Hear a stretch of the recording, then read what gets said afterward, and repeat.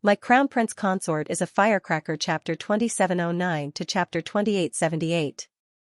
There were many names of dishes that she had never heard of before in this book. At the bottom, there were small annotations, names of dishes and cooking methods. Most of them indicated which shop's signature dish on the mainland and what's special about it. Arbor was a little dumbfounded.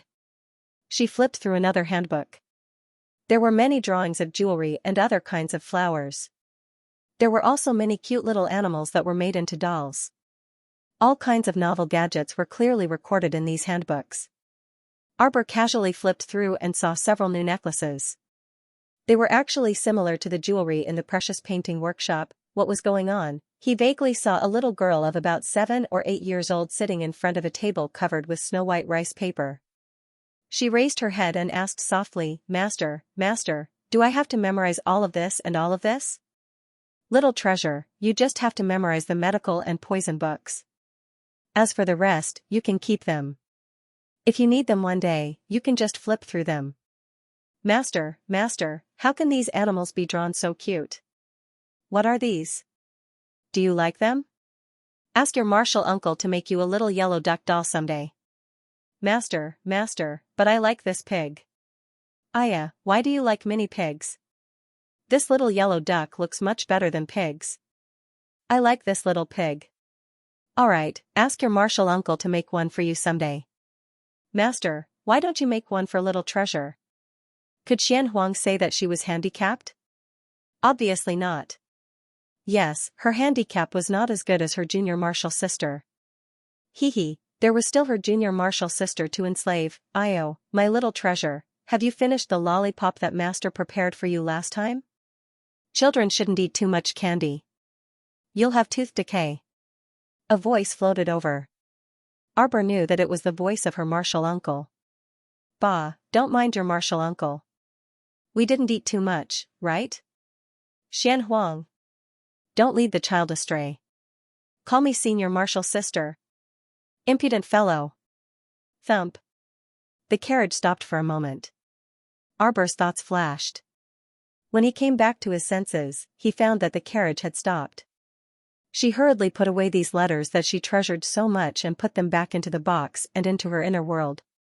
Her vision was a little misty. Crown Princess, we have arrived at Precious Painting Workshop. Kai Xiu reminded her and reached out to open the curtain for the Crown Princess. At a glance, he saw the little girl kneeling on the soft cushion of the carriage. Her eyes were red as she looked over. Her eyes were obviously tainted with a wisp of mist. She looked like a pitiful little animal. Saisho immediately became nervous.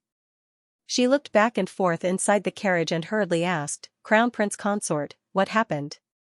The little Crown Princess' pitiful and aggrieved look really made one's heart ache. It's nothing. The little Crown Princess adjusted her mood. She sniffed her little nose, held Kai Xiu's hand, and got off the carriage. I just thought of some past events. I miss them and feel a little upset. Kai Xiu heaved a sigh of relief and couldn't help but laugh. Crown Princess, we have just recovered so many properties. Your friends have also successfully advanced. There are more happy things than sad things, right? Kaichi also chattered and laughed. Yes, Crown Princess, you can't be depressed. We still have to continue fighting today. The little Crown Princess glanced at them and couldn't help but want to laugh. After hearing what the two girls said, her heart did seem to relax a lot. She nodded and said, what you said makes sense. Kaichi covered her mouth and laughed secretly. Then let's go in. The little Crown Princess nodded and lifted her spirits. She led the two of them into the Precious Painting Workshop. Eunuch Chen, who was accompanying them, followed closely behind them. Once they walked in, they realized that the atmosphere was a little strange. It should be said that the shop was so bleak that it was a little strange. The shopkeeper of the Precious Painting Workshop heard that the Crown Princess was here and hurriedly came out to welcome her. Once he saw the little Crown Princess, he bowed with shame. This old servant is not doing a good job. The business of the Precious Painting Workshop is very bleak today. It's almost noon, but no one has stepped into the shop. The little Crown Princess waved her hand to get him to stand up and talk. All of this naturally didn't make sense. The precious painting workshop was opened on Changle Street. Its location could be said to be better than the Kaidai Pavilion. There was a huge flow of people in front of the shop. Who didn't like jewelry? Even if they didn't buy it, they could still come in to take a look. Today, no one came in at this time. It was obvious that someone was messing with them. The shopkeeper was also an old expert in this field. He had already sent people out to find out the news. Now that the crown princess was here, he hurriedly invited her to take a seat and asked someone to serve her tea. Soon, the few workers who were sent out to find out the news returned. They all reported to the old shopkeeper with strange expressions. I found out some clues from a fellow villager. That fellow villager is working under the young master of the Gu family. I heard that the young mistress of the Gu family and many other noble ladies have joined forces to boycott the precious painting workshop. They said that. As the worker spoke, he carefully lifted his head and glanced at the little crown princess. This glance made him dizzy. The little crown princess was exquisite and beautiful like a cold jade doll. He didn't dare to look at her anymore. He quickly lowered his head and didn't dare to speak. Speak. Arbor knew what he was afraid of and said lightly, "I'll pardon you." Yes. That waiter only felt his heart sink a little. After thinking about how to phrase it, he hurriedly said, "Those upper-class matrons all said that Crown Prince Consort, you came from a small mountain village in the lower star domain, so your horizons are very ordinary. If they come to our shop to buy things, then wouldn't they all become village girls?" Bullsh *T. The shopkeeper couldn't help but curse. He shouted angrily, "This is outrageous. How dare they talk about their crown princess like that? They must be tired of living." The little crown princess wasn't angry. She said indifferently, "Write down the names of those noble women and put them on the blacklist.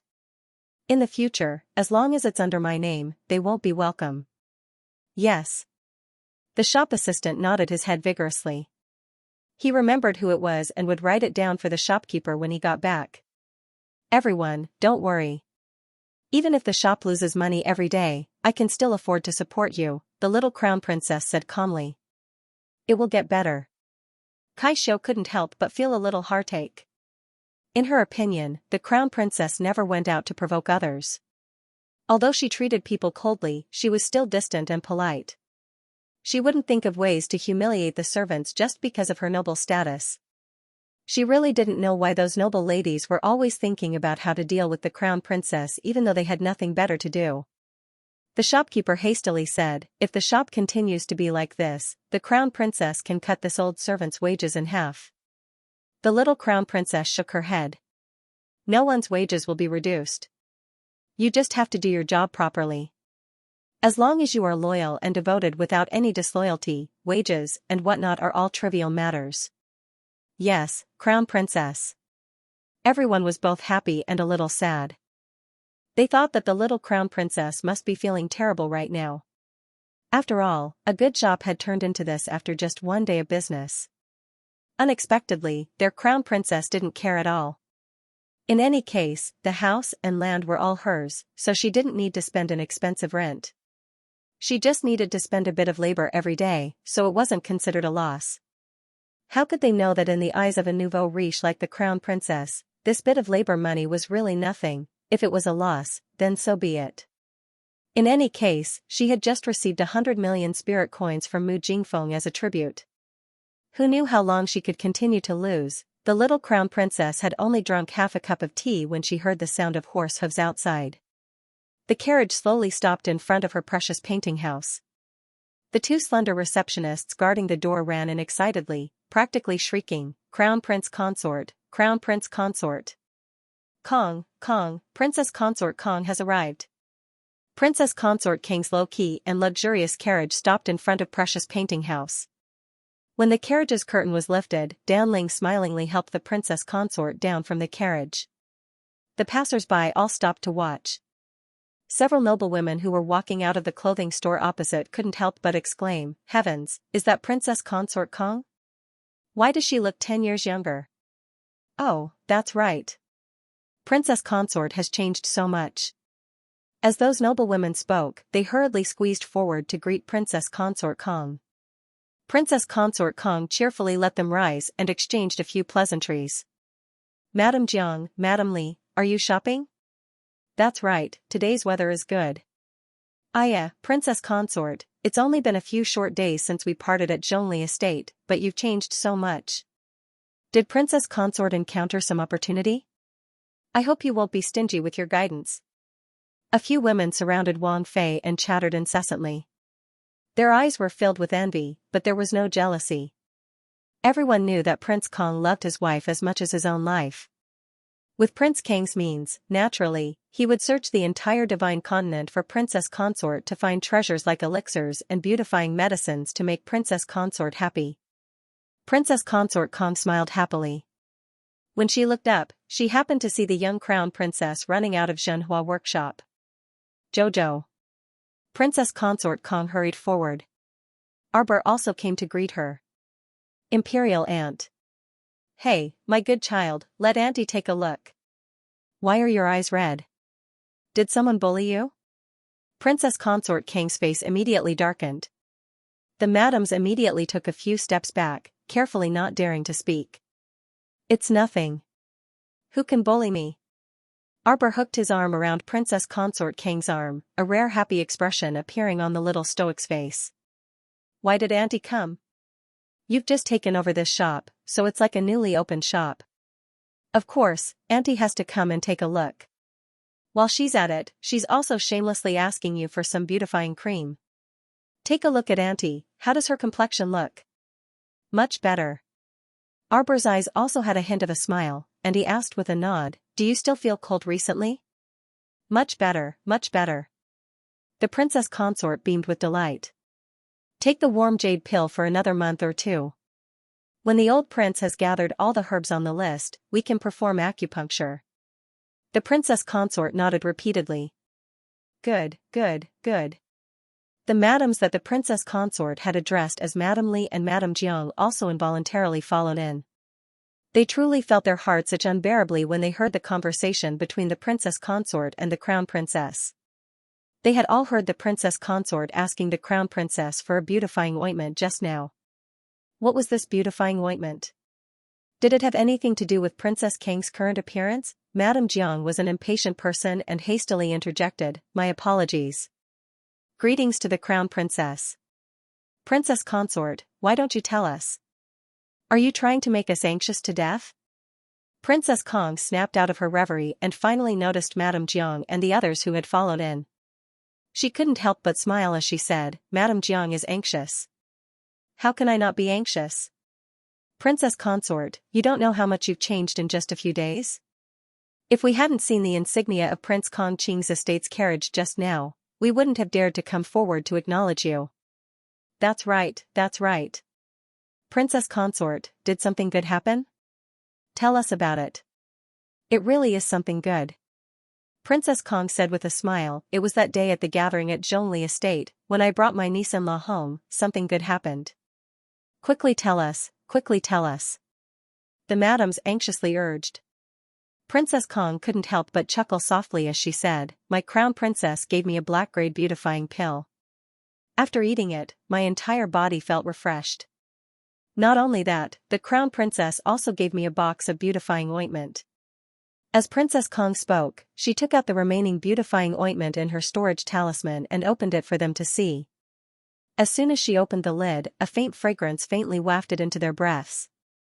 Madame Jiang hastily reached out to take the beautifying ointment from Princess Kang's hand, but Princess Kong hastily took it back and shook her head as she said, I only have that much left. I can't give it away. Stingy. Madame Jiang huffed, then said, it's not like we haven't eaten a black-grade beautifying pill before. Is it really that effective? Just look at me and you'll know. Prince Consort Kong smiled. Madame Jiang and the others instantly believed him by 80 to 90%. They also planned to buy a beautifying pill. Could it be that this little crown princess was really capable? In the past, the beautifying pills sold by Xianxia Workshop did not have such a heaven-defying effect.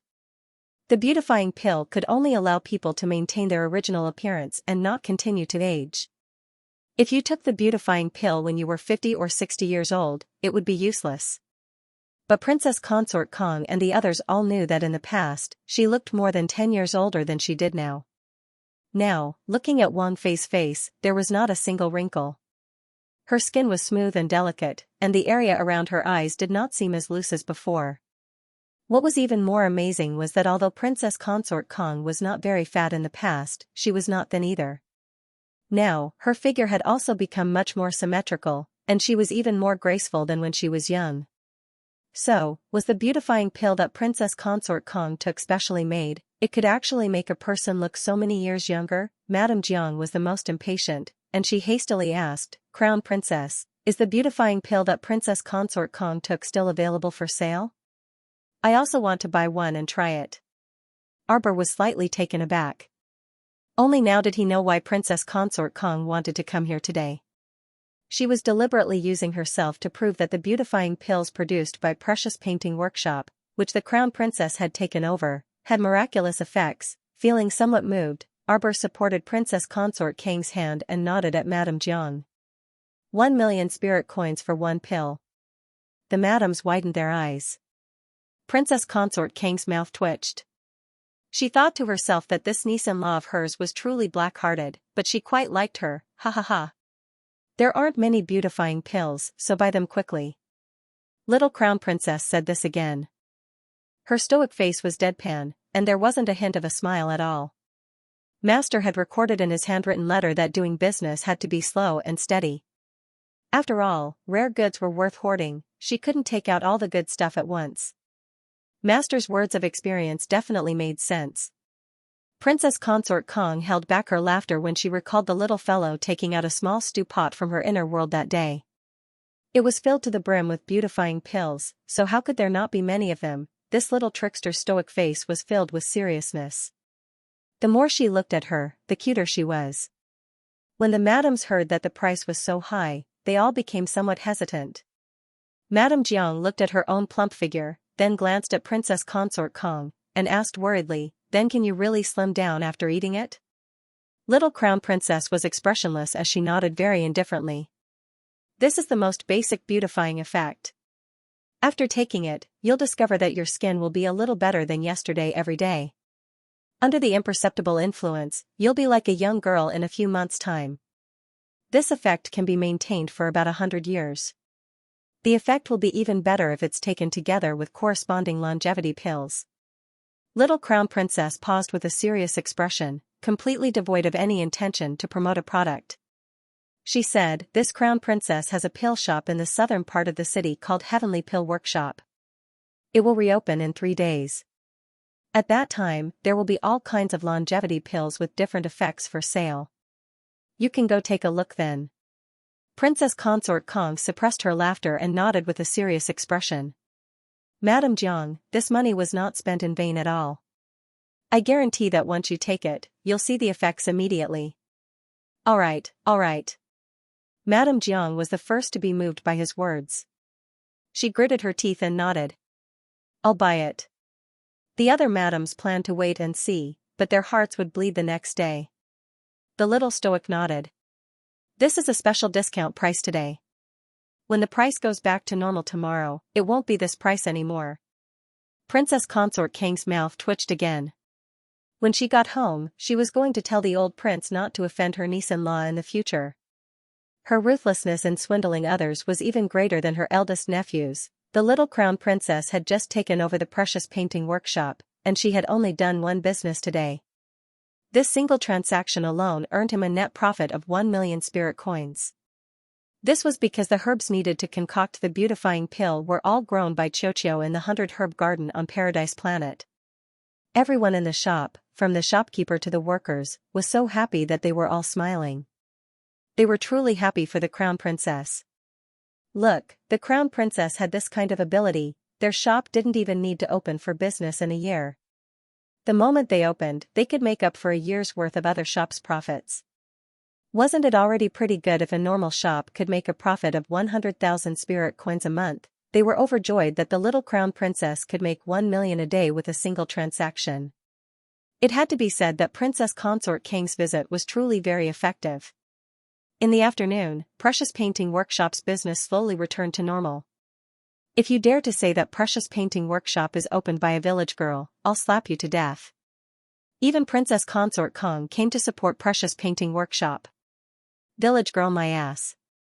With Princess Consort Kong taking the lead, all the matrons of the imperial family who wanted to build a good relationship with Princess Consort Kong and the Crown Princess all came to support without prior consultation. At first, they were a little hesitant, but when they saw that the quality of the goods in the shop had not changed, they were very happy. They also wanted to build a good relationship, so they bought many things. As a result, those matrons of the aristocratic families who thought of themselves as virtuous were at their wits' end. Precious Painting Workshop did not earn money from these aristocratic families, but they still had the support of the imperial family. As long as the little crown princess did a few palace business, she would not be lacking in income this year. Moreover, she was doing business for fun. Even if she made a loss, the imperial family would not shortchange her. With this thought, some of the matrons of the aristocratic families gave up on the idea of boycotting Precious Painting Workshop. Arbor was too lazy to care about what other people thought. After sending off Imperial Ant, he brought people to inspect the business as usual. The business was bleak, but so what? The little crown princess did not lack the money to make a loss. When she arrived at Kaidai Pavilion, she called shopkeeper Hu over and took out 10 caddies of holy rice and 10 caddies of vegetables for him. She said, "Add a new item on the menu. It's a special item. I'll provide some for free today. Anyone who comes to our Kaidai Pavilion today can try a small bowl of holy rice and a plate of spirit dishes. In the future, as long as it's the vegetables, rice, and grains that I provide, it will be calculated at a special price. There will be a limited supply every day. Let's temporarily set it at 30,000 spirit coins for a small bowl of rice. A plate of spirit dishes will be 50,000 spirit coins." The little crown princess thought of what was written in the handbook, and her eyes turned again. If the supply does not meet the demand in the future, we'll sell it at the auction price. The highest bidder wins. She had good goods in her hands, so how could she not have enough people to buy? Was her holy rice ordinary rice? The warehouse of the vegetables and fruits that she had planted on Paradise Planet was almost full. Would she go around telling others about it? When her special products really became famous, there would be plenty of people begging to buy them. She would just let them despise her now. When had she ever not slapped the faces of those who despised her back? Although shopkeeper who did not understand where the young crown prince consort's confidence came from, he still nodded and memorized the crown prince consort's words in his heart. From now on, we'll put up a blacklist in the shop. No one on the blacklist will be allowed to enter the shop. As long as it's my business, it's on the blacklist. It can be used in all shops. The young crown prince consort said solemnly, "Aran only accepts polite people. Forget about those shrews from the marketplace." The corners of shopkeeper whose mouth twitched. In his heart, he thought that his little crown princess was really willful. He hurriedly agreed with a smile and let the workers prepare the blacklist. After Arbor gave these instructions, he felt a little proud. Who said she didn't know how to run a business? Even if she didn't know how to do it, she had her omnipotent master. These people wanted to use this little scheme to defeat her? They were simply indulging in fantasy. When she came out of the shop in the southern part of the city, the sky was already close to dusk. At this moment, she saw a fast horse galloping in front of her. Aunt Jing flipped off the horse's back and hurriedly bowed. "Crown Princess, please return to Yulan Court quickly. His Highness the Crown Prince is furious." Fly into a rage, she understood Mo Lian's personality the best. At least on the surface, this Crown Prince really knew when to advance and when to retreat. He was gentle and refined, making people feel as if they were bathing in the spring breeze. To be able to make Aunt Jing run over to find her and say that His Highness the Crown Prince would fly into a rage, he probably drew his sword in a murderous rage. "Crown Princess, His Highness the Crown Prince is about to execute all the maids and servants in Yulan Court," Aunt Jing hurriedly said with a look of shock on her face. Killing people in the Crown Princess's maiden home would be a bad reputation no matter what. Aunt Jing had rushed over in a hurry to find the Crown Princess to save the day. She had a feeling that only the Crown Princess could persuade the enraged Crown Prince, and only the Crown Princess could save the day. The young Crown Princess was startled, and she quickly asked, "What's going on?" As she spoke, she had already walked over to the carriage and swiftly leaped onto it.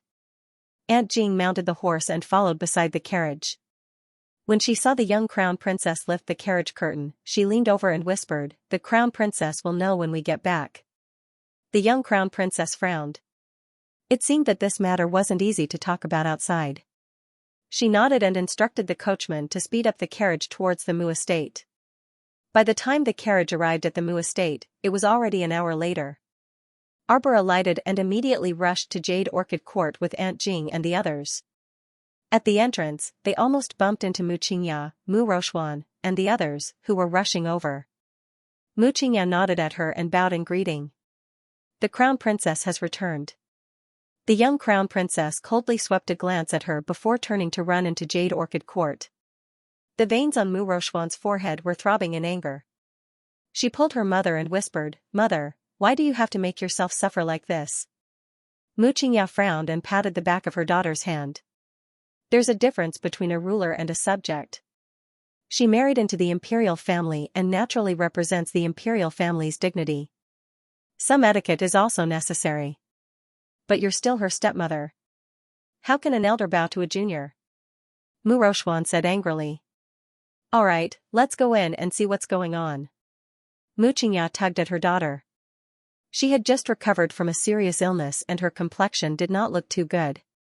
However, when she heard that the crown prince was enraged in Yulon Park, she hurried over. If the crown prince was angered, then it was naturally because she, as the mistress of the household, had not made proper arrangements. No matter what, she could not shirk this responsibility. She had to be there. Mu Rochuan felt stifled as she held her mother's hand and walked into the courtyard. At this time, Arbor was stopped by Zhou Mama and several maidservants with disheveled hair. Nanny Zhou and the others knelt on the ground and repeatedly kowtowed to her, crying and shouting. They kept saying that it was Chrysanthemum and Plum Immortal's fault, that they should not be implicated, and so on. Xiaomu felt her head swell. She simply did not know what had happened. Amidst the commotion, Prince Mo walked out in a green robe. His long hair was disheveled, and he looked like he had just taken a bath. There were still water droplets on his hair that had not been dried with the fire spirit. His handsome face was full of murderous intent. His phoenix eyes narrowed dangerously as he coldly surveyed his surroundings. When he saw Arbor, he was slightly startled, and the hostility between his brows eased a bit. So the crown prince was so handsome after taking a bath. His features were picturesque, and his person was like jade. So good-looking, Sir Jojo's eyes lit up. He hurriedly ran over and threw himself into the crown prince's arms, rubbing his chest. "I'm back." Strangely, Aunt Jing, who was standing not far away from the two, could clearly feel that the crown prince's cold and vicious aura, which was as sharp as a blade, had lessened greatly. It was as if he had suddenly gone from the cold winter to the warm spring breeze and flourishing flowers. Aunt Jing let out a small sigh of relief. She felt that her decision to gallop on horseback to find the crown princess to save the situation had been too wise. As expected, only the crown princess could pacify the crown prince, who was burning with rage and had gone berserk, down. Prince Mo reached out to hug his little wife. His expression finally showed some joy. Looking at the little fellow who was rubbing against his chest, he couldn't help but rub her head. "Little liar. It's already dark, and you lied to me that you'd be back soon." The little fellow looked up at the sky, then buried her little head in his chest and rubbed against him. "I bought you something good to eat. As compensation. Let's go in and eat." Arbor suddenly paused. His gaze fell on the two people who had been lifted up from the ground and beaten to a pulp. The two women were already so bloody that their original faces couldn't be seen. They couldn't be any more dead. And she could feel that the crown prince despised the two of them to the extreme. "Burn them," he said coldly. His subordinates didn't dare to linger for a moment. They hurriedly carried the two women out of the courtyard. The little crown princess blinked and looked up at Prince Mo. The crown prince had always been on the throne. It was impossible to say that he was a kind-hearted person. But she understood him.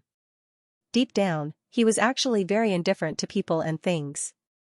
He would not easily get angry over such trivial matters. However, once he got angry, there would definitely be bloodshed on the spot. He would not give anyone any chance to breathe. The little fellow was pulled into the room by Prince Mo, and the door was closed with a bang. Her little body was rolled up into a ball and held in his arms.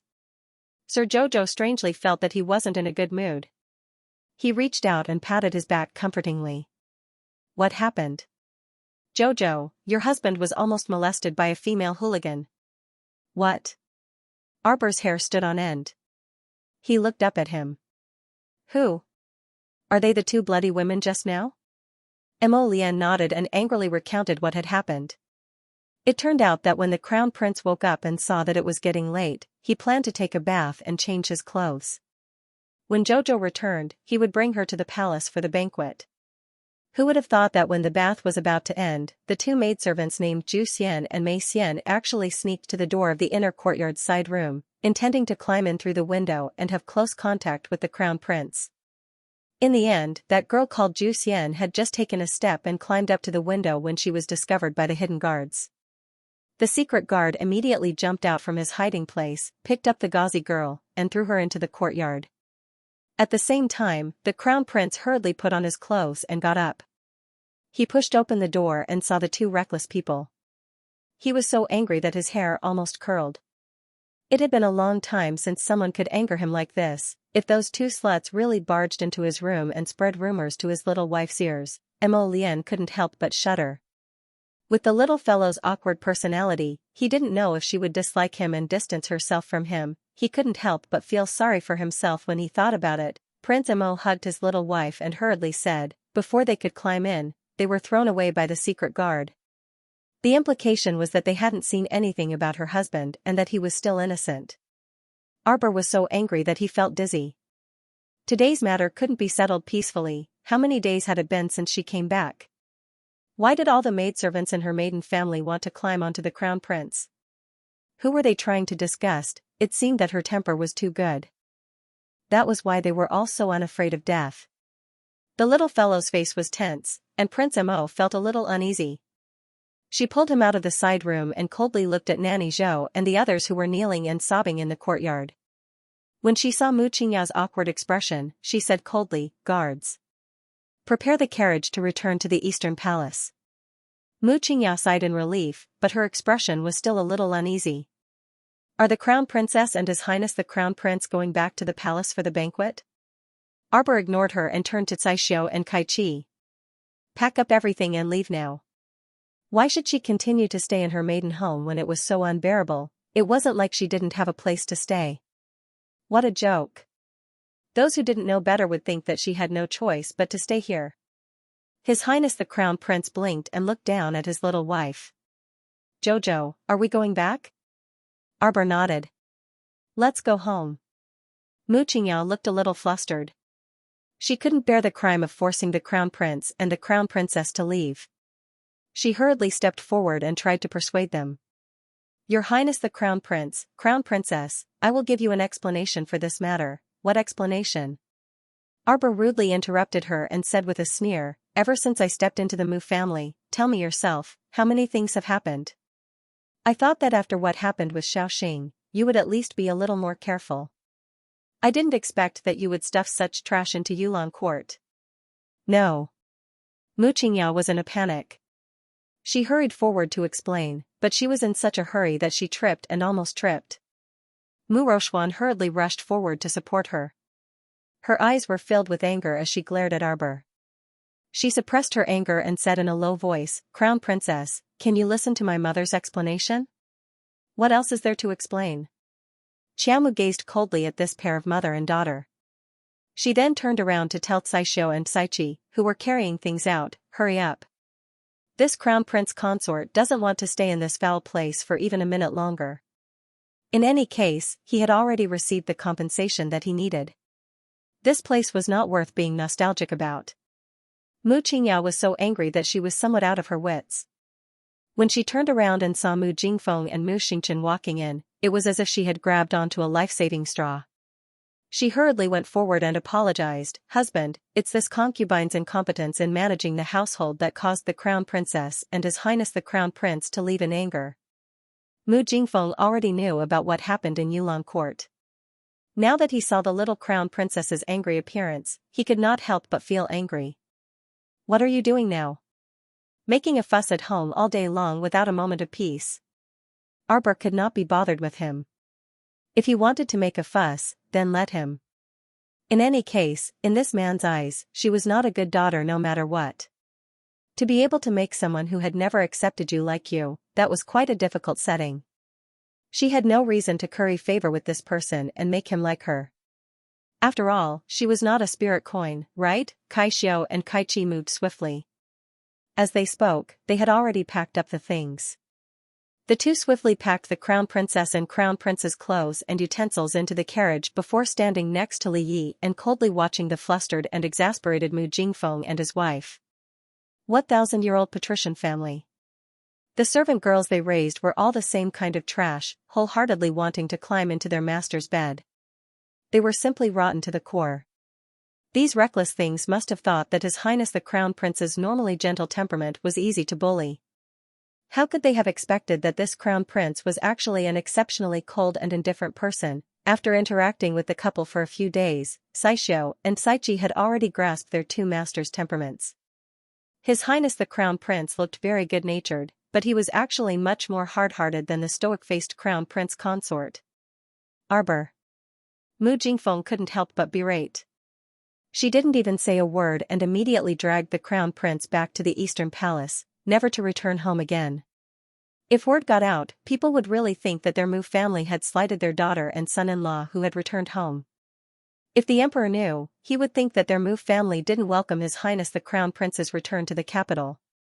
What are you yelling for? Prince Mo coldly glanced at Mu Jingfeng. At this time, Mu Jingfeng's retainer walked over and whispered into his ear. Only then did Mu Jingfeng's cold and hard expression slightly ease up. He patiently cupped his hands towards His Highness the Crown Prince and gently advised, Your Highness the Crown Prince, I have already investigated this matter, including Xiaoxing's clash with the Crown Prince last time. It truly has nothing to do with Madame. Mu Xingchen already knew what happened in Yulan Court at this time. He walked up and coldly looked at Zhou Mama's party. You all truly have big guts. These wicked servants actually dared to covet his brother-in-law and wanted to steal his sister's man. They simply deserved to die. Zhou Mama's entire body trembled. She also felt extremely wronged in this matter. Who would have thought that Chrysanthemum Fairy, the two most intelligent and sensible servants, would do such a foolish thing and even implicate themselves? Xiaoxing had already infuriated the Crown Prince and Crown Princess. Now, Chrysanthemum Fairy was even bolder, actually daring to secretly climb through the window, wanting to take advantage of His Highness the Crown Prince's bath to get close to him? He was truly audacious. Eldest young master is wise. This servant is definitely not on the same side as these two wretched girls. Nanny Zhou kowtowed with tears and snot flowing down her face. She hurriedly said, the two of them were so audacious that they deserved to die. However, we are innocent. Mu Xingchen glanced at them coldly, then looked at Madame Mu with a hint of suspicion in his eyes. Madame really doesn't know about this? Mu Qingyao raised her head abruptly and looked at her son in shock. She stared at him blankly as if she didn't recognize him. Big brother. Mu Roxuan panicked. How can you treat mother like this? You actually suspect mother? Why? Don't you know what kind of person mother is after all these years? You're pissing me off. Xianer, don't talk to big brother like that. Mu Qingyao grabbed Mu Roxuan's hand with tears in her eyes. Mu Xingchen also felt that his question was abrupt. Seeing Mu Qingyao on the verge of collapse, he couldn't bear it any longer. Thinking of Mu Qingyao's meticulous care for him all these years, he couldn't help but let out a long sigh. I also hope that I guessed wrongly. However, all the signs indicated that Madame really couldn't escape her involvement in this matter. At the side, Mu Jingfeng was also angered half to death. He coldly looked at his son and said, You're really becoming more and more outrageous.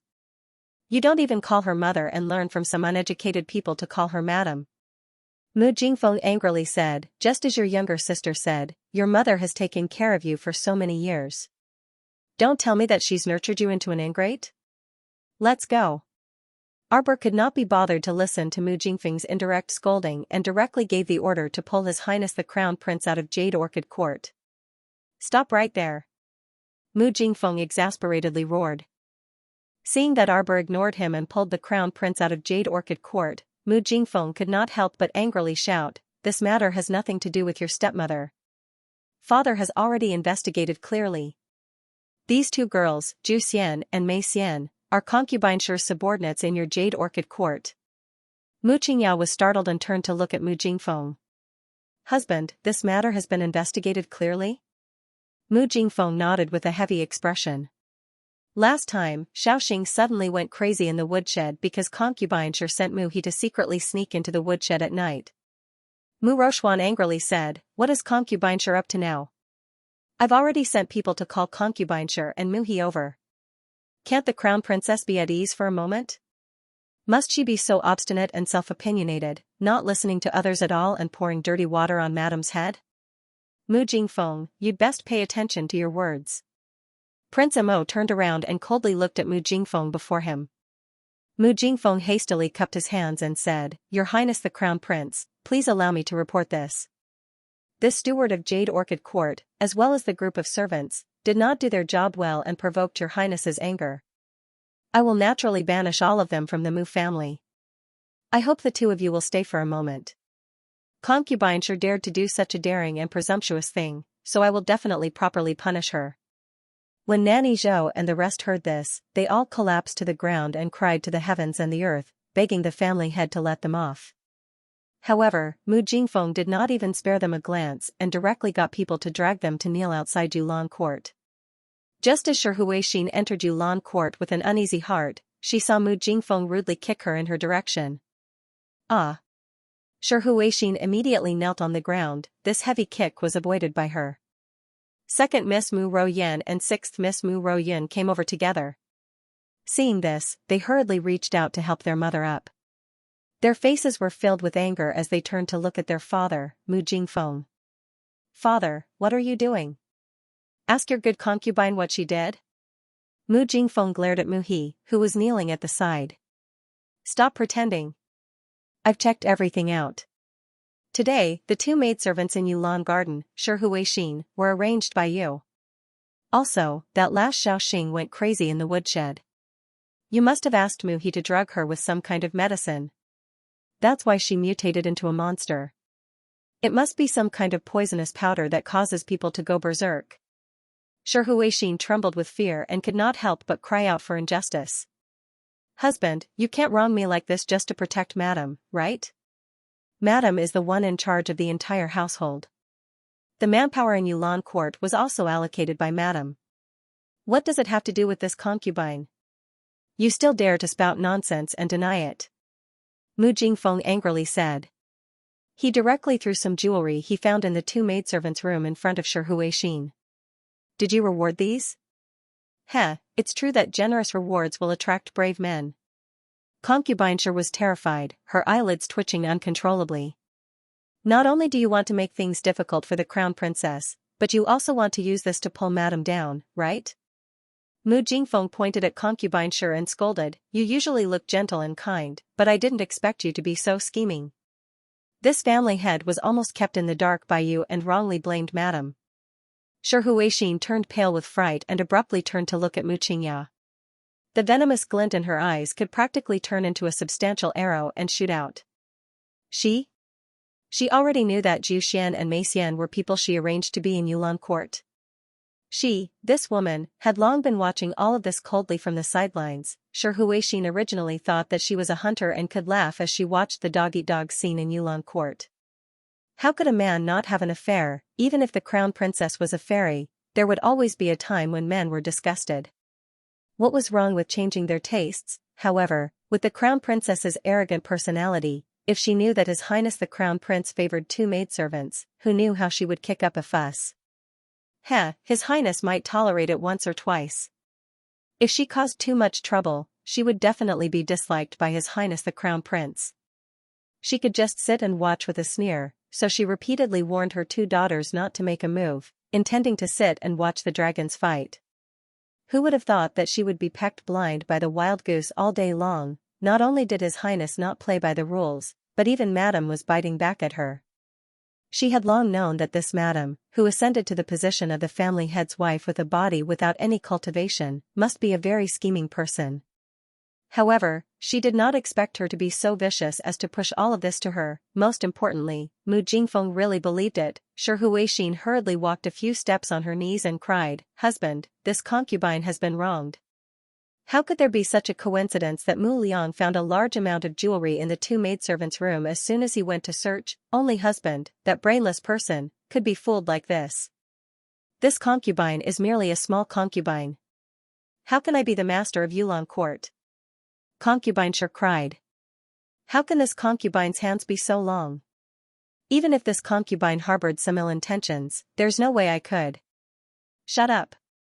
Mu Jingfeng looked at her coldly and kicked her to the side. Mu Royun and Mu Rian became anxious. Father, how can you treat mother like this? Mother? This was the first time Mu Jingfeng heard this word from his two daughters. In a moment of desperation, Mu Royan and Mu Royun also blurted out the way they usually addressed each other in private. When the two of them were outside, they were actually very polite. They never dared to be presumptuous in front of their father and always called Inyang Shirinyang. So this is how you teach your daughter? She's so unruly. Mu Jingfeng said coldly. I thought you were a good person, but it turns out that you've hidden yourself quite well. Shi Huixin's face was deathly pale, unable to defend herself. How did things come to this? Shi Huixin simply couldn't figure it out. She hurriedly crawled a few steps forward and tugged at Mu Jingfeng's trousers as she cried, Husband, husband, this concubine knows her wrongs. Husband, please forgive this concubine this once. Shi Huixin was not foolish.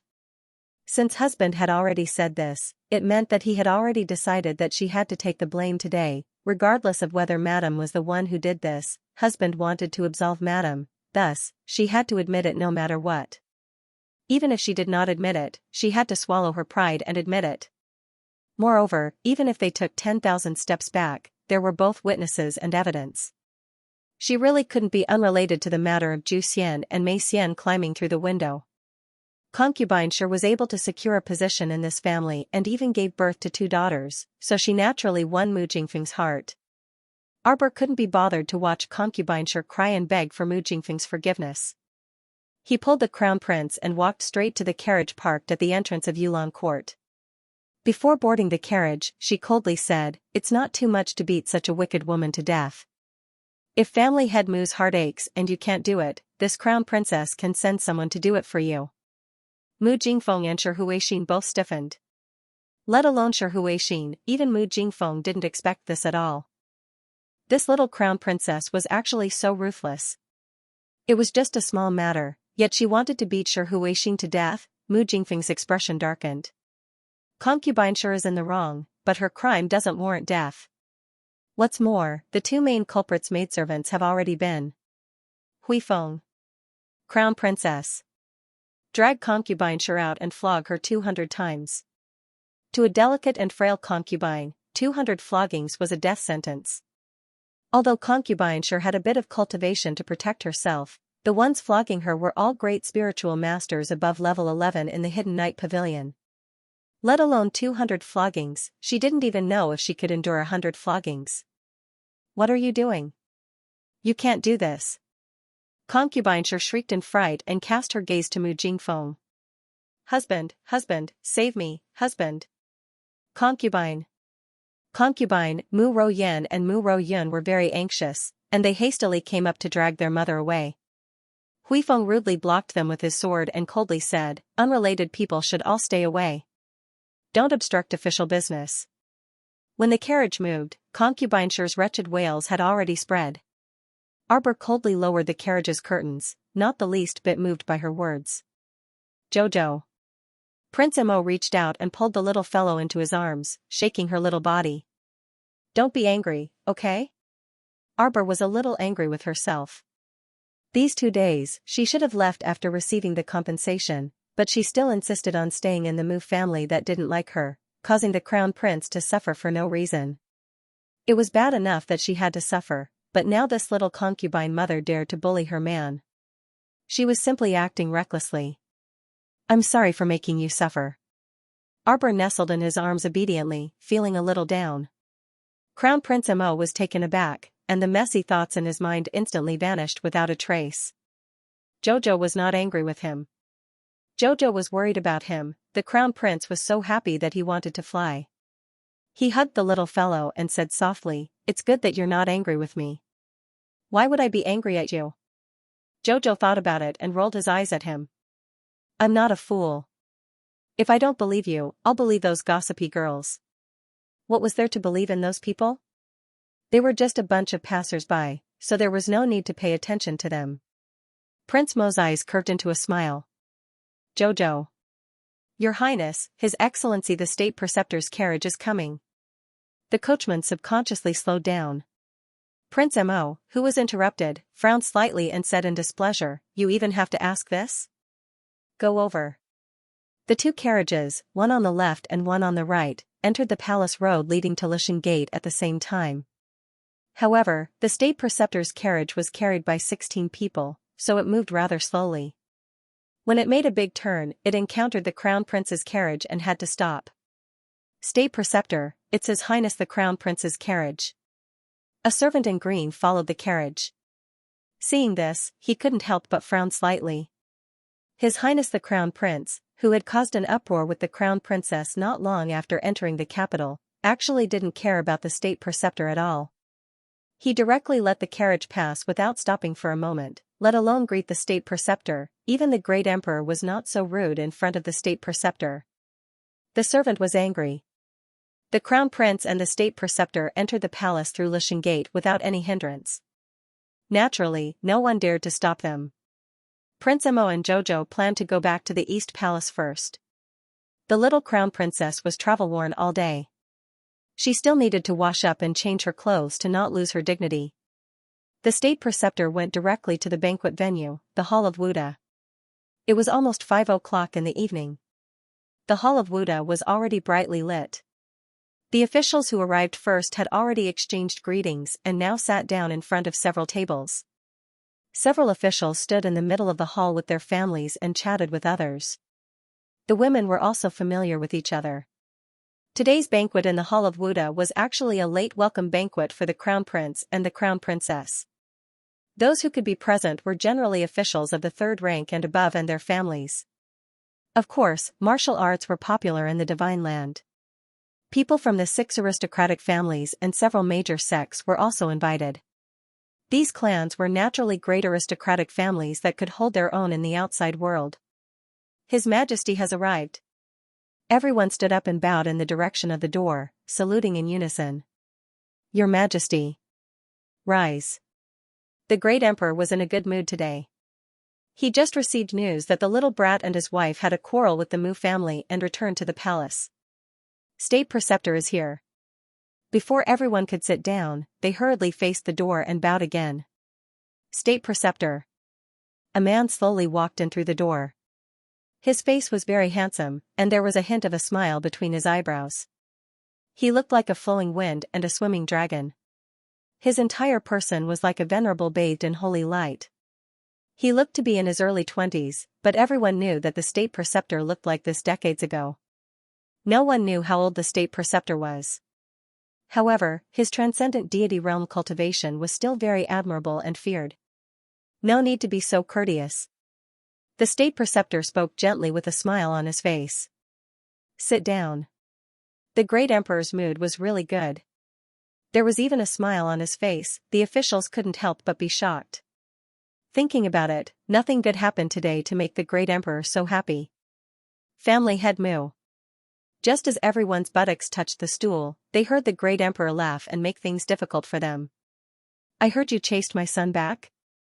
Mu Jingfeng's lips twitched as he hurriedly stood up. This Mu is terrified. The great emperor's handsome face stiffened. Could it be that because of the ownership of the Crown Princess's mother's dowry, you have a grudge against the Crown Prince and the Crown Princess? The family head of the medical family, the Dou family, who had always been at odds with the Mu family, couldn't help but laugh unkindly. Family head Mu, you're too petty. It's natural for the Crown Princess to be ordered to collect debts. You actually chased the young couple back to the palace? That's too much. Everyone's eyebrows twitched silently. Family head Dou, can you be more shameless? Mu Jingfeng's face darkened. Just as he was about to refute, he heard a voice outside the door. Crown Prince, the Crown Princess has arrived. Everyone looked up at the same time. Both of them were dressed in black formal attire, with a circle of golden silk and red thread around the sleeves and corners of their robes. The Crown Prince's posture was tall and straight. The Crown Princess's icy appearance was elegant and natural. The moment these two entered the main hall, they immediately stole everyone's attention. Even the sound of everyone's breathing subconsciously became softer as they stared unblinkingly at the two of them. Sitting on his throne, the emperor inexplicably felt a little stifled as he watched the scene before him. Because, regardless of whether he admitted it or not, these two little brats actually looked so compatible. It was as if time had returned to the past. He actually seemed to see his flawlessness behind them. The emperor's gaze softened slightly. At the same time, the gazes of the various aristocratic families' patriarchs, various officials, madams, and noble ladies also landed on the couple in the middle of the hall. There were truly some who were envious, some who were jealous, some who were emotional, and some who were praising them. Amidst these gazes, Arbor only felt a scorching gaze land on her. She reflexively turned her head and met a pair of cold and heavy eyes the moment she looked up. Within those gloomy eyes, a faint green light flashed and disappeared, immediately causing her heart to feel slightly cold. More than that, a sliver of fear coiled around her heart like a venomous snake. Feeling the warmth in her hand, Arbor looked up and saw Prince Mo looking down and smiling at her. Only then did the uneasiness in her heart subside a little. But heaven knew that in that instant, she was shrieking and cursing in her heart, not dead? Not dead, not dead? That guy Omega Kotoka really didn't die. The body she shot to death on Seekong planet was nothing more than an unremarkable clone of that man. It would be a lie to say that she wasn't disappointed. The second young master naturally also saw the shock and disgust hidden in the little fellow's eyes, and a faint anger involuntarily surfaced in his heart. What was going on? It shouldn't be like this, she shouldn't be disgusted with him. The second young master didn't know why, but a voice kept echoing in his heart like a curse. She should be his, she was his, how could she look at him with such a hateful gaze? How could that be? Arbor's cold eyes were almost spewing out flames of anger. This Omega Kotoku, the way he looked at her now was the same as in her previous life, filled with a strong perverted possessiveness. It wasn't her imagination, this was true. Could it be that this pervert wanted to find a cage and lock her up again? At the thought of this, Jojo could not help but feel as if the blood in his body had frozen. His entire body was slightly stiff. She wanted to gouge his eyes out. She wouldn't allow this man to look at her like that again. Not allowed. The little fellow clenched his fists fiercely, looking like he was about to go berserk. Mo Lian immediately felt that there was something wrong with the little fellow's mood. She immediately reached out to hold the little thing's little hand and squeezed her palm to comfort her. Jojo. Arbor's nearly uncontrollable violent aura paused slightly, and he raised his head to glance at the Crown Prince with his large, watery eyes. His aura calmed down inch by inch, but his eyes looked as if they were about to be quenched with poison as he stared coldly at the young master Omega Kotoku. The eldest young master beside him saw that the situation wasn't right and hurriedly raised his hand to tug at his second brother. He coughed lightly and said, "Second brother, Jojo doesn't like you very much." A middle-aged man with a heavy aura sitting next to the two looked up, and an intimidating aura abruptly burst forth from his body. That aura rushed straight for the Crown Princess, but before it could reach her, it was brushed away by a force emitted from the Emperor's hand. Family head Qin, why are you suddenly making things difficult for the Crown Princess? The Emperor's expression didn't change as he asked indifferently. Qin Hong laughed heartily, which clearly didn't match the gloomy expression he was looking at the Crown Princess with. This old man made a slip of the hand. Please forgive me, Your Majesty. Made a slip of the hand? Who are you trying to fool? Just now, that powerful force was clearly aimed at the Crown Prince Consort. If the Emperor hadn't intercepted it, the Crown Princess might have already collapsed to the ground. Seekong Star Battle Squad has arrived. The eunuch's abrupt voice broke the slightly awkward atmosphere. Everyone's mouths couldn't help but twitch, and they asked each other with their gazes, who is this Seekong Star Battle Squad, why haven't we heard of them before? they felt that it wasn't too likely that nameless mercenary teams would be invited to such a formal palace banquet, right? Little Fatty led his team members in valiantly and spiritedly. He looked straight ahead at the emperor on the throne and bowed in greeting. "Greetings, your majesty." The emperor naturally knew that the crown prince had invited several friends to attend the banquet. When he saw this, he also nodded amiably at them and pointed to the seats on the side, indicating for them to take their seats. Being led by Crown Prince Mo, the young Crown Prince Consort was currently heading to the first seat below the emperor's. She suddenly paused and turned to look at family head Mu, whose face had darkened. The young Crown Princess seemed to have thought of something, and she turned around and called out to the air, "Huifeng." Huifeng's figure flashed, and he appeared in front of her like a ghost. He said with a grin, "What orders does the Crown Princess have? Has Concubineshire been beaten to death?" Everyone naturally heard the young Crown Prince Consort's words clearly, and their mouths couldn't help but twitch. Huifeng hastily replied, "This Concubineshire has a life-saving pill. I swallowed it before I was beaten." His legs were crippled, but his life was saved. "Not dead?" Arbor asked in surprise. "No." Huifeng lowered his head. "Oh." The little crown princess didn't say anything else. She pulled the crown prince to her seat. Huifeng silently regretted his incompetence.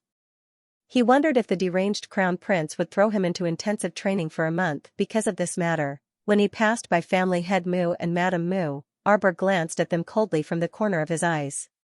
He didn't say a word to them and directly walked over with the crown prince. Everyone present, therefore, very intuitively felt that the crown princess and the Mu family's father and daughter were like enemies.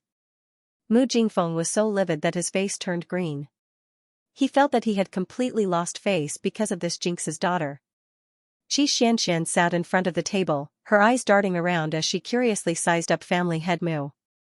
She had heard a lot of gossip in the past few hours, and she felt that each and every one of them was incomparably explosive. She didn't expect that she would miss out on so many exciting things after being in closed-door cultivation for so many days. It simply made her wring her hands. Xianxia secretly clenched her fists and couldn't help but sigh inwardly.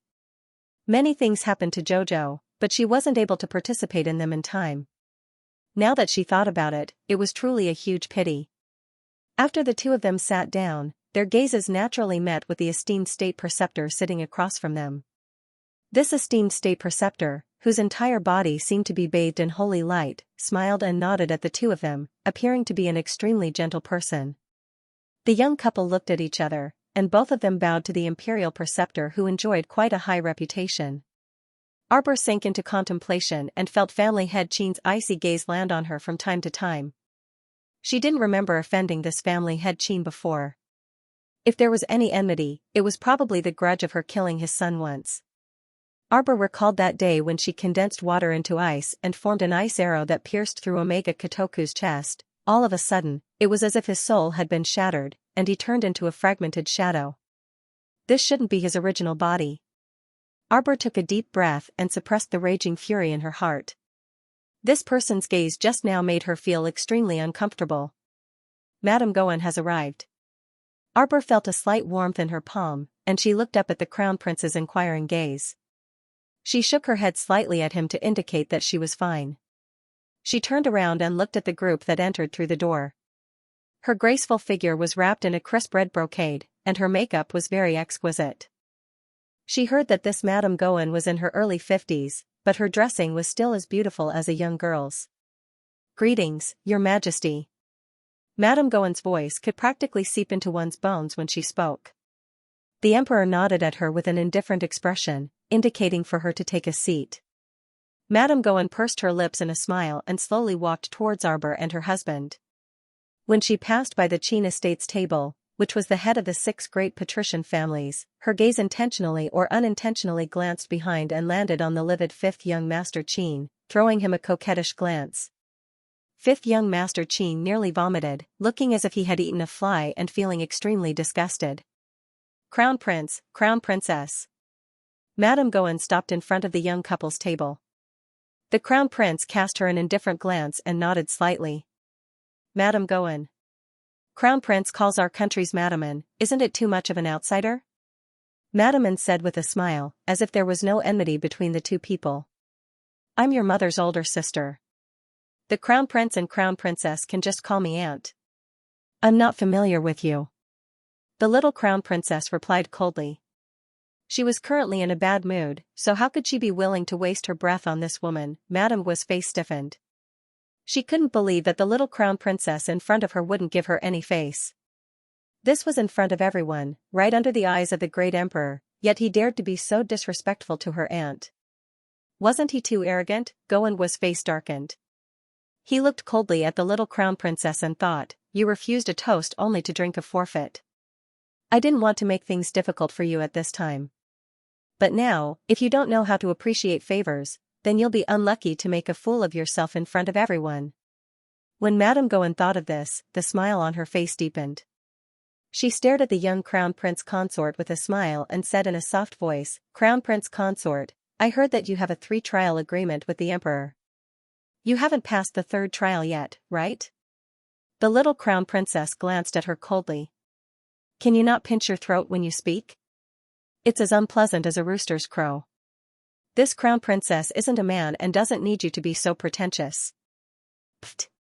One of the officials spat out a mouthful of wine, and a few more people in the hall pretended to cough to cover up their laughter. You. Madame Gowan's face turned green with anger. This Crown Princess was too straightforward. It was infuriating.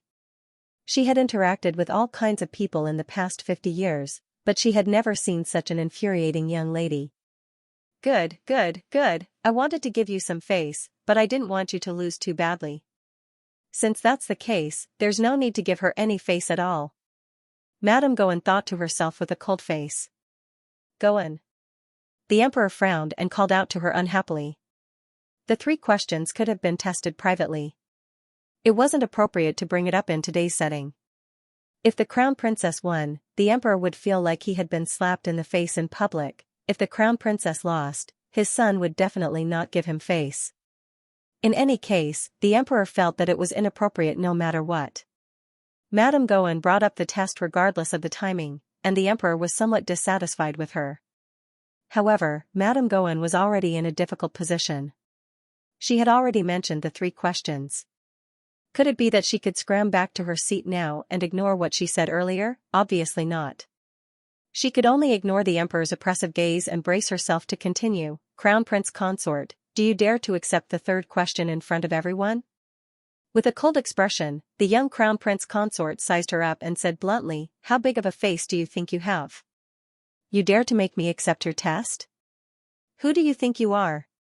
Everyone, the imperial censors chuckled in their hearts. Thinking back to that time in the imperial study, the young Crown Princess even dared to rebuke the Emperor, let alone a mere Madame Gowan.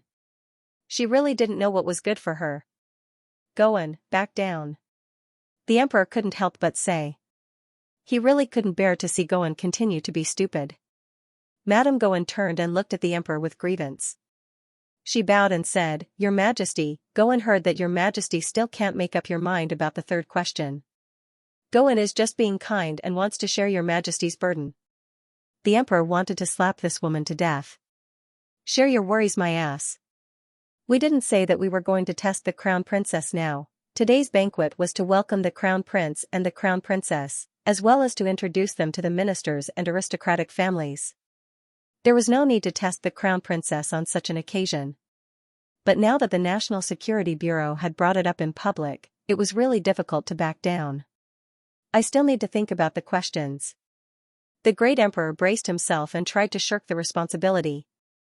Unexpectedly, Madame of the National Security Agency, who usually knew how to read people's expressions and was sophisticated and tactful, had to compete with the Crown Princess today. As if she didn't understand the Emperor at all, Madame Gowan nodded and said, Gowan has a good idea here. As everyone knows, the National Security Agency is an expert in perfumery. If the Crown Princess can crack the fragrance created by the National Security Agency within 2 hours, then it will be considered that the Crown Princess has passed this test. What do you think, Your Majesty? Madame Gowan suggested with a smile, as if she really wanted to help the great Emperor solve his problems. Her face showed some sincerity.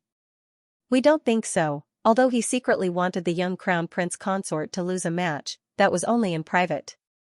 How could he want his own son to lose face in public because the crown princess lost the competition? The emperor's warning gaze landed on Madame Gowen's face. The faint pressure in those eyes made Madame Gowen slightly apprehensive. She secretly cursed. She wanted to slap the young couple's faces so much that she completely forgot about the emperor. But now, the words had already been spoken, and it was hard to take them back. She couldn't admit defeat, or else it would be slapping her own face. She could only brace herself and say, "Does the crown princess dare to challenge me?" The fragrance made by Gowen might cause hallucinations, but it might also make one's body feel comfortable or uncomfortable. If the little crown princess couldn't dispel this fragrance, it was very likely that she would make a fool of herself in public. Madame Gowen couldn't help but feel smug. After saying that, she smiled and looked at the little crown princess, waiting for her to fall into her trap with certainty. Young people, after all, were full of youthful vigor. They definitely wouldn't be able to withstand her provocation. Unexpectedly, the little crown princess only glanced at her indifferently. "You want me to smell the fragrance and dispel it? Must I do as you say? On what basis? You're quite shameless, daring to chirp in front of me." Scram. Everyone was instantly speechless. These words were really straightforward. Just by looking at Madame Gowen's expression, one could tell that she was about to explode from anger. On the side, family head Do swept a glance at the juniors sitting behind him, and his gaze landed on two outstanding youths. He suddenly thought of something and asked in a low voice, "Fengmian, Fenghua, you two are also from Seakong planet. Did you know the crown princess in the past?" Family head Do felt that he had truly discovered the truth.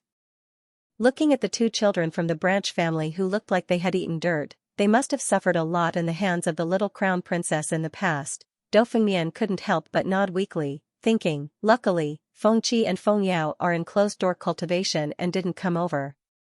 Otherwise, if they saw the little crown princess, they might start cursing again. Family head Do looked doubtfully at Do Fengmian and her brother and asked a bit nosily, "You know that Seakong planet battle team too?"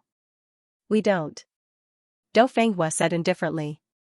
Then, she didn't even need to guess and said, "The crown princess was probably too lazy to think about the name of this team and casually came up with it." Family head Do, in that case, the little crown princess was indeed a carefree person. Cough. Family head Do still wanted to talk to the two branch family children, but seeing that they didn't look happy, he couldn't help but shut his mouth. She wasn't even in the mood to chat. Even if he wanted to, he couldn't. At this moment, the Do brothers were silently cursing in their hearts, "Who the hell wants to chat with you?" Of all things to chat about, the little crown princess, there's no point in chatting. Whoever wanted to mess with the crown princess could do so. It had nothing to do with the brothers anyway. "Gowen," the great emperor said impatiently. "Sit down." Madame Gowen clenched her fists tightly. Just as she was feeling tired of fighting alone, a bright female voice came from behind her. "The crown princess doesn't dare to accept Madame Gowen's generous offer? What does this mean?" Zhongli Jiwei said with a smile, "Is the crown princess afraid to fight?" The young crown princess's gaze swept over Zhongli Jiwei's face, then turned back to silently look at the crown prince. Prince Mo, he instantly understood the young crown princess's meaning. "It's your fault. The Zhongli family's girl made things difficult for Jojo because of you. This person was like a dead dog, always biting onto her and not letting go." Annoying, Xiao Qiao thought about it for a moment and decided to kill the annoying fly. "You want to set the exam questions on behalf of His Majesty?" Arbor coldly looks at Zhongli Jiwei, "Or you?" She looks at Madame Gowen. Both of them don't dare to answer casually. "What do you mean by setting the exam questions on behalf of His Majesty? How can they have such great ability to do something on behalf of His Majesty?" Qiao Mu stood up. For a moment, all the sounds in the main hall inexplicably disappeared. The great emperor sits upright on the throne. When he sees the little crown princess stand up and walk to the center of the hall, the corners of his eyes can't help but twitch. Very strangely, he actually feels that something very tragic is about to happen. "Royal father." The young crown prince consort's shout caused everyone to silently lower their heads and inwardly convulse with laughter. "Cough, you say it." The great emperor feels that he still needs to explain, so he says, the matter of the exam questions was not leaked by us. It must be the people below who didn't keep their mouths shut and spread this news to the Goan. However, there are many people in the palace, so it's understandable. Prince Kong chokes. He pretends to pick up the teacup and takes a sip, suppressing the trace of laughter in his eyes. His Majesty is actually a bit timid in front of the little crown princess. It's said that His Majesty summoned the little crown princess before and originally wanted to give her 3 exam questions to make things difficult for her. In the end, he was slapped in the face by the little crown princess. She solved the 2 questions with unusual ease, so the great emperor left the 3rd exam question. The great emperor probably still doesn't know the little crown princess's identity as a talisman master and alchemist. She doesn't need to rely on her family. She can defeat all the noble ladies of the imperial capital's aristocratic families with her own strength. Prince Kong decides to sit and watch the situation unfold. Arbor looks up at the great emperor, since Madame Goen wants to overstep her authority and test me on behalf of imperial father. She should pay the corresponding price, right? The great emperor subconsciously blinks, trying hard to understand the little crown princess's meaning. She tested me to smell the fragrance, so I have to test her and let her smell my fragrance. The little crown princess says with a serious face, this is called politeness demands reciprocity. Was this the meaning of reciprocity? Everyone thought with a confused expression. You know how to mix incense too? The little crown princess shook her head solemnly. The great emperor was speechless. Then why did you let them smell the fragrance?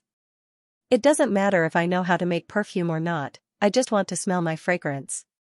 The great emperor coughed lightly and turned to look at Madame Goen. Goen, do you agree to the little crown princess request? Why not? Madame Goen was arrogant on the surface, but she was laughing crazily in her heart. Was this crown princess stupid? She actually wanted to compete with her in perfumery, ah. Then, she would let her have a taste of her power as the madam of the National Security Agency. Goen flipped his hand and took out a small purple gold cauldron from his inner world. Arbor stared at the furnace in her hand and frowned slightly. It turned out that the cauldron used to cure His Majesty's head wind disease was given by this woman. Treating the symptoms but not the root of the problem was useless. Wait. Prince Imo suddenly said, this crown prince will bet 50 million spirit coins on my wife winning. Everyone immediately burst out laughing, Your Highness the Crown Prince, you're too funny. Where's your aloofness? The funniest thing was that Prince Kong, who usually didn't smile, suddenly slapped the table and stood up, saying, this prince will bet 30 million on the crown princess winning. The imperial censors didn't want to ridicule him anymore. In the hall, the crown prince took the lead to bet, and Prince Kong immediately followed suit. Prince Xianxia immediately went up against the crown prince, betting 10 million spirit coins on Madame Goen winning. Dear members of the royal family, can you be any more ridiculous? Can't you all lead a good start?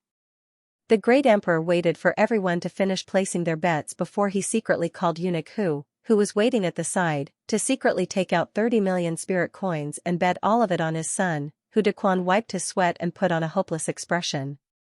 He held the spirit coins and ran to the crown prince's side to place his bets. Everyone placed their bets in full swing. Eunuch who led a group of young eunuchs and counted the number of spirit coins placed by both sides with a dumbfounded expression. He didn't know if he didn't count, but after counting, he got a shock. Everyone present was indeed super rich, it was no wonder. If these people weren't the royal relatives, third-rank officials and above, then they were the heads of various aristocratic families and sections. The young masters and young misses were also all rich goods. Both sides bet as high as 800 million, it was just that the bet on Madame Gui's side was 3 times that of the young crown princess side. By the time the young eunuchs finished counting the bets, an hour had already passed, all the courtiers didn't eat or drink anymore. They all crowded around eunuch who to see the amount they calculated. Prince Kong slapped his thigh and laughed out loud. My bet took up about 15% of the total bets. After winning later, I'll get at least 60 million from the other side. Ha ha ha ha ha. Haha, just thinking about it made him so happy that he couldn't close his mouth. Profit, profit, profit, everyone's mouth twitched. Prince Xianxia at the side couldn't help but say in a low muffled voice, Big brother, You're saying it as if the crown princess will definitely win.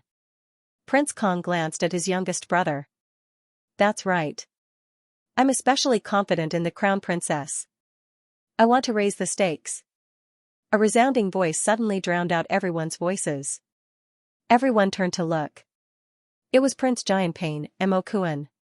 They couldn't help but subconsciously wipe the sweat on their foreheads. Prince Xianxia took out a spirit coin card and threw it in front of Hu Dequan. Add 20 million. Prince Xianxia only felt his eyelids twitch violently. This son of a bitch, he had already bet 5 million just now. Adding 20 million now, wouldn't it be 2,500? This was too exaggerated. He had invested all of his life in this. The more you bet, the more you win. Prince Xianxia arrogantly raised his chin and snorted. I bet on the crown princess to win. Everyone was stunned. This crown prince of Xianxia is really here to be funny. He had placed his bets on both sides. Although he did not seem to be on good terms with the crown princess, deep down, he actually felt that the crown princess would win. Hence, he placed a huge bet on the crown princess. Even Prince Mo couldn't help but secretly twitch his eyebrows and raise his hand to rub his forehead. Eunuch Hu shouted, all right. Princes, clan heads, and lords, please place your bets and leave. All right. It's over. You can't raise the stakes anymore. Eunuch Hu shouted. The great emperor couldn't help but have a headache. His personal eunuch had F*King become a gambler. On the crown princess side, she had more than 200 million in her capital pool. The crown prince had 5,000, Prince Kong had 3,000, Prince Xianxia and the Dou family had 2,000 each. Xianxia and the rest had jointly placed 40 million, while the great emperor, the state preceptor, and the Qin estate had placed their bets. Several imperial censors, Prime Minister Gao, and the other lords had placed their bets for fun and only took up a small portion. In total, there were only a few dozen people on the crown princess side who placed their bets. Everyone else had all placed their bets on Madame Goan to win. After all, Madame Goan was really skilled at making incense. No one wanted to lose money. In any case, they were familiar with Madame Goan. As for the crown princess, they didn't know how capable she was. Madame Goan reveals a faint smile, glancing at the crown princess and saying, Crown princess, I'm sorry, but there are more people buying here. If it were someone else, they would really be embarrassed. Unexpectedly, this little crown princess looks at her expressionlessly. There's nothing to be embarrassed about. The fewer people buying, the more money we get. Everyone can't help but be speechless. Crown princess, you should be a bit more modest. You speak as if this pool is all your money. Prince Kong laughs loudly. That's reasonable. Madame Goan, who placed a bet of 90 million, moderately maintains a smile on her face, but in reality, she wants to pinch the little guy in front of her to death. She's not afraid of the wind spraining her tongue. Then crown princess needs to be careful. Madame Goan sneers, putting the little purple gold cauldron on the table at the side. Madame Goan fans the little cauldron with a coquettish smile on her face. She takes out a small jade box from her bosom, using her fingernails to pick out a bit of creamy paste, and flicking it into the little cauldron. She dips her hands into the basin at the side, then takes out 2 other jade boxes the size of rouge boxes. She takes out some creamy paste from each box, and puts it into a clean little bowl. She uses the spring water from the bottle to pour it into the bowl, and evenly stirs it with her fingers. As she does these things, Arbor looks at her expressionlessly from the side. Then she says, hurry up. The corners of family head Dou's eyes twitch, and he almost bursts out laughing. Why does the little crown princess look more and more funny the more he looks? Mo Lian is very helpless. She steps forward a few steps and holds the little guy's hand, muttering, Jojo, this is normal speed, don't use your abnormal pill refining speed to measure others. The little guy blinks, and silently shuts up. It's just that the more he looks at this person, the more sluggish her movements become. After the time it takes to burn a stick of incense, she's still grinding the creamy paste in the little bowl. He watches her take out a small porcelain jar again, and use a small pestle to stir the powder inside. Arbor can't help but roll her eyes. More than an hour later, Arbor was about to doze off in her seat. Finally, she heard Madame Goan calling her, Crown Princess, you can come up and smell it. It was really not easy. It had been almost 2 hours, and this madam of the National Security Agency had only finished her perfume. The little fellow couldn't help but feel energized. He blocked the crown prince, Xianxia, and the others behind him and quickly walked up to the madam, who had a slightly strange expression on her face. She looked like she was waiting for a good show, as if she was sure that Jojo would fall for it.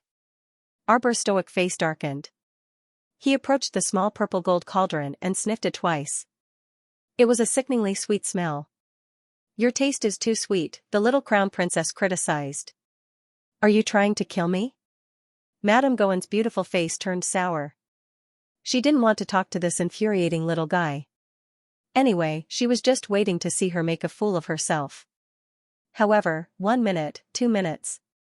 10 minutes passed, and the little crown princess looked at her expressionlessly. You come closer, and sniff more."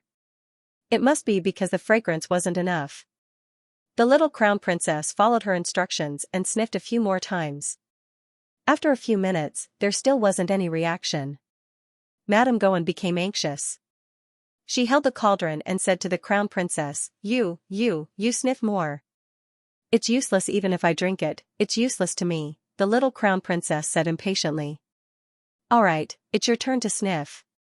She didn't seem to be mixing the perfume, but just lightly flicked her little sleeve. A faint smell, like smoke, entered Madame Gowen's nose. Mrs. Gowen was flabbergasted. Her face stiffened as she stood there for a long while. Only then did she carefully size up the young crown princess. Her mind was clear, her eyes were bright, and there were no symptoms of the hallucinogenic fragrance. How could this be? That was her newly developed hallucinogenic fragrance with indescribable effects. But, she asked the crown princess to come closer to smell it, and the crown princess was quite cooperative. After smelling it for a long time, there was really no reaction at all. What was going on?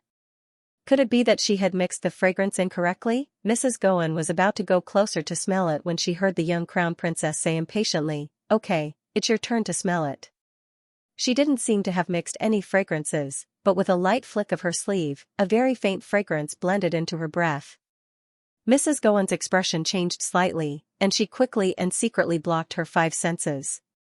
She couldn't help but feel a little proud. After all, the crown princess was young and didn't know how to be flexible.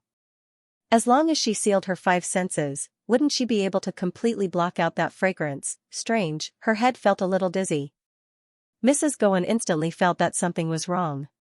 She heard the young crown princess say coldly, "It's useless even if you seal your 5 senses. Her poisonous fog, as long as it came into contact with a person's skin, it would be pervasive." "Hallucinogenic, huh?" Arbor smiled coldly. This woman who was indulging in the wildest fantasies actually wanted to humiliate her in front of everyone. Where exactly did she get the confidence to think that Lord Xiao would fall for such a low-level trick like hers? Arbor sneered at Mrs. Gowen, then returned to her seat with a flick of her sleeve. Seeing her return, Prince Mo reached out to hold her little hand and asked curiously, "What's in that smoke?" Because at this moment, Mrs. Gowen's face was already abnormally red. Looking at her dazed expression, it was a little painful to the eyes. "Hallucinatory," Arbor snorted and said with a look of disgust, "Give her a hazy and hallucinatory dream." However, looking at her lecherous smile, he knew what kind of dream this was. Madame Gowen had already started her performance. First, she let out a short whimper, followed by the madam falling to the ground in front of everyone. Her wrist trembled slightly as she unbuttoned her gown, and an indescribable sound came out of her mouth. Everyone looked in shock at the extraordinary performance of the madam of the National Security Agency in the center of the hall. They couldn't believe their eyes. The old censors' faces turned red. They flicked their sleeves and scolded angrily, "What an eyesore! Preposterous! Hurry up and pull her up. Rude, rude." The great emperor sat on his throne. His eyelids had been twitching nonstop since just now. Seeing Madame Guo's current state, he hurriedly ordered Hu Dequan beside him, "Get someone to send her back to her residence." Madame Gowen let out an infatuated chuckle. At this time, she had completely sunk into that hallucinatory dream. Sitting in the Qin family seat, 5th young master Qin's hair stood on end as he looked at this wanton woman. He felt a stifling feeling in his chest, and he wanted to find a place to spit it out. Mommy, what exactly is she dreaming of? Her expression is so disgusting. Xianxia rubbed the goosebumps on her arms and couldn't help but shudder, revealing a disgusted expression. It must be a wet dream. Sitting next to her, Ma Ta couldn't help but smile vulgarly. Xianxia turned to glare at him. Shameless. Hey, how am I the shameless one? Ma Ta rubbed his chin and muttered, it's this madam who's shameless. That shameless madam wasn't wearing 2 layers of clothing to begin with. Now that her gown was taken off, half of her fragrant shoulder was revealed. Not only did she mutter, she even started to touch herself. The extent of her actions was simply unbearable to watch. Young Sir Zither, don't go. Madame Gowan murmured. Everyone could clearly hear the words young Sir Zither, and their expressions instantly changed unpredictably. The faces of the Qin family members present all darkened. 5th young Sir Zither even glared fiercely in young Crown Princess's direction. Arbor was expressionless. Sir Jojo only gave her a fantastical dream to let her dream of what she wanted the most. As for what she dreamed of, how she would behave, and how much she would protrude, that wasn't something that Sir Jojo could control. Alright, why was he glaring at her? Prince Mo couldn't help but shudder and lean closer to his wifey. Sensing his aura nearing, the young Crown Princess subconsciously rubbed the back of his hand and said in all seriousness, don't be afraid, I will protect you. Prince Mo couldn't help but be caught between laughter and tears. Currently, everyone present was actually rather curious about what wet dream Madame Gowan was having. Judging from her licentious appearance, it seemed like she wasn't just messing around with one young Sir Zither. No wonder the expressions of the young Sir Zithers became increasingly dark. Pfft, ha ha ha ha. Very abruptly, a young Sir's laughter attracted everyone's attention. Prince Mo whispered in his wifey's ear, long family member. Arbor looked coldly at that young Sir Zither. This person was the 2nd son of Patriarch Long Shoshin, Long Chong. That day in Arbor's despondent pavilion, he had actually seen him when he blew up the silk pants Sir Jin Bao and the others into the sky. It was just that when she glanced at people, she would rarely deliberately remember a few cats and dogs, so naturally, she had no impression of Long Chong at this moment. The Crown Prince of Jianping, Mo Kuan, looked at Long Chong in astonishment. He thought that after that day at the frustrated pavilion, these guys would at least have some brains, but it seemed that they didn't. There were so many people present. Which one of them wasn't secretly laughing? Only Long Chong actually laughed out loud. Can't you see that the Great Emperor's expression is extremely ugly? Sure enough, in the next second, the Great Emperor's gaze swept coldly towards Long Chong. In any case, this Madam of the Ministry of State Security was the Empress's elder sister in name. Making a fool of herself in front of the Empress was really not a dignified matter. Hurry up and send my wife back to her residence, the Great Emperor said coldly. Hu Dequan broke out in a cold sweat. He hurriedly ordered 2 palace maids to go forward and pulled a woman who was lying on the ground. He. The woman continuously laughed in a manner that made one's hair stand on end. The 2 palace maids braced themselves and came forward with red faces to pull her. This madam couldn't resist giggling. She grabbed one of the palace maids with one hand and repeatedly rubbed her body against the other, muttering Qin Lang, as she moved to take off that palace maid's clothes. The Qin estate's patriarch Qin Hong's expression was frighteningly unsightly. Although eldest young Sir Qin and young Sir Omega Kotoku's expressions were also unsightly, they weren't like 5th Qin, who seemed to be trembling all over. 5th young Master Qin simply wanted to scream out loud.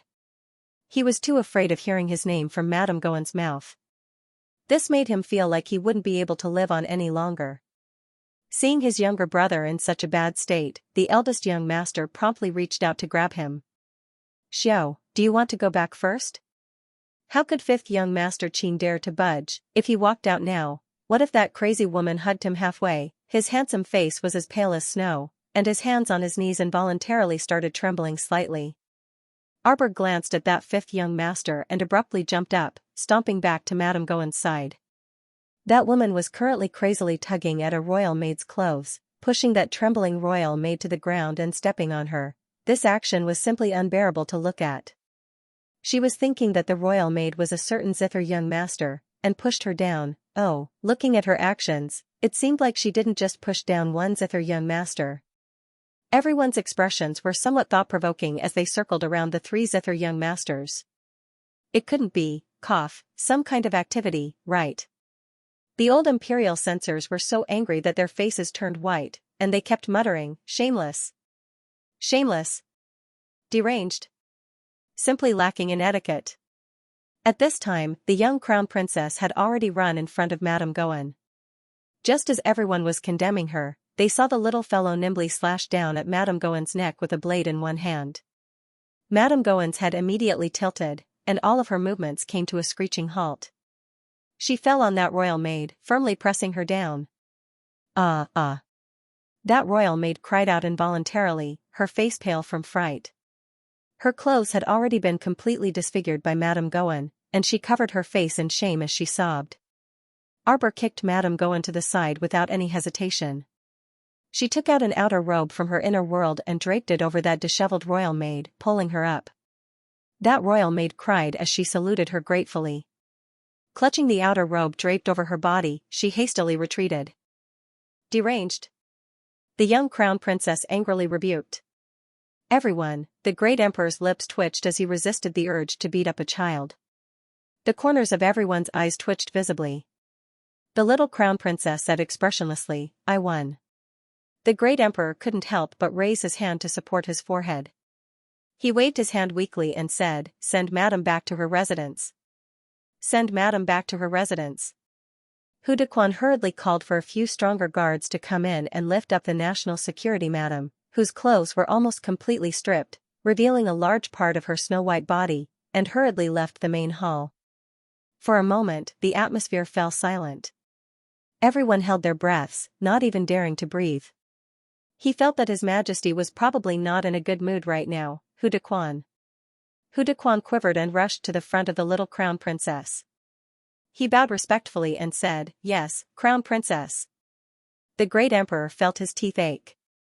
When his personal eunuch saw the little crown princess, he was like a mouse that saw a cat. He was extremely obedient. Let's split the money we won. If they don't have enough spirit coins, let them sign the debt receipt. Yes. Hu Dequan wiped the cold sweat off his forehead and hurriedly ran to settle the bet.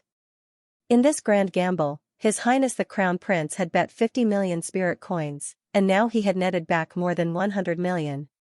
This is truly insane, everyone thought to themselves. Thus, the lords who had bet on Madame Gua's victory all cried to the heavens and wiped away their tears as they watched the salary that they had scrimped and saved for several years all be squeezed dry by the crown princess' side. The funniest one was the Duke of Xianxia. He should have joined in the crying and wiping away tears as well. However, the Duke of Xianxia's heir added 20 million at the last moment. Not only did the father and son not lose anything, but they also inexplicably earned 20 million after deducting their capital. The Duke of Xianxia finally found his son much more pleasing to the eye. He rubbed his son's dog head and nodded with rare affection. You did well. The one who suffered the most was probably the second miss of the Zhongli residence, Zhongli Jiwei. After Madame Gua's 90 million bet, the second miss of the Zhongli family had bet 60 million, but it had all gone down the drain.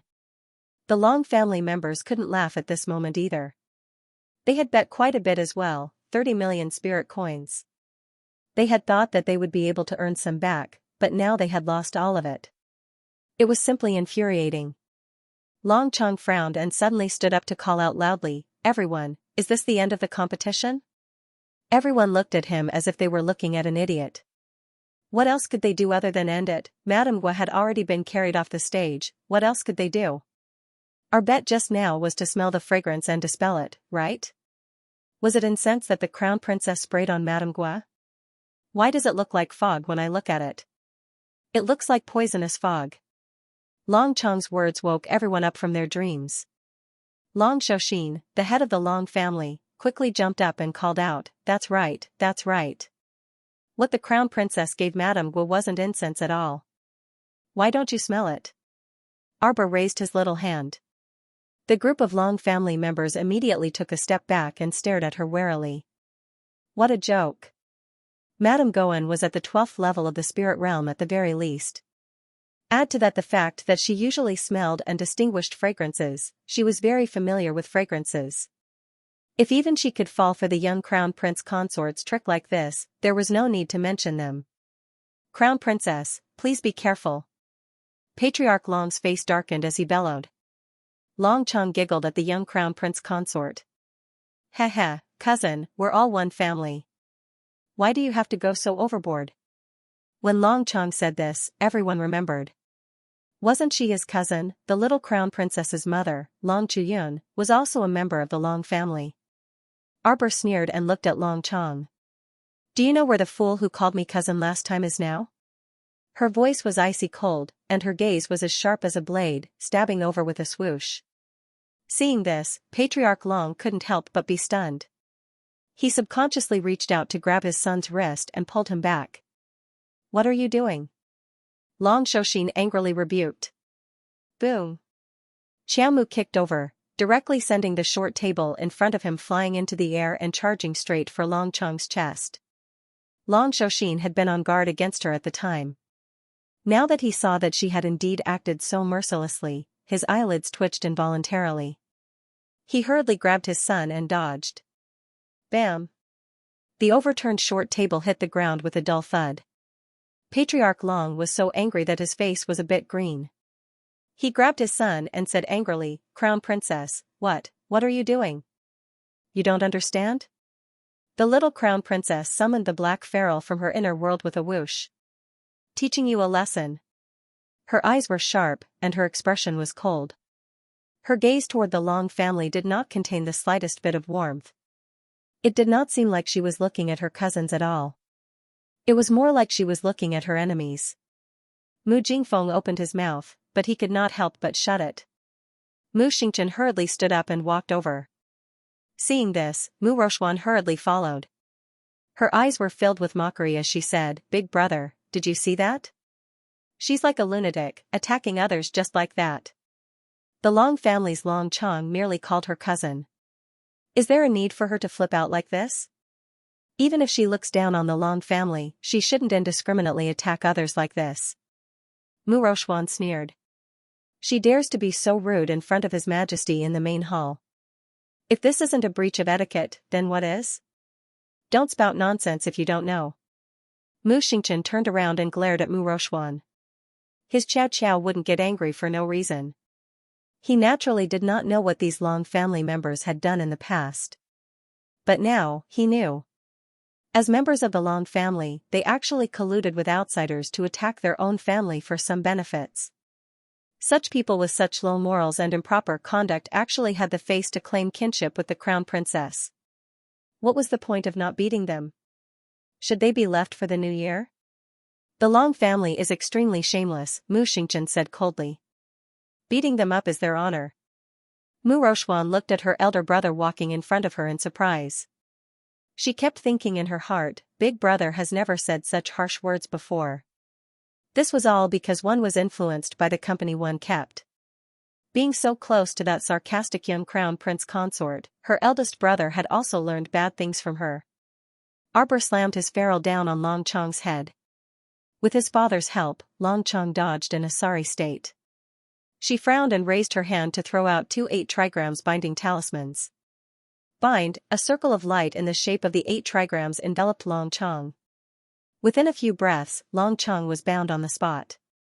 The little crown princess expressionlessly released Dabao and ordered indifferently, break one of his dog legs. Let everyone in the Long family remember not to claim kinship in the future. I'm beautiful and gentle. Shut up and get to work. The little crown princess was speechless as she interrupted the mechanical puppet's long-winded praises. She waved her hand and asked it to quickly drag the eyesore Long Chong out. All right. Dabao raised his head and blocked the Long family members who came forward to stop him with 2 punches. Grabbing the terrified Long Chong, the golem exerted its strength and directly carried Long Chong out of the palace. Everyone was dumbfounded. Long Shoshin was so angry that he extended a finger and pointed at the little crown princess with a trembling finger. Worried about his son's safety, he didn't dare to stay here. He quickly bowed to the great emperor and ran out with the Long family to save Long Chong. Everyone heaved a sigh of relief and hurriedly returned to their seats. The sky outside was already completely dark. This palace banquet had already been held for more than 4 hours. The funny thing was, they didn't even eat much. They were only there to bet and watch the show. The great emperor stared at his son speechlessly. The latter had a baffled expression as he lowered his head to look at himself. He was wearing a black formal suit that was slim-fitting and fitted. There was nothing wrong with it. The great emperor held his breath in his chest. Look at this bandit wife you married. What did she do to a good banquet? His son immediately glared back at him. Can you blame my wife for this? Can you blame her? Prince Mo glared at his father. Was she the one who wanted to compete in that competition? Was she the one who humiliated the National Security Agency? Was she the one who instigated those ministers to bet on the National Security Agency's victory? Was she the one who deliberately targeted the Long family? Not at all. It was all these people who came up and asked for it. The emperor was so angry that his eyes hurt. He didn't want to look at his son anymore. This brat only knew how to help his wife. He hadn't even reprimanded him. He only glared at him a few times, and he immediately wanted to protect his wife and glare back. He couldn't bear to look at him. The crown prince held his wife's hand and sat peacefully at the side, revealing an innocent expression that said, "What did we do?" The emperor's anger was stuck in his chest. He couldn't scold or let it go. He couldn't help but secretly grind his teeth. All right, serve the dishes. After so long, not all the dishes were served. It was better to let them eat and scram. The ministers had lost a lot of money and were feeling the pinch in their hearts. When they heard the emperor's words, they all swore in their hearts that they would definitely eat it back. But they had lost so much money. Could they eat it back? Left Prime Minister Xianxia was about to cry. He had invested 10 million spirit coins. His family's income for several years was gone, and he had even thrown in his salary for so many years. The tigress beside him secretly pinched his arms, twisting them until they were bruised. This was still at the palace banquet. The tigress couldn't flare up. When they returned home, there would definitely be chaos for a while. There would be no peace at home. If he had known, he would have learned from the calm Gao Baran. Even if he had invested in the little crown princess, he hadn't invested too much money. Regardless of whether they lost or not, they would still be able to live the rest of their lives, right? It was all his fault. No, it was that madam of the National Security Agency. She said that she was invincible, but in the end, she was useless. In an instant, she was defeated by the crown princess. Xianxia's heart was bleeding. He didn't know how to live the rest of his life. He only felt very lost. Madame Chen, who was beside him, was already pouting. She had been glaring at Xianxia with narrowed eyes. Just now, she had already said not to invest so much, but this man kept comforting her, saying that Mrs. Guo would definitely win. And the result. Madame Chen felt like she was about to go crazy. Her savings for the past few years had all been squandered by this man in one night. Chen Baojiao was naturally in a bad mood. Seeing the little crown princess in the limelight, it would be strange if she felt better. Moreover, her parents were quarreling, so she didn't dare to say anything. She could only sit there gloomily. Like the Chen family, there were many officials who had fooled themselves because of their blind trust in the madam of the National Security Agency. He really couldn't go on living in the future. The madam of the National Security Agency had tricked all the civil and military officials of the imperial court.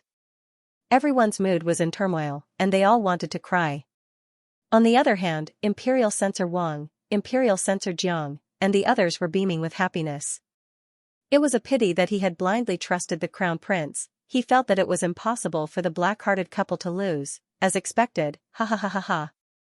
The few censors who had made a small profit were very shamelessly happy in their hearts. However, on the surface, they still looked very serious. The emperor coughed and raised his cup first. My son and daughter-in-law have just returned to the capital. In the future, I will need everyone's support.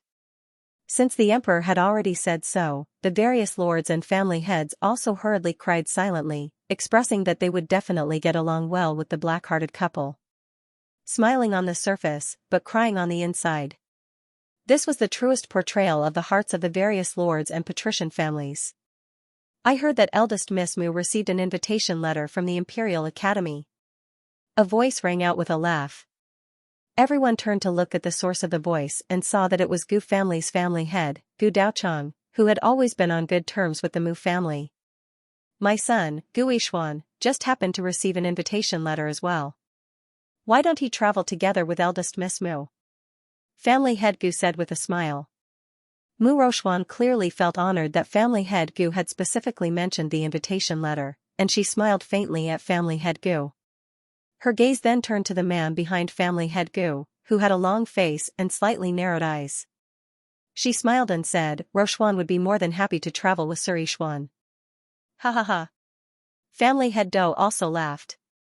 Our Do family also has 4 juniors who are going to participate in the test.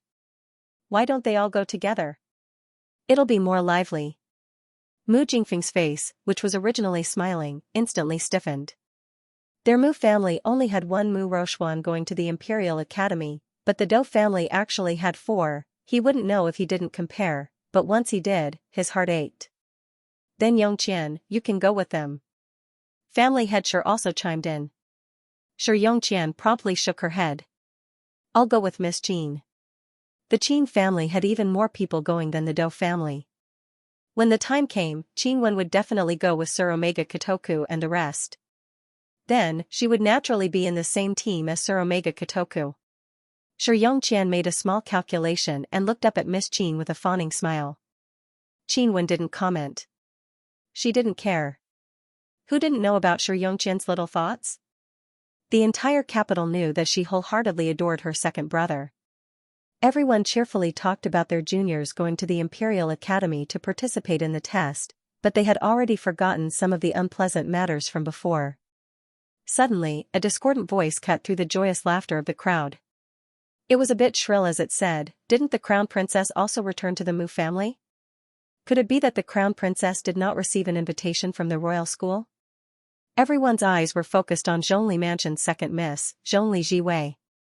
Was there an end to this? After finally stopping for a few minutes, Miss Zhongli's flames of war were about to burn the Crown Princess again. Everyone felt a headache coming on. From the looks of it, that Crown Princess wasn't someone who was willing to suffer a loss. Why didn't she know her place? Why did she have to poke at others for no reason? The little fatty glanced at Miss Zhongli, put down his chopsticks and snorted, what's so great about the Royal Academy? Our Jojo doesn't need to go to the academy to study. That's right, our Jojo doesn't know anything. Why do you insist on going to school to study? What a joke. Xianxia put down her chopsticks and looked at Miss Zhongli impolitely. Who are you? Are you looking for trouble? Cough, this is Great General Zhongli's second miss, Zhongli Jiwei. A madam at the side tried to smooth things over and couldn't help but advise, Miss Zhongli, she is also a straightforward person. She says whatever she thinks. If she has offended the Crown Princess, please forgive her. Let's just eat. Why are there so many problems? Ma Ta poked at the dishes on her plate and glanced indifferently at Miss Zhongli. What are you showing off for? Do you want to compete with us? Heh, I think it's lively enough today. If Miss Zhongli wants to compete, our Seekong Planet Battle team will accept the challenge. All the officials instantly acted in unison and hurriedly reached out their chopsticks to pick up a few dishes and put them into their mouths to chew.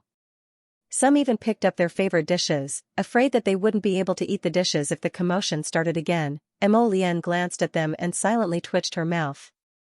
Thinking about it, these officials were also quite miserable. Not only did they lose several years' worth of salary in the time it took to eat a meal, they might not even be able to eat a few mouthfuls of food now. Zhongli Jiwei looked at Xianxia and the others with a dark expression, unable to restrain the anger in her heart.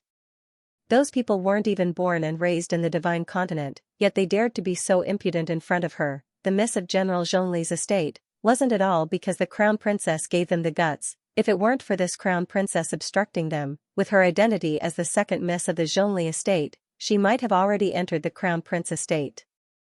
Why would she still need to endure their attitude here? Thinking of this, Zhongli Jiwei's expression became even more gloomy. Jiwei, why aren't you apologizing to the Crown Princess yet?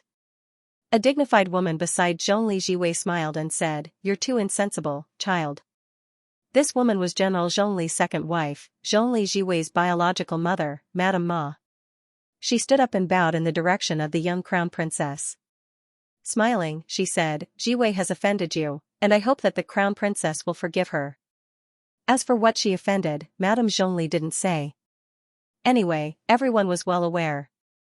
Wasn't it because second Miss Zhongli's outstanding talent that she received an invitation from the Royal Academy, while the young crown princess, as a daughter of the Mu family, didn't receive an invitation? Madame Zhongli wanted to apologize because she was afraid that the young crown princess would fly into a rage out of humiliation and vent her anger on her daughter, Jiwei. Everyone cursed in their hearts and secretly glanced at the little crown princess. He couldn't help but be speechless. The crown princess's stoic face didn't reveal any emotions. She sat there like a jade carving, watching their performance as if she was watching a clown. That look in her eyes was filled with disdain. It was hard for anyone not to notice it. The great emperor frowned and said coldly, "Enough, let's not talk about other things. I want to make an announcement." Zhongli Jiwei secretly gritted her teeth. Her heart was filled with doubts. Wasn't it said that the emperor hadn't acknowledged the identity of the little crown princess? Why did it feel like the emperor was protecting this damned crown prince consort in every way? This was really strange. The crown prince and the crown princess have always held their wedding ceremonies in the lower star field. The great emperor looked at his subjects expressionlessly and said, "I have decided to hold another wedding for them. Let's set it for today, 3 months from now." Chen Baojia, Zhongli Jiwei, and the other girls felt dizzy and didn't know what was going on. What? The great emperor actually decreed that he would personally hold their wedding ceremony. That means, he acknowledged the identity of the crown princess? Chen Baojia almost spat out a mouthful of blood. Her entire person was a little dizzy. Even His Majesty acknowledged the identity of the crown princess. Then, what about her? Chen Baojia was flustered. She really wanted to ask the Madam of the National Security Agency. But when she looked up, Minister of State Security was not there. She thought about it carefully. Wasn't Minister of State Security knocked out by the crown princess and carried away? Chen Baojia was anxious, angry, and uncomfortable. She was on the verge of collapse. She was muddle-headed and very uncomfortable. On the other side, Zhongli Jiwei was not much better than her. If she could, she really wanted to stand up and ask His Majesty why he made such a decision. Originally, in the entire Great Divine Province, except for the imperial capital, very few people knew that their crown prince brought the little crown princess back to the capital. If the wedding ceremony was held and announced to the world, then what should she do? What should she do? Madame Zhongli looked worriedly at her daughter sitting beside her. She quickly reached out and held Zhongli Jiwei's hand. She couldn't help but secretly hate the Madam of the National Security Agency who couldn't do anything right. If Madam of State Security had not repeatedly mentioned how good the Crown Prince was and how many benefits there were to enter the Crown Prince's residence, how could her daughter be like this now? She had only seen the Crown Prince a few times, and yet she was so dead set on that man. Mrs. Zhongli was so angry that she gritted her teeth. She had completely forgotten that she had followed Madam of State Security and encouraged her daughter to do everything she could to capture the Crown Prince's heart. Chen Chaoji stood up and bowed. "Isn't the wedding ceremony a bit too hasty, Your Majesty?"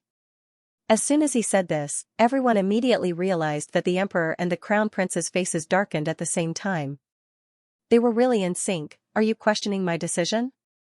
the Emperor asked coldly. An oppressive aura pressed down on Chen Chaoji. Minister's face immediately turned gray. He quickly cupped his hands and said, "Well, after all, the Elder Council still hasn't said anything." When Ministers mentioned the Elder Council, the Emperor's face became slightly better. Ministers Chen Chaoji was slightly relieved. He quickly said, "Your Majesty, the Elder Council had decided to let the Crown Prince marry Princess Jing Linyao of the Panga clan. Princess Jing is brave and smart, and her cultivation level is very high. She is a rare female cultivator who is a level 14 great spiritual master." The more Chen Chaoji spoke, the smoother he became. Princess Jing might have to undergo the 5 spirits reincarnation test in the next few years. Also, the Panga clan has such a marvelous item. It will not be a problem for Princess Jing to pass the tribulation. That's right, Your Majesty. After all, as everyone knows, female cultivators only have a 1% chance of surviving the 5 spirits reincarnation tribulation. It's rare to see a woman as intelligent and resourceful as Princess Jing. General Zhongli stroked his short black beard and nodded as well, speaking in a matter-of-fact tone. Zhongli Jiwei was quite proud of herself. She looked at the little crown princess provocatively. Without the approval of the Elder Council, even if the emperor wanted to arrange a marriage between you and the crown prince, he would have to consider whether the Elder Council's decision could be approved. Lord State Preceptor, you are experienced and knowledgeable. What do you think? The State Preceptor, who had not spoken since the beginning, was suddenly affected by the flames of war. He was not surprised. He just calmly looked at Xianxia, who had dragged him into the water. The State Preceptor nodded slightly. According to the past practice, the Crown Prince's marriage must be approved by the Elder Council. At least half of the Elder Council's members must approve. Right now, there were 7 elders in the Elder Council. Except for the Chief Elder who is always wandering outside, the other 6 elders are naturally here. Invite them over and make a decision immediately. It's not a big problem. Chen Chaoji said with certainty. Chen Baojia's mood finally improved a little at this time. Thinking of what her father said to her before, she suddenly had a few smiles on her face. The decision of the Council of Elders would definitely not pass. As long as the Council of Elders' decision was not passed, the little crown princess would not be able to officially become the crown princess of the Divine Land. As for Jing Linyao, before the crown prince came back, they had already asked Jing Linyao for her opinion. Jing Linyao did not have the slightest intention to oppose the crown prince taking a concubine, and it seemed that she did not care about men at all. This was good. After the marriage in the future, the worse the relationship between Jing Linyao, the crown princess, and the crown prince, the more opportunities Chen Baojia could take advantage of. It was just that Zhongli Jiwei was very annoying. With the power of the general's mansion, they would definitely arrange for her to marry into the mansion. But Chen Baojia was confident that with Zhongli Jiwei's IQ, she would definitely be left behind a few streets behind. Lord Jojo did not know at all that in the hearts of the people present, there were surging winds and clouds that were surging like a storm. Even if she knew, according to her idea, it was enough to slap her to death with strength. There was no need to talk nonsense. She coldly looked at the people jumping up and down and did not say a word. Emma Lucian was a little angry. He thought that Chen Chaoji was really getting bolder and bolder. Now he was actually using the Council of Elders to suppress him. Did he think that he cared about the existence of the Council of Elders? Looking at the fierce eyes of the great emperor, everyone did not dare to breathe loudly and silently lowered their heads. All the officials, including Chen Chaoji, felt a strong pressure from the great emperor from top to bottom. Everyone felt that the great emperor was not what they thought. The great emperor casually said that he would hold a wedding ceremony for the crown prince and crown princess. The great emperor was serious. I have made up my mind. The great emperor coldly spat out 4 words. Suddenly, a little eunuch outside the door hurriedly reported, 4th elder, 5th elder, 6th elder, and 7th elder request to see your majesty. Good. This Chen Chaoji was indeed bold. He actually had such a trick up his sleeve and was waiting for him here. He didn't know when his courtier had gotten so close to the Elders Guild. At this time, Chen Chaoji was also secretly wiping his sweat and cursing in his heart. He wasn't the one who invited the elders over, although he had mentioned this to the 4th elder in advance. How could he arrange for all the elders of the Divine Land to suddenly appear here at the same time? Moreover, he didn't know that the great emperor would suddenly mention the wedding banquet tonight. How could he have the time to prepare? Therefore, it must have been arranged by someone else. This person's methods were exceedingly powerful. However, now that this person with extraordinary means was hiding behind the scenes, Chen Chaoji would have to take the blame. Chen Chaoji felt even more uneasy when he saw the great emperor's piercing gaze. He wondered if the great emperor would take this opportunity to remove him from his position. Chen Chaoji's body trembled. He quickly thought that this was impossible. Although the great emperor was violent, he was usually more reasonable. After all, he was the left prime minister Chen Chaoji. If the great emperor wanted to remove him from his position, he would have to consider the consequences. Prince Mo coldly curled the corner of his mouth. He held the little girl's little hand and gently squeezed it. The crown prince's fingers were slender, and his palm was dry and warm. The message he conveyed was, Jojo, don't worry. Jojo didn't care at all. He looked at everyone present coldly as if he was watching a clown show. Of course, she was at ease. She wasn't worried at all about what would happen next. The little guy had blind confidence in Prince Mo. In any case, her husband could settle everything. As they spoke, the 4 green-robed elders entered the hall at the same time and bowed to the great emperor on the throne. "Greetings, your majesty."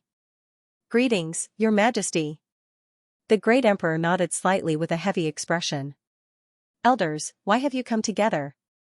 4th elder walked out first and said indifferently, "We heard that the great emperor has decided to reorganize the wedding banquet for the crown prince and the Mu family's young lady." The great emperor couldn't help but laugh. These people's sources of information were quite fast. He looked at Xianxia coldly. Xianxia was about to break out in a cold sweat. It was a great injustice. Thinking about it, it was obvious that he couldn't have used a special method to inform the elders. The Elders Guild has passed a resolution. We don't agree with the Crown Prince marrying Miss Mu. As they spoke, a slightly short elder suddenly jumped out and waved his hand. No, I don't disagree. 5th elder. The 4th elder glared at him in exasperation. 5th elder pursed his lips. Then I don't disagree. 4th elder ignored him and said directly to the great emperor, in short, 6th elder, 7th elder, and I don't agree with the crown prince marrying Miss Mu. What's the use of you not agreeing? Arbor said coldly. His words made everyone's jaws drop. Hey, miss, this is the Elders Guild. Do you have to be so arrogant? You can be considered the first person who dares to speak in such a manner in front of the elders of the Council of Elders. Didn't you see that even the great emperor was quite respectful to the elders? This crown prince has already married the crown princess. Mo Lian said indifferently. I'll marry her even if you don't agree. That's it, the great emperor didn't say anything. He just looked at the elders coldly. Usually, when he was being insulted, he always felt that his lungs were about to explode from anger because of this pair of brats. Now that he saw someone being insulted by the young couple, he felt an inexplicable sense of pleasure. Was it appropriate to rejoice in others' misfortune? The 4th elder's face darkened. He cupped his hands and said to the great emperor, Your Majesty, there have been rules since ancient times. The Council of Elders of the Divine Land has the right to decide on the Crown Prince's wife. This is also for the future development of the Great Divine Land. Mu Jingfeng could not help but ask coldly, why? Did our Mu family's ladies make you feel wronged? Mu Rochuan couldn't help but be stunned. She looked up at her father. This was the first time she saw her father standing beside the little crown princess and speaking up for her. This is probably, for the sake of the family's interests, Mu Rochuan thought. Mu Rochuan wasn't the only one who thought so. The little crown princess herself also thought so. Would Mu Jingfeng be so kind as to help her? Wasn't it because she was the Mu family's daughter now? If she was slapped in the face by the Council of Elders, their Mu family would feel bad about it. Family head Mu, you've misunderstood. Mu Xingchen sneered. Misunderstood? Then why do you keep saying that you don't agree? My sister's marriage isn't up to you to decide. 4th elder glanced at Mu Xingchen with an ugly expression. This matter needs to be considered at length. Whether Miss Mu can become the crown princess of our divine prefecture still needs to be tested by the Council of Elders. Zhongli Jiwei almost laughed out loud. Another test? Being the crown prince's imperial concubine was truly sullen. Her mocking gaze landed on the little crown princess's face. The latter was expressionless as she looked at them coldly. This isn't a test for any Tom, Dick, or Harry. This crown princess has to accept it. The emperor's mouth twitched. He suddenly felt that the little crown princess was somewhat pleasing to the eye. Because he was the brat's father, the crown princess tolerated him and was willing to accept his test. As for others, the little crown princess did not give them any face at all. Crown Prince Mo glanced at his old dad smugly. Now you know how good my wife is, and how much my wife respected you back then, right? Don't make trouble for yourself. You don't know how lucky you are. The emperor was speechless. What's with the look in my son's eyes?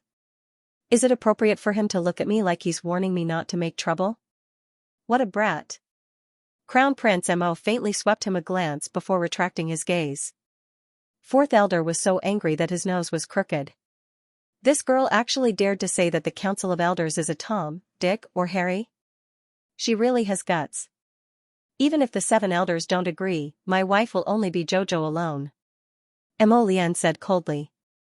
Do you think that you can order me around and do whatever you want with just the few of you? A terrifying aura surged from his body, and a heavy pressure rushed towards the elders. Did he, Mo Lian, need their consent to marry anyone? What a joke, their opinions were not important to him at all.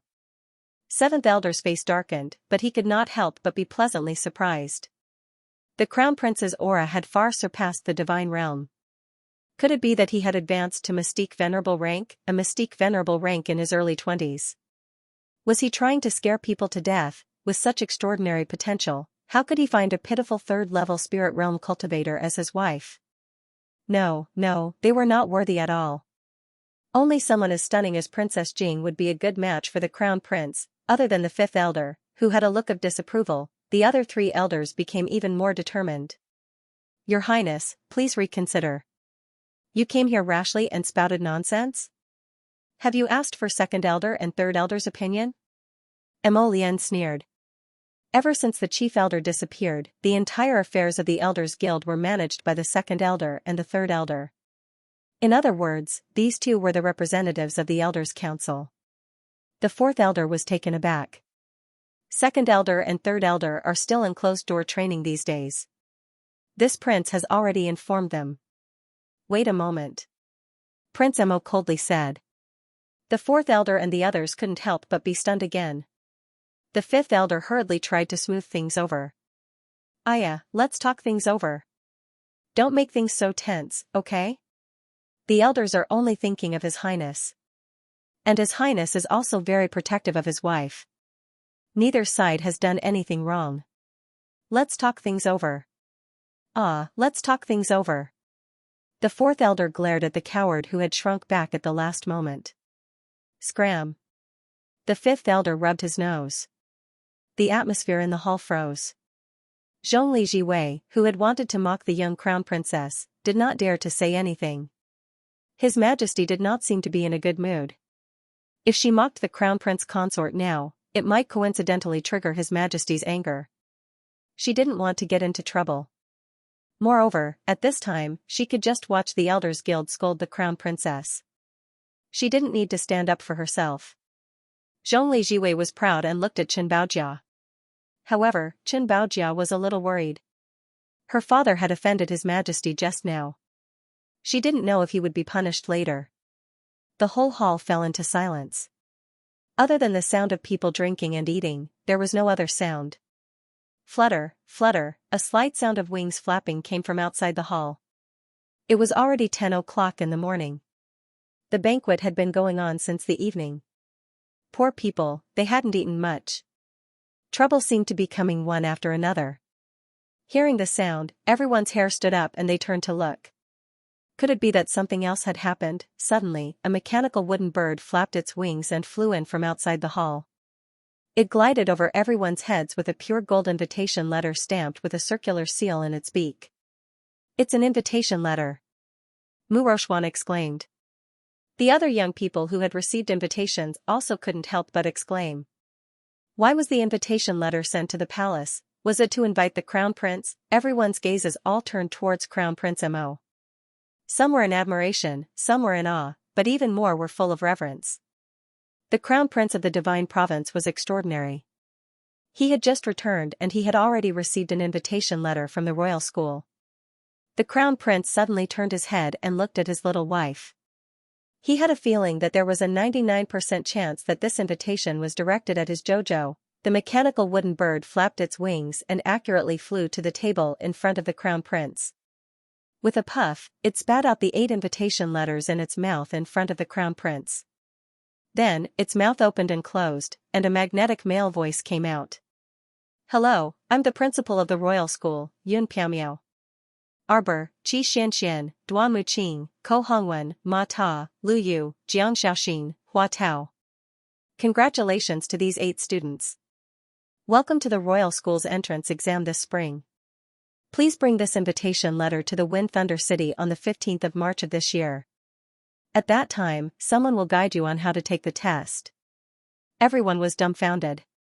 Xianxia and the others also stood up in a daze and looked suspiciously at the mechanical wooden bird squatting in front of Arbor. What happened? Why were they suddenly asked to participate in the entrance exam? They weren't even familiar with the royal school. Everyone present was extremely shocked. This was because the royal school did not recruit students every year. They would only recruit once every few years, and the students they recruited were all top-notch talents in their respective fields. Moreover, the proportion of female students that were recruited was very small. What was going on now? All of a sudden, he recruited the entire Seekong Planet Battle team and even recruited 2 girls in a row. Although there was a possibility of failing the entrance test, generally speaking, the probability of failing was extremely low. Generally, if one could get an invitation letter, it was basically a done deal to get into the school. Look, why is that invitation letter golden? Yeah, my mechanical wooden bird is Director Chi Duo's voice. Why is this Principal Yun? Could it be that Principal Yun personally invited the Crown Princess and the rest to join the Seekong Star Battle team? How was that possible? Zhongli Jiwei's expression was practically distorted as she glared at the little Crown Princess and the rest in disbelief. She didn't believe it. No matter what, she didn't dare to believe that Principal Yun would actually personally invite the little Crown Princess to participate in the entrance test. On the side, Chen Baojia was also so angry that her lungs were about to hurt. Her charming eyes darkened as she looked at Arbor. No matter how angry she was inside, she still revealed the most appropriate sweet smile on her face. Congratulations, Crown Princess. Chen Baojia revealed a pleasing expression and said with a smile, we were just saying that the Crown Princess didn't receive an invitation, but she's here now. Mu Jingfeng also felt his face glowing, and he couldn't help but laugh out loud. And it's even an invitation personally sent by Principal Yun. He emphasized again, intending to remind the various family heads that his daughter couldn't be mentioned in the same breath as other families' children. The difference in the invitation was like heaven and earth. Unexpectedly, it attracted family head Do's sneer. Family head Mu, are you misunderstanding something? Principal Yun invited the Arbor students, not your Mu family. Mu Jingfeng instantly felt unwell when family head Do brought up the matter that he had deliberately ignored earlier. If this wasn't a slap in the face, then what was? The emperor was in a good mood and nodded. Since the Crown Princess also received an invitation, then go with the Crown Prince when the time comes. Your brother Xing is also in the academy, so he can also give guidance when the time comes. Second elder and third elder seek an audience. Invite them in. The emperor paused and glanced at his son. Could it be that second elder and third elder were already standing on the little Crown Princess side? If not, why would his son make such an arrangement? The emperor felt that he had discovered the truth. He looked at the 2 elders who walked into the main hall and revealed a smile as if he was looking at an ally. It's been hard on the 2 elders to specially come out of seclusion to uphold justice for my son. It's what we should do. The 2 elders were dressed in black robes. One of them was slightly thin and had a brandy nose. He was in high spirits and his eyes were bright. The other person was short and chubby. He wore a minister's hat on his head. When he walked to the center of the hall, he looked at Arbor and blinked. Jojo was expressionless. Arbor had seen these 2 old men when he was in Shuntian Prefecture, so he naturally knew them. That old man with rosacea was an alcoholic and had even robbed her of her winter fruit wine. Later, when the Jing family of the Panga clan sent people to hunt her down, the old man even tried to clean up the mess for them. Although it was the emperor's idea, it was also the old man's fault. For the sake of the Crimson Nimbus boat that he had given him, Jojo decided to look down on him a little less. The fat old man had snatched a pot of porridge from her. He was simply a glutton. When fourth elder saw that his 2 old brothers had also come, he couldn't help but feel a little embarrassed. He asked embarrassedly, second elder, third elder, why did you suddenly come out of seclusion? If you don't come out of seclusion, are you going to overturn the heavens? Second elder scolded fourth elder, his brandy nose trembling slightly in the air. Fine, he had to regain the good impression of him in front of the little girl. For this reason, he had to fiercely make his presence known before third elder.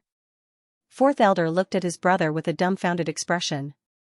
He didn't understand who he had offended and why he was suddenly being scolded. These 2 days were extremely busy. If there wasn't enough time to add 2 chapters, then let's add 1. If you don't understand the situation, don't blindly meddle in the young couple's marriage. Second elder said unhappily, moreover, didn't you all see it just now? The principal of the royal school directly sent an invitation to the young crown princess. Besides the crown princess, who else would have such an honor?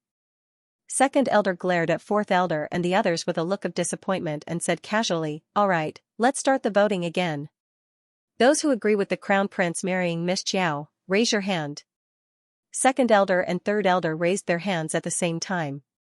When they saw the 4 people's dumbfounded expressions, they immediately stepped forward and kicked fifth elder, lifting his arm. Everyone, if they hadn't seen it with their own eyes, they wouldn't have dared to believe it. They thought that the elders' council's decision-making process was prudent and meticulous, but it was actually so sloppy and hilarious, it really blinded everyone's dog eyes. Fifth elder also felt like he had been F***ed. He had always liked to smooth things over and maintain a neutral position, but now he was forcefully dragged onto the pirate ship by second elder. If fourth elder's piercing gaze could stab him, he would have died countless times by now. Sigh, just thinking about it made him feel incomparably depressed. How did this become his fault? Was this his fault? Fourth elder was extremely angry. When second elder and the other 2 lowered their arms, he also shouted, those who disagree with the crown prince marrying Miss Xiao, raise your hand. Fourth elder, sixth elder, and seventh elder raised their 3 claws at the same time. Fourth elder's pair of bull-like eyes were still staring at second elder with disdain. Second elder, third elder, just because Principal Yun of the royal school sent an invitation to Miss Xiao doesn't mean that she has the right to become the honorable crown princess. This old man still stands by my words. If Miss Xiao wants to become the crown princess, she still has to go through a strict examination. Zhongli Jiwei silently gave fourth elder 18 thumbs up. In her heart, she naturally felt that fourth elder's words were very reasonable. Who said that receiving an invitation meant everything? Perhaps this Xiao Mu had merely run into a stroke of dumb luck. Second elder looked at fourth elder and the other 2 as if they were fools. He said angrily, you 3 old things, don't cause trouble all day long. Fourth elder had an aggrieved expression on his face as if he was saying, second brother, how dare you scold us like that? He glared at second elder and said, second brother, although the matters of the elders guild are usually handled by you and third brother. But we also have the right to make decisions. That's right. That's right. Elder 6 and Elder 7 nodded along with Elder 4, we also have the right to make decisions. Second brother, third brother, you can't be so obstinate and opinionated. That's right, that's right. He even dragged old fifth onto the pirate ship.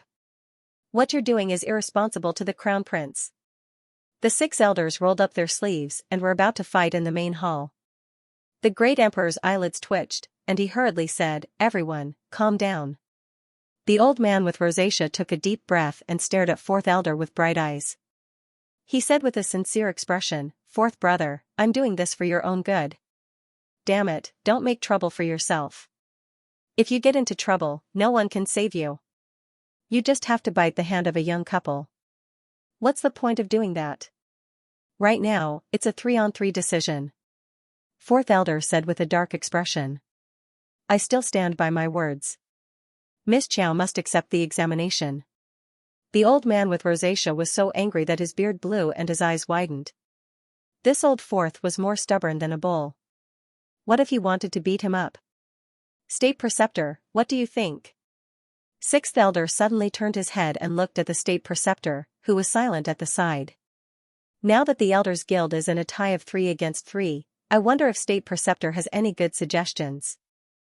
Fourth elder's eyes lit up slightly, and he nodded with a serious face. That's right. State preceptor, you are experienced and knowledgeable, so you can give us some suggestions.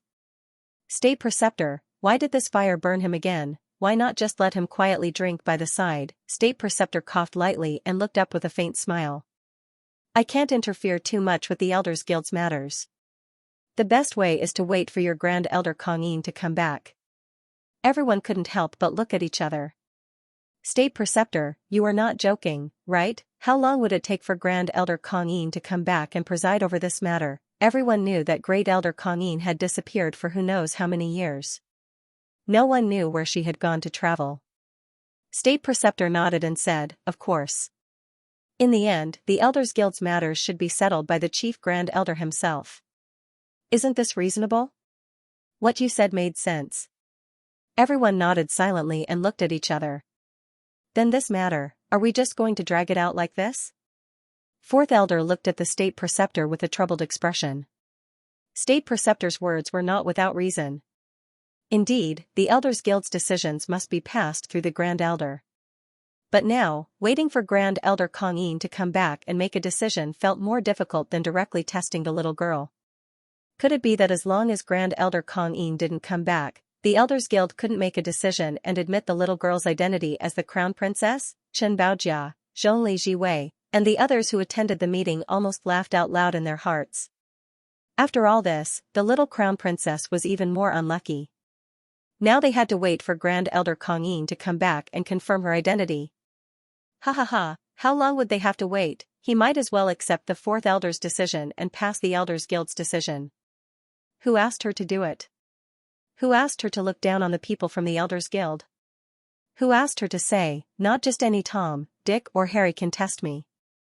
Ha ha ha, now it's going to be smooth, right? Just wait for Great Elder Kong-yin. Perhaps, he might be able to meet the Chief Grand Elder in his lifetime. The smile on the corner of Zhongli Jiwei's mouth was almost unconcealable. They were all mocking and snickering at Miss Chiao. Arbor raised his head and carefully sized up the State Preceptor with a faint smile on his face.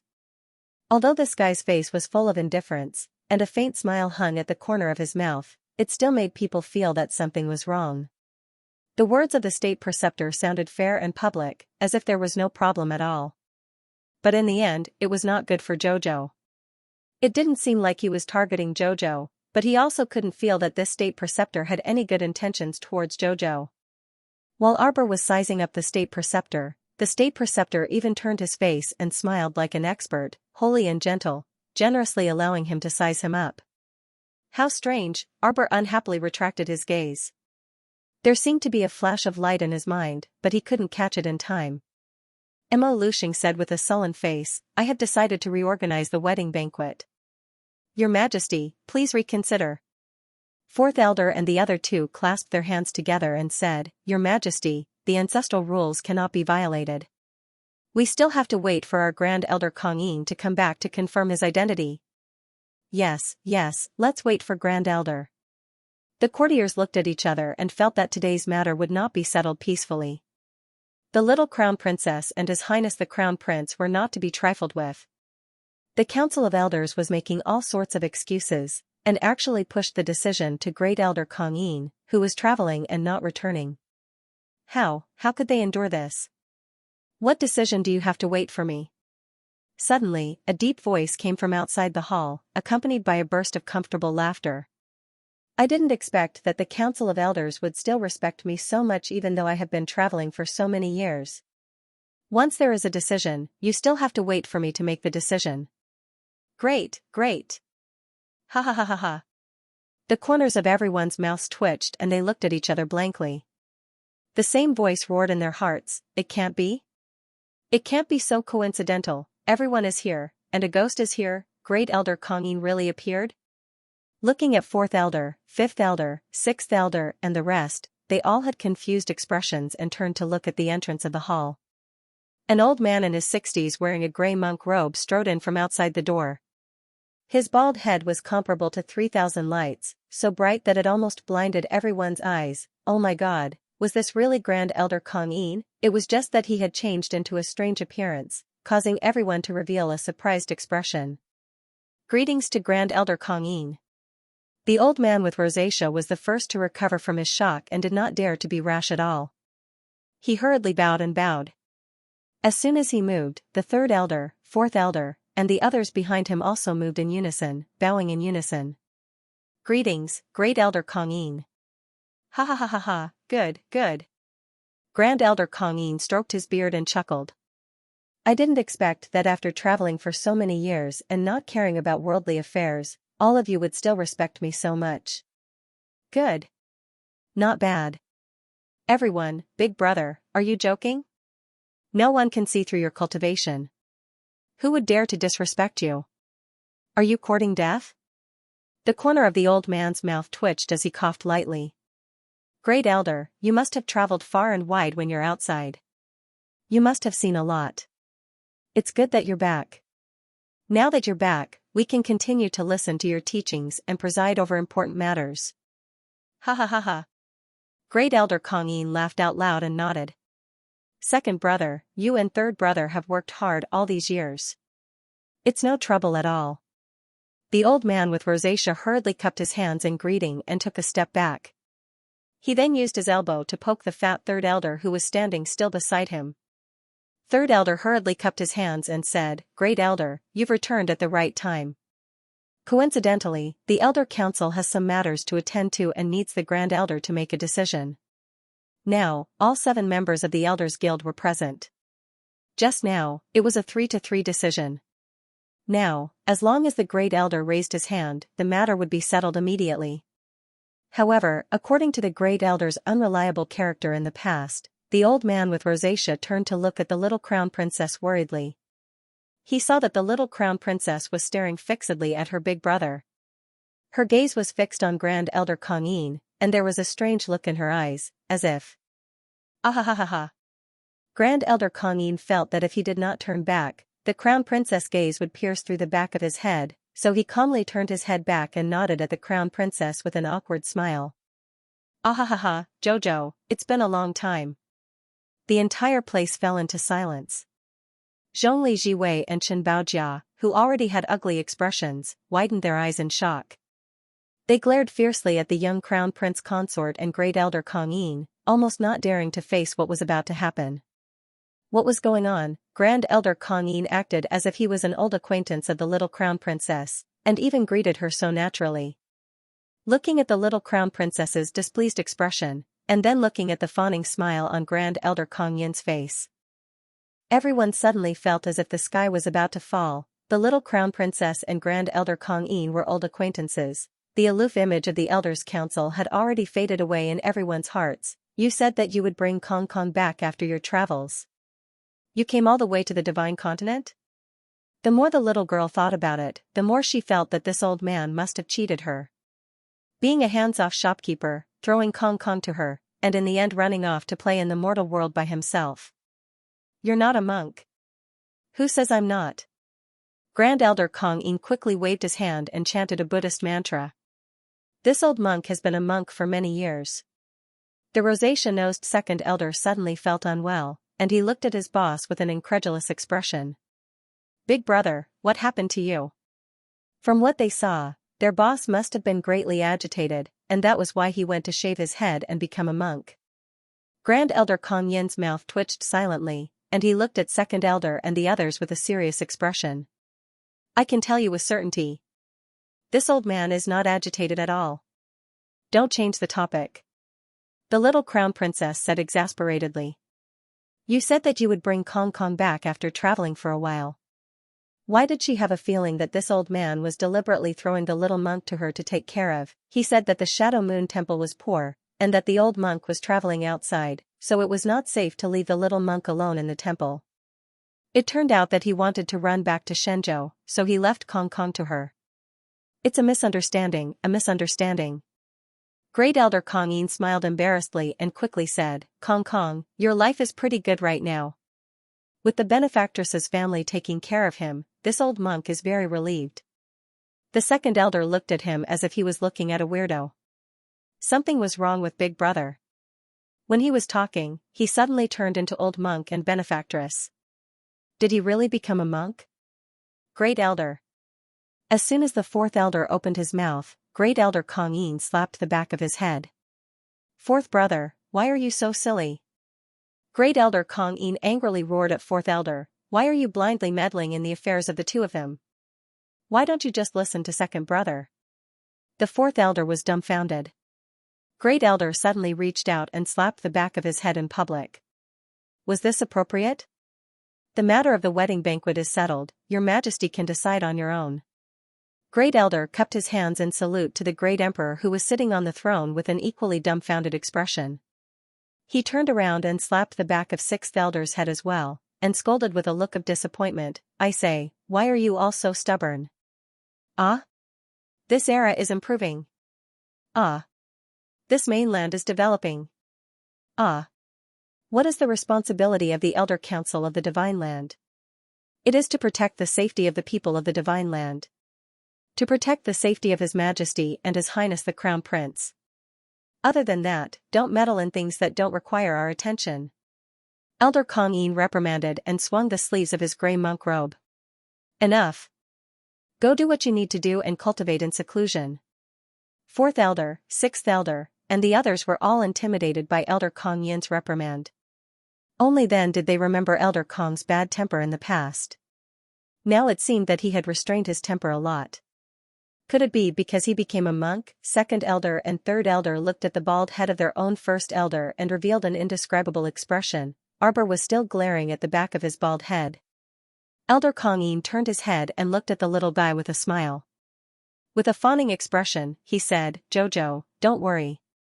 With this old monk here, you will have my full support. The Elder Council has absolutely no objection to your marriage with His Highness the Crown Prince. The Elder Council has unanimously agreed." With that, he turned and glared at Fourth Elder and the others. Fourth Elder, Sixth Elder, and the others hurriedly nodded and said, "Yes."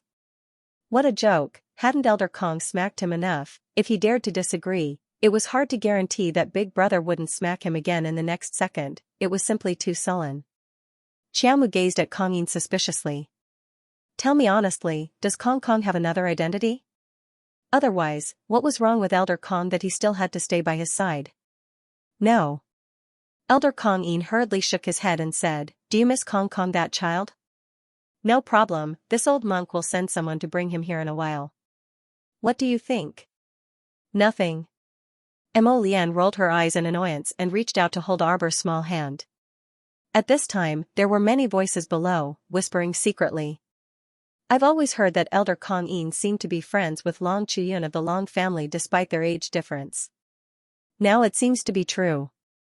Otherwise, why would he be so good to Long Chuyun's daughter? Yes. Young Crown Prince Consort, you're really lucky. In the future, with the support of the Chief Elder of the Council of Elders of the Divine Land, who on the Divine Land would dare to doubt her identity as the Crown Princess? Chen Baojia pinched her pale fingers and wanted to howl.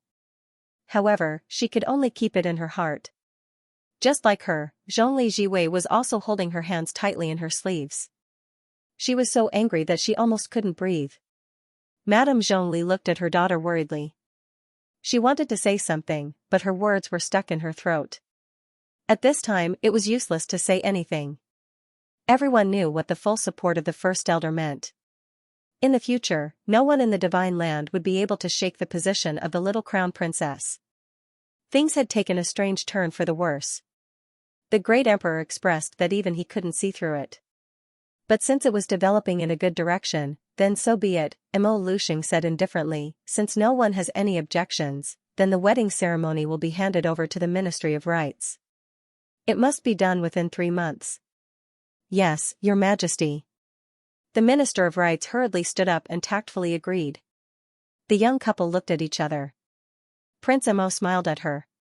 440 Departure for Wind Thunder City. It was troublesome to reorganize the wedding banquet. However, it could shut the mouths of those busybodies and make those with ulterior motives slap themselves in the face. The little Crown Princess expressed that she was willing to cooperate. The second day after the banquet, the group of students heading to Wind Thunder City began to prepare for departure. Wind Thunder City was located in the center of the 3 prefectures and was independent of the 3 prefectures. No matter which party rushed over from their own capital, it would take about 5 to 6 days with flying beasts. A horse carriage would be even slower. Don't even think about it. Even if it was a spirit stallion, it would take at least a month or 2 to break its legs to run. It was already the 7th day of the 3rd month. Rushing over at this time was already very tight. If something happened on the way, it would really be a bit of a surprise. However, Sir Jojo had Qishout Songlong, which could shorten the time by at least 1 day. Early in the morning, everyone could see flying spirit beasts flying out of the capital from the designated flying platforms. The commoners dragged their wives and children to the streets to watch as if it was the new year. When they saw a large spirit beast carrying a person into the air, they cheered. There were also many servants of aristocratic families who returned from grocery shopping. When they heard the cheers, they proudly said, "This is our family's second young master and third young master. 4 people from our Doe family are going to the Imperial College to participate in the entrance exam. Ha ha ha, 7 young masters and young mistresses from our Qin estate are going together. Wow, the Qin family is really a big family. Amazing. It seems that many people from the Duan family are going as well. I heard that the 3rd young master of the Duan family is about to break through to the divine realm. Oh my god, isn't the 3rd young master only 23 years old? Yes. Wow, look, is that the Qin estate's flying spirit artifact? Yes, yes. Oh my god. From time to time, there would be people screaming from the crowd. The onlookers were discussing it happily. A large flying spirit artifact carrying the people of the Qin estate glided across the sky, causing a series of exclamations. In an open space in the small garden of the Eastern Palace, there was a 3-story ship parked there. A group of eunuchs and palace maids were working in full swing. Like flowing water, they carried pastries, food, clothes, and utensils up and down the boat. Their eyes were filled with unconcealable joy and joy. Look, their crown princess actually has a spaceship. Everyone else had to travel on spirit beasts. Even if a clan had a flying spirit artifact, it was impossible for it to be as big as the crown princess 3-story ship. Is everyone done wasting time? Get on the boat when you're done. Let's go. Fatty stood at the bow of the boat and shouted at the people who were dawdling in the room. Ma Ta, Lu Yu, Xianxia, and the others pushed open the door at the same time. There were a few bags on their backs, and everyone's eyes twitched when they saw them. Brothers and sisters, don't you all have inner worlds? How could the others know that the Seacone Planet Battle team had long been scared of being scammed by others? Now, no matter where he went, whether he had an inner world or not, whether he could use it or not, he had to carry a few bags with him. Only then would he feel at ease. Jojo, hurry up. Everyone turned to look and saw a little girl dressed in red battle clothes. Her long hair was tied into a long ponytail behind her waist. There was an interesting golden doll headdress on her head that glowed with a faint golden light under the sunlight. The little jade person raised her head and lightly jumped, her body landing lightly on the deck. Prince Emo smiled slightly. Speaking of the next chapter, the normal time is 6 chapters. No matter if I'm 7, 8, or 10 chapters, it's all me squeezing sleep to add more chapters. So there's no problem with fewer chapters. I've been adding chapters continuously for a month now. Every day, I'm updating 10 or 8 chapters. My energy is limited, and I'm busy with work at the end of the year. I also need to rest. I'll start at 6 chapters today. If I have time, I'll add more chapters. I also hope to write more brilliantly and not let you down. His JoJo was becoming more and more exquisite and adorable. Looking at his red battle clothes, he was so beautiful that people couldn't take their eyes off him. The group of youths boarded the 3-story ship with bags of various sizes hanging on their bodies. It was a bit of an eyesore. Arbor glanced at them and held back his laughter. His little face was serious. Xianxia was dressed in an emerald green dress, which made the little girl's round face look even more rosy and cute. She carried 2 bags on her back and 2 on her left and right shoulders. Once she boarded the ship, she waved her little hand and said, "All right, everyone is here. Let's set off." Prince Mo's eyes twitched. His gaze swept over these idiots. What are you all doing? Going to the academy like this, it's like you're escaping from a disaster. Don't you think it's funny? Little Fatty patted the bags on his stomach and said earnestly to the Crown Prince, "Your Highness, do you want to prepare a bag as well? Let me tell you, when we train in the future, there's an 80% chance that the academy will cheat us and not let us use our inner worlds. Don't look down on these small bags. They'll be of great use in the future. This Crown Prince has a storage talisman." Little Fatty's eyes lit up. He slapped his thigh and said, "That's right." Arbor rolled his eyes at the sky. Xianxia said with a straight face, "Then what if the academy forces us and even confiscates our storage talismans?" Mata coughed lightly and said, "Then let's each carry a bag in case we need it." Lu Yu and the others had already silently put away the extra bags. They only carried a small bag of food and water on their backs. Prince Mo's eyes twitched. He pulled his Jojo to the side and whispered in the little guy's ear, "Let's stay away from them." His teammates were not smart enough. He didn't know if they would be infected in the future. Sir Jojo's eyes sparkled. He lowered his head and looked at the palace maids and eunuchs who were waving at them at the bottom of the ship. The little guy also raised his little hand and waved.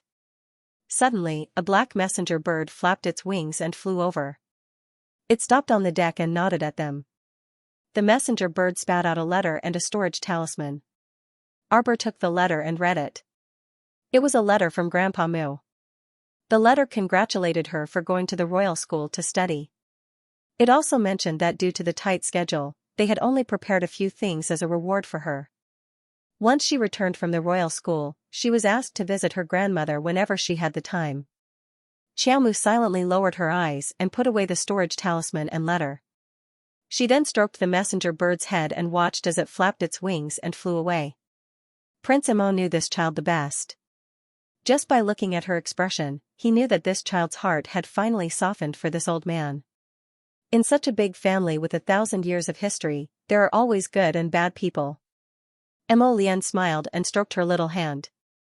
She said softly, "At most, we'll chop off those rotten and withered branches in the future and let the healthy ones grow stronger. Don't worry, I'll be with you." Prince Mo rubbed her head and said softly, "Okay." Arbor nodded. She waved her little hand and said, "Let's go." The mechanical people on the red Nimbus ship started moving with all their might. A huge ship suddenly took off and flew directly into the depths of the blue sky. In the small garden of the Eastern Palace, a group of eunuchs and palace maids cheered as if it was the new year. They raised their heads and waved as they watched their masters leave. Their little faces were flushed with joy. They were really too happy. Who said that their little crown princess came from a small village in a remote mountainous area? Spit on their faces, you haven't seen their crown princess's great ability yet. The crimson firmament blue wave ship passed through the clouds. Only cultivators with extraordinary eyesight could vaguely make out a ship's shadow passing by. As for the commoners looking around in the city, they naturally couldn't see it. Not long after Arbor's ship left, an exhausted team arrived at the northern city gate of the imperial capital. The leader of the group was a young man in his 20s. His face was covered with dust from a long journey. There were about 12 or 13 people in the team. Once they entered the city gate, everyone looked around. "Oh my God, we're finally in the capital." A youth about 14 or 15 years old followed behind the youth. He wiped the sweat on his face with his sleeve and muttered, "I wonder if His Highness and the others are anxious from waiting." A thin girl about 28 or 29 years old with high cheekbones rolled her eyes and couldn't help but say, "Why wouldn't they be anxious from waiting? I think they're probably exhausted from waiting. Who knew that so many things would happen along the way?"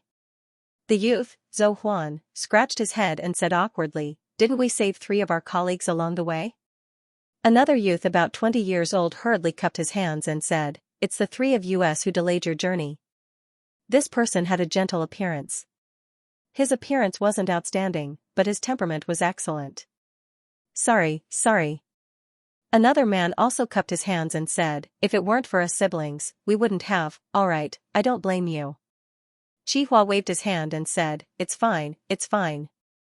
Anyway, His Highness the Crown Prince should know what happened to us. We'll go now." Before he could finish speaking, a black shadow suddenly appeared in front of them and carefully sized them up from head to toe. "Chihua and Zhou Huan?"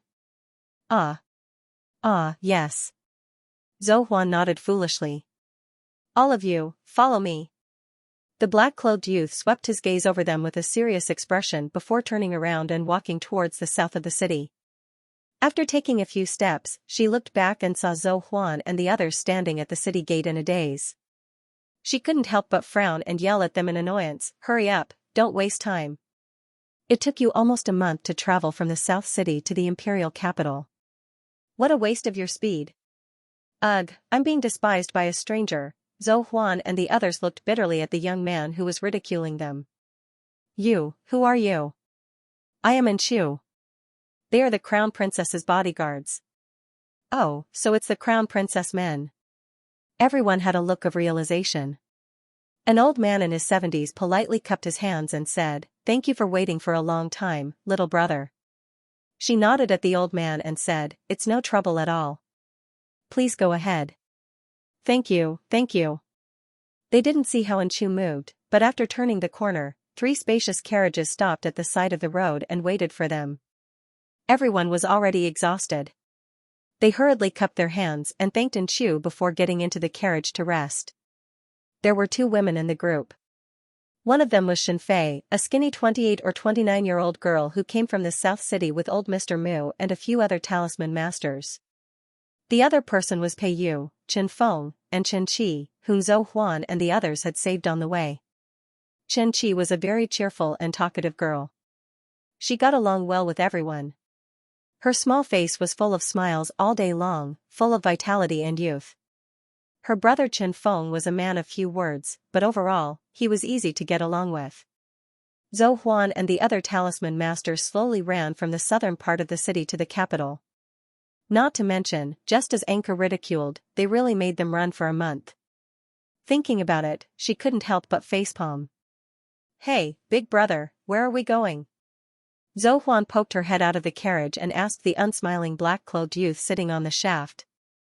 Anka glanced at him. "Go to Huaqi Street in the southern part of the city." Zhou Huan poked Qi Hua's arm. "Your family owns a street." "Hey, go away." Qi Hua slapped her hand away in annoyance. "Hee hee." Zhou Huan quipped a few words and stopped while she was ahead. She lowered the carriage curtain and leaned against the window, her eyes rolling as she looked at the bustling scenery along the way. The capital is really lively. The carriage quickly arrived at the residence on Huaqi Street in the southern part of the city. After this residence was taken back from Mu Jingfeng's mistress, it was renovated, and some of the furnishings inside were also replaced. Zhou Huan and the others came late. Wang Yan, Gu Dapeng, and the others who came early had already settled down in the wing of the northern courtyard. There were only 3 alchemists at the moment, so they lived in the relatively smaller northern courtyard. The southern courtyard was left to the talisman masters. The carriage stopped in front of the residence on Huaqi Street. Everyone jumped down from the carriage and walked into the residence. An old butler stood at the door, already waiting respectfully for a long time. Seeing everyone come over, he hurriedly smiled and cupped his hands. "You must be a talisman master. Please come in, please come in." Zhou Huan and the others hurriedly cupped their hands and returned the greeting. Everyone walked in noisily. With the old butler leading the way, the group went to the southern courtyard. "Everyone can stay here with ease in the future. If you need anything, just let the servants know. This old one will arrange everything here." "Thank you for your trouble, old butler." Old Sir Mu smiled at the old man. The old butler was flattered and waved his hand. "It's no trouble at all. Sir Anku, do you have any other orders?" And Chu shook his head. "You can leave first." "Yes." After the old steward led the manservants out of the courtyard, he secretly urged them to leave before turning to look at old Master Mu and the others. "You have all come at the wrong time. The Crown Princess and His Highness the Crown Prince have just left the city for the Wind Thunder City's Royal Academy." "Royal Academy?" Everyone was stunned for a moment before revealing a surprised expression. In the Great Divine Lands, who wouldn't know of the Royal School? It was both unexpected and reasonable that the Crown Prince and Crown Princess would be invited to the Royal School. "All of you can stay here at ease and study talismans. You don't have to worry about other mundane matters." "That's good." Old Master Mu nodded with a smile. "The Crown Princess means that if no one has any objections, our little association will be called the Heavens Vault Society in the future." And Su said indifferently, "Regardless of whether you make talismans for auction or as a gift, they must all be signed as products of the Heavens Sanctum Guild." Everyone nodded without any objections. "Then we are established?" Zhou Huan asked with a surprised expression. "Do we need to hold some ceremony?" The corner of Ensu's mouth twitched, and he coughed lightly. "Our Crown Princess is not a particular person. Even if you want to hold a ceremony, you should wait for the Crown Princess to come back from the academy." Everyone nodded again and again, feeling a little happy in their hearts. In the past, when they were drifting in the martial world, they had to scheme for a living. Now, They only needed to concentrate on talisman research. Seeing their submissive expressions, Ensu took out a handwritten copy from his pocket. This is what the Crown Princess left for you to read before she left. It records some talisman techniques and some of the Crown Princess research. Keep it well. Thank you. Qihua reached out and took it. After reading 2 pages, his eyes were full of surprise and he almost immediately sank into it. Zhou Huan said repeatedly, Big brother, let me see, big brother. Old Mr. Mu also stretched out his neck and wanted to reach out to take it. Brother Qihua, let this old man take a look. Ensu silently rolled his eyes. Everyone, don't be anxious. You all came back covered in dust. Go wash up and rest first. I'll have someone prepare lunch. You can study it tomorrow. Very good, very good. Old Mr. Mu nodded with a smile. Thank you for your trouble, Lord Ensu. Thus, the group of people from the Tianfu Society settled down and began their wonderful lives. Many years later, when the entire 3 continents raised their thumbs at the mention of the Tianfu Society, there were also people who asked, how was the Tianfu Society established? Those who knew could only silently lower their heads and point to their fingers. I'm sorry, everyone, it's not as grand as you think. The leader of our Tianfu Society was not so particular. On the day of the establishment, the weather was very good. A group of senior members of the Tianfu Society came to the imperial capital tired like dogs and established our Tianfu Society in a courtyard on Huaqi Street. Zhou Huan asked someone to prepare the bath water. When she pushed the door and entered, she couldn't help but stop and turn to look at the servant standing at the side. Hey, let me ask you. What kind of people live in the north courtyard next door? She didn't know if she could go over when she was free. Just as the servant was about to speak, he heard a loud tremor from the north courtyard. Everyone silently looked up at the sky. The corner of Zhou Huan's eyes twitched. Eh? Earthquake. Everyone, don't be nervous. The 3 alchemists of the North Court would do this every few days, the servant said expressionlessly. It seemed that he had already gotten used to it. Zhou Huan and the others were speechless. It seemed that the exciting days had just begun. My Zhou section break, above the dark blue sky. A circular air transportation spiritual artifact was flying at a constant speed in the air. Suddenly, countless huge black eagles rushed out from the side and rushed towards the air transportation spirit artifact in unison. With a loud bang, the air transportation spirit tool was swayed left and right by the flock of eagles. It was like a small boat in the middle of a huge wave, drifting in the wind and rain. It was a bit pitiful. Everyone, sit tight. Wait for me to stabilize the air transportation spiritual tool. The helmsman hurriedly exclaimed, Your Highness, how are you? Duanyu Yuan was currently lazily leaning against a soft cushion with a wine cup in his hand. After being rammed by this flock of flying eagles, they were thrown into a commotion. Some of the wine in his hand spilled out and dripped onto his clean white robe. His peach blossom eyes narrowed dangerously as he glanced unhappily at the flock of black eagles outside the window. Why were these blind things so loathsome? They could even be rammed while staying inside the air transportation spirit artifact and drinking wine. Thankfully, the air transportation spirit artifact that his father gifted him was made of good materials. Even after being rammed a few times, there wasn't any damage to its exterior and it still steadily swayed about among the flock of eagles. A middle-aged man's expression was grim as he tried his best to stabilize the air transportation spirit artifact's direction. This control panel was actually very simple. One only needed to place a spirit stone into the card slot, and the person manning the rudder only needed to move the direction. Normally, when flying straight, one didn't need to move and only needed to see if there were any obstacles ahead. But now, this was also the first time the person manning the rudder encountered such a situation. Logically speaking, their air transportation spirit artifact wasn't considered too small. When such a large air transportation spirit artifact was traveling outside, most flying spirit beasts with eyes wouldn't pounce over and court death. After all, strictly speaking, people who could own air transportation spirit artifacts were not ordinary people. They were definitely members of large factions and clans. These flying spirit beasts also had intelligence, so it was impossible for them to be so blind. Duanyu sat up slightly and placed the wine cup in his hand on a small table on the side. The appliances inside the air transportation spirit artifact, from large tables and chairs to small cups and plates, were all fixed with special magnets. Once placed on the small table, the cups naturally wouldn't move. "Open the window," Duan Yu ordered dryly. It was truly unbearably annoying to have so many disturbances along the way. Why were these flying spirit beasts ramming into his air transportation spirit artifact for no reason? He wouldn't believe it if someone said they weren't being manipulated. As for who was so unwilling to let him safely arrive at the Royal Academy, haha, it was obvious even if one used their legs to think. The middle-aged man manning the air transportation spirit artifact quickly complied and closed the window beside Duan Yu with a sweep of his spiritual energy.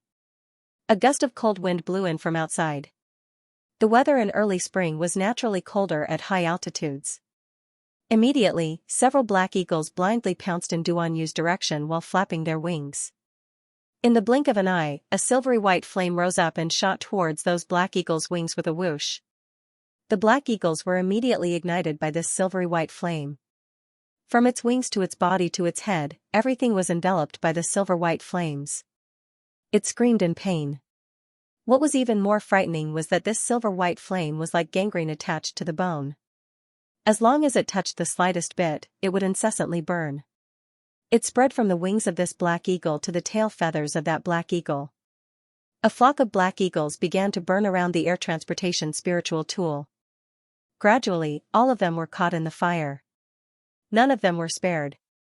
Every single one of them rolled in the air and wailed. Every single one of them was burned to ashes by the seemingly inconspicuous but boiling flames.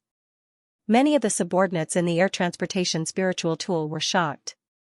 They rarely saw their master get angry, but it was clear that even though this master usually didn't get angry, it didn't mean that he wasn't scary when he got angry. So this was the Demon Emperor's fire. Everyone exhaled softly from the bottom of their hearts. Their expressions were filled with shock and fear. They didn't dare to speak and just silently lowered their heads, praying in their hearts that their master's anger would quickly pass. "Close it," Duan Yu coldly ordered. The helmsman hurriedly rolled down the window of the air transportation spiritual tool. The air transportation spirit artifact safely passed through the flock of eagles that had been burned to ashes and continued to fly forward steadily. Along the way to the academy, there were always some blind people who tried to do troublesome things to obstruct him. Their actions were truly too naive. The accompanying people were also very clear that their lord was probably in a bad mood right now, so they all shut their mouths. The middle-aged man controlling the air transportation spirit artifact quickly steadied the direction and steered the spirit artifact forward steadily. However, it wasn't long before a tricolored spirit magpie flew over from the side. That spirit magpie was only half the size of the black eagle from before, so it was probably just passing by and not looking for trouble, eh? It actually flew over. The middle-aged man creased his brows and quickly glanced behind him. He reported cautiously, "Your Highness, a tricolored spirit magpie is approaching." "Ignore it," Duan Yu said dryly, not even bothering to lift his eyelids. The middle-aged man nodded and steered the air transportation spirit artifact forward without looking sideways, leaving that approaching spirit magpie behind. In reality, the middle-aged man could clearly see that there were two women standing on top of that spirit magpie, waving at their air transportation spirit artifact non-stop. However, judging from this situation, their lord wasn't someone who was protective of the fairer sex, so he definitely wouldn't be willing to pay attention to them. An accompanying boy servant clearly saw who the figures on the spirit magpie were from the crystal wall in front of them and said meekly, "Your Highness, it seems to be Commandery Princess Xianxia and Sholi Commandery Princess." "Oh." Duan Yu responded and didn't say anything else afterward. The accompanying boy servant naturally understood that this lord wasn't willing to let these two commandery princesses come up. Commandery Princess Xianxia stomped her feet angrily while standing on her spirit magpie's back. "It's His Highness the Fourth Prince's spirit artifact." Behind her, Wu Huanqiu couldn't resist rolling her eyes. "I already told you not to wave there." She was acting like a fool. She could tell that His Highness wasn't willing to take them along to the academy on the way. Otherwise, he wouldn't have directly set off from Phoenix Emperor City without saying anything. He simply didn't plan to go with them. This Xianxia Commandery Princess was really funny and naive. She actually chased all the way here, which really annoyed her. If it weren't for the fact that she only had one spiritual beast that could walk on land, she wouldn't have come to ride on Princess Xianxia's flying spiritual beast. Xianxia Commandery Princess was furious. It must be the person with the air transportation spiritual artifact who didn't see us. After all, he sees us, she definitely won't be like this. Wu Huanqiu could not help but chuckle. How could this person be so self-righteous? How bad must Prince Chen's eyesight be to ignore such big spiritual magpies like them? I can't be bothered with her. Princess Xiao turned her head away angrily. She secretly decided that she would immediately separate from this idiot when they arrived at the academy. She didn't want to be infected by her low IQ. Hey, Ollie, brother Ollie. Xianxia Commandery Princess watched as the air transportation spiritual tool flew faster and faster. In a flash, it turned into a black dot and disappeared in front of him. She could not help but breathe her last. It was simply infuriating. Don't worry, north-facing Great Forest is just up ahead. At that time, His Highness would have no choice but to put away his flying spirit artifact and cross a part of the forest on foot. Beep beep beep beep, the sparks from the sparks illuminated Sir Jojo's bright almond-shaped eyes.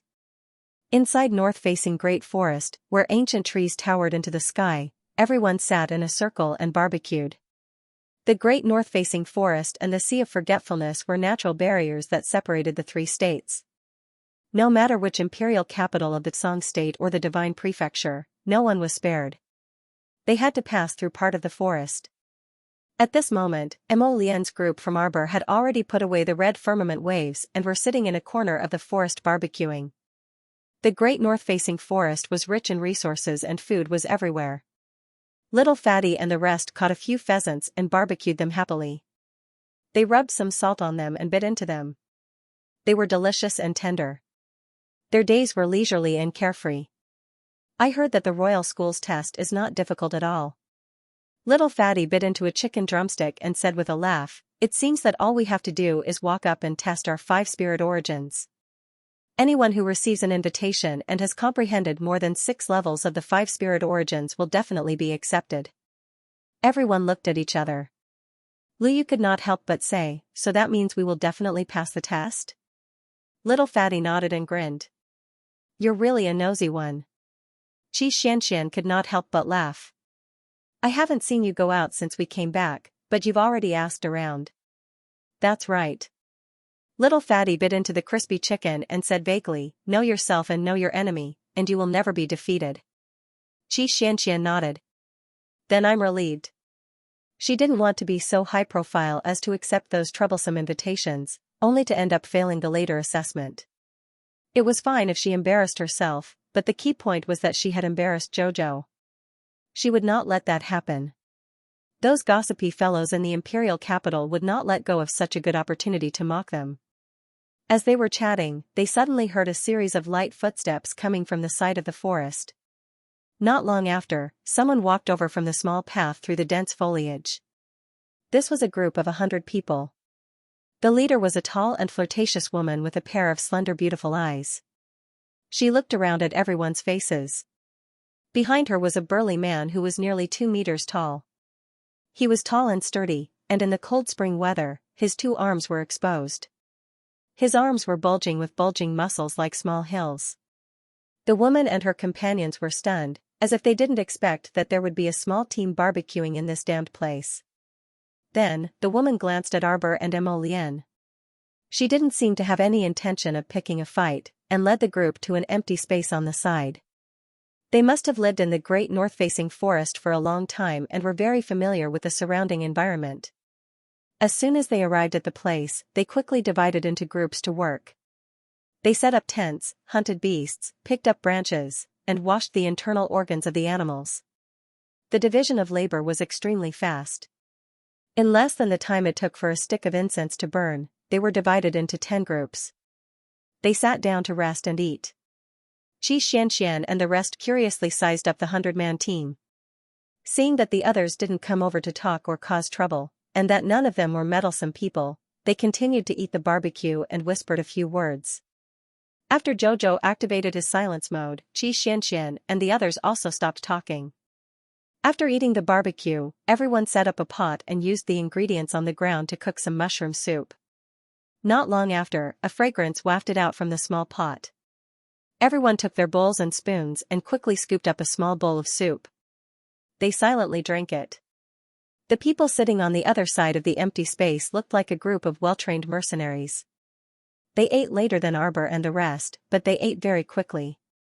While Arbor's group was drinking soup, the mercenaries had already finished eating and were cleaning up. One of the smaller mercenaries looked curiously at Arbor's group. He couldn't help but ask his companion in a low voice, "Hey, who do you think they are?" Judging by their attire, they looked like a group of young masters and young ladies heading to the great forest in the north. They didn't even have a guard and were walking alone in the forest? Mind your own business. The other person looked like a veteran mercenary. He glanced at the talkative kid and rolled his eyes. "Did you forget what the leader told us to do again?" "I remember." The small mercenary pursed his lips and said flatly, "Don't cause trouble when you're outside." According to their leader, you don't know what kind of danger you'll face in the future. The most important thing in the world was to be cautious. Maybe you saw someone who wasn't very outstanding, but they had a way to kill you. If you caused trouble and couldn't solve it, you'd be in trouble. Don't you think the leader is being too careful? "I don't think so." The old mercenary sneered at him. "I'm telling you, if you don't agree with our leader's behavior, you'd better leave as soon as possible." The small mercenary saw him turn and leave. He pursed his lips and didn't say anything, but he was still a little unconvinced. She glanced at Xiao Mu's group again and inwardly criticized, "They just look like a bunch of young masters and misses who are inexperienced. How could they be dangerous?" Clang clang, clang clang clang. "Leader, there's a fierce battle over there." A scout mercenary walked quickly to the beautiful woman and squatted down. "Should we change camps?" The beautiful woman was the leader of the dire mercenary group. The muscular man next to her was her partner, Suha. Both of them had a lot of experience as mercenaries. They wouldn't panic at all in this kind of situation. Dyer nodded. "Let everyone pack up." When the small mercenary heard his leader's decision, he couldn't help but grumble, "Why do we have to pack up when we're just resting?" The old mercenary glanced at him unhappily. "Dongzi, you talk a lot of nonsense. Just do as I say. The commander must have her own considerations." The young mercenary named Dongzi snorted inwardly and began to tidy up the mess. Whoosh! A flaming iron arrow suddenly landed on a tree. However, the water vapor in the north-facing great forest was very thick, and the ancient trees were also covered in water vapor. The flames were not enough to burn a large area. At most, they would only destroy 1 or 2 tree trunks. Dyer furrowed her thin brows. "Everyone, pay attention and prepare for battle." While they were talking, a few figures ran over while protecting a person. The whooshing sound of flying iron arrows mixed with clusters of flames made Dyer and the others tense up slightly. Xianxia and the others were cleaning up the pots and pans when they turned around and saw a blind stray arrow shooting towards them. Little Fatty frowned and threw out a punch, deflecting the projectile. "Are you courting death?" Lu Yu coldly shouted. His voice was not loud, but it was clearly heard by everyone present. "A bunch of fools, how dare you disturb our rest?" Xianxia said unhappily. "Ah. Jojo?" A certain person, who was escorted out of the forest by several attendants, seemed to have discovered a new continent. With a leap, she appeared in front of Arbor. Just as he was about to reach out to pull her, Prince Mo slapped his hand away without batting an eyelid. Prince Mo's eyelids couldn't help twitching. It was truly a small world. He didn't expect to encounter Duan Yu in this kind of nook and cranny. Arbor was also taken aback. He didn't expect this child to suddenly pop out from the other side. Her large eyes flickered, and she looked behind him with a taut face. "Who are those people?" Duan Yu's eyes lit up, and he hastily shouted, "Jojo, hurry and save me. I'm about to be killed by them." "Woo-woo, was this journey easy? Wasn't it just going to the Royal Academy?" Ronli, that guy, actually sent more than one group of people to chase him all the way here. Of course, he also had the intention to play with them. It was just that he also got annoyed after being chased so many times, alright? He didn't want to bother with these weaklings anymore, but these people seemed to have gone mad as they chased after him non-stop. Wasn't it annoying to lose wave after wave of failure? Sir Jojo's small face darkened as he stared at the masked men in black who had popped out from behind the trees. There were about 20 of them, and they were currently surrounding them with crossbows in their hands. When they saw that there were 9 more people beside Duan Yu, they couldn't help but be startled. The eyes of the leader of the men in black flickered, and he stiffly looked at Arbor's group. He ordered, "Unrelated people, move aside. Don't look for trouble." Jojo. Duan Yu pitifully shrunk behind the little girl, causing Prince Mo to glare at him in disdain. What was going on? Why did these people always like to hide behind his wife? Duan Yu was like this, He Chin was like this, and that D*MN eldest Qin was also like this. Sir Jojo expressionlessly looked at the men in black before him. Della led her group of mercenaries and stood at a distance to watch. After waiting for a long while, he heard the little girl coldly spit out a word, "Scram." The group of black-clothed men pursuing Duan Yu instantly felt extremely displeased. They just didn't want to provoke more people, but it didn't mean that they were afraid of a few young masters and young ladies who looked very young. The black-clothed leader's face darkened as he angrily said, "I advise you to mind your own business, you know him?" Arbor turned to look at Duan Yu with an exasperated expression. "Can't you throw a few concealed weapons and kill them?" The pitiful Duan Yu nodded his head pitifully, looking like a sheep waiting to be slaughtered. "They were sent by eldest brother. I can't kill every single one of them. I have to at least let a few of them go back to spread the news." Who would have thought that these people would not rest until he was dead? Wouldn't it be better to go back and report to them and leave him alive? It was really annoying that they had to chase him all the way. "You're just too soft-hearted," the little fellow said seriously. Mo Lian and the others couldn't help but want to roll their eyes when they heard this hilarious conversation. How could he be so soft-hearted? Almost every batch of these assassins never made it back. Duan Yu couldn't resist blinking and swiftly suppressed his belly full of laughter. He nodded in full agreement and said, "I just can't do it to my own people." "What kind of people are you?" Arbor irritably glared at him before looking up at the group of black-clothed men who were exchanging glances. "Last chance, scram." The leader of the black-clothed men couldn't help but be amused. He glared at Arbor with a venomous gaze. Duan Yu narrowed his eyes, and that frivolous smile on his face gradually turned cold. This group of reckless fools actually dared to look at Jojo with that kind of gaze. "Since you don't want to scram, then all of you can stay here," Arbor said coldly. With a flick of his finger, countless talismans flew out. Once the 8 trigrams binding talismans were activated, countless rays of light landed on the black-clothed men. At the same time, Arbor threw out hundreds of 5-spirit talismans, forming a 5-spirit offensive talisman matrix. In an instant, it was as if a celestial maiden was scattering flowers. The earth and wood beneath the black-clothed men's feet rapidly rolled and tore at them, while fire and lightning interweaved above their heads. It was like the end of the world. When a torrent of water pounced over like a giant dragon and swallowed all the black-clothed men, everyone only saw crackling bolts of lightning swiftly flowing through their limbs and bones. The lightning and water interweaved, electrifying those black-clothed men until they were charred on the outside and tender on the inside. Dell's group had long been dumbfounded. They were stupefied on the spot as they stared fixedly in that direction.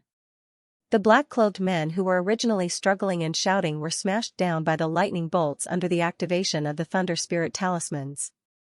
The leader of the black-clothed men had a slightly stronger physique. Although he wasn't killed, he was already battered and exhausted. He lay in the filthy water mixed with stinky mud and could only feel the fatal lightning bolts above his head smashing down on his body as if they were free. He was so tired that he almost wanted to close his eyes. Just let these lightning bolts smash him to death. He felt hopeless, and at the same time, he wanted nothing more than to curse incessantly in his heart. F***ck your young masters and misses. How were these the weak young masters and misses of patrician families? Weren't these fiends and devils? Right now, he suddenly felt that the stoic face's scram was simply like the sound of nature. Unfortunately, he didn't manage to grab hold of that scram tightly. Now, he could only stay here and head to the Yellow Springs. When the last bolt of lightning fell, the entire forest quieted down. There were no more wails, no more cries, no more screams, and even the chirping of insects and birds could not be heard. The little stoic raised the several dozen talismans between her fingers and frowned. "He's dead." As she spoke, she put away the remaining 5 spirit talismans. Her expression was indifferent, without the slightest fluctuation. Let's go. Della and the others felt a chill run down their spines. Many pairs of eyes looked at the young lady in front of them as if they were looking at a monster. He didn't look very old, but his methods were so vicious. Moreover, the talismans in her hands were simply endless. This was truly a life-hastening talisman. The mercenary Dong Zi, who had been critical of their leader, was now pale with fright. He thought about what the old mercenary had said to him and was glad that he didn't cause any trouble. Otherwise, the one lying in the dry grass and mud right now would be his corpse. Oh, no, maybe they wouldn't even be able to find his corpse. The little mercenary involuntarily shuddered as he looked at the things that had been burned to ashes by the lightning bolts. As expected, the commander's principle of not causing trouble and being cautious was completely correct. You wouldn't know about those unknown dangers while roaming the pugilistic world. Perhaps a seemingly adorable little stoic girl was in existence that could take people's lives the moment she made a move. The little mercenary Dong Zi silently retreated and shrank into the group. Commander Dell was naturally very shocked on the inside. Right now, she was extremely glad that she didn't harbor enmity towards the little Stoics group from the start. The little girl and her group weren't troublemakers. As long as the people in her group were sensible enough and didn't provoke them, naturally nothing would happen. Dell exhaled and hastily turned around with the group. At this time, a scouting mercenary poked his head out from the forest and whispered something into Dell's ear. Dell's eyes brightened slightly, and she quickly nodded and left with her group. At the same time, Miss Chiao heard the little water baby's excited voice in her mind. Master, master, master, ahead, let's go ahead. I can smell the scent of natural water. Arbor was startled and communicated mentally. What's natural water? It's a type of 9-layered spirit water, the little water baby said excitedly. It hasn't been comprehended by anyone yet. Before that, Dian can devour it. After devouring it, Dian can probably enter the growth stage. The more the little water baby spoke, the more excited it became.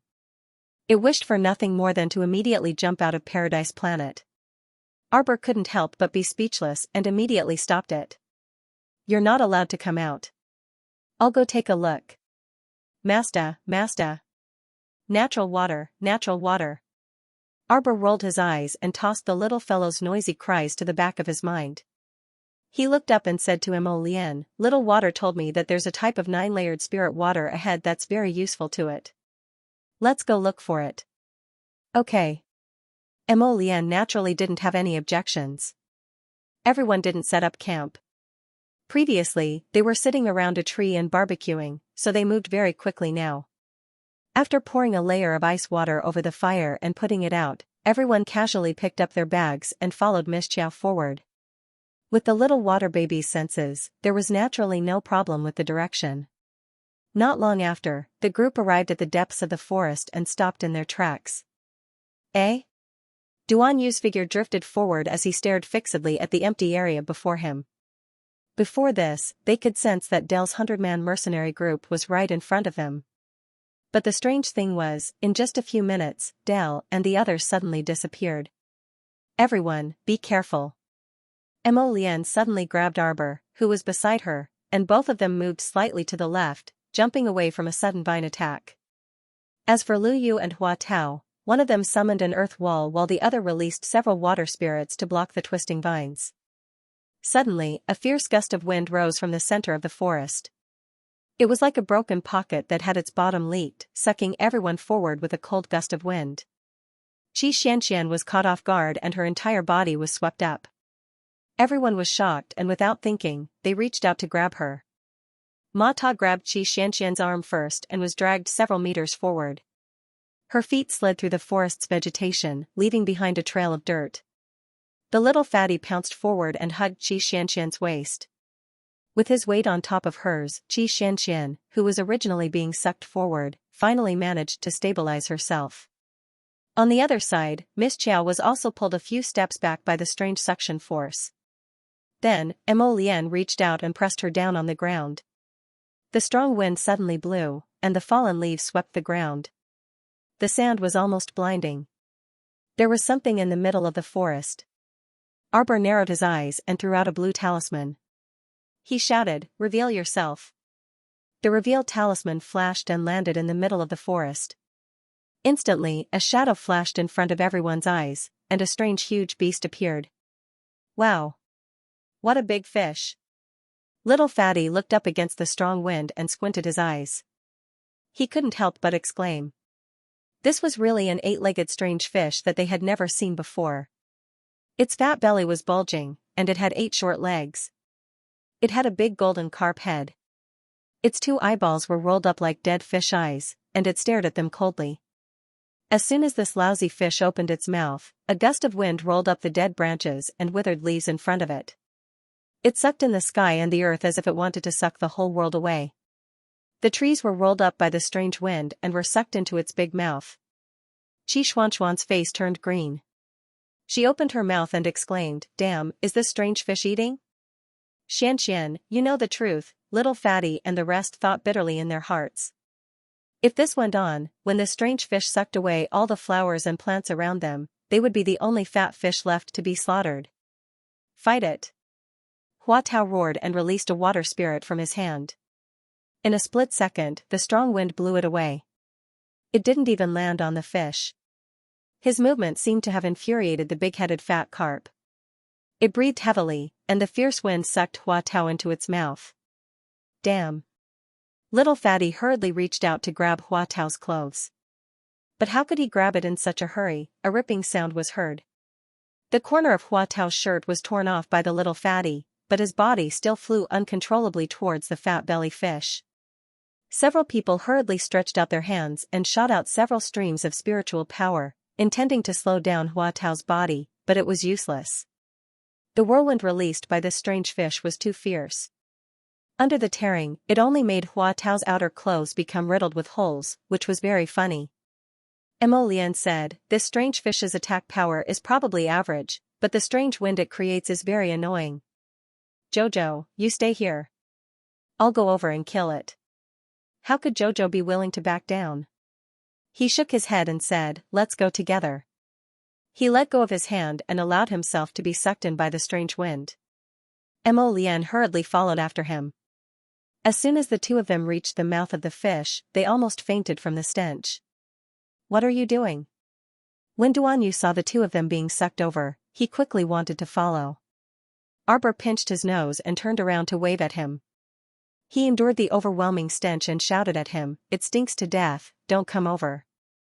Did this big-headed carp not bathe in several hundred years? It was simply stinky to the heavens.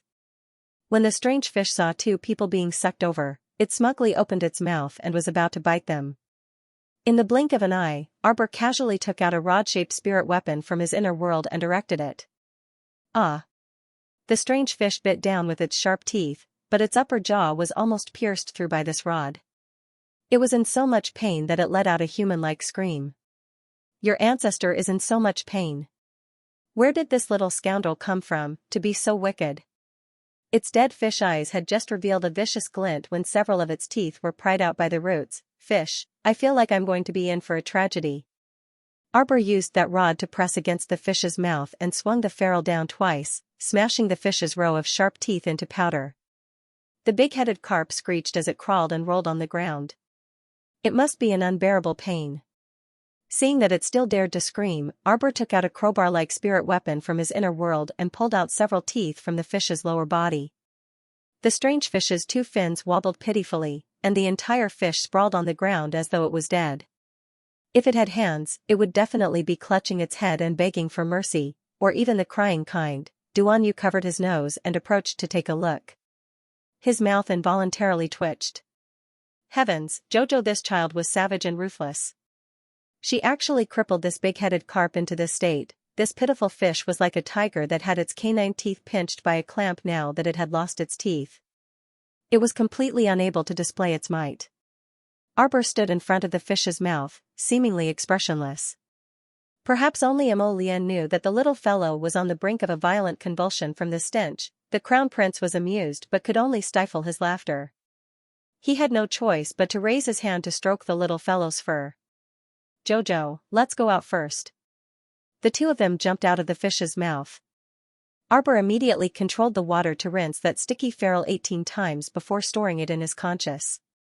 He switched to a washboard, and without making a sound, he suddenly burst into action. Lady Chow Chow rushed to the front of the dead fish.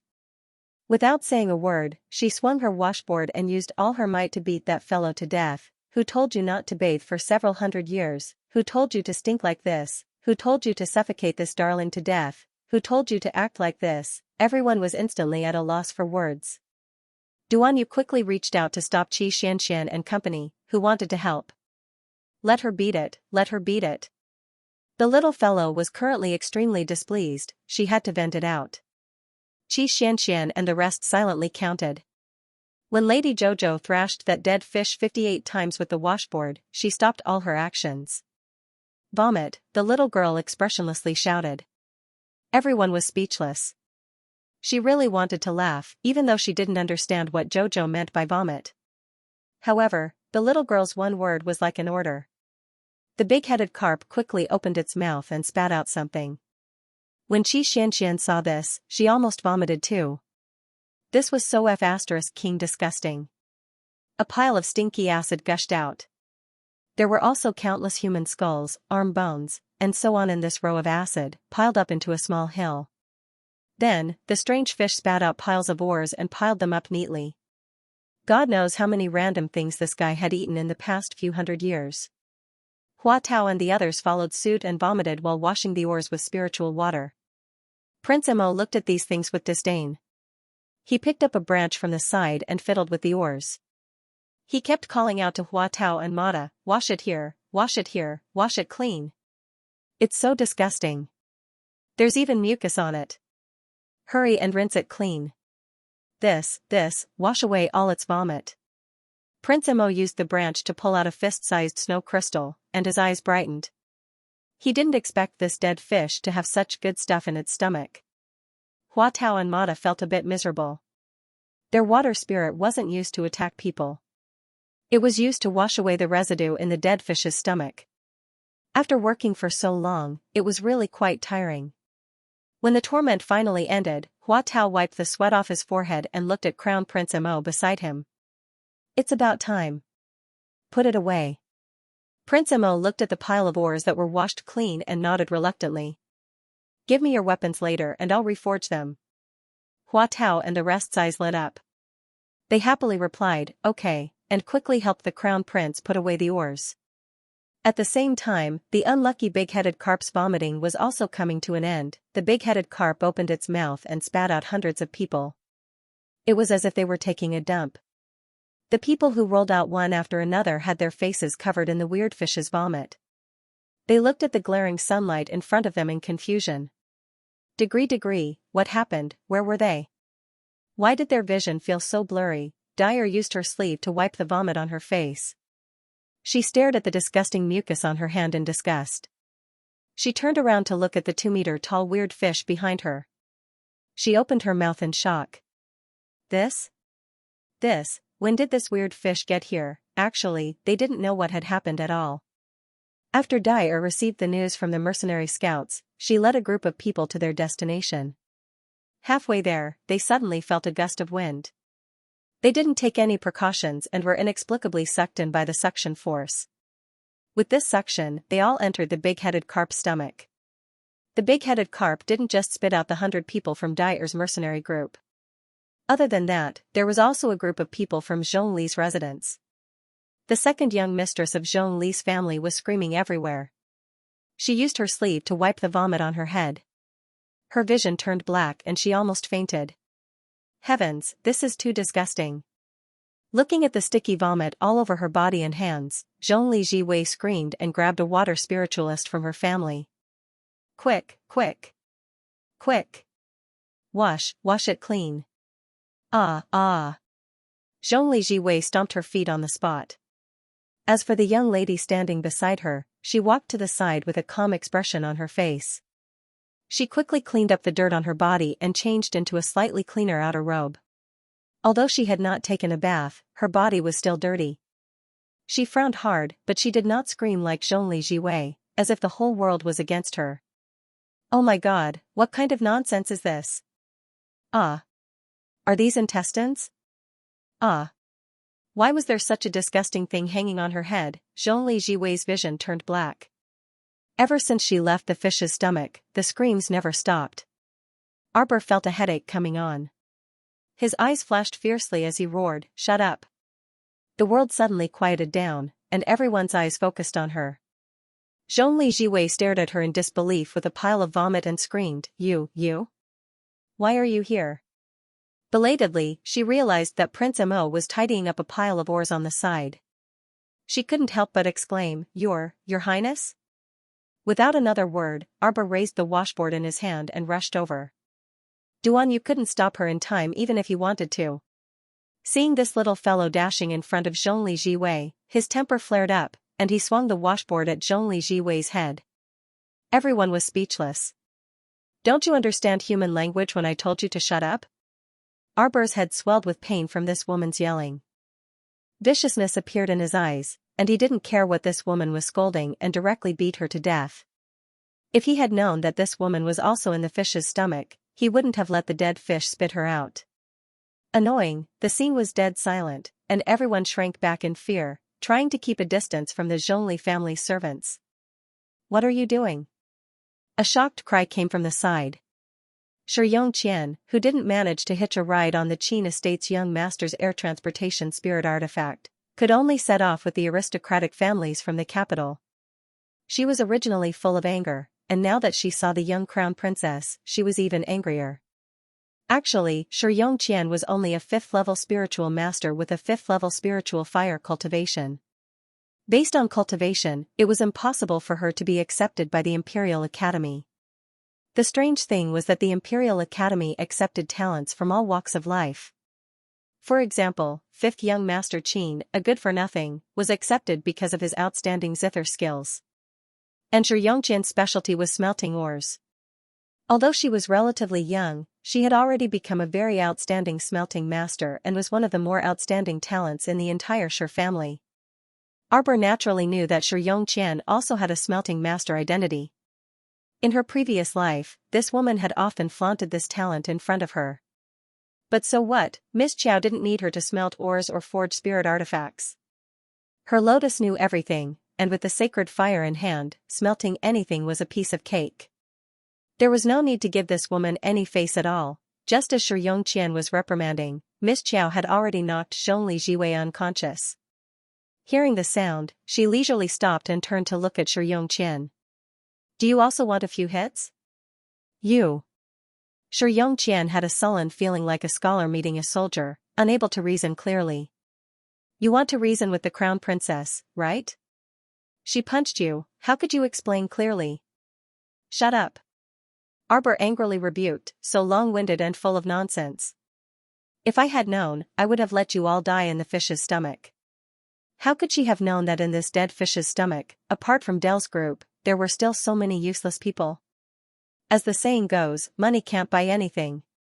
If I had known earlier, I wouldn't have saved him. At this time, a young lady who was originally standing next to Zhongli Jiwei and had walked to the side to silently tidy her clothes walked back. She nimbly cupped her fists and bowed to Qiao Mu and the others. "Many thanks to the Crown Prince Consort for lending a hand." "Who are you?" Arbor glanced at the girl and saw that her eyebrows were not bad. She had a long face and eyes that were as bright as water. The girl smiled in a manner that was neither servile nor overbearing. "My name is Zhongli Zi. Just now, my younger sister yelled and screamed in front of the Crown Princess. It was her fault. I apologize to you." "You are you, she is she." What he meant was, you don't need to apologize to me for her rudeness. She had always been a person who could clearly distinguish between kindness and hatred. She could clearly distinguish who was right and who was wrong. Arbor glanced at her indifferently, then turned and walked to Mo Lian's side. On this side, Crown Prince Mo was almost done cleaning up that pile of ores. He had Hua Tao and Ma Tao rinse off some of the ore crystals at the bottom, revealing a jade-like object. When Mo Lian saw this object, her eyes lit up. Heavenly water mithril," Xianxia exclaimed. At the same time, a hand reached out from the side and abruptly snatched that piece of pitch-black heavenly water mithril. The newcomer was a man around 30 years old. His appearance was very mediocre, and his rat-like eyes emitted a shrewd light as if they were perpetually squinted. He held that piece of heavenly water mithril in his hand and couldn't resist shrieking in excitement. Heavenly water mithril, it's heavenly water mithril, ha ha ha ha ha. I didn't expect that I could pick up a piece of heavenly water mithril in my lifetime. What are you doing? Hua Tao and the others glared angrily at that person and berated, put it down. This person was also a mercenary that had rolled out of the fish's stomach just now. However, he didn't look like a member of Dai mercenary group. As expected, Dai frowned and said to the rat-eyed man in the next second, Deputy Commander Qiong, isn't it unkind of you to do this? All of us were rescued by these brothers. How can you be like this? Not only do you not repay them, but you also snatch their things. That man narrowed his rat-like eyes and sneered, it's useless even if you scream at the heavens when you pick up a treasure from the ground. At this time, Mo Lian had already put away the remaining items and walked to Miss Chiao's side. She glanced at her with an aggrieved expression. It was snatched. I wanted to use heavenly water mithril to forge a weapon for Hua Tao and Ma Ta. When Arbor heard that his companion's weapons were snatched, his gaze immediately turned unfriendly, and he glared coldly at that short-sighted man. Who are you? Big brother Qiong. Shi Yongqian had already walked over in high spirits. Is Uncle Shi Lang here? Niece Yongqian. A laugh came from behind, and Shi Lang mercenary group's commander walked over. He had already finished cleaning up and was hiding behind a tree to change out of all his clothes. Compared to Zhongli Ziyi, who only changed her outerwear, his body was naturally much more refreshed. When Qianghao saw Shi Yongqian, he was like a mouse seeing rice. His rat-like eyes widened slightly as he beamed. Younger sister Yongqian. Earlier, he was completely focused on this heavenly water mithril and didn't even have time to snatch things, so how could he have noticed Shi Yongqian? Now that he saw the goddess in his heart, he was naturally very happy. However, the little stoic's cold words were like a basin of cold water that drenched him from head to toe. Put down the thing in your hand, or die. Shi Lang frowned, and the mercenaries behind him shouted in dissatisfaction, Miss, you're being too overbearing. That's right. You guys have already picked up so many ores. What's wrong with giving one to someone else? If it were anyone else, they might have given the items to them out of shame. However, the little stoic was expressionless and only asked coldly, are you handing it over or not? Qianghao's eyes flashed with anger. Just as he was about to speak, he saw Shi Yongqian tugging at his sleeve. This is the Crown Prince of Shenzhou and the Crown Princess. Qianghao's pupils constricted. Due to the other party's identity, he didn't dare to act rashly. Although the Shi Lang mercenary group was backed by the Shi family and had become a famous fifth-level mercenary group on the Divine Land, they could not afford to offend the Crown Prince of the Divine Land as long as they were in the Divine Land. On the side, Shi Lang was already a bit cowardly, and he hastily apologized with a smile, Crown Princess, please don't be angry, ha ha. Qianghao is a blacksmith master.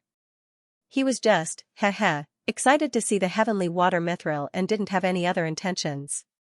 Although Qianghao was a bit unwilling, he truly didn't dare to contradict the Crown Prince and Crown Princess, so he could only reluctantly toss the heavenly fire mithril in his hand to Arbor. The little stoic glanced at them coldly and caught the heavenly fire mithril he tossed over. She said neutrally, if someone else saved my life, not only would I not snatch their things, I would also properly repay them. In other words, you bunch of cowards are truly disgusting to the extreme. Although she didn't ask for repayment for saving people, it truly disgusted her to the core that they repaid her by snatching things. You. Qianghao was momentarily at a loss for words. However, Zhongli Jiwei had already woken up and couldn't resist shouting in an impassioned tone, I don't think you intentionally wanted to save us. Aren't you just saving us in passing? Why? Zhongli Ziyi, why are you gagging me? Apologies. Zhongli Ziyi turned around and nodded apologetically at Arbor's group. She then said to Zhongli Jiwei, can you stop yelling? Go behind the tree and clean yourself up. I'll keep an eye on you. Zhongli Jiwei looked at the mess of vomit on her body and screamed, ah. She hastily hid behind the tree to clean herself up. Arbor couldn't be bothered with them anymore. She tugged at Prince Mo and said to Duan Yu and the others, "Let's go." When she arrived in front of that half-dead strange fish, she kicked it hard. "Why aren't you scramming yet?" Was it waiting to be slaughtered and put into a pot? The dead fish pitifully swayed its body and shrunk before hastily turning to flee. Its back looked a bit disheveled in the wind. Wasn't that so? Heaven took pity on it and threw up all the good stuff it had eaten for several hundred years. Not only was the strange fish hungry now, but its entire fat belly also deflated. "Wait. Don't go." Zhongli Jiwei scuttled out from behind the tree and shouted, "You! How could you let it escape? What else are you going to do? Kill it." Zhongli Jiwei roared angrily, "Who knows how many people this guy has eaten while squatting here? You. You're really... What a lunatic. How could he let it escape? So what if I eat people?" Xiaomu gazed at her icily. What? Zhongli Jiwei widened her eyes in shock as if she was looking at a monster. She stared straight at Arbor. The little stoic coldly swept her a glance. "Other people are eating normally. Who told you to trespass on its territory?" What a weird argument. Did the young crown prince consort mean that the strange fish was quite innocent? Was it because these idiots had barged in and disturbed the strange fish's normal feeding? Zhongli Jiwei's eyes widened in disbelief. She stared at her blankly for a long while before she couldn't help but scream, You can't let it go. Then go chase after them and kill them." "What are you stopping me for, chirping and shrieking for?" Xiaomu brusquely swept this brain-dead woman a glance. Zhongli Jiwei looked back, but she couldn't see the strange fish anymore. That strange fish originally possessed innate concealment skills. Otherwise, it wouldn't have been able to secretly swallow so many people at once. The main reason was that this strange fish knew how to conceal itself. In addition, it concealed itself and used the gale to attract people, so many people were foolishly tricked. In terms of actual combat strength, it was actually only at the normal level. If Arbor knew clearly, this strange fish should be a life-bound beast born with water. In fact, it was quite innocent. Arbor was right. In fact, this strange fish was very lazy. It had been squatting here for hundreds of years, eating, sleeping, and eating. It had not moved at all. If it wasn't for someone coming for the natural water, it would be impossible to walk into its sphere of influence and be sucked into its stomach. Now that it had disappeared in front of their eyes, as long as it hid on its own, they would never be able to find it in this lifetime. You. Zhongli Jiwei was so angry that she almost fainted. She pointed at the little crown princess with a trembling finger and said the word "you" repeatedly, but she couldn't say anything else. Arbor glanced at her coldly. "You don't want your finger anymore, do you?" Zhongli Jiwei suddenly retracted her hand. She didn't realize that immediately retracting her hand was actually an instinctive physical reaction under her fear. She saw that this young crown prince consort's body and soul were screaming the word "tremble." Get lost. Eating was an animal's instinct, so there was nothing wrong with it.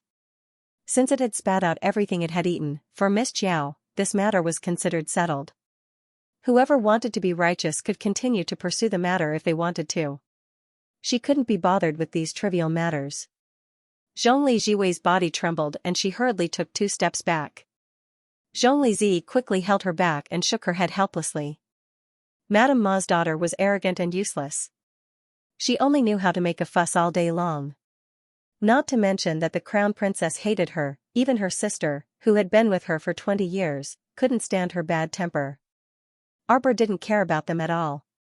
He pulled Mo Lian and called for his own people, and they went through the overgrown trees.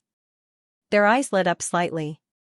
Outside was a gloomy forest with towering ancient trees. Inside was an open space of less than 30 square meters. In the middle was a small pond, surrounded by lush herbs. At a glance, it was colorful and green. It was exceptionally beautiful. Master Silver, in front, in front. Dian Dian shouted excitedly. Xiaomu knew that the natural water was right in front of her, so she hastily dashed forward, arriving in front of that small puddle. He saw a beautiful pink flower plant growing in the water. In the middle of the lustrous petals, there was a drop of sparkling water. It rolled around the petals against the breeze, but it did not fall. Goody. The water child swiftly squirmed out from between Xiao Mu's fingers, and it excitedly sucked in that water droplet with its mouth open. Swoosh! The natural water seemed to tremble, but under the powerful pressure of the holy water, it was sucked over without any resistance. It quickly merged with the water baby's transparent arm. The moment the light burst out, Arbor quickly took the water child into Paradise Planet. The pink plants in the puddle were dying at a speed visible to the naked eye. Arbor's heart skipped a beat. He hurriedly dug the plant out of the water and threw it into Paradise Planet. Ball, save it. Leave it to me, master. Qiu immediately responded. At the same time, Xianxia and the others, who were blocked outside by Mata and Huatao, finally broke through the barrier and rushed in. They all exclaimed at once. Wow, so many herbs. Everyone scrambled to dig and shovel the plants around the puddle. They looked like a group of bandits entering a village. Their movements were so crude that Arbor's eyelids kept twitching. You guys. Xianxia wanted to stop them, but Arbor raised his hand and stopped her. She had all these plants on Paradise Planet, so there was no need to fight over them. It was just a pity. After this herb field was excavated by these bandits in such a barbaric manner, the roots and soil were damaged. Not a single blade of grass would grow here in the future, and nothing would grow here anymore. What a pity for such a small spiritual land. This water, could it be spiritual water? A mercenary exclaimed softly. The group of people immediately threw away the herbs and swarmed toward the small pond, taking out bamboo tubes and other items to get water. A mercenary from the dire mercenary group bent down to taste the water and immediately exclaimed, "It really is spiritual water." Could it be that one of the 5 spirit origins, a high-level spiritual water, existed here? This puddle didn't look like it was formed in just a few years. It must have been formed by droplets of water vapor that filled this small puddle. From this, it could be seen that there was definitely a treasure here. Everyone glanced at Arbor suspiciously. After all, it was this little crown princess who had led people here first. If there was a water spirit origin, it would naturally have been taken by the little crown princess first. Some people were impatient and hurriedly jumped into the pond, searching for something in the mud. Arbor couldn't help but be speechless. She only stood to the side and didn't say anything. Looking at the plants that had been trampled by those people running back and forth, she felt a little pity. Unexpectedly, Arbor was a little absent-minded as she thought of her previous life. The paradise that had appeared on Hulun Mountain in Quoto Village had also been ruined like this. Fortunately, the paradise had been safely hidden away by her and was far away from the chaos of the world. It would never become a barren land again. When everyone rushed into the shallow pond, Xianxia and the others didn't idle around either. They dug out some undamaged herbs nearby. However, no matter how fast the 7 of them dug, they couldn't compare to those boorish people. More than 100 people were squeezed into a small area of 30 square meters. Everyone was fighting to get to the bottom of the pond to fish out some good stuff. At this moment, suddenly, a faint, soft light shone from the bottom of the pond. A light green plant with 7 leaves leaped out of the pond and hastily flew toward Xiao Mu like it was fleeing for its life. One after another, a lot of colorful plants ran straight towards the little guy as if they were psychic. Everyone turned around, dumbfounded. That stoic face stood expressionlessly far away and didn't approach the edge of the puddle. However, the strange thing was that the vegetation at the bottom of the puddle turned into specks of flowing light and kept running toward her. This scene was simply amazing. Mo Lian, Duan Yu, and the others all looked unperturbed. How could he not be calm? Jojo had the holy wood on him, so why would he need to rush forward and snatch it away like the others? She only had to stand there and let Qiu give the order, and those divine herbs that had already gained sentience would naturally rush to her side. The wood spirit origin in her body was no joke. It was not a joke to say that plants had spirits. Those spirit herbs that had lived in this world for more than several hundred years weren't fools. Could it be that they would abandon their little master who possessed the holy wood spirit origin and follow a bunch of people who didn't understand medicine at all and looked at them like they were looking at piles of spirit coins? It was simply a reckless waste of God's good gifts. The group of young men from the Adele mercenary group were all dumbfounded. Who knew what was going on? Could it be that even plants knew what was good and bad these days and could even choose to follow their master? Zhongli Jiwei's heart was about to explode from anger when she saw the scene. She simply couldn't believe that even those naturally occurring plants actually knew how to curry favor with the rich and powerful and attach themselves to the rich and powerful. She felt more comfortable thinking this way. Otherwise, she simply couldn't explain why those plants would look down on them and insist on sticking to the crown princess. Although Zhongli Zi was also quite shocked, she wasn't like Zhongli Jiwei, whose entire face was contorted from jealousy. Zhongli Zi also didn't swarm over to that small pond and couldn't be bothered to fight over that bit of spirit water with others. There were more than 100 of them, and that pond of water was only enough for each person to drink a mouthful. It felt very strange to expend so much effort to snatch that mouthful of water. Lang and Xianxia went to fill bamboo tubes with water, but they didn't manage to fill much and nearly got into a fight with Dyer's mercenary group instead. Although Lang was leading a 5th-rank mercenary group, the people he brought were far inferior to Dyer's mercenary group. If the two sides fought now, Lang's group would definitely suffer. However, no one was willing to give up this spirit water that was so easily obtainable. Both mercenary groups were unwilling to give way, so the situation was a bit deadlocked. On the other side, Cho calmed down after summoning the wind and summoning the rain and making the dozens of divine rank and above herbs hidden in the pond submit to it. Mo Lian, Duan Yu, and the others were secretly amused when they carefully examined the little girl's expression. Although this little fellow didn't have any expression on her face, those familiar with her could tell that the little girl was currently very happy. However, no clues could be discerned from the stoic face.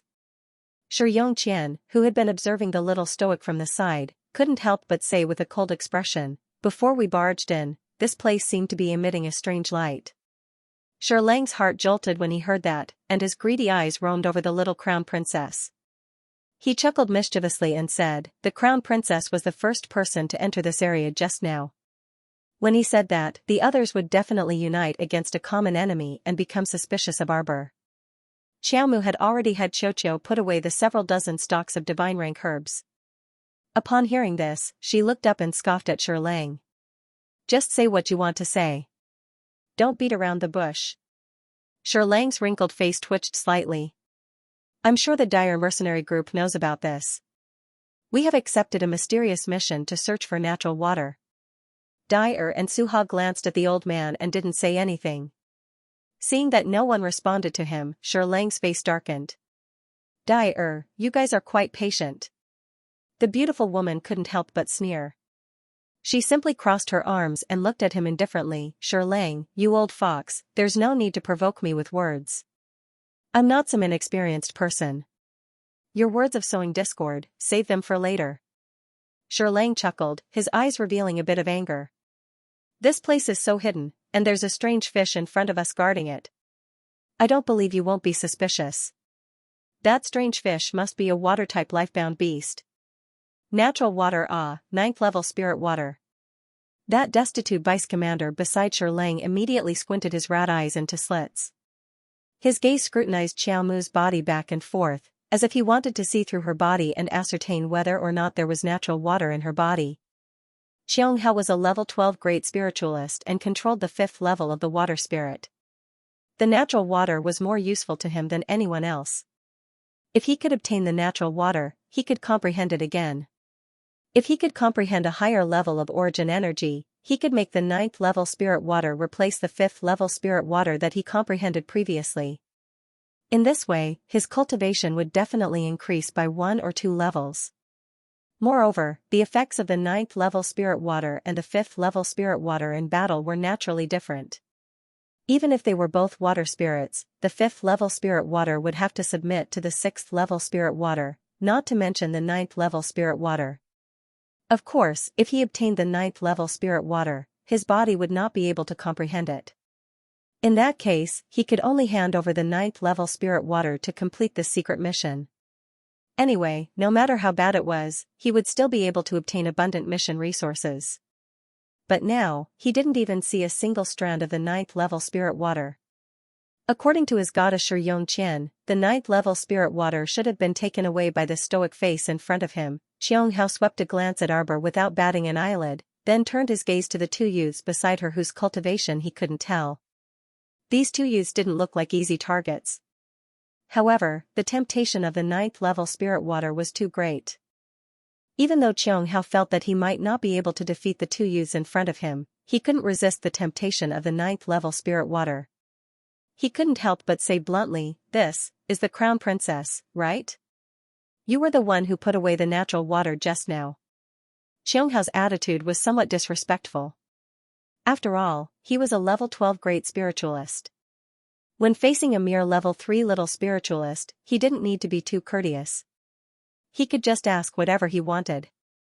Even if the other party was the crown princess of China, with his cultivation, he could completely crush her. Naturally, he didn't need to pay too much attention to what he said.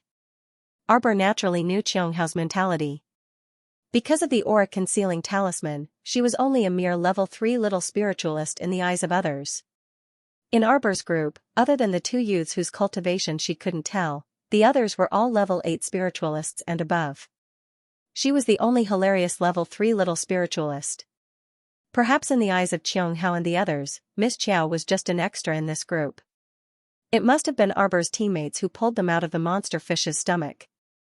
Xianxia's attitude was disrespectful, but Arbor didn't care.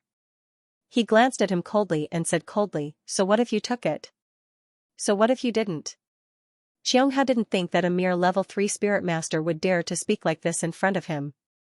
He couldn't help but look angry as he said, "If you took it, then spit it out. If you didn't take it, then prove to us that you don't have the 9th layer spirit water." Arbor chuckled. Xianxia and the others couldn't help but twitch their eyebrows. Their little girl was a little angry. However, Xianxia and the others who were courting death did not know that. They continued to run wildly on the road of death. "Come here, I'll spit it out for you." Arbor narrowed his eyes and curled his finger at Xianxia.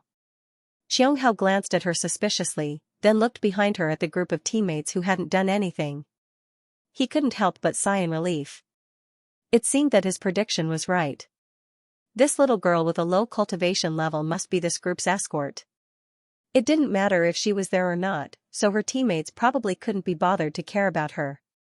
Xianxia's gaze was somewhat disdainful. He actually gathered his courage and took a step forward, looking coldly at Arbor. "Where's the stuff?"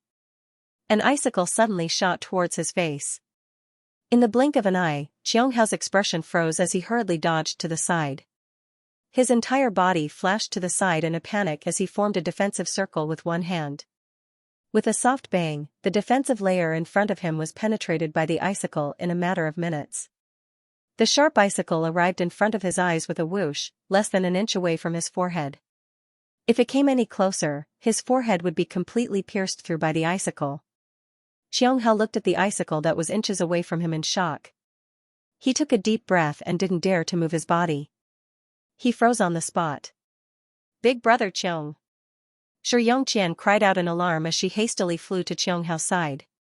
She reached out to support his arm before turning to shout at Xiao Mu, "Crown Prince Consort, Big brother Qiang merely offended you with his words. Why did you have to be so ruthless? Hand over all the herbs you collected in the great forest of the north." Arbor said coldly. "Take out everything in your inner world until you prove that you don't have a single herb on you. If you have even one herb hair, I'll kill you." Arbor's fingers moved slightly, and the icicle in front of Xianxia moved a little closer. It was now completely close to Xianxia's forehead. The eerie coldness caused him to feel a piercing pain on his forehead. A smear of blood slowly flowed down from his forehead as the coldness seeped in. Dyer and the others couldn't help but smirk mockingly. They already knew that the little girl's methods were extraordinary. Her talisman could kill dozens of men in black in one go, much less a mere Xianxia.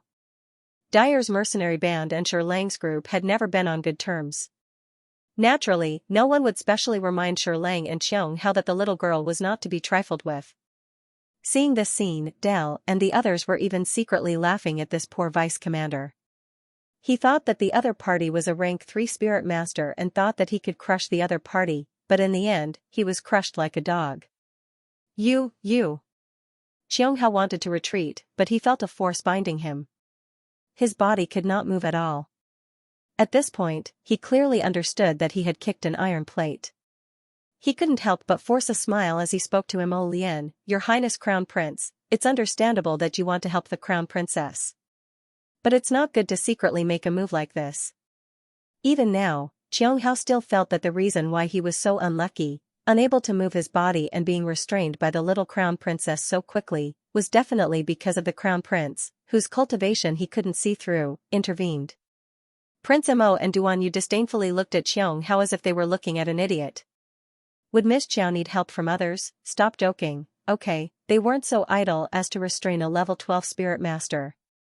This person had traveled outside for so many years, but he actually only talked about cultivation realm. Wasn't this a joke? He deserved to be so unlucky as to kick an iron plate.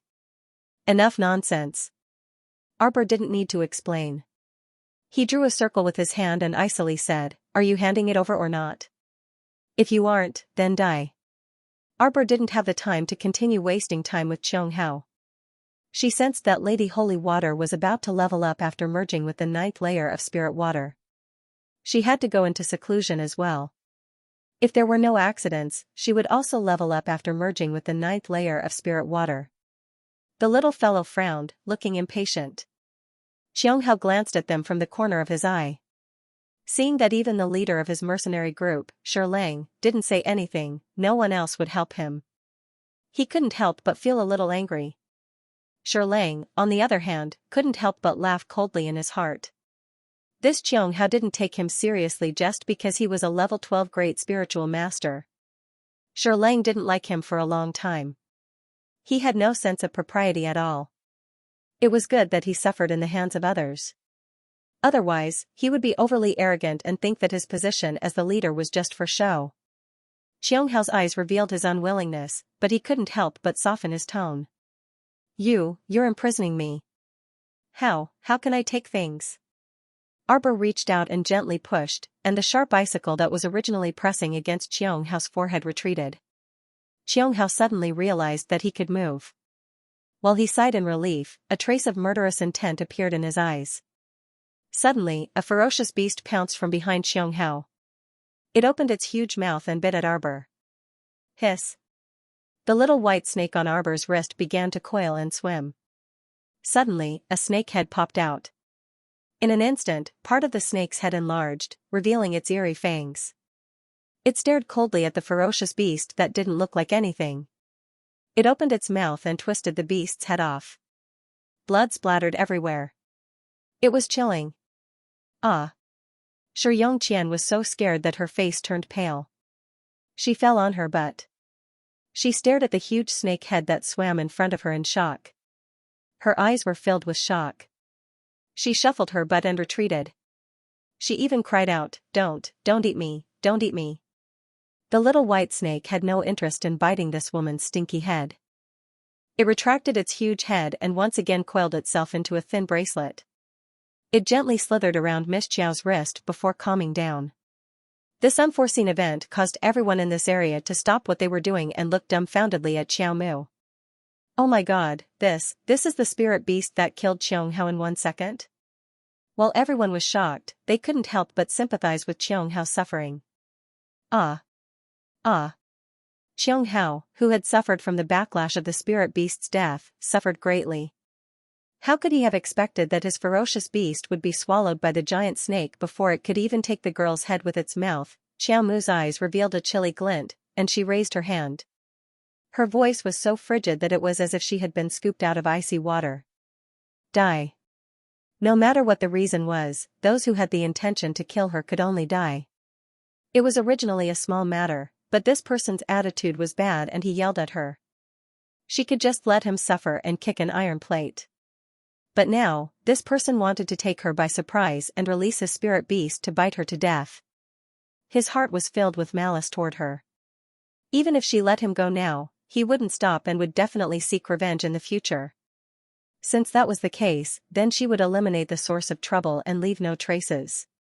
Since Arbor wanted to kill this person, even if the Heavenly Emperor came to save him, he would still kill him. Seeing several icicles simultaneously stabbing towards Xianxiao's head, Lang hastily shouted, "Have mercy!" What a joke. If Xianxia died like this, their mercenary group's overall strength would definitely drop by another level. A 5th-rank mercenary group like theirs only had 7 to 8 level 12 great spiritual masters. Now that one of them had inexplicably perished here, Lang was naturally unwilling. He pulled out the daggers at his waist and abruptly flashed in front of Xianxia, nimbly blocking those icicles for him. Arbor's gaze hardened, and she flung out several thunder spirit talismans, which abruptly exploded above the two people's heads. At the same time, she swiftly flicked out several silver needles, which streaked across like streams of water. Xianxia, who had just barely propped himself up, was caught off guard by these silver needles. His body shuddered, and he collapsed to the ground. Ah! Xianxia only felt the spiritual energy in his body rushing out of his body, colliding chaotically in his spirit meridians and roaming everywhere in an extremely disorderly manner. Arbor summoned the startled swan dagger from her conscious. Just as she was about to finish him off, she suddenly moved and quickly grabbed Mo Lian's hand with a backhand. Her expression changed slightly as she exclaimed, "Seclusion, seclusion!" Mo Lian was taken aback, and he couldn't help but panic when he saw her complexion turn snow-white all of a sudden. However, he quickly calmed down and picked her up, dashing towards the depths of great north-facing forest without another word. When Duanyu and the others saw this, they quickly followed. The Zhongzhou attendants involuntarily called out in panic, "Your Highness, Your Highness! How could they keep up with these big shots' speed? Go to Wind Thunder City and wait." Duanyu transmitted back from afar, but he had already gone far away. The group of people quickly found a tree hole and settled Miss Qiao down. Mo Lian then dragged Duanyu along to lay down a double-layered defensive boundary in the surrounding area. In view of the little girl's previous earth-shattering advancements, Mo Lian sensed that the little girl's commotion this time wouldn't be too small. In the next few days, they accompanied Arbor to silently meditate and cultivate here. Arbor was looking inside his Dantian star field, looking at the main star that suddenly flashed. The fish orchid star was the only star that was lit up among the 4 stars surrounding the main star. Now, all the spiritual energy in his body was surging toward a yellow auxiliary star beside it. Arbor was a little excited, thinking that this star was about to open. She guessed that once all 4 stars were activated, the main star would most likely be activated. According to Qiao, she had collected a lot of resources in the past and dumped them all on this main planet. Just thinking about it made him feel a little smug. He didn't know what kind of surprises this main planet would bring her. The specks of light in the star field all rose up. After a burst of blinding light, the mystic domain suddenly opened and absorbed large amounts of spirit energy from the surroundings. Arbor's sharp eyes caught a glimpse of something in the depths of the mystic domain. It didn't seem to be spiritual energy. It flashed brightly for a moment before sinking down. What was it? Before she could continue pondering, the mystic domain closed up again and concealed itself in the sapling's roots, endlessly absorbing the spiritual energy of all living things in the world. She could only collect all her thoughts and seal her 5 senses before rapidly drawing in her divine perception to guide the spiritual energy and temper her muscles and bones. After several days like this, most of the spiritual energy in the great north-facing forest gathered here and condensed into a swirling vortex. Shaji star opened. Arbor opened her eyes, and it seemed like there were stars spinning in her eyes. Practically all the spiritual energy in the sky above northward great forest was sucked dry. The passing experiential teams looked up at the sky, completely at a loss for what was going on.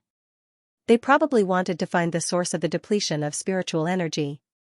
After wandering around nearby, they discovered a large-scale defensive formation protecting a corner of the forest. Some busybodies wanted to barge in to see what was going on, but it was useless no matter how they barged in. It would be a joke if Mo Lian and Duanyu's dual defensive boundary could allow people to barge in so easily.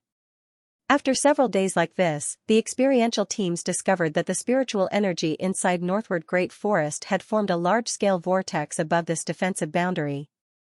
Like a dragon sucking in water, it formed a whirlwind that sucked in all the spiritual energy from all directions with a whoosh. It actually sucked in all the spiritual energy inside northward Great Forest in a matter of minutes, leaving nothing behind. What was even more frightening was that this ferocious sucking force actually intended to spread to the periphery of northward Great Forest within a radius of 50 kilometers.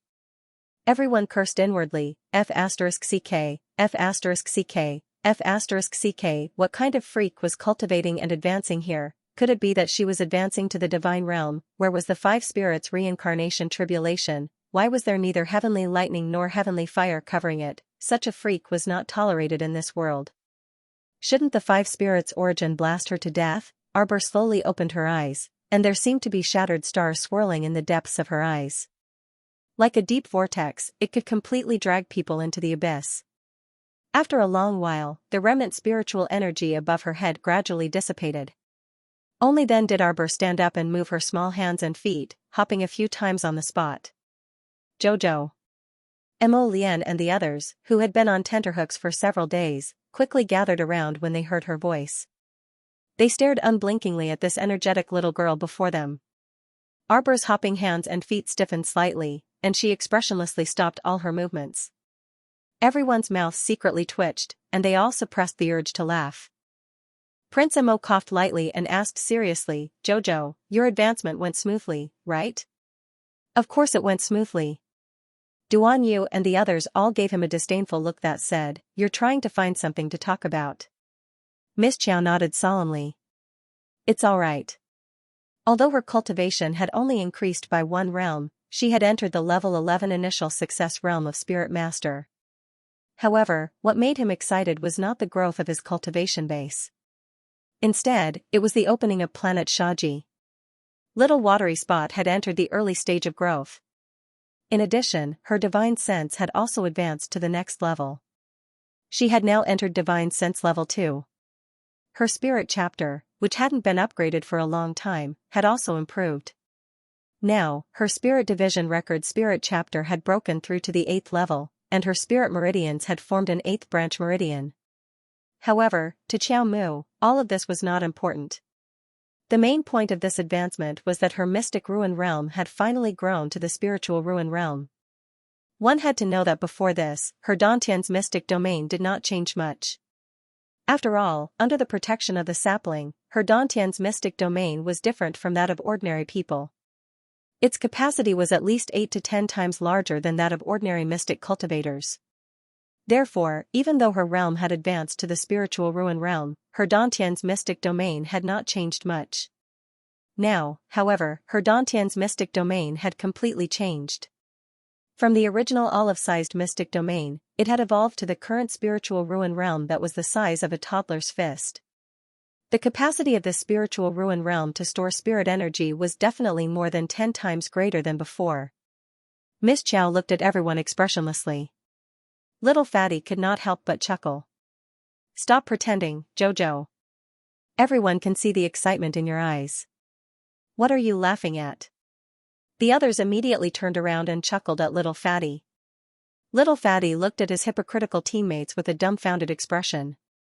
When these people turned around, they put on solemn faces again and nodded at Qiao Mu. It's good that you've successfully advanced. Arbor pursed her lips and calmly replied, Everyone suddenly felt that they could not continue chatting with this child. Several pairs of eyes looked at Crown Prince Mo, who was grinning brilliantly. Prince Mo quickly went forward and held Arbor's hand. Jojo, are you hungry? Do you want to eat something before we continue? Arbor lowered her head and looked at her small body. She felt as if she was stinking to the heavens. She had not bathed for a few days, and this man was still holding her hand. She felt as if she was stinky. Her exceptionally bright eyes flashed. Let me bring you to a place. Everyone was curious. In the next instant, everything in front of them changed. Everyone landed in a vast desert. Looking at the boundless desert with yellow sand dancing in the air, everyone's gaze changed slightly. Oh my god, this is? Xianxia opened her mouth in shock. A place like the ocean? Arbor nodded her head, a trace of joy in her eyes. She did not move, but sand and dust rolled over from the end of the desert. It was not until they got closer that they discovered, to their horror, that countless large and small sand scorpions were crawling over from the end of the desert in a neat formation like an army. They all stopped a few feet away from them. Xianxia shuddered. Damn, if these little things crawled over and surrounded them, no matter how many people there were, they would not be enough to swallow them. There were more than these things in the desert. There were snakes, insects, rats, and ants. There was an endless amount of fun to be had. Arbor stretched out her hand, and a strangely shaped cactus fell into her hand. This is a common spirit plant. Arbor explained, then threw the cactus into the air. Instantly, the countless spikes on the cactus all left its body and shot toward them. In this desert, Arbor's existence was like a god. These things could not hurt her at all. When the cactus was a foot away from them, all the spikes fell from the sky and were swept away by the yellow sand. Little Fatty and the others' hearts only relaxed after a while. When they turned to look at Arbor, they could not help but feel excited. Jojo, you're too amazing. Do you have any spirit plants that we can use? After thinking it over, Xiaomu activated her divine conscious, and several pieces of sand brambles landed in her hand. This is for you guys. Everyone curiously reached out to take it. They saw that it was covered with thorns and thorns. When they held it in their hands, the thorns were very soft and did not prick them at all. After Arbor used her divine sense to tame these spirit plants, she could distribute them to everyone. It was very simple and did not require them to contract anything. Even if they lost it and it fell into someone else's hands, it would be useless to them. The little fatty held the sand bramble in his hand and flicked his wrist. With a smack, he left a bright trail in the desert, and all the hidden thorns on the sand bramble flew out with a whoosh. With a thought, those hidden thorns flew back from all directions and attached themselves to the bramble. Little Fatty was a little dumbfounded by what he saw. These bramble thorns can be recycled. Xiaomu nodded her small head. Keep it well. Perhaps it will have some unexpected effect at a crucial moment. Any fire below level 7 spirit fire can't burn it. Okay. Everyone happily put away the sand bramble. Duan Yu and Mo Lian also thought it was a bit fun, so they also took a section. Is the flow of time here the same as on Fish Orchid Planet? Arbor nodded. Yes. She was already thinking about whether she should transfer Huang He here. At that time, she could explode cauldrons and explode wherever she went while refining pills. It wouldn't be a problem at all. Fairy Huang He, who was diligently refining pills on an uninhabited island on Fish Orchid Planet, inexplicably shuddered and sneezed. Huang He, so strange. Why do I have a bad premonition? Arbor ran back to the treehouse on Paradise Planet and dug a hole. She filled it with water and took a comfortable bath before instructing the sapling to bury the hole. She returned to the treehouse and changed into a clean set of clothes before leaving the star domain with everyone. We have to hurry. The little fatty covered his face and said, tomorrow is March 15th.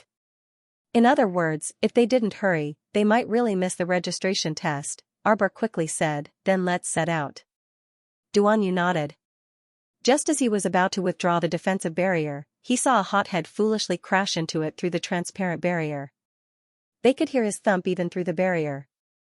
Everyone looked to the heavens in exasperation. This hothead crawled up from the ground and leaped up, jumping more than 20 feet off the ground. The little fatty and the rest couldn't help covering their eyes. With a dong sound, the man hit the barrier again. Then, he slid down from above and rolled to the ground. The young man patted his butt and stood up. He stood outside the enchantment and only knew that he was being obstructed. He couldn't see who was inside. With a puzzled expression, he stretched out his finger and flicked the barrier in front of him. The little stoic walked over and looked at this young man through the boundary. She was not bad looking. Her eyebrows were exquisite, and she looked a little familiar. Isn't this Xianxia? Duan Yu speechlessly twitched his mouth when he recognized him. Their defensive barrier had been set up here for several days. Even a fool would know that they had to go around it. Do you think you can fly out of the range of the defensive barrier just because you can fly high? What a joke. Let alone a group of spiritual realm cultivators, even a divine realm expert would have to weigh whether or not they would suffer a backlash if they were to forcefully break open the defensive boundary that Duan Yu and Mo Lian had set up at the same time. The little stoic creased her brows, and the corners of her lips had already unconsciously drooped. Her mood probably soured when she heard the surname Qin. Why is there a defensive barrier here? That dunce muttered to himself.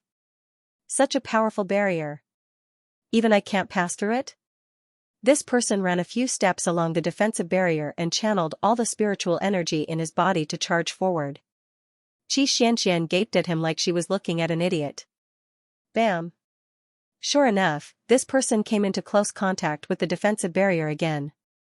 Everyone could see that the guy's head was bruised from knocking against the defensive barrier, and his forehead was clearly a bit swollen. It was obvious how much force he used to knock against the barrier just now. Is he an idiot? Xianxia turned to look at the little fatty. The latter nodded in all seriousness, giving her a very definite answer. Duan Yu speechlessly twitched his mouth, and he waved his hand to remove a layer of the defensive barrier.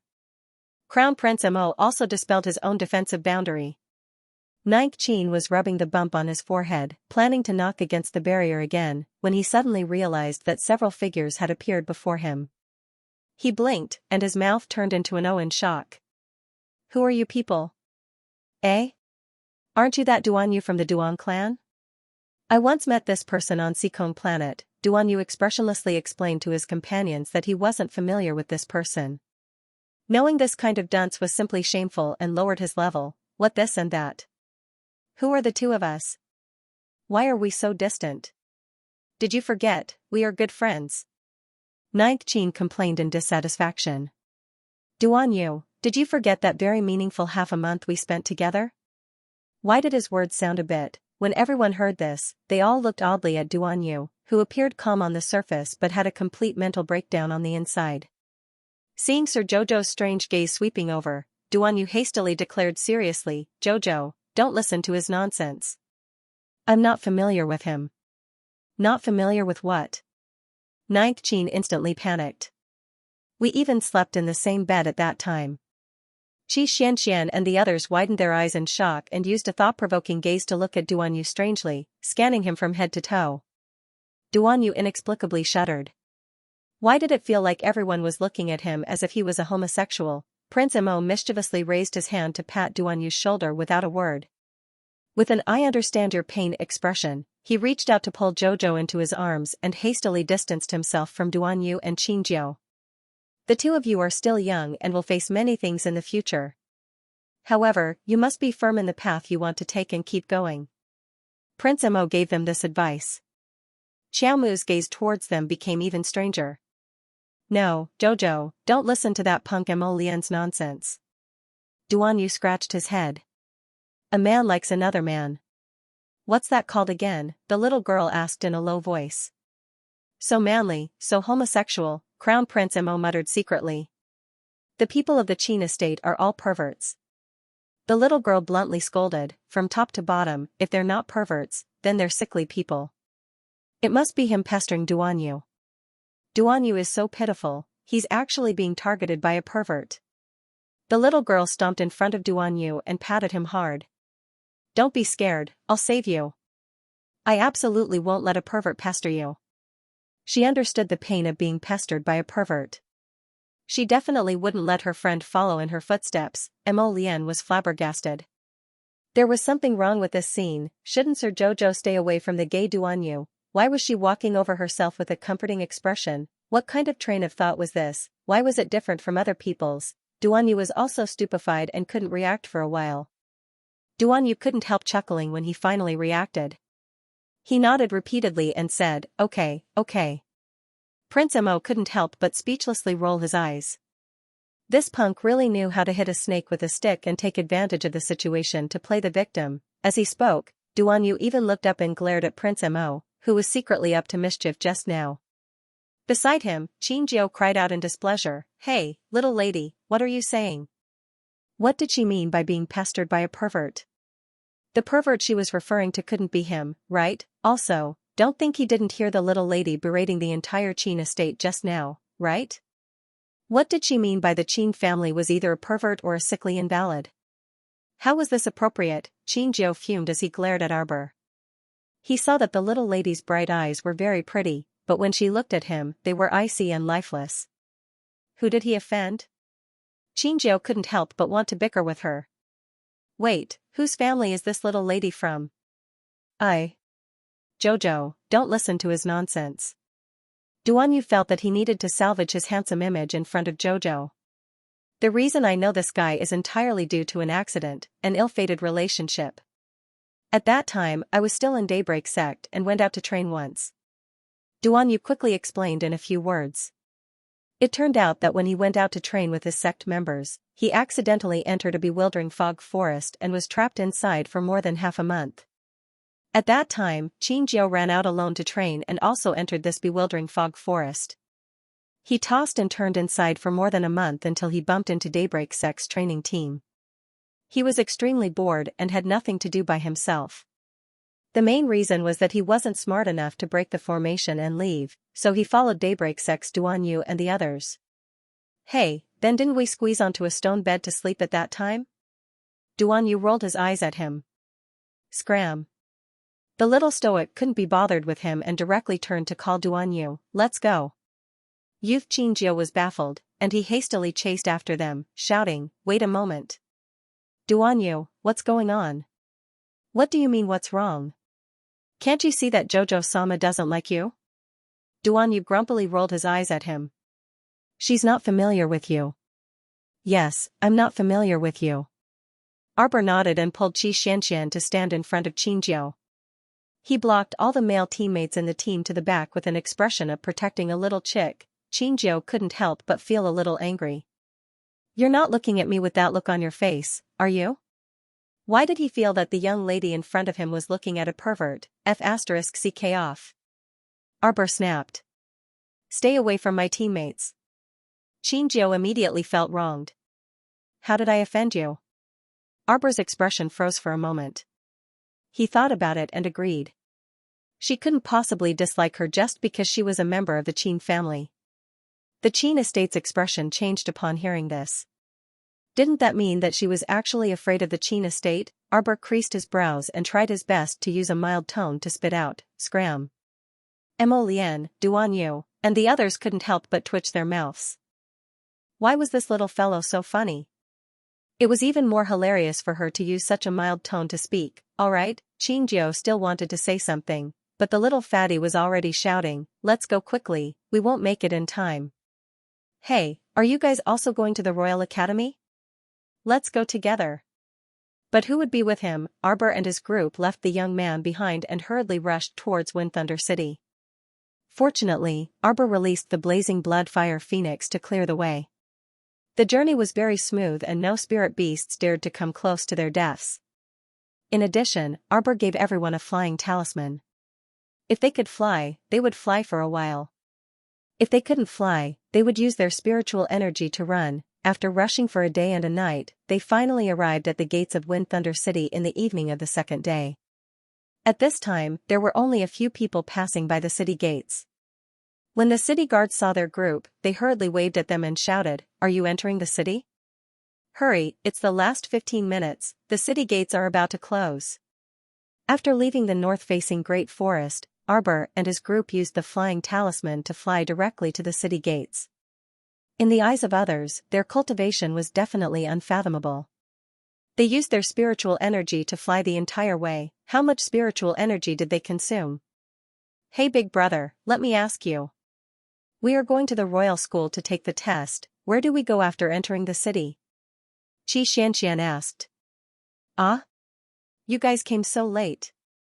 The city guard was also a chatterbox and warm-hearted person. When he heard this, he hurriedly told them everything he knew. The academy teachers were at the main academy street early in the morning to test the students. You guys came too late, the others are about to pack up their stalls and return to the academy. Can we still take the test? The little fatty hurriedly asked. Yes, quickly enter the city. If the city gates are closed and you can't enter, our Wind Thunder City won't be able to take the test. The big brother hurriedly urged them, come in, quickly. You guys didn't use your spiritual energy to fly all the way here after leaving the north-facing Great Forest, right? The big brother looked at them with admiration and said, actually, at the exit of the north-facing Great Forest, there is a teleportation talisman array that can reach our gates directly. Why didn't you see it at that time? There was a student from our Wind Thunder City standing there to guide you. 100 spirit coins per trip, it is a bit expensive, but you guys didn't have enough time. Under special circumstances, you don't need to save money, right?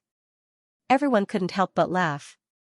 Arbor turned to look at Xianxia as though he was looking at a weirdo. Xianxia couldn't help but rub her nose and silently shut her mouth. In fact, 3 hours ago, when they had just exited the entrance of the north-facing Great Forest, they had indeed seen a dark-skinned young man waving at them, beckoning them over. Darling Qiao was very curious. She originally wanted to walk over to see what that brat was doing, but Xianxia insisted on holding her back. Xianxia kept telling her, that person doesn't seem to have good intentions. He must be here to sell something. Otherwise, why would he be standing at the exit so sneakily? Everyone was speechless as they entered the city, and the big brother said, "Close the city gates." As the winch was lowered bit by bit, the suspension bridge in front also rose. He heard a voice that sounded like it was in the wind. "Wait for me, wait for me." Light and shadow flashed at the gate. Xianxia hastily ran out of the transportation talisman formation and rushed towards the city gate. Almost at the same time he slid through the gate sideways, the city gate closed tightly. The guard's mouth twitched. "Young man, you're in too much of a hurry. You're all going to the Imperial School to take the test, right? Hurry up." Before the big brother could finish speaking, he saw that young man speedily catch up with the group of people in front. Saturday update. Thankfully, there was a transportation talisman matrix at the entrance of north-facing forest. Otherwise, even if they summoned their spirit beasts, they probably wouldn't be able to reach the city gates in such a short time, Xianxia thought. Duan Yu, that black-hearted bunch, didn't wait for him to leave with them. Xianxia ran out of north-facing forest nearly 4 hours later than Arbor's group. And this was because Arbor's group was leading the way for him, so his journey was very smooth. Otherwise, he definitely wouldn't have made it in time today. The time was indeed a bit too rushed. Xianxia wiped his cold sweat and ran to Duan Yu's group with large strides. He shouted, "Hey, students, wait for me. Since we're all on the same path, then let's walk together." The youth followed them with a friendly face. Seeing that no one paid attention to him, he didn't feel awkward at all and continued to run with the group. Arbor's group didn't bother to care whether he followed them or not. There was only one path leading to Main Academy Street, so they couldn't possibly stop him. At this time it was already very late, and night was about to fall. From afar, everyone saw that there were a dozen or so spectators standing sparsely on Main Academy Street's plaza, but there were only 2 or 3 examinees left. Everyone breathed a sigh of relief. Since there were still people taking the test, it meant that they didn't miss the time. The little fatty dashed forward and arrived at the table set up in the plaza. He said to a middle-aged instructor, "Hello. We're here to take the test." That middle-aged instructor creased his brows and glanced at him indifferently. "What time is it now and you're still here to take the test? Some students are just so opinionated. Do you think the instructors must sit here 24 hours a day and wait for you to take the test? Since you don't value this entrance test so much, then why did you come to Wind Thunder City?" The little fatty was flabbergasted. He didn't expect that his first sentence would incur this middle-aged instructor's dissatisfied and angry rebuke. What kind of outrageous thing did he do? "It's not that, instructor, something happened on the way. Time is in your hands. Shouldn't you have considered the uncertain factors that might happen on the way beforehand?" The middle-aged instructor said coldly, "You actually rushed to Wind Thunder City at this time? Do you guys still care about this entrance test? You guys are not taking the entrance test seriously." The little fatty stuttered and scratched his head anxiously. "No, teacher, what's wrong?" A faint voice came from the side. Little fatty and the middle-aged tutor turned around at the same time and saw a man without any hair on his head. He looked rather dignified as he walked over. When the middle-aged man saw this person, he stood up respectfully and cupped his hands. "Director Qi." Qi Duo nodded indifferently. His gaze swept over the little fatty and the others. "Our testing time is up." "You're too late." Xianxia immediately panicked when he heard this. He squeezed forward and shouted, "What?" The invitation said that the test would be held today, March 15th, but it didn't say when it would end. "What makes you think we're late?" Little fatty immediately nodded, feeling that this young man's words were quite reasonable. "That's right. Teacher, we rushed in before the city gates closed. I didn't miss the test deadline." When the middle-aged instructor saw that these little turnips actually dared to make a ruckus at Director Qi Duo, he was immediately enraged. what are you doing? Ah? You think you're in the right even though you're late?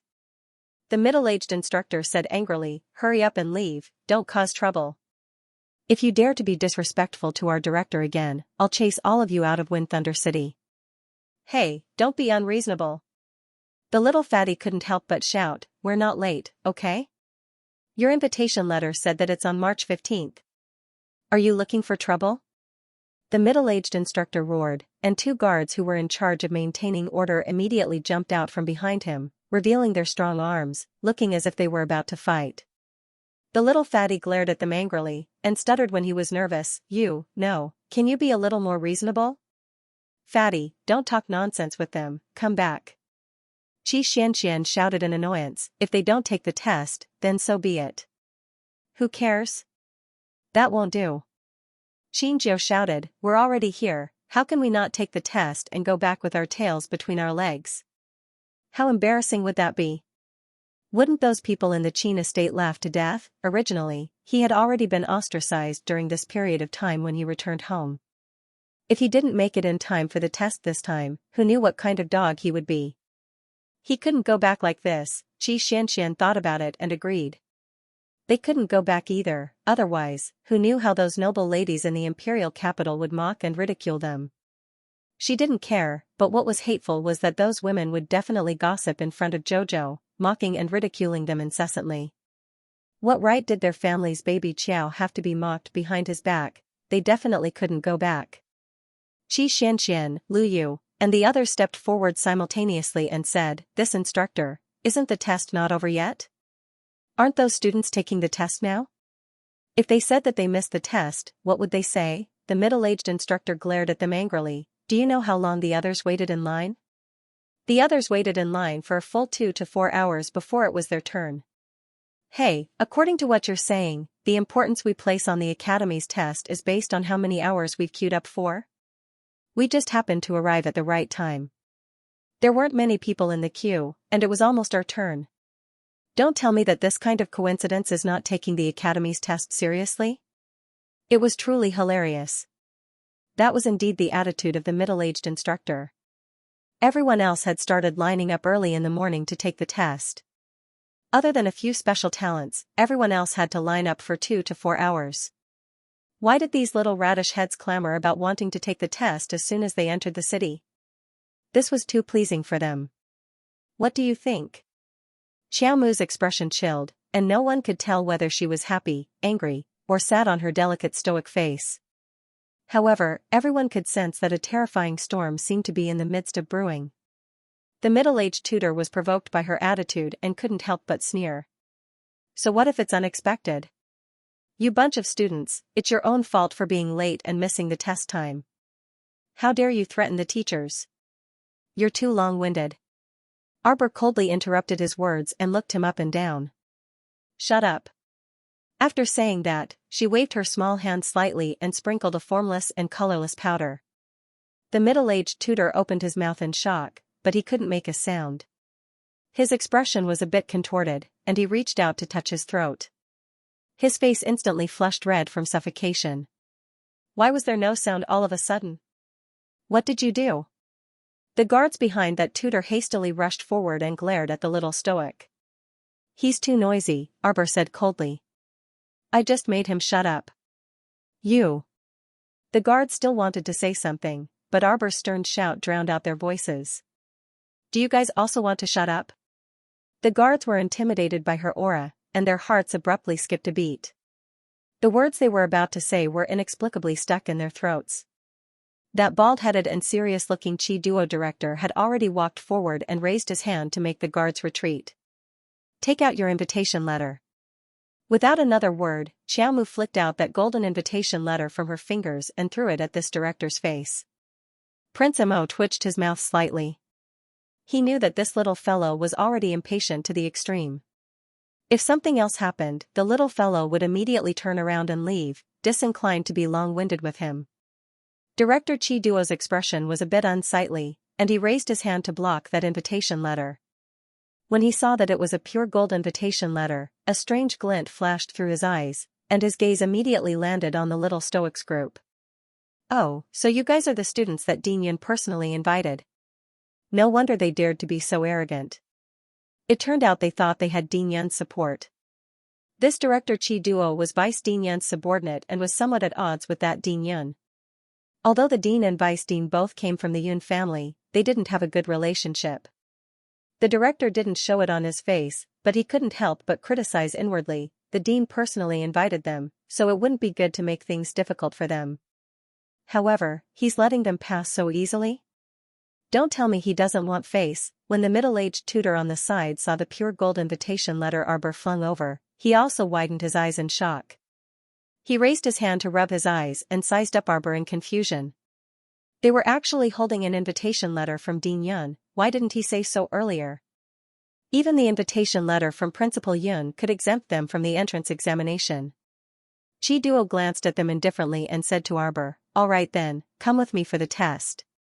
He turned around and led them to a few giant stone tablets in front of the square. He pointed at the stone tablets and said, "These testing tablets are called the Heaven, Earth, Black, and Yellow testing tablets. When ordinary people come to take the test, they will naturally use the yellow rank testing monument. However, since you were invited by Principal Yun, you are naturally different." Chi Duo said lightly. Use Heaven rank. In the past 100 years of Wind Thunder City, no one had been able to pass the Heaven rank testing monument. This time, I'll let you little girls and brats drink a pot of wine properly. Generally, the 5th to 6th level of the 5 spirits origins would use the yellow level testing tablet. If one were to forcefully use the profound rank testing steel, if one were to be unlucky, they would suffer a backlash from their spirit energy. It was even possible for them to be severely injured or crippled. Therefore, there was no need to think about lying in front of the testing monument. If he really wanted to put on an act, then he would have to bear the consequences. As for the Heaven rank testing monument, usually, people who had reached the 9th level of the 5 spirits origins wouldn't dare to use it. There was once a student with the 9th level of the spirit wood who used it. In the end, he suffered a backlash and was deprived of the spirit wood's origin. From then on, a genius became a good-for-nothing. The loss outweighed the gain. Chi Duo looked at Arbor maliciously. He had a provocative look on his face, which meant, "Do you dare to take the test on the Heaven-level testing monument?" Arbor glanced at him coldly. How could she not know that these people were waiting for a good show? Are all the teachers in the famous royal school like this? Then it's fine if you don't take the test. Arbor said coldly and mocked him without holding back. Chi Duo and the middle-aged teachers' faces turned red. "Little girl, you're wrong." A laugh came from behind the crowd. A man in a white robe walked over slowly. He was tall and had a calm temperament. Time had left traces on his face, but he still looked elegant and noble. "Principal. Principal." Chi Duo and the guards around him bowed respectfully. Regardless of what Chi Duo was thinking, he was still very respectful to the principal. Yun Piaomiao glanced at them and nodded. She turned to Arbor and said with a smile, "Little guy, you're the one who received the invitation letter from me, right? You're called Arbor, right?" Yun Piaomiao smiled and said, "You probably don't know, but those who received the invitation letter from the principal don't need to take the test. You can just go to the school directly." Realization dawned on Xiaomu and the others, and their gazes simultaneously turned toward the bald director. Seeing his unsightly expression, everyone could not help but laugh in their stomachs. Wasn't this director slapping his face? How comfortable would it be to be slapped in the face by your own principal? Director Chi Duo couldn't help but cough lightly and said in a low voice, "It's my fault, I forgot this rule."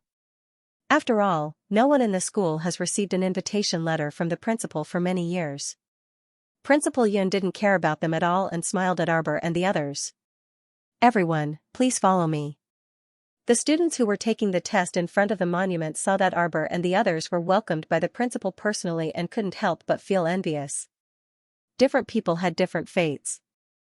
Chi Duo couldn't help but say, "Principal, this is a bit inappropriate." "Oh?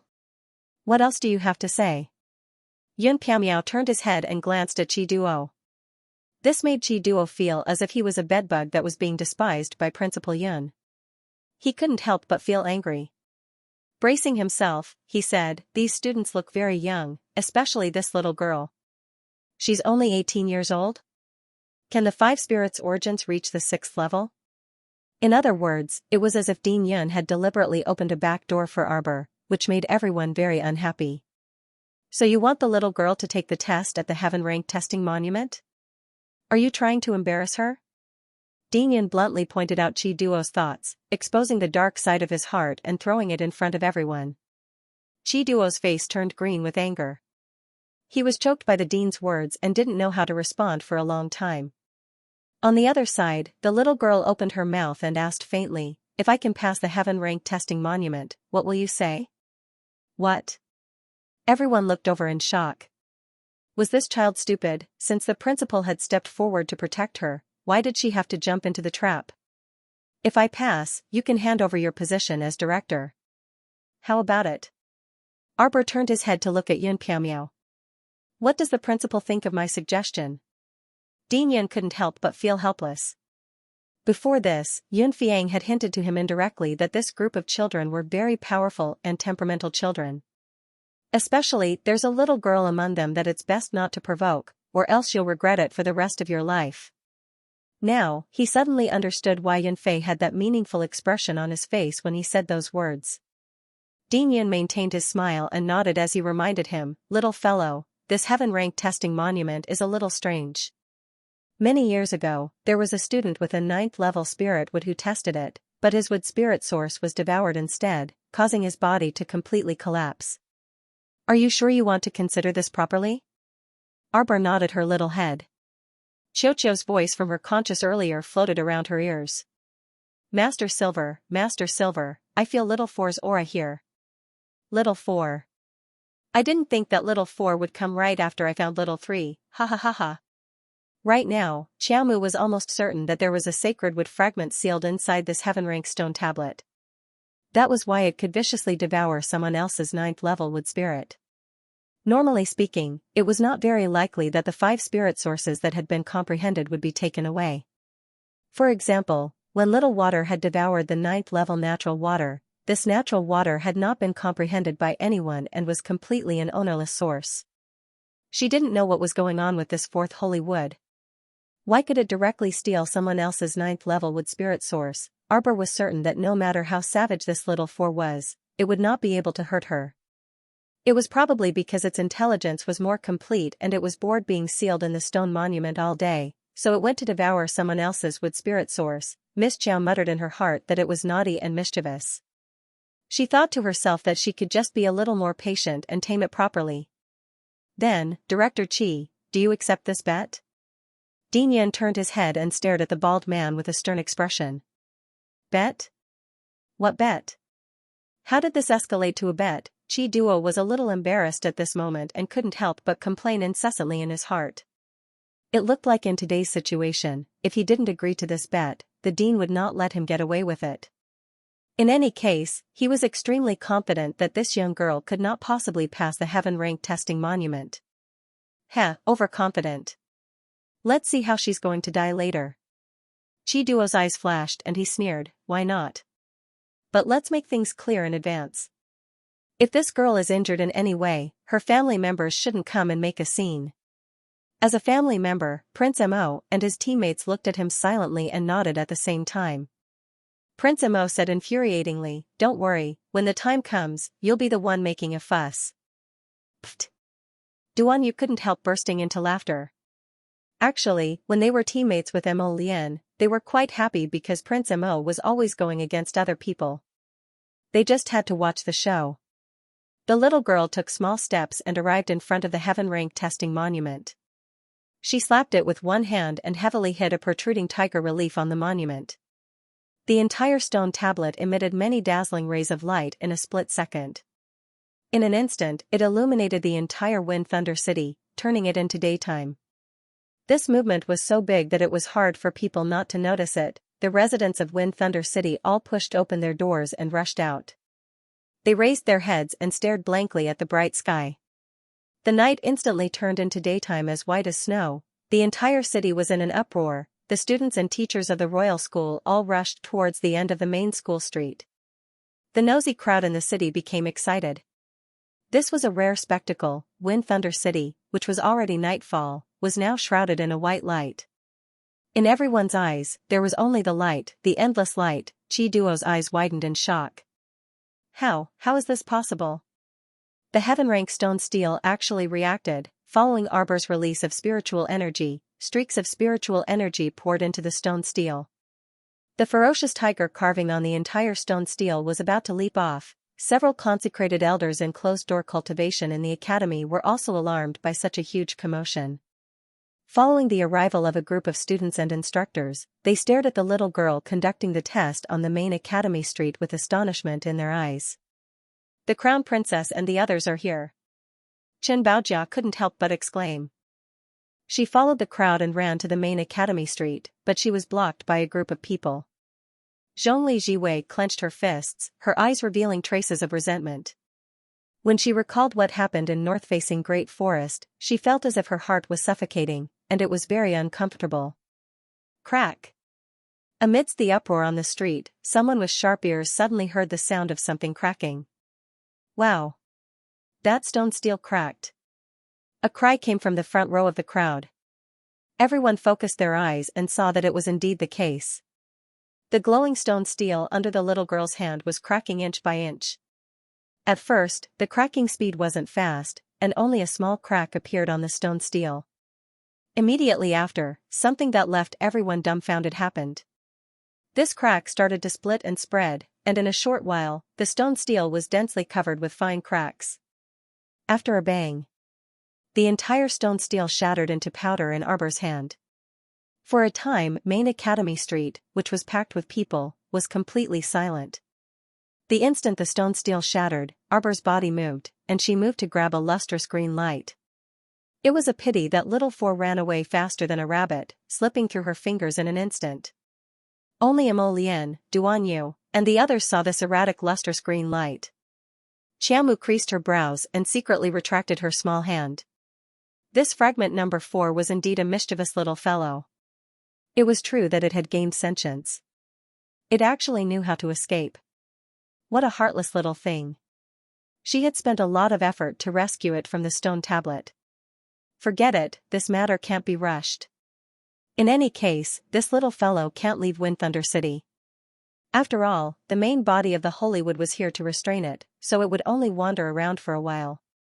Miss Chow was very easygoing to her own people, even though Cho Cho kept yelling in her ear, "Master, beat it to death, beat it to death, beat it to death." She pretended not to hear him. After retracting her small hand and turning around, Xiaomu finally realized that Main Academy Street was currently packed with a crowd of passers-by. She frowned expressionlessly and turned to look at Dean Yun. Did I pass? Yun Piamia recovered from her shock and hurriedly nodded. Of course I passed. What a joke, the stone steel was so bright that it exploded. If this didn't count as passing, then what did? No.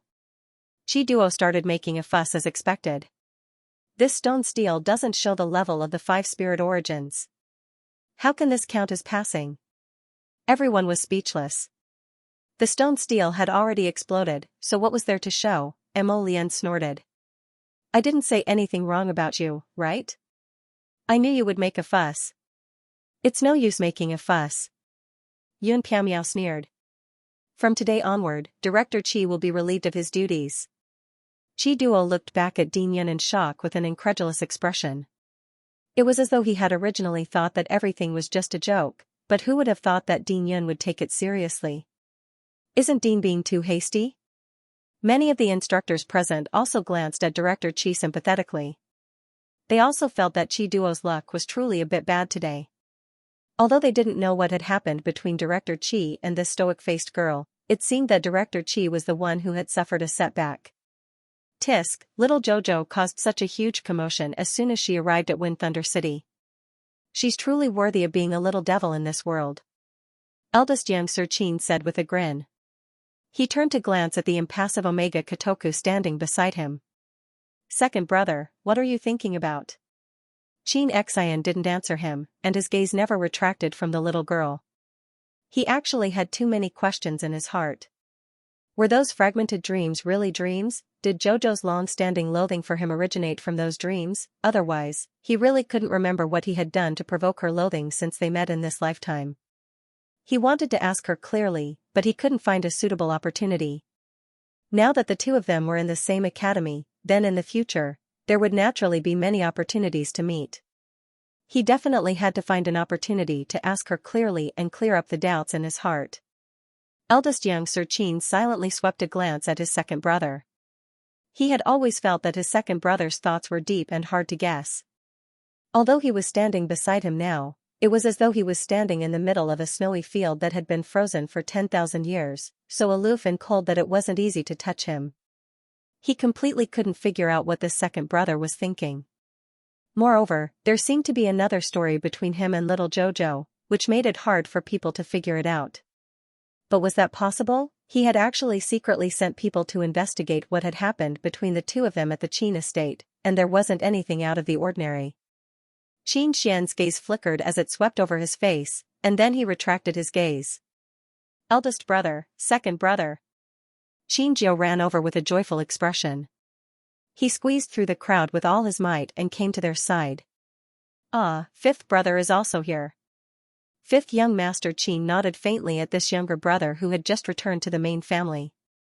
This Xianxia had an erratic personality. Although the treatment he received in the Qin estate wasn't that great, and he had even been bullied several times, he didn't seem to be affected in the slightest. Omega Kotoku glanced at him and asked, "You came with Arbor?" Xianxia was startled. He looked back at Arbor standing on the other side and hastily nodded. He couldn't help but ridicule, "Isn't that so, second brother? Let me tell you, that little stoic has a terrible temper. I only said 3 sentences and she found me annoying and told me not to follow them. But there's only one way out of north-facing Great Forest." Xianxia continued to complain, "It took me a lot of effort to get here." Eldest young Master Omega Kotoku didn't conceal the impatience in his eyes at all. "You are a bit annoying." After being long-winded for so long, he only asked one question. It would have been fine if he had answered yes or no, but he just had to talk nonsense and didn't answer the main point. Eldest young Master Qin couldn't help but burst into laughter. Xianxia looked aggrieved and pitiful as he sneaked a peek at his second brother. His heart had been ruthlessly attacked. Second brother also disdained him for being annoying. Youth Xianxia felt that he was especially pitiful. He had been disdained by young ladies the entire way, and when he finally met a few family members, he wanted to complain to them, but second brother said he was annoying. He didn't dare to provoke this second brother, who looked aloof and cold as frost. Unless he courted death, he absolutely wouldn't provoke him. Fifth brother. Youth Xianxia still leaned closer to the good-natured fifth Qin. Fifth young Master Qin revealed a rare amused expression, and he nodded at him. "Why did you guys come to the academy so late?" Speaking of this, Youth Xianxia couldn't help but shed tears of sympathy for himself. Back then, he was merely a quarter of an hour late in packing his things, and the Qin estate's air transportation spirit tool got away. As a result, he had no choice but to set off for the Royal Academy by himself. It was so pitiful to sleep in the open during the journey. Most importantly, he even got lost. Although he finally encountered Arbor's group in the great north-facing forest, he was still disdained the entire way. It would have been fine if he didn't talk about it, but now that he did, he really shed bitter tears. Fifth young Master Qin couldn't help but have black lines on his forehead after listening to him prattle on about his experiences. Second brother was right. Xianxia, this child, was really quite long-winded. Shi Yongqian had also run over with the crowd, and her eyes couldn't help but light up when she saw the Qin estates group. Second young master. She walked forward with light steps and a smile. She had already been in Wind Thunder City for several days, but apart from coincidentally encountering young Master Omega Kotoku 3 days ago, she hadn't seen him at all. She really missed him. Xianxia faintly creased his brows. This Miss Shi was truly annoying. He disliked her very much, and his mood worsened especially when he thought of those fragmented dreams. When he saw her walking towards him with a smile, he turned to leave, not wanting to look at this Miss Shi at all. Shi Yongqian's charming smile froze on her face, and she couldn't say a word for a long time. Her heart was even more overwhelmed by overflowing grievances. Second young master had changed. Although he had treated her with a cold attitude in the past, he had always kept a distance. But it would never be like this. The moment he saw her, he couldn't hide the annoyance and anger in his eyes. It was as if Xianxia, was a bedbug and didn't want her to come close at all. All of this seemed to have started after he was seriously injured, and it all started to change. She had also heard family head Qin mention that the second young master had previously suffered extremely severe injuries, and even one of his avatars had been destroyed. Xianxia clenched her fists tightly. Suddenly, she felt the communication jade talisman under her sleeve move. She hurriedly withdrew from the crowd and walked to the side to take out the jade talisman. This jade talisman was given to her by family head Qin before she left. Thinking of this, Xianxia was extremely happy. Regardless of whether the second young master liked her or not, at least family head Qin was grooming her as his future daughter-in-law.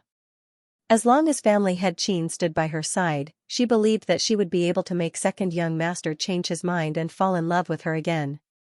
There was a line of small characters jumping on the jade talisman. It was this little crown princess of the divine land who had severely injured Xianxia and Wu Er. Xianxia's pupils shrank. A trace of disbelief flashed through her eyes. Could it be that something unexpected had happened between second young master and the little crown princess? Was second young master's previous injuries caused by the little crown princess? It would take some time for the people she sent to Seacone Planet to inquire about the matter. After all, the divine province was quite far from Seacone Planet, so it wasn't that convenient to travel back and forth.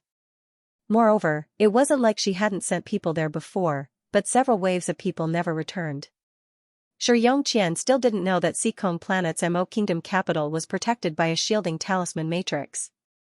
If one wanted to use a talisman matrix to cross between two boundaries, it would only cause the person using the talisman matrix to unwittingly fall into spacetime reversal. The several waves of people she sent there also died silently and inexplicably like this. In view of Heavenly Law's existence, she couldn't possibly send many people to Seacone Planet frequently. The personal bodyguard she sent this time, Miao Xing, didn't use a talisman matrix and walked through a very concealed and special passage. Since there was no news back after so long, he should have succeeded. Unfortunately, that concealed passage could only allow one person to pass through at a time. Otherwise, she could bring several more people down with her. Miao Xing's level 12 cultivation as a great spiritual cultivator would probably be partially suppressed after going down. Xianxia's eyes flashed, and a trace of ruthlessness flitted through them. She hoped that Miao Xing would be able to find something substantial this time and not disappoint her. Xianxia lowered her head and glanced at the small characters jumping about on the jade communication talisman. The word kill was faintly discernible at the bottom. Her heart jolted, and she tightly gripped the jade talisman in her hand. She looked up at the little stoic standing at the side of the plaza, and an uncontrollable storm surged in her eyes like a dark night. As if sensing something, Arbor inadvertently looked up in the direction where Xianxia disappeared. She only saw a familiar figure, and a faint sneer flitted through her eyes. "Follow me, children." Headmaster Yun led everyone to the Royal Academy. The entire inner city of Wind Thunder City belonged to the Royal Academy. The outer city's area was only half the size of the inner city, and many common people who moved here to do small businesses lived there. Apart from the students, there were only the instructors and their family members in the inner city. There were currently more than 13,000 students in the entire Royal Academy. Including the instructors and their family members, there were more than 20,000 people. If the Royal Academy's 8,000 guards were included, the population would be close to 30,000 people. The Royal Academy accepted all kinds of talents from the 3 prefectures, and accepted all kinds of students from all over the world. In the entire inner city of the Royal Academy, other than the study area, there was also a rich and colorful living area, which took up about half of the entire inner city. There were many streets and shops in the residential area. If the students didn't want to go too far, they could buy some things in the inner city's residential area. However, it was common knowledge that the price of goods in the inner city was 2 to 3 times higher than similar goods in the outer city. If one wanted to save money, it would be cheaper to buy some daily necessities from the outer city. Arbor's group followed behind Dean Yun and looked around the academy curiously. Although it was called an academy, it was actually a medium-sized city. The academy basically had everything. It's roughly divided into these two areas, the learning area and the living area. Once you've settled down, you can slowly familiarize yourself with the environment, Yun Piamiao said with a smile. The academy's mission area is to the north of the living quarters. If you want to get rich resources, you can wait until you're familiar with the place before going to the mission area center to accept missions. The points obtained from the mission can be used to exchange for some items in the resource area. Dean Yin gave them a rough explanation. You can go and understand the details later. Arbor's group nodded and followed Dean Yin to the inner city's residential area. The students' lodging was to the south of the west. Of course, there were good and bad accommodations. The worst accommodations would cost 100 spirit coins per month, and 6 people could share a room with each other. Because it was cheaper, this type of room was basically snatched up by those who arrived first. For example, Arbor's group, who arrived so late, it was naturally impossible for them to snatch the cheap stuff. A small room for 4 people cost 300 spirit coins per month. A slightly better private room for 2 would cost 1,000 spirit coins a month for the accommodation. There were fewer people who stayed in this type of room, and only the noble ladies and young masters of aristocratic families were willing to spend this money. A single room for 1 person cost 3,000 spirit coins per month. If it was a small courtyard with a garden, it would cost 10,000 spirit coins. The best lodging was the garden house, which had servants and odd job workers. There were 2 gardens, one big and one small, and there were even guards at the door. This kind of garden house could accommodate about 15 to 20 people, and the monthly lodging cost was as high as 20,000 spirit coins. Currently, it seemed that only 2 rooms had been sold, and it was unknown which 2 spendthrifts paid for them. Why don't you just rob? When Little Fatty and Xianxia heard the sky-high lodging price, their eyes widened as they angrily roared at Dean Yun. Dean Yun laughed and actually didn't feel awkward at all. He raised his hand and rubbed his nose. One was willing to take the hit, and the other was willing to take the hit. Arbor also felt that it was unbearably expensive, and his little face tightened into a ball. After a long while, he said, "This is even more expensive than the housing in our divine prefecture's imperial capital." It was simply ridiculously expensive. Alright, she remembered that Mu Jingfeng rented out a house in the southern part of the city, and the yearly rent was only 30,000 spirit coins, but here, it was 20,000 spirit coins per month. Although the house Mu Jingfeng rented out might not be as big as this, it wasn't too far off. Yun Piamiao, this profiteer, was going to be expensive beyond the star domain. Dean Yin smiled calmly and said, "You can go and accept missions. If you can complete a level 6 mission in a month, not only will you obtain a lot of mission points, but you will also receive a lot of mission points. The cost of the most luxurious accommodation can be reduced by half. If you can take over the garden area, you'll be able to live in the best place. It's definitely the best area in the entire academy. There aren't many of these types of special estates left." Dean Yin continued to encourage, "There are only 4 such special grade courtyards in the entire academy. They are both large and exquisite. Can you go up to the sky?" Arbor pointed at the distant mountains floating in the sky. Yun Piamiao looked back and rubbed his nose. "That's the cloud mist peak where this principal lives. In the entire Wind Thunder City, there are only a few mountains that can reach the sky." Arbor curled his lips. "That's because of the rune array." Hearing this, Yun Piamiao's eyes couldn't help but light up. "Little Miss actually knows. I also know that it's definitely a flying jade talisman array made up of 24 flying talismans." Arbor paused for a moment before continuing, "Furthermore, there are more than 100 sets of talisman arrays used." This was enough to allow these mountains to ascend. Yun Piamiao's eyes were practically shining. Indeed. After so many years, this little miss was the only one who had seen through the mystery. When other people saw it, they would at most marvel at the mountain peak floating in the sky and wouldn't be able to explain it. As Yun Piamiao exclaimed in admiration, he sized up the little girl and couldn't resist laughing. "Little doll, you have good eyesight. Is there a reward?" Arbor asked expressionlessly, "For example, half the rent or something?" Mo Lian and the others almost laughed out loud. Don't look at the little fellow's straight face, she was on the verge of a mental breakdown. Yun Piamiao actually laughed out loud and shook his head. That's not possible. The little girl's face was wooden. Do I have to pay additional rent? How many servants are there? Do I have to feed them? Everyone, ha ha ha ha ha. Yun Piaomiao roared with laughter.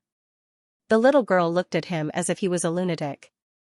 What was so funny? Shouldn't they ask clearly? If they raised a bunch of idle people and had to feed them, wouldn't they suffer a huge loss? The one-time rent is 20,000 a month. It includes daily meals for cleaning, garden trimming servants, kitchen maids, and so on. Of course, if you aren't satisfied with the vegetables and fruits provided by the academy and want additional meals, you have to buy them yourselves. Seeing the little girl's frown, Yun Piaomiao added, "Don't worry, the food provided to the special class housing estate is fresh vegetables, meat, and fruits every day. It's still very good. It's enough for 10 people. Oh, it includes meals." This was slightly better. Little Fatty, Xianxia, and the others felt a little better after hearing this. All right. Xiaomu nodded her small head vigorously. It was good to have a large housing estate. Everyone could settle down, and it would save them the trouble of having 2 people living in the east and 2 people living in the west. It would be uncomfortable and troublesome. If they wanted to discuss something with them, they would have to notify the entire residential area. With her nod, Prince Mo, Duan Yu, Duan Muqing, and Lu Yu started fighting to pay. Yun Piaomiao couldn't help but twitch his mouth. A bunch of freaking nouveau riches. They were obviously very rich, but they were still freaking pretending and wanted to bargain with him. They really were a bunch of shameless brats. If he knew this would happen, he wouldn't have provided meals. In the end, Prince Mo was the first to pay the bill. Only when he said that they would pay next month did the crowd calm down. The super-rich Xiao Mu silently glanced at them and put away the money bag that she was about to take out. Last time, Grandpa Mu sent her a storage talisman and gave her another 5 million spirit coins. In addition to the 150 million that Mu Jingfeng had previously given him. And then there was the cash compensation from the various families. The super-rich darling Qiao now had close to 200 million spirit coins in cash. Even if the annual rent was 240,000 yuan, Miss Qiao could live there for a few hundred years. Alright, let's do that then. Miss Qiao suddenly had a feeling that she shouldn't have wasted her breath with Yun Piaomiao just now. She shouldn't have wasted her breath and haggled with him for half a day just for a few coins. So tired. Why haven't you brought us there yet? Sir Jojo glanced at Cloud Mist. Dean Yin couldn't help but be amused and angry at the same time. Follow me. Donglin Court was one of the 4 special class housing complexes in the student residential area. In less than 15 minutes, the news spread throughout the entire academy that another nouveau riche had moved into Donglin Court, which had a monthly rent of 20,000 yuan. Everyone was already very shocked that nouveau riches had moved into Chouhe Court and Xiachi Court for 2 consecutive days. They didn't expect that even Winter Forest Court would be rented out today. It seemed like there were quite a few nouveau riche among this year's new students. The study area would probably be bustling tomorrow. Some people couldn't help but laugh when they thought of this. After all, the older students had been in the academy for so long, so it was relatively easy for them to deal with a few new students. When they thought of how those nouveau riche new students might be defeated, some of the more sinister fellows couldn't help but snicker inwardly. Oh, right.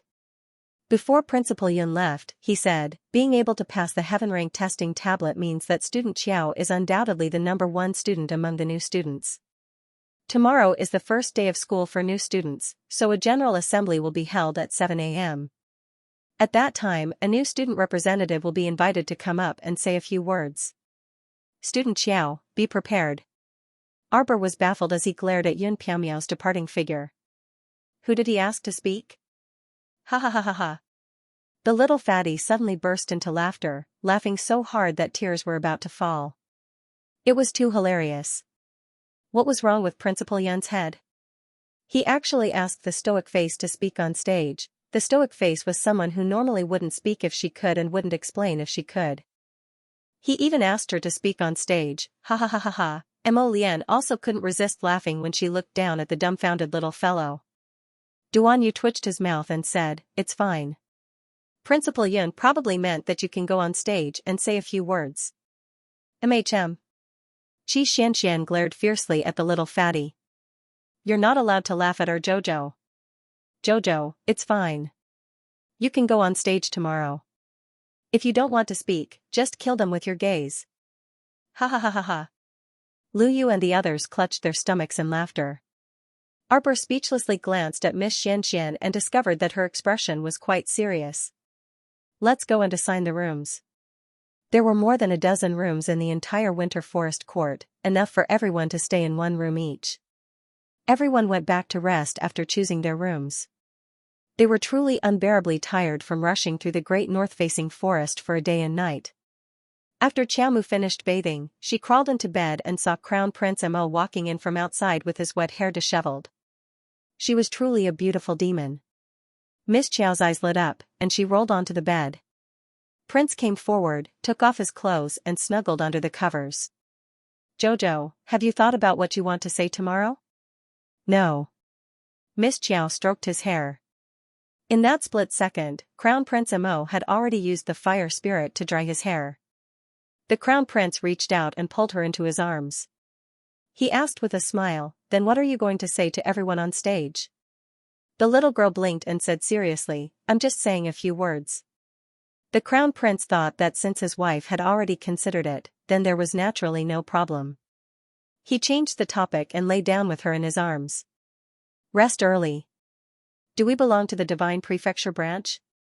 Arbor asked curiously. Along the way, they saw colorful flags with the word Shenzhou branch fluttering on the roofs and roadsides. It was hard to miss them. Yes. There's also the Cangzhou branch and the Ming province branch. At this point, Prince Mo pursed his lips. Logically speaking, Duan Yu should be staying with the people from the Cangzhou branch. Arbor patted Mo Lian's head like he was pacifying a small animal.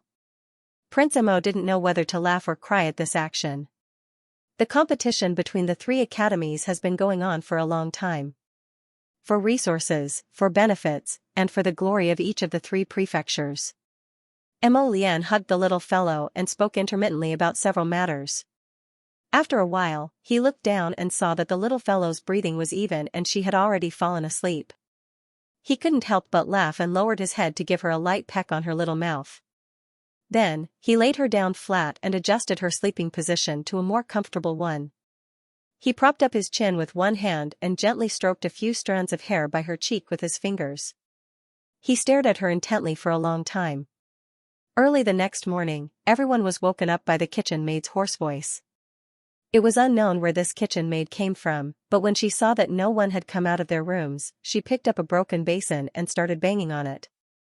As she knocked, she shouted, "Students, wake up. You're waking up a little too early, there's still 2 hours to 7 in the morning." Seeing everyone open the door and glare at her, the kitchen maid said with a serious expression, "Students, you still have to wash up and eat breakfast. It will take at least an hour to get from Winter Forest Court to the Academy District. It's forbidden to ride any kind of beast in the Academy. You can only rely on yourself to run, or use your spiritual energy to cast a flying spell to rush over." So that's how it was. Only then did everyone silently retract their glares and start washing up in resignation. Breakfast was quite sumptuous. While the group of 10 were eating, Mu Xingchen's voice came from outside. Younger sister. Mu Xingchen was a senior student of the Imperial Academy. He naturally had his own room in the past. However, seeing that he was carrying a bag in his left hand and a lunchbox in his right, it seemed like he wanted to move in. Arbor looked up at him and expressionlessly ate the porridge in her hand. Mu Xingchen was already used to her stoic little cold face. He walked up and placed the lunchbox in front of everyone. "Younger sister, ginseng chicken soup, drink it while it's hot." Prince Mo glanced at his brother-in-law vigilantly. His brother-in-law even knew how to make soup. He was starting to feel threatened. "I'll take you to the learning area in a while.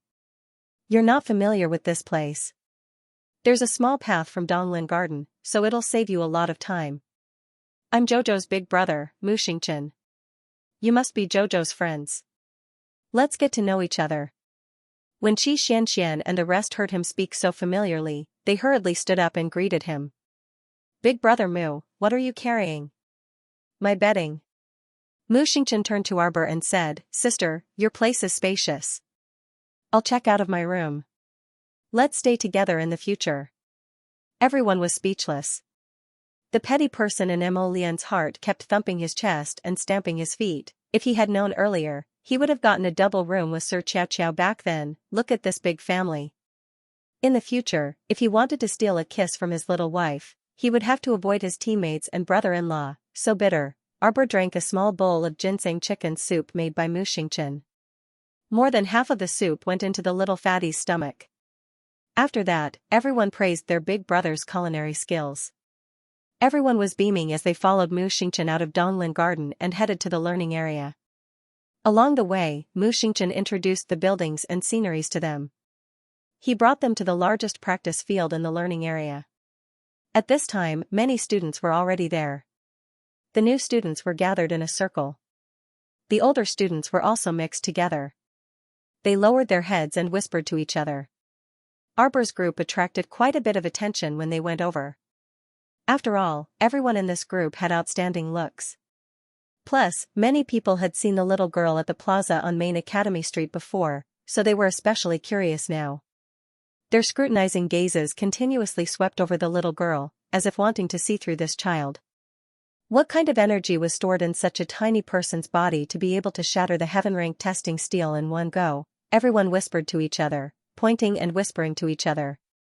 Arbor turned a deaf ear to these words and followed Mu Xingchen through the crowd with Mo Lian, Duan Yu, and Xianxia to arrive at the circle where the new students stood. Eldest young Sir Qin walked over with a grin and waved his paw at the little girl. "Little fellow, we meet again." Arbor nodded reluctantly. She felt like the Qin estate's people were like lingering spirits that lingered everywhere she went. Eldest young Sir Qin winked and smiled at her. "Little stoic, you can't be annoyed that I've appeared in front of you again, right? You're quite self-aware." Prince Mo held the little fellow's hand and walked to the side, throwing a look at eldest young Sir Qin for him to figure it out himself. The eldest young sir wanted to chase after them and say a few words, but at this time, Headmaster Yun flew over from afar with several academy consecrators and a dozen or so valiant and formidable instructors. They stopped on a raised platform in front of the practice field. An instructor looked down at the 10,000 or so students below and said neither softly nor loudly, "New and old students, line up separately." This needs no further explanation, right? Everyone started moving in unison. They each lined up in several hundred rows according to the three academies' factions. The old students had lined up who knew how many times. Every time the academy summoned students to the practice field for an important announcement, they would line up to give instructions. This had already become a routine. There were about 1,000 new students here, and they each lined up in 7 or 8 rows, crookedly lining up to the left of the old students. "Headmaster, please speak." Dean Yen walked up with an enigmatic look on his face. He didn't look like the talkative person who was trying to promote the special class housing estate to Arbor and the others yesterday. He said a few simple words of encouragement to the new students. Then, he waved his hand and gracefully retreated, giving the place to one of the academy's worshippers. This consecrator of the academy's disciplinary courtyard was notoriously fussy and strict. He recited all of the Royal Academy's rules and regulations according to the book, to the point that Xiao Mu was about to doze off. After reciting for half an hour, he finally finished reciting. After the academy consecrator left, Principal Yun smiled and said to the crowd, "Now, let's invite the new representative, Student Xiao, to come on stage and say a few words." Eldest young Sir Qin's mouth twitched as he turned to look in Arbor's direction with an odd expression. At the same time, Dou Fenghua and Dou Fengmian, Qin Xian, Qin Xiu, Qin Jiu, and some of the patrician families of the Divine Province who somewhat understood the little stoic were also looking at her. Across the crowd, ACI, who was standing in Ming Province's line, also looked over curiously. Everyone was thinking at the same time, what did you want the little stoic to say on stage? Arbor expressionlessly stood on the high platform of the practice field and gazed icily at the students below. Everyone felt as if they were being stared at by a ferocious beast. "Students, study hard and don't provoke me. Otherwise, die." Everyone was flabbergasted. Principal Yun turned his head to look at the little fellow beside him in confusion. This, he asked her to say a few sentences, and she really did say a few sentences, "Study hard and don't provoke her.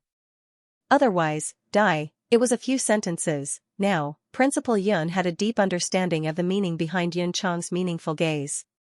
Crown Prince Mo exasperatedly exchanged glances with the little fatty and the others. What was going on? Why was everyone looking at him as if he was a weirdo? He definitely didn't teach his wife to say these words. Last night, he asked his wife what she was going to say on stage. His wife said that she was just going to say a few sentences. He naively thought that his wife should know what to say, however, it was true. When she went on stage today, she just said a few sentences, 2 sentences, 2 sentences. After Sir Jojo said 2 sentences, she realized that everyone was silent. Everyone was looking at her as if they were looking at a god.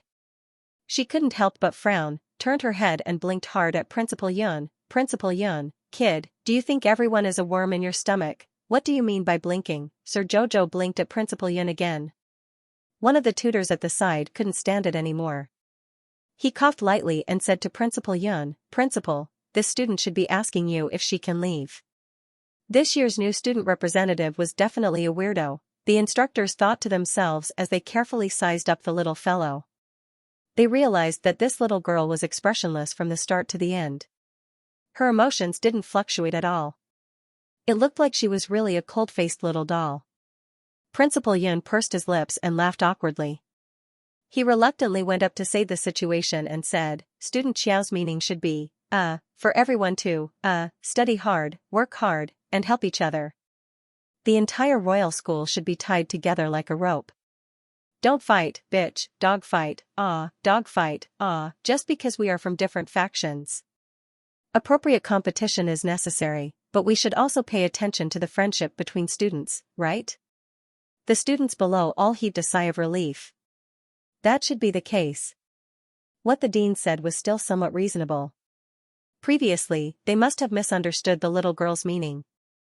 The little girl shouldn't have threatened them on the first day of school. It was difficult for Headmaster Yun to say so much in one breath to smooth things over for the little stoic. He wanted to cry tears of sympathy for himself. Was it easy for him? No. Just as Principal Yun finished speaking his impassioned words to save the situation, the little stoic directly denied it. I just want to warn them to be careful and stop bothering me. She turned her head and glanced at Dean Yun. Once I make a move, there is no turning back. Everyone was speechless. Dean Yun's breath was stuck in his throat, and he almost choked from anger. This little girl was truly someone who could anger someone to death without paying for it. Could this be considered as him failing to save the situation by going all out to save the day? This little girl is quite arrogant. A rough voice suddenly emerged from the group of students. Everyone turned their heads to look and saw a guy draped in tiger skin, revealing his arms and legs. His appearance was especially bold and unrestrained. He strode out from the crowd and leaped onto the stage. Underworld Province's branches DAO. Ask for guidance on this new student's strength. I want to see what kind of strength can make you say such arrogant words. Ming Yaxi's expression was displeased, and he turned to look at a robust youth beside him. Who is that? This young man, who was also a senior student of the Underworld Region branch, was called Turnbull. Although he did not understand what was going on when he saw that His Highness was unhappy, he still said respectfully, his name is Dao. He is an extremely talented clansman from the D family's branch. Ming Yaxi glanced coldly at Dao on the platform and asked in a bad mood, who allowed him to go up. Running over to find trouble with a little girl to make his presence known, Ming Yaxi thought that the little girl already disliked him to begin with. She wouldn't mistakenly think that he was the one who let that idiot go up to challenge her, right? Would the little fellow dislike him even more because of this? While Ming Yaxi was endlessly criticizing, Turnbull's expression was a bit puzzled. Although he hadn't interacted with His Highness for more than 2 days, he believed he had a good grasp of his temperament. This was an extremely arrogant and difficult person to get along with. Yet today, he was actually asking him why Dao went up to challenge her. Shouldn't he challenge her? That little girl was slapping the faces of all the senior students of the 3 branches in the academy. A freshman little girl dared to be so arrogant. It would be strange if no one went up to challenge her. Tell him to come down. Ming Yaxi said coldly. The more he thought about it, the more likely this was. He absolutely couldn't let the little girl misunderstand him. Ollie, who was standing beside him, couldn't resist sneaking a glance at his elder brother. He hastily cleared his throat and shouted, "Dao! Come down!" His voice was neither loud nor soft, just enough for all the students to hear him clearly. Akir had previously been surrounded and complimented by a group of new students, so when the instructors asked her to line up, she was escorted to the front of the new students. At this time, she was still some distance away from Ollie and Yassi, who were mixed in the back of the crowd. Now that she heard Ollie say this, she couldn't help but secretly grit her teeth and look up at the little stoic on the platform. Without a doubt, Big Brother Yassi had instructed Ollie to shout this. What was so good about that stoic girl that she kept calling Big Brother Yassi on her mind all day? Dao, who had just stood in front of the little stoic and didn't have time to speak, was involuntarily taken aback when he heard Alex's words, and he turned to look at the crowd. Turbul was afraid that Dao's honest nature would act up again, so he hurriedly called out, "Dao, His Highness asked you to come down." With that said, how could Dao not understand, so it was His Highness Dark Yas who told him to go down, although, he was a little cowardly. He had just jumped onto the high platform and rolled down with his tail between his legs. It was really a little embarrassing. However, His Highness Yas had even defeated the former crown prince, His Highness Underworld Wolf. What a joke! He was just a disciple of a small branch of the D family, so he naturally could not openly challenge His Highness ACI. Therefore, Dao, who had been on the stage for less than 2 seconds, jumped off the stage with his tail between his legs. The little stoic was already prepared for battle and was about to summon her feral. The other party suddenly said that he didn't want to fight, and then rolled down by himself. This was simply inexplicable. Crazy. The stoic man muttered to himself. The few instructors who were closer to her couldn't help but twitch their mouths when they heard this. Ha ha ha ha. I didn't expect that someone from Great Ming Province would also cower. A mocking laugh came from outside the crowd. A figure flashed and scuttled onto the high platform with a whoosh. This person's outfit was even more unsightly than the tiger skin outfit from before. His hair was disheveled, his entire body stinked, and his fat belly was exposed. His feet were bare, and the soles of his feet were covered in a layer of 3 feet of dirt. Darling Qiao hurriedly took a step back, and her eyes widened. Get lost. Stinky thing. It's unbearably stinky. All the teachers were speechless as their mouths twitched. That man immediately flew into a rage and shouted sternly, "This little girl is really arrogant and conceited. Today, let me teach you how to be a person." Arbor didn't wait for him to fly over, and his figure immediately flashed and hid behind Principal Yun. He angrily glared at the principal. What kind of Imperial Academy is this? You're picking up trash from the academy. Can just anyone enter this Imperial Academy? The students don't even have a uniform? One moment there was a tiger skin man, and the next moment there was a stinky beggar wearing only a pair of underpants. It simply made people speechless. Of course we do. The principal said with an aggrieved face, it's just that here, we don't require everyone to buy the academy uniform. It's all for people to do what they can. Some people, after entering the academy for several years, still haven't saved enough money to buy a set of academy uniform. This time, it was Arbor's turn to be dumbstruck. How much is your academy uniform? This time, there was no need for Principal Yun Piamiao to reply. The teacher from before spoke again with an indifferent expression, 100,000 spirit coins. Why don't you just rob? The entire academy sky was filled with the little girl's angry roar. All the students instantly felt that the little girl's roar was simply what everyone was thinking. You can't say it like that. Our academy uniform isn't some simple clothing. It's a defensive spiritual clothing. It can effectively block 100 full-powered attacks from a spirit master below level 10. You definitely won't lose out to your little girl. Why don't you buy one? Let me tell you, if you want to enter the heaven ranking and earth ranking, you must wear this academy uniform. This is also for the fairness of the competition. Is your team made up of 9 people or 10 people?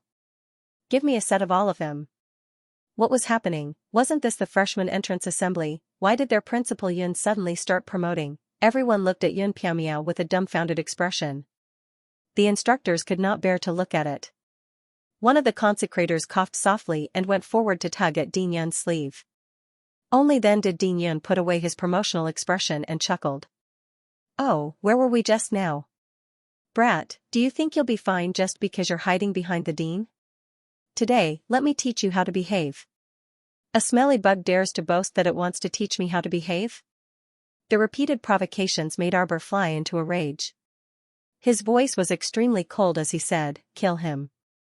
There was an uproar among the crowd of students below.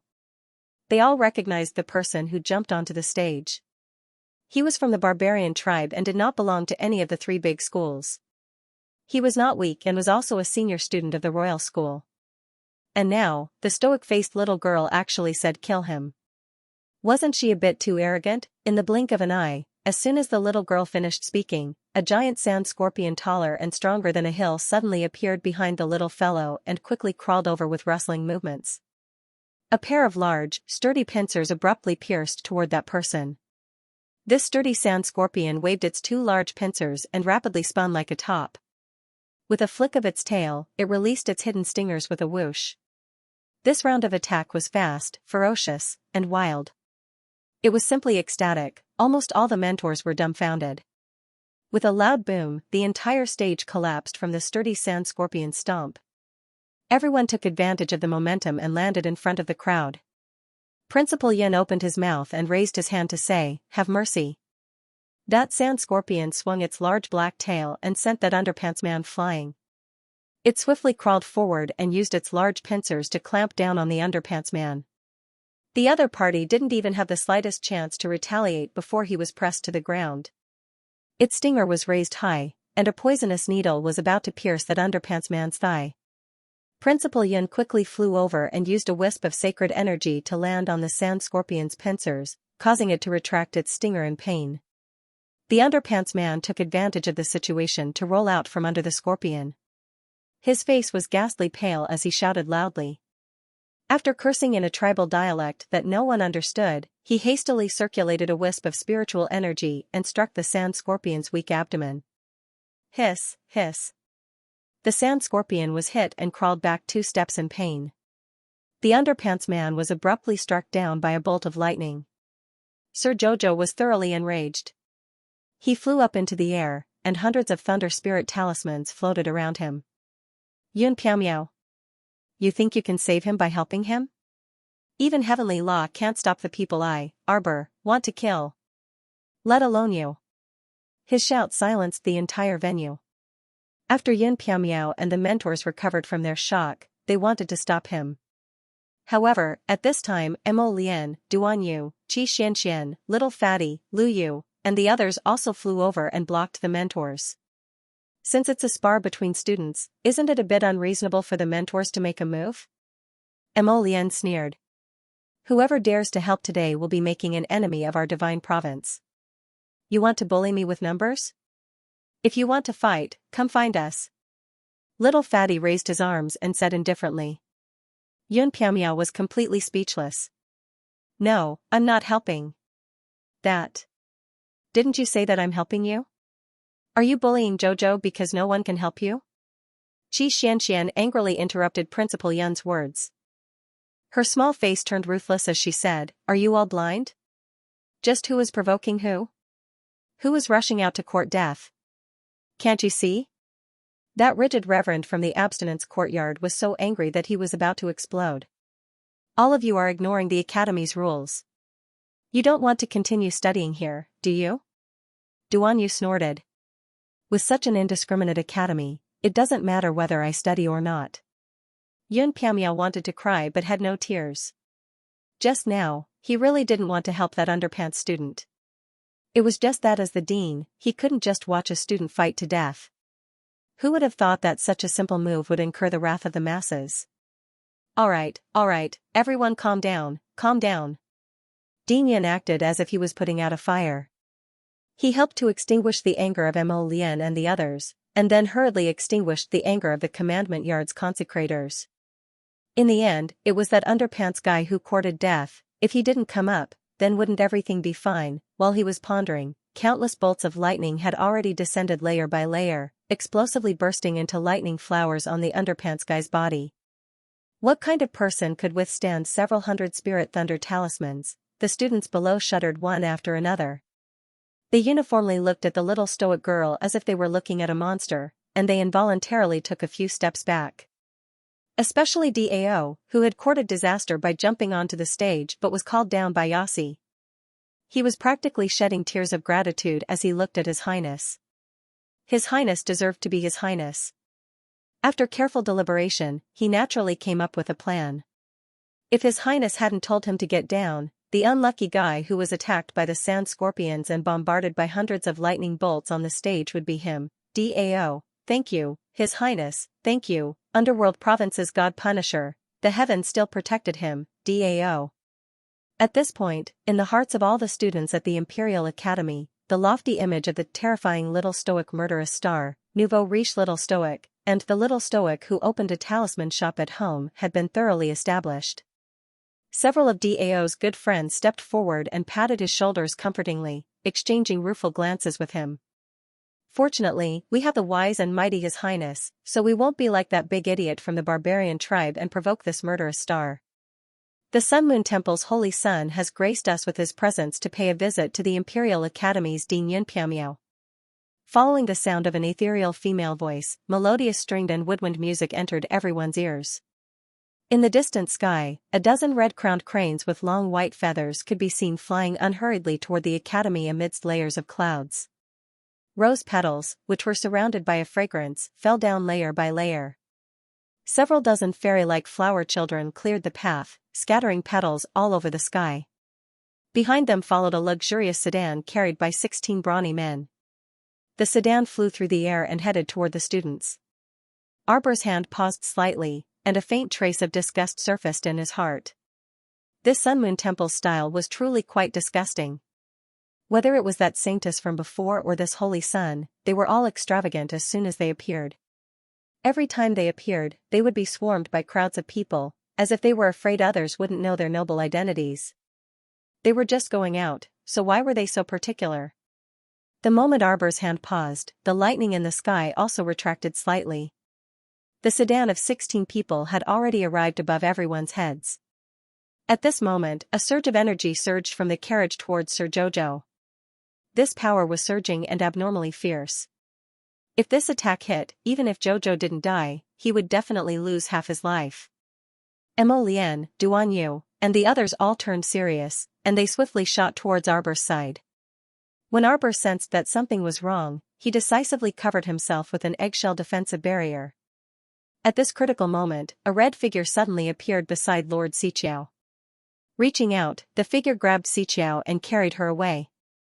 With a flick of his sleeve, the surging power was suddenly blocked, and all of it was repelled with a thunderous force. Bang! A ferocious force landed on the carriage. How could the 16 burly men who were carrying the carriage resist? In an instant, they were scattered by this force and fell to the ground. At the same time, the carriage was completely shattered by the force.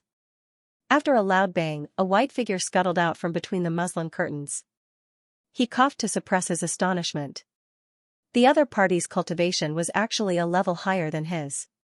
He was already a spiritual venerable, so could it be that the other party was actually an immortal venerable expert? At this moment, Mo Lian and Duan Yu had already arrived at Arbor's side. Taking a closer look, the little fellow's stoic face was expressionless, and her body was wrapped in a transparent eggshell. She was being held in Hu Jingchen's arms, and that appearance was simply a bit comical.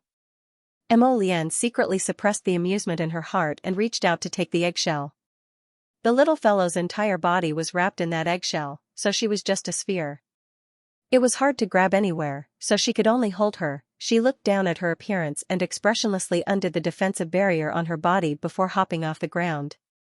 Duan Yu dared to bet his head that if anyone dared to laugh out loud, Sir Jojo would definitely take out a washboard to beat them up.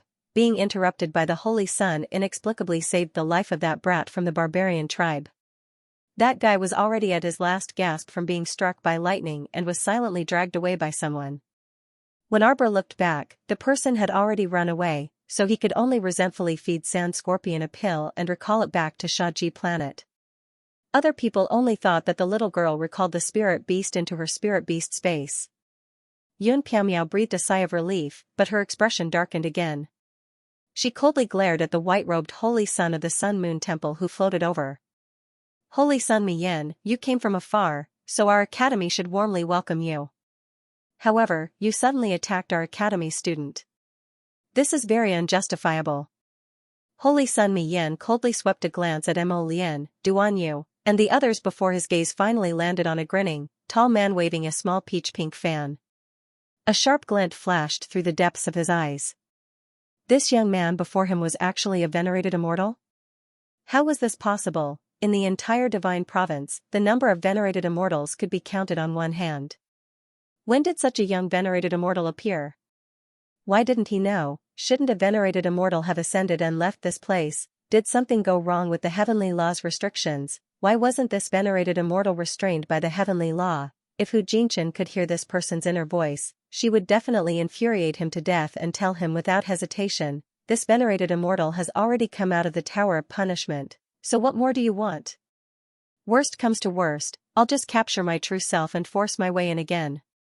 It's a misunderstanding, Mayan said calmly, nodding apologetically at Ding Yun. Jojo tugged at Mo Lien's sleeve. Without another word, Prince Mo's eyes flashed fiercely, and a gust of wind from his fist, which was imbued with saint power, flew towards the Holy Sun's face. At the same time, Arbor also raised his hand and threw hundreds of ice spikes at the saint. The son of Saint was caught off guard and dodged twice in a very embarrassing manner. He was able to easily dodge Arbor's icicles, but he had to frown and take Mo Lien's punch seriously. He crossed his arms in front of him, thinking that the holy armor gauntlets on his arms would definitely be able to block his opponent's attack. He didn't expect that he would be knocked back a few steps by this fist wind. Only then did he take a deep breath to stabilize his body. His eyes were filled with unconcealable astonishment. Just as the son of Saint raised his head and was about to look at Mo Lien, he saw another gust of fierce saint power burrowing out from the side and pouncing at his face again. D****, one shouldn't hit someone's face in a fight, but these people actually wanted to hit his face one by one. The son of Saint gritted his teeth and withstood Duan Yu's attack. In the next second, he saw a crafty saint power materialize into 5 fingers. Pa! He slapped his face. The little stoic was relieved. Before the son of Saint flared up, she said coldly, "This is also a misunderstanding." Holy Sun Mi Yen was extremely vexed, and a harsh glint flitted through his eyes. His gaze swept past Mo Lien, Duan Yu, and He Chin before finally landing on the cold-faced little stoic. His gaze was like a needle, filled with endless coldness and probing as it landed on the little fellow. Headmaster Yun frowned and stepped forward to block the students. His gaze met Holy Sun Mi Yan's indifferent gaze. "May I know the reason for Holy Sun Mi Yan's sudden visit?" This Holy Sun came today to convey a message to the Divine Province's Crown Prince. Holy Sun Mi Yan regained his usual calmness, as if the slap he had just received didn't exist. Recently, the temple's great divine priest inspected the rear mountain and found that the mystic realm might open. The mystic realm will probably open earlier this time. Holy Sun Mi Yan's gaze coldly landed on Prince Mo's face, staring at him to check his expression. However, he was soon disappointed. No emotion could be discerned from Prince Mo's face at all. "This Holy Sun came to inform the two of you. I hope you can make some preparations in advance. Also, convey the great divine priest's message." Mi Yan lowered his eyes slightly and nodded at Headmaster Yun. "The temple intends to provide 30 quotas to the Royal Academy for the opening of the Sun Moon Mystic Realm this time. I hope Headmaster Yun can cooperate with our temple to select talents.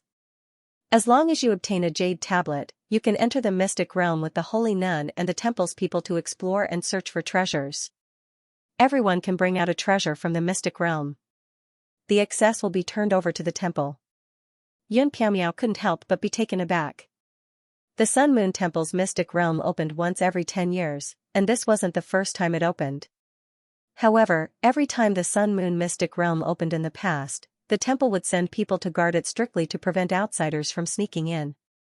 Unexpectedly, they were so generous this time to open it to the Royal Academy? Oh, of course, this couldn't be considered generous. After entering the Mystic Realm, each Academy student could only take 1 item at most, and the excess would be turned over to the temple.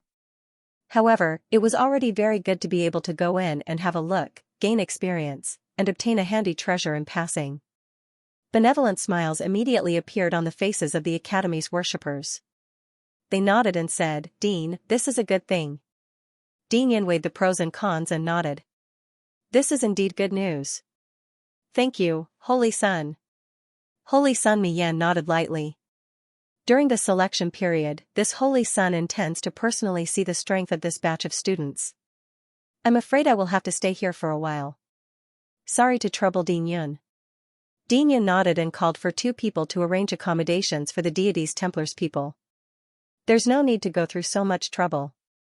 Then, he turned to look at Mo Lian and said, I'll stay with the Divine Prefecture Crown Prince. The Crown Prince's residence should be big enough to accommodate the people from the Divine Hall. How shameless, Xianxia, little fatty, and the others cursed in their hearts.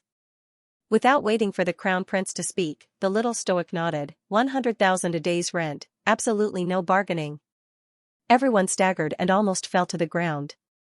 Didn't you just say that the dean was evil, little miss? You're the number one, incomparably evil person in the world. A priest behind Mi Yan had long been unable to restrain the anger in his heart.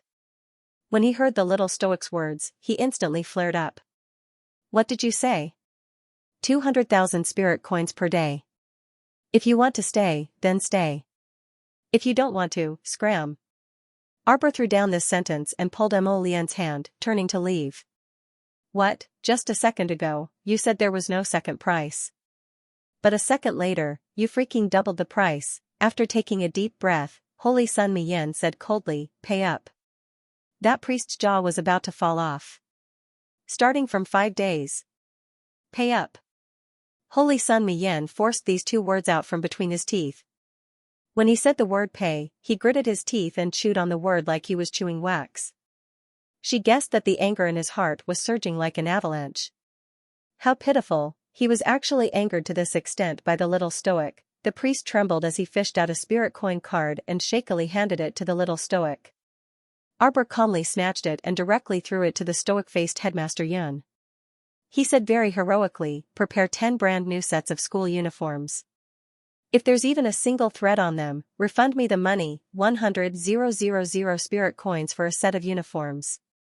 If there was even the slightest flaw, she would make this Yun Piamiao suffer the consequences. Headmaster Yun shuddered and suddenly really wanted to go home to hug and cry with his elder brother. Big bro, how is this finding me a student? You're completely stuffing me with an ancestor. Mo Lian curled her lips in amusement and was led away by the little girl. Gather here at 7 a.m. tomorrow. At that time, I'll assign you new students a subject, Headmaster Yun hastily muttered. Seeing the 2 of them leave without looking back, he couldn't help but sigh. It looked like the academy was really going to be lively in the future. Xianxia squeezed to Arbor's side and glanced at the group of people from the Temple of the Gods following behind them. She lowered her voice and asked, Jojo, since you know these guys don't have good intentions, why the hell did you take them in? Are you afraid they'll cause trouble? The little stoic was still indignant. This holy sun's cultivation was much higher than that holy nun from before. Just now, she had almost suffered a great loss in the hands of this person. If it weren't for He Chen's timely appearance and blocking for her, she might have been beaten to the point of vomiting blood. Can 1,000,000 spirit coins make up for it? Stop joking. They will suffer in the future. Lady Xiao Xiao winked at Xianxia with her watery eyes. The 2 young ladies held hands and walked to the front, whispering something to each other. After Xianxia heard Jojo's words, she felt extremely comfortable and giggled. That night, Holy Sun Mi Yan looked at his empty wing room and was so furious that his hair was about to explode. He knew that this girl was petty, but he didn't expect her to be so stingy. She actually only gave him a room, and there was nothing inside. You want a bed? Alright, I'll pay you 100,000 spirit coins, a stool, 50,000, a teacup, 20,000 for one. Holy Sun Mi Yan takes things out of his inner world one by one. He has never been so aggrieved before. Fortunately, he had plenty of daily necessities in his inner world, which was enough to last him a few nights. Holy Sun, why did we have to come with them and live here? The 2 guards who were helping the Holy Sun spread out a mattress in the corner and couldn't bear to see the Holy Sun so aggrieved couldn't help but grumble. Naturally, it's to observe those 2 people from a close distance. Holy Sun Mi Yan said coldly, that crown prince isn't easy to deal with. Now, it seems that little witch is also difficult to deal with. No wonder the holy nun had suffered such a huge loss in their hands. Even he could not gain any advantage in the hands of these people, not to mention the holy nun, Niaoguang. Thinking of that icy expressionless face, the holy nun Mian's eyes could not help but turn cold. He still had to give this little girl a special gift at the division ceremony tomorrow. The night passed without a word. Arbor's group had a good night's sleep and woke up energetically at 5 in the morning. The voice of the school administrator came from outside. He brought in a few large boxes and placed them in the courtyard. 10 sets of school uniforms, please accept them. Mata walked forward and opened each box to take a look. There were 2 to 3 sets of school uniforms in each box. They were pure white and had a spherical multicolored flower embroidered on the collar and chest area. Arbor felt that this flower was extremely familiar. Taking a closer look, wasn't this the longevity flower? So, the royal school's flower was the longevity flower? Could it be that there was a longevity tree planted in the royal school? Arbor's thoughts turned slightly, but she was still somewhat uncertain. The longevity tree's growing environment was extremely harsh. It would not bloom unless it was in the Xian domain or bear fruit unless it was in the God domain. She had raised the longevity tree on Paradise Planet for so long, but it still could not bear fruit in the spirit domain. The main reason was that the environmental conditions were not up to standard. According to Little Tree, it would probably only bear fruit after Paradise Planet ascended to the God domain. And ascending to the God domain, Arbor could not help but sigh when she thought of this.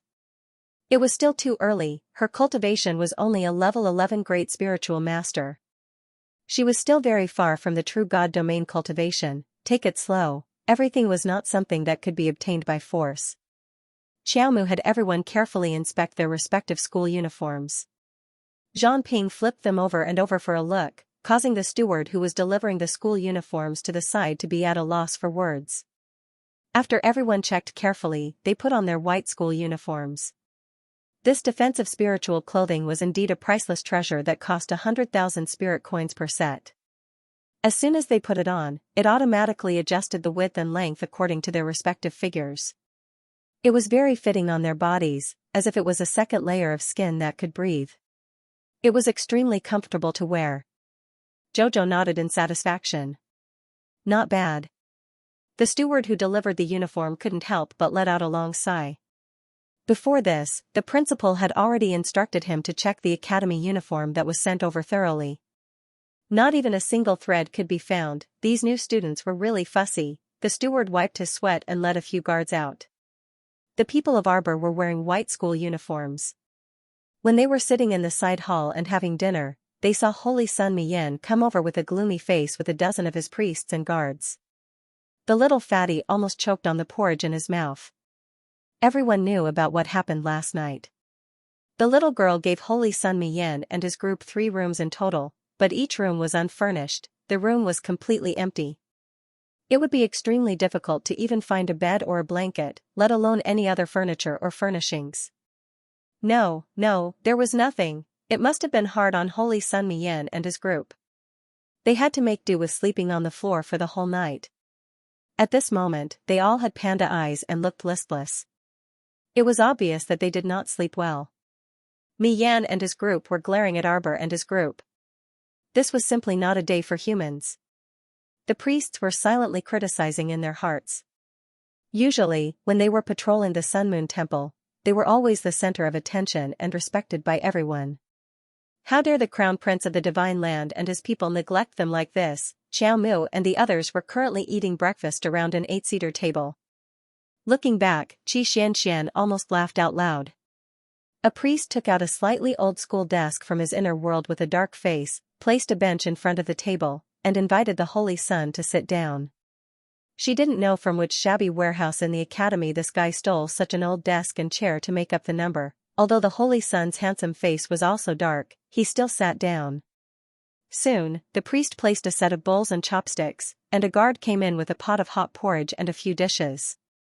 As a spiritual venerable, it didn't matter whether he ate or not. It was just that this Holy Sun had a habit of eating twice in the morning and at noon, unless he was in seclusion for cultivation. The meal was prepared by the 2 priests in the room. Holy Sun Miyan ate a few mouthfuls, and put down the spoon with some grievance in his heart. He couldn't eat any more. The main reason was that he was sitting in front of an old desk, surrounded by a group of onlookers. He was used to being arrogant and had never been ridiculed like this. Under such gazes, he was naturally dissatisfied. Holy Sun Miyan threw down the chopsticks angrily, stood up, and walked out first. Seeing that their master was in a bad mood, the priests and guards didn't dare to say anything, and hurriedly followed him out. Miyan sneered in his heart, "I'll let you be happy for a while, and you'll be in for a good show later." When Arbor and the others arrived at the practice field yesterday, there were already many old and new students lined up there, waiting for the mentors to come. Upon seeing Xiao Mu's appearance, many people retreated to the sides in terror, and a rather spacious path actually appeared in the center. It was as if Miss Xiao was some kind of scourge. Everyone looked at her cautiously. Xianxia stared at those people one by one, and thought, "Our Jojo is not a beast that goes berserk everywhere. If you don't provoke her, nothing will happen." "Morning, Jojo." Eldest young Sir Qin walked over from the crowd and waved at Arbor with a smile. Arbor looked up at him and saw Omega Kotoku standing beside him, looking at her with an unreadable expression. Mo Lian immediately sensed Sir Xiaoqiao's grip on his hand tighten slightly. He furrowed his brows and reached out to hold her hand gently. Looking at the group of people in front of them, he said coldly, "Make way." Eldest young Sir Qin pursed his lips and shuffled slightly to the side. Arbor and Mo Lian walked to the front of the group and found an empty space to stand. The group of senior students couldn't help but sneak glances at them, secretly sizing them up. Dean Yun led a group of consecrators and tutors to the practice field very quickly. Looking at the group of energetic students below, he nodded with a smile and said, "Today's main purpose is to help the new students divide the subjects." During the test, everyone had been tested according to the contents of the invitation letter. For example, the alchemists were naturally tested for pill refinement, and the artificers were tested for weapon forging. Most of them were naturally cultivators. The cultivator's test was the simplest, they just had to pass the corresponding test steals. For the pure cultivation subject, all 322 new students this year will be led by Instructor Ma and Instructor Gao. Those whose names are being read, please stand behind the two instructors. Forging branch, 21 new students this year will be led by Instructor Zhang. Pill branch, 33 new students will be led by Instructor Xing from now on. Talisman branch, 5 new students will be led by Instructor Zhang. Concealed weapons branch, 59 new students. Zither branch, led by calligraphy and painting. Arbor dozed off as he listened. After the two instructors helped Dean Yun read everyone's names, 2 hours had passed, and the school's subject assignment finally ended. The little fellow stood alone in front of the new students. She looked left and right with a baffled expression. Why was she the only one who hadn't found a group? Just now, Mo Lian had also been called to stand at the forging branch. She was the only one who hadn't been claimed. The entire practice field was silent. At this moment, everyone's gazes were on Arbor. On the large practice field, all the students were lined up according to their assigned subjects. Both the new and old students were lined up in order. Our dear Xiao Mu's small face instantly darkened. Xianxia and company, who had long been herded into the new students' group, couldn't help but facepalm. Seriously, he didn't know what had happened again. Why did he leave their little stoic behind? One of the accompanying instructors quickly poked Dean Yun, indicating for him to quickly look at the little stoic's expression. This stoic face looked like she was about to explode. Only then did Dean Yun realize what was going on. He looked at the little girl with a chuckle and said, "Student Xiao, which subject do you want to study in? You can choose the Cultivation Hall, Pill Hall, or Talisman Hall." It was evident that this Dean Yun already had a thorough understanding of the little stoic's situation. He knew that she wasn't only a cultivator with outstanding talent, but she was also an alchemist and talisman practitioner. The little fellow's foul expression improved slightly, and she cast a glance in her husband's direction. Her husband was enthusiastically dragged over by the weapon forging hall's instructors. She didn't have any talent in weapon forging, so she naturally couldn't follow along. Mo Lian also felt unbearably vexed. He had originally already started walking towards the cultivation hall. But he didn't expect to be stopped by this instructor Zhang halfway. After a series of exaggerated explanations, he was led to the refining hall in a daze. However, the royal school was also quite interesting. He rarely revealed his talent in refining in front of others, so he didn't know where they found out about this. Of course he wanted to go to the cultivation hall with his wife, but now, when Instructor Zhang saw him move, he immediately ran up to him and stared at him, earnestly advising him. If he were to stay in the refining hall, he would be able to take part in the cultivation hall as a subsidiary subject. In the future, he would be able to participate in the Heaven Yuan ranking competition. There were many benefits to staying in the weapon refining hall. Every month, he could even obtain a lot of forging materials. Hearing this, Crown Prince Mo's head swelled again. He felt that this mentor probably hadn't talked to anyone for several hundred years, so she was terribly talkative. Because of this delay, the little stoic decisively chose the cultivation hall. The reason was very simple. Mo Lian went to the weapon forging branch, Duan Yu went to the concealed weapons branch, and the Qin Estates people basically stayed in the pill hall, so she definitely wouldn't go to the pill hall. There probably wasn't much to learn in a place like the talisman hall. She already had the complete talisman technique, the golden talisman jade tome, so she naturally didn't need anything else. Also, wait. Therefore, after picking and choosing, she felt that the cultivation hall was the most perfect one. In the future, she would be able to train, have fun, with her friends again. Arbor expressionlessly walked towards the cultivation hall freshmen. Everyone retreated to the sides, their gazes filled with respect.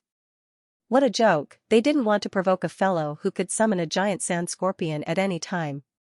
Xiaomu disapproved of their attitude, and she ran to stand beside her teammates, the little fatty, and the others. Qi Xuanxuan's face was filled with joy as she pulled Arbor's hand and said, "That's great, we can train and play together again." The word play at the end was probably the main point, little fatty, and the rest added in their hearts. Arbor nodded his head, his large watery eyes curving. Just as he was about to say something, a loud voice resounded throughout the entire training grounds.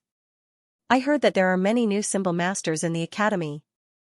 I, Jin Zhaoyang, would like to challenge them. I wonder who dares to accept my challenge."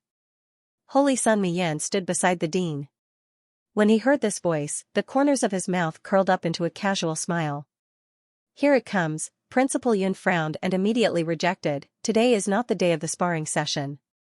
If you want to spar, wait for another day, Principal. I am very much looking forward to seeing the outstanding performance of these new students. Don't you all want to see the strength of these new symbol masters?"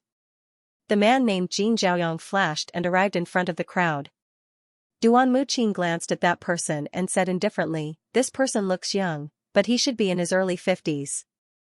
Arbor's and Qi Xuanxuan's jaws almost dropped to the ground. "He hasn't graduated at the age of 50? Little Fatty pursed his lips and said, "Maybe he just entered the academy not long ago." After all, the Imperial Academy doesn't have an age limit when it comes to recruiting talents. The two little girls thought about it and nodded at each other. "Jojo, you have to be careful. I'm afraid this person is coming for you." Duan Muqing saw that Jin Zhaoyang's gaze was sweeping towards them and said coldly. Lu Yu rubbed his chin. "I think we should be careful of this Jin Zhaoyang. I heard that among the new talisman masters, there are 2 talisman masters from the talisman aristocratic families of the Divine Prefecture." Jin Zhaoyang laughed and said, "I wonder where these 2 talisman masters are?" Mu Roxuan did not expect that this fire would actually burn her. She could not help but be slightly stunned. Pursing her lips, she lightly moved her feet and walked out of the crowd. "I'm Mu Roxuan. Greetings, senior brother." "Ha ha ha ha." Jin Zhaoyang nodded repeatedly. Good, good. He was courageous, but what about his strength? "Little junior sister, let's set the limit at 3 offensive talismans. If you can withstand 3 of my offensive talismans, then it's your win." Senior brother Jin Zhaoyang was originally from the Tsang Prefecture and came from the Tsang Prefecture's talisman Qi clan. Later on, for some unknown reason, he fell out with the Tsang Prefecture's Qi clan and left the clan. Until now, he has been alone. Someone at the side relished in talking about Jin Zhaoyang and shared the gossip he had obtained with others. Immediately, it attracted many people's attention. Senior brother Jin Zhaoyang seems to have broken through the yellow rank Great Talisman Master proficiency level and reached the yellow rank Great Talisman Master perfection stage. When this was said, the surrounding people were in an uproar and exclaimed in surprise.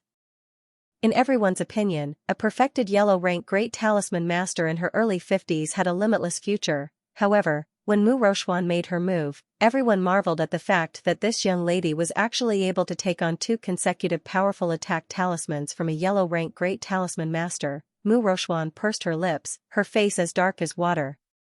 The defensive talisman array around her was made up of 24 jade talismans, emitting a faint jade luster. Defensive jade talisman array. As expected of the Mu family's eldest miss. A jade talisman array right off the bat. Opposite her, Jin Zhaoyang smiled at Mu Rochuan. Junior sister, you didn't draw this defensive jade talisman array yourself. Even if you barely beat me, it's still an unfair victory. Zhongli Ziyi frowned slightly and said indifferently, Senior brother Jin, you're already 50 years old. Bullying a 17-year-old junior sister doesn't seem so honorable. Jin Zhaoyang's face darkened. Snickers sounded from the surroundings. Mu Rochuan cast a grateful look at Zhongli Ziyi. When she turned to face Jin Zhaoyang, she focused all her attention on dealing with him. She was only a mid-stage black rank great talisman master and was far from perfected black rank. She definitely wouldn't be able to take on the opponent's attack talismans.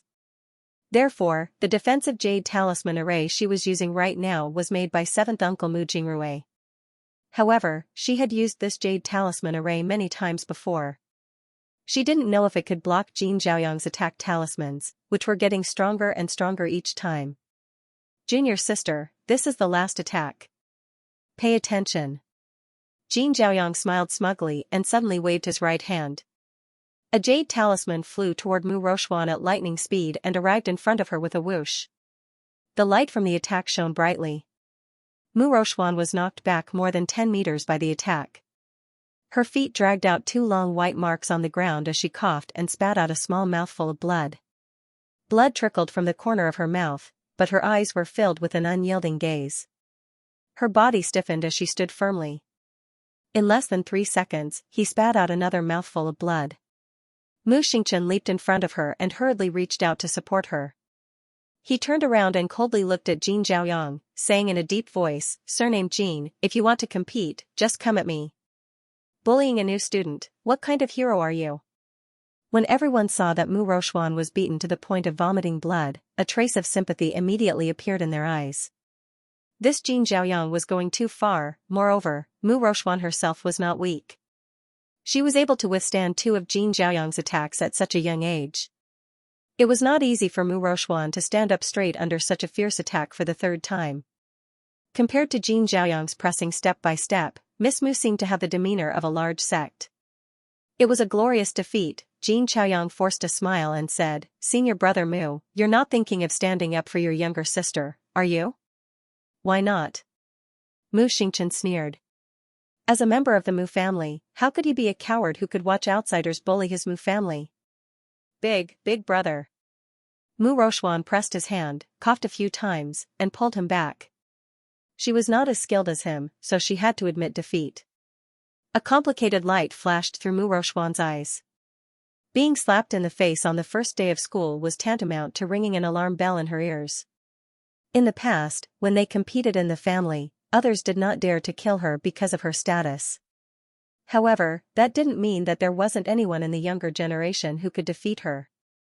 Perhaps there was always someone better out there. There were also some hidden talents in the family who might not necessarily be inferior to her. She had been too arrogant in the past. Cough, cough, cough. Mu Rochuan looked coldly at Jin Zhaoyang. At this moment, there was a subtle change in her state of mind. With Mu Xingchen's support, Mu Rochuan straightened her back and wiped the blood from her mouth with her sleeve. I lost. She sneered. But when I'm 50, I might not lose to you. Everyone was stunned and couldn't help but snicker. Wasn't that right? Miss Mu had just turned 17 and already had the ability to fight Jin Zhaoyang. In another 30 years or so, with Miss Mu's talisman aptitude, she would most likely surpass Jin Zhaoyang and crush him. Jin Zhaoyang's face darkened again. His mouth twitched, and he said with a fake smile, I heard that a heaven-level great talisman master appeared in your Mu family in the past 300 years. A hint of anger appeared in Mu Xingchen's eyes. Jin Xiaoyang chuckled. I heard his name is Mu Xiaoyang, your patriarch Xiaoyang. Ha ha ha, I'm Jin Xiaoyang, and he's Mu Xiaoyang. Do you think I'll be like your patriarch Xiaoyang in the future, with a bright future that can't be underestimated? Ha ha ha. How dare you? Mu Rochuan trembled with anger. This person actually verbally took advantage of their Mu family. How dare he dream of being on par with their patriarch Xiaoyang with his cowardly appearance? How preposterous! Jin Xiaoyang waved his hand and said with a smile, eh? I heard that your Mu family has 2 new students entering the school this year. Why don't I see the other one? Could it be that he's too scared to come out? The young masters from the Qin estate, the 2 from the Dou family, and the disciples from the aristocratic families of the divine province couldn't help but roll their eyes at the same time. Here it comes again, it hasn't even been 2 minutes, and he's courting death again. The scene of the little girl releasing the sand scorpion yesterday was still floating in front of their eyes. Today, there's someone courting death again. The group of students silently took a few steps back, leaving a large circle in the middle to let Jin Xiaoyang's heart's desire. They didn't want the innocent to be implicated. Arbor frowned and walked to Mu Xingchen and Mu Rochuan's side. He stared at Jin Xiaoyang with a bone-chilling gaze. Why are you being so long-winded? From the very beginning, this person had been noisy to no end. Arbor expressed that her patience had long since run out. Jin Xiaoyang's face was cold as he stared at the little girl who was like a jade statue. The corner of his mouth twitched, and he once again revealed that infuriating smile. You're the other newly admitted Mu clan disciple? Arbor didn't deny it or admit it. He just looked at him coldly and asked, do you want to die? Everyone was speechless. Jin Xiaoyang clearly didn't understand his current situation. He frowned and said with displeasure, little girl, please be more polite. You don't have to be polite to a dog of the Sun Moon Temple. As soon as these words came out, the entire crowd couldn't help but go into an uproar. Everyone's gaze shifted to the Holy Sun, who was standing silently at the side. Holy Sun Miyan was obviously slightly taken aback, and then he said coldly, you probably misunderstood. I didn't misunderstand. Arbor interrupted the Holy Sun without allowing him to explain.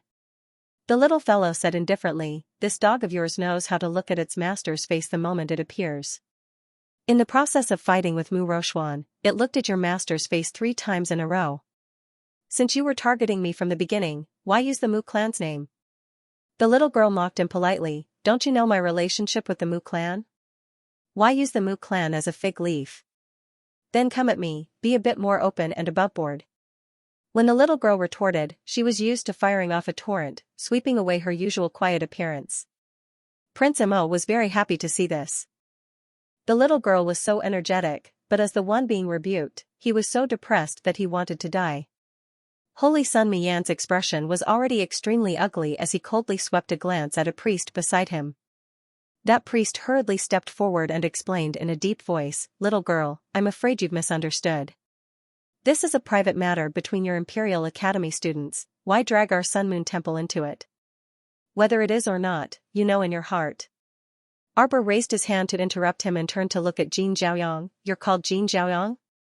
That's right. Jin Xiaoyang raised his chin high, his face insufferably arrogant. Do you think your bug-like appearance is comparable to old ancestor Xiaoyang?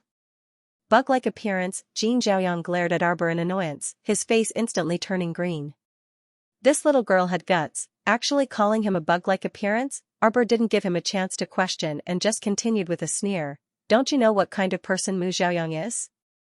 The talisman array drawn by old ancestor Xiaoyang 300 years ago can still be used today.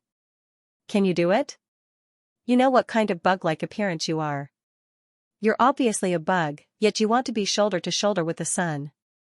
Simply ridiculous, you have no self-awareness. Jin Xiaoyang was so angry that his hair stood on end. Good. If he didn't teach this audacious girl a lesson today, how could he continue to establish himself in the Imperial Academy? What's so good about it? Arbor looked at Jin Xiaoyang as if he was looking at an idiot. His cold gaze swept across Jin Xiaoyang's swollen face. With a slight movement of her finger, a jade talisman with flowing light appeared in her slender white palm. The little girl said expressionlessly, if you can take this jade talisman of mine, then I will give it to you. Take it as my loss. Arbor said coldly, if you can't take it, then immediately change your name to Golden Dog and get out of the royal school. Do you dare to bet? Jin Zhaoyang was so angry that he clenched his fists and shouted angrily, You, ha ha. How arrogant. Just by relying on an offensive jade talisman, he was trying in vain to make a yellow rank great talisman master like him unable to receive it. Ha, what a joke. Little girl, the world doesn't revolve around you. Of course the world doesn't revolve around me, Arbor said coldly. There's always someone better than you. Even a 3-year-old child knows this. But against you. Arbor looked down indifferently at the jade talisman in her hand and coldly spat out 3 words, enough. You. Jin Zhaoyang shouted angrily, good. Today, if I can't take this offensive jade talisman of yours, my name Jin Zhaoyang will be read backwards from now on. Yang Zhao Jin? Arbor nodded, that's a phrase, remember it. Jin Zhaoyang's expression was extremely unsightly. Today's matter had turned out like this, it could not be considered amicable, a trace of murderous intent flitted across his eyes. What if I accept? I don't want your apology, I want your right hand. Do you dare to bet? Jin Zhaoyang's eyes were full of provocation, anticipating that the little girl would not dare to accept this bet. How dare you? Yun Piaomiao angrily rebuked. A trace of mockery flashed across Mo Lian's eyes, and she said faintly, Dean Yun, don't worry. He won't be able to jump around for long. Dean Yun was really anxious. He knew Jin Zhaoyang's strength very well. At the little girl's age and coming up from the lower realm, it was already not bad for her to reach the advanced level perfected talisman master level that Mu Jingrui had mentioned. This wager with one hand was no joke. How would a talisman master draw talismans in the future if he lost a hand? These young children were too impulsive. If it was a normal competition of cultivation, even if the little girl's cultivation was insufficient, she would not lose to Jin Zhaoyang by too much with Sand Scorpion's help.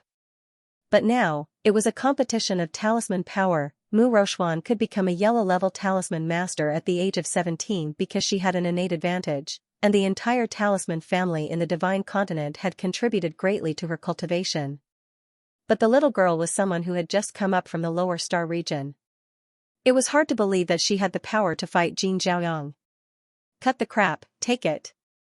How could Arbor have the patience to continue chattering with Jin Zhaoyang?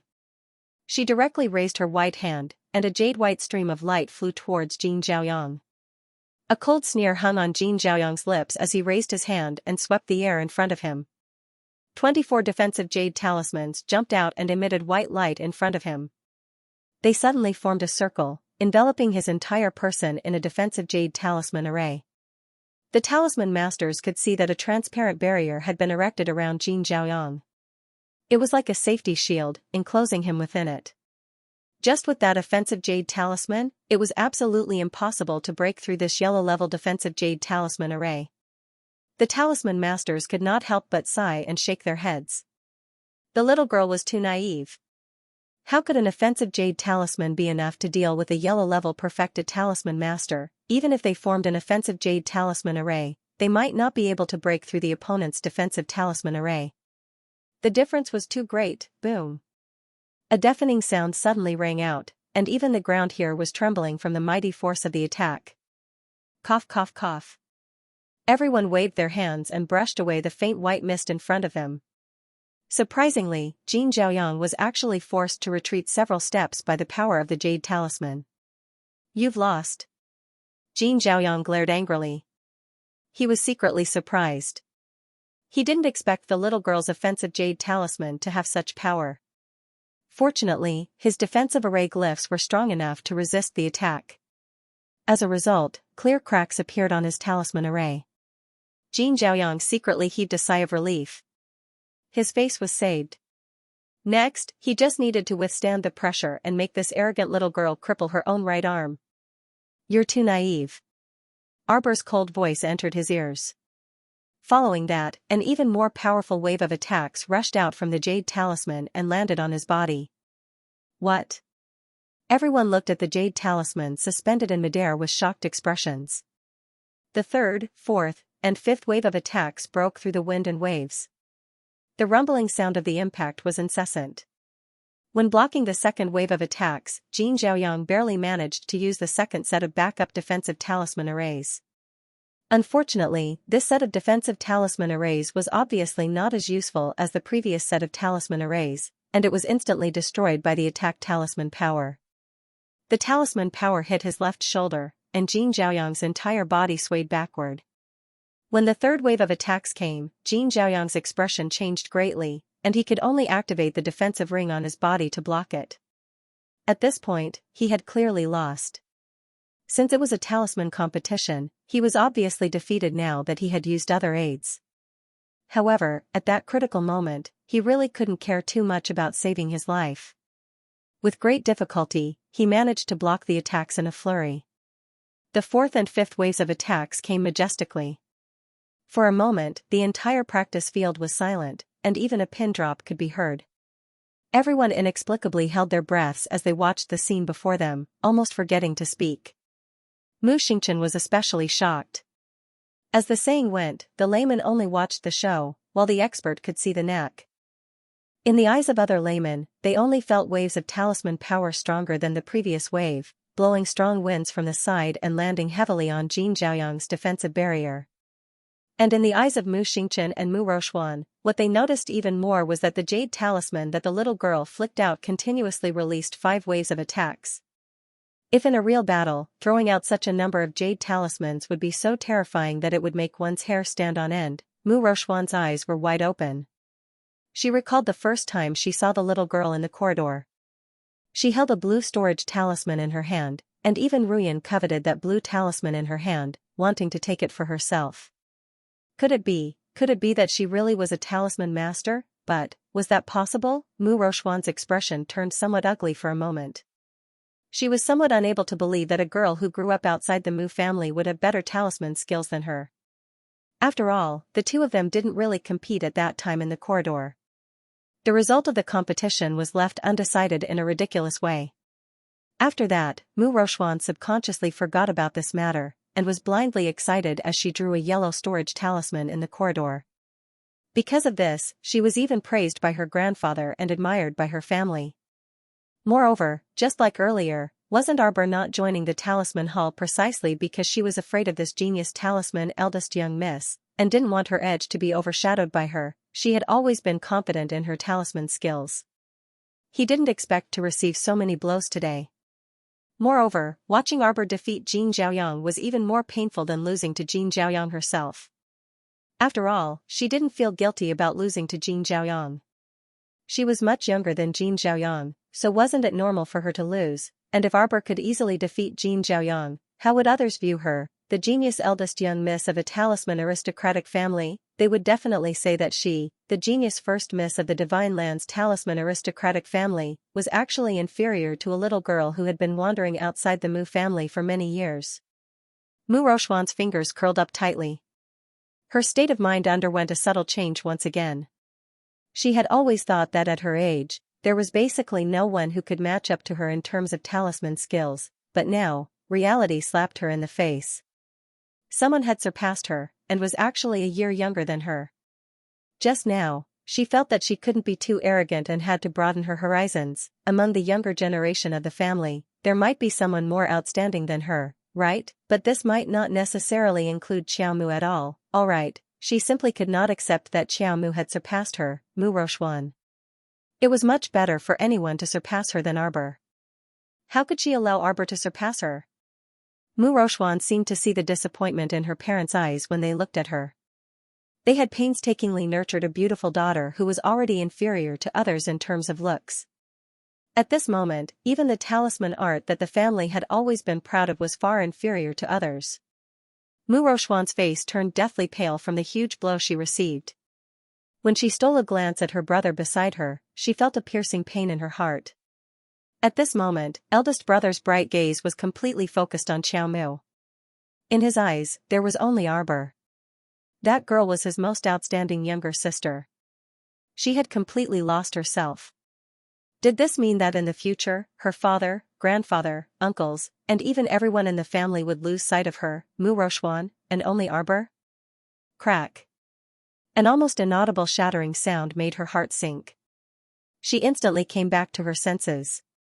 Mu Rochuan lowered her eyes, her face slightly distorted. Just now, a crack had appeared in her Dantian's spiritual ruin realm. It actually caused the spiritual ruin realm to shatter because of the sudden impact on her mental state. Mu Rochuan felt as if she had been struck by lightning. Jin Zhaoyang's setback wasn't any better than hers. Jin Zhaoyang had never expected that he would lose. At this moment, he was still in a daze. He sat paralyzed on the ground, not knowing what had happened. The fourth wave of attacks had broken 2 ribs in his chest. How could he dare to resist the fifth wave of attacks? Although he had avoided it, the deep pit behind him repeatedly indicated that he had lost. He had lost. He had lost completely in front of everyone. He had lost all his dignity. He subconsciously looked in the direction of Holy Sun Miyan. The Holy Sun's handsome face was dark and gloomy. He pursed his lips tightly. Although he didn't say anything, the suppressed displeasure in his eyes was obvious. She originally wanted to find someone to slap her in the face and teach the stoic face a good lesson, but in the end, things completely went against her wishes. The little stoic coldly glanced at Jin Chaoyang and said dryly, "Yang Chaojin, you must accept your loss. Get out of the Imperial Academy immediately." Yang Chaojin. Everyone silently looked at Jin Chaoyang, who was paralyzed on the ground. The little girl immediately read the other party's name upside down. Alright, since he lost the bet, Jin Zhaoyang could only accept it. You, don't go too far. Jin Zhaoyang's face darkened, and his lips trembled as he spoke. The little stoic immediately looked at Headmaster Yun impatiently. Why are all the students in your academy so unreasonable? He was the one who wanted to challenge me, and now he's the one who refuses to admit defeat. How can you have the face to be my classmate with such a vile character? Why aren't you telling him to get the hell out of my sight? If you continue to be long-winded, I'll kill you. The little stoic's patience was completely exhausted. Her black eyes coldly glanced at Jin Zhaoyang. Do you understand? Jin Zhaoyang shuddered, and his entire body quivered. He looked pleadingly at Headmaster Yun beside him. Headmaster Yun expressed that he wanted to help, but was unable to. Headmaster Yun was truly powerless. From yesterday until today, how many jokes had he caused by challenging the little stoic? Could anyone with a discerning eye not tell? How awesome you thought you were earlier was how much of a slap to your face now. Didn't you see so many students looking at you with sympathetic gazes? You truly couldn't be stopped from courting death. Jin Zhaoyang saw the headmaster's strange gaze. He clearly didn't plan on helping him. He hesitated for a second before suddenly pointing at Arbor and shouting, "She cheated! Headmaster, she cheated! She definitely threw out 5 offensive jade talismans just now. Didn't everyone see it with their own eyes? Just now, I received 5 attacks. A total of 5. Jin Zhaoyang stretched out 5 fingers in a final struggle and jumped up to shout harshly. Cough cough cough. Because 2 of his ribs were broken, his lungs sucked in another burst of cold air from his shouting. It hurt so much that cold sweat dripped down his forehead, and he coughed violently. He could only slowly lower the speed and volume of his speech. As everyone knows, an offensive jade talisman can only release 1 attack, but just now, a frog at the bottom of a well, ignorant and ill-informed. Arbor coldly interrupted his noisy speech and swept him an indifferent glance. You haven't seen it before, he hasn't seen it before, and everyone hasn't seen it before, but that doesn't mean it doesn't exist in this world. You should go and understand how big the world is. The little stoic angrily rebuked the old man in front of her. She didn't give him any face at all. This is a multi-attack jade talisman. The little stoic had always been too lazy to explain, but now, she felt the need to have a good talk with this ignorant and ill-informed fellow. With my current ability, I can only inscribe 5. But the ancestor Chaoyang you slandered previously, he once inscribed 7. 7-level offensive talismans. Have you heard of it? Everyone was stupefied. Everyone, including Mu Xingchen and Mu Rochuan, looked at the little lady in front of them as if they were listening to a fantasy story. How did you know? Mu Rochuan asked in a trembling voice. The tip of her heart started to tremble along with it. Could it be that the little girl had the opportunity to learn the art of talisman from old ancestor Zhaoyang? If that was the case, then her strange and unfathomable talisman technique would make sense. Arbor naturally wouldn't explain it to Mu Rochuan, because the topic that was brought up was a long time ago. The Holy Water Sect's old sect master was Mu Xiaoyang's best friend despite their age difference. She had heard a lot about Mu Xiaoyang's life stories during their casual chats. However, at that time, she still didn't know that this old man was her ancestor. She only felt that this old man's natural disposition was heroic, candid, and magnanimous. Moreover, his talisman technique was superb, and his character and cultivation were extremely admirable. Just now, Jin Xiaoyang dared to slander and defame her idol. This was naturally intolerable. It wasn't that she had to stand up for Mu Rochuan. She did not care about what Mu Rochuan was like. It was just that no one dared to insult the idol that she had admired since she was young. Her small hand slid over the white jade bracelet engraved with green bamboo on her wrist. The talisman matrix that old ancestor Xiaoyang left behind at the Maple Pavilion 300 years ago helped the Holy Water Sect preserve the entire Maple Pavilion during the Six Prefectures invasion. With such boldness and ability, he was not only a master of his generation, but also a grandmaster of his generation. How could Jin Xiaoyang, this stinking bug, be mentioned in the same breath as him? He wasn't even fit to carry his shoes. Arbor looked coldly at Jin Xiaoyang, who was sitting on the ground. His gaze swept across Jin Xiaoyang's face. Do you think that a jade talisman can only be used for one purpose? Attack or defense? It was a big mistake. Ever since the 9th jade talisman of the golden talisman jade tome was activated, her actual talisman drawing skills had advanced from the black level complete circle to the earth level entry stage. A small yellow level talisman master jumping in front of her. Wasn't it just a matter of being slapped? Xiaomu couldn't be bothered to continue speaking, so she turned around and stomped towards Mo Lian. Hurry and get out of here. That Yang Zhaojin, I don't even want to look at him. A trace of anger flashed across Jin Xiaoyang's eyes. He struggled to stand up, still wanting to argue with Arbor and the others. Principal Yin sighed and waved his hand to let someone take him away. Jin Xiaoyang's argument was really laughable. Just now, everyone was not blind. Everyone saw that from the beginning to the end, Jin Xiaoyang was attacked by only one jade talisman. Where did the 5 jade talismans come from? When Jin Xiaoyang was taken away, he still angrily yelled twice, unwilling to submit. Until he was dragged out of the practice field, that ear-piercing sound finally stopped. Mo Lian's cold eyes calmly swept towards the direction Jin Xiaoyang left. Her eyes were abnormally cold and her fingertips quickly swiped under her sleeves. The word bind was left on the jade talisman. At the same time, a group of hidden guards outside the royal school received the crown prince's instructions. When Jin Xiaoyang was pushed out of the royal school, the big gift that greeted him was a snow-white flash of sword light. Tianyuan's people have even infiltrated the royal school. On the way back to Winter Forest Court, Arbor frowned and said. Perhaps without them knowing, Tianyuan had already infiltrated the big families of the 3 continents. He thought of the corpse puppet that appeared in the Mu family's backyard. Xiaomu creased her brows. Could it be that there were also people from Tianyuan in the Mu family? Could Shi Huixin be related to Tianyuan? If that's the case, doesn't that mean that Tianyuan's people have been lurking in the Mu family for at least 10 years? They returned to Donglin Garden, changed their clothes, and had dinner. After a while, Holy Sun Miyan and the others also came back. They glanced at Arbor coldly. Arbor raised the corners of his mouth. Holy Sun Miyan actually came back? She had really underestimated how thick-skinned this Holy Sun was.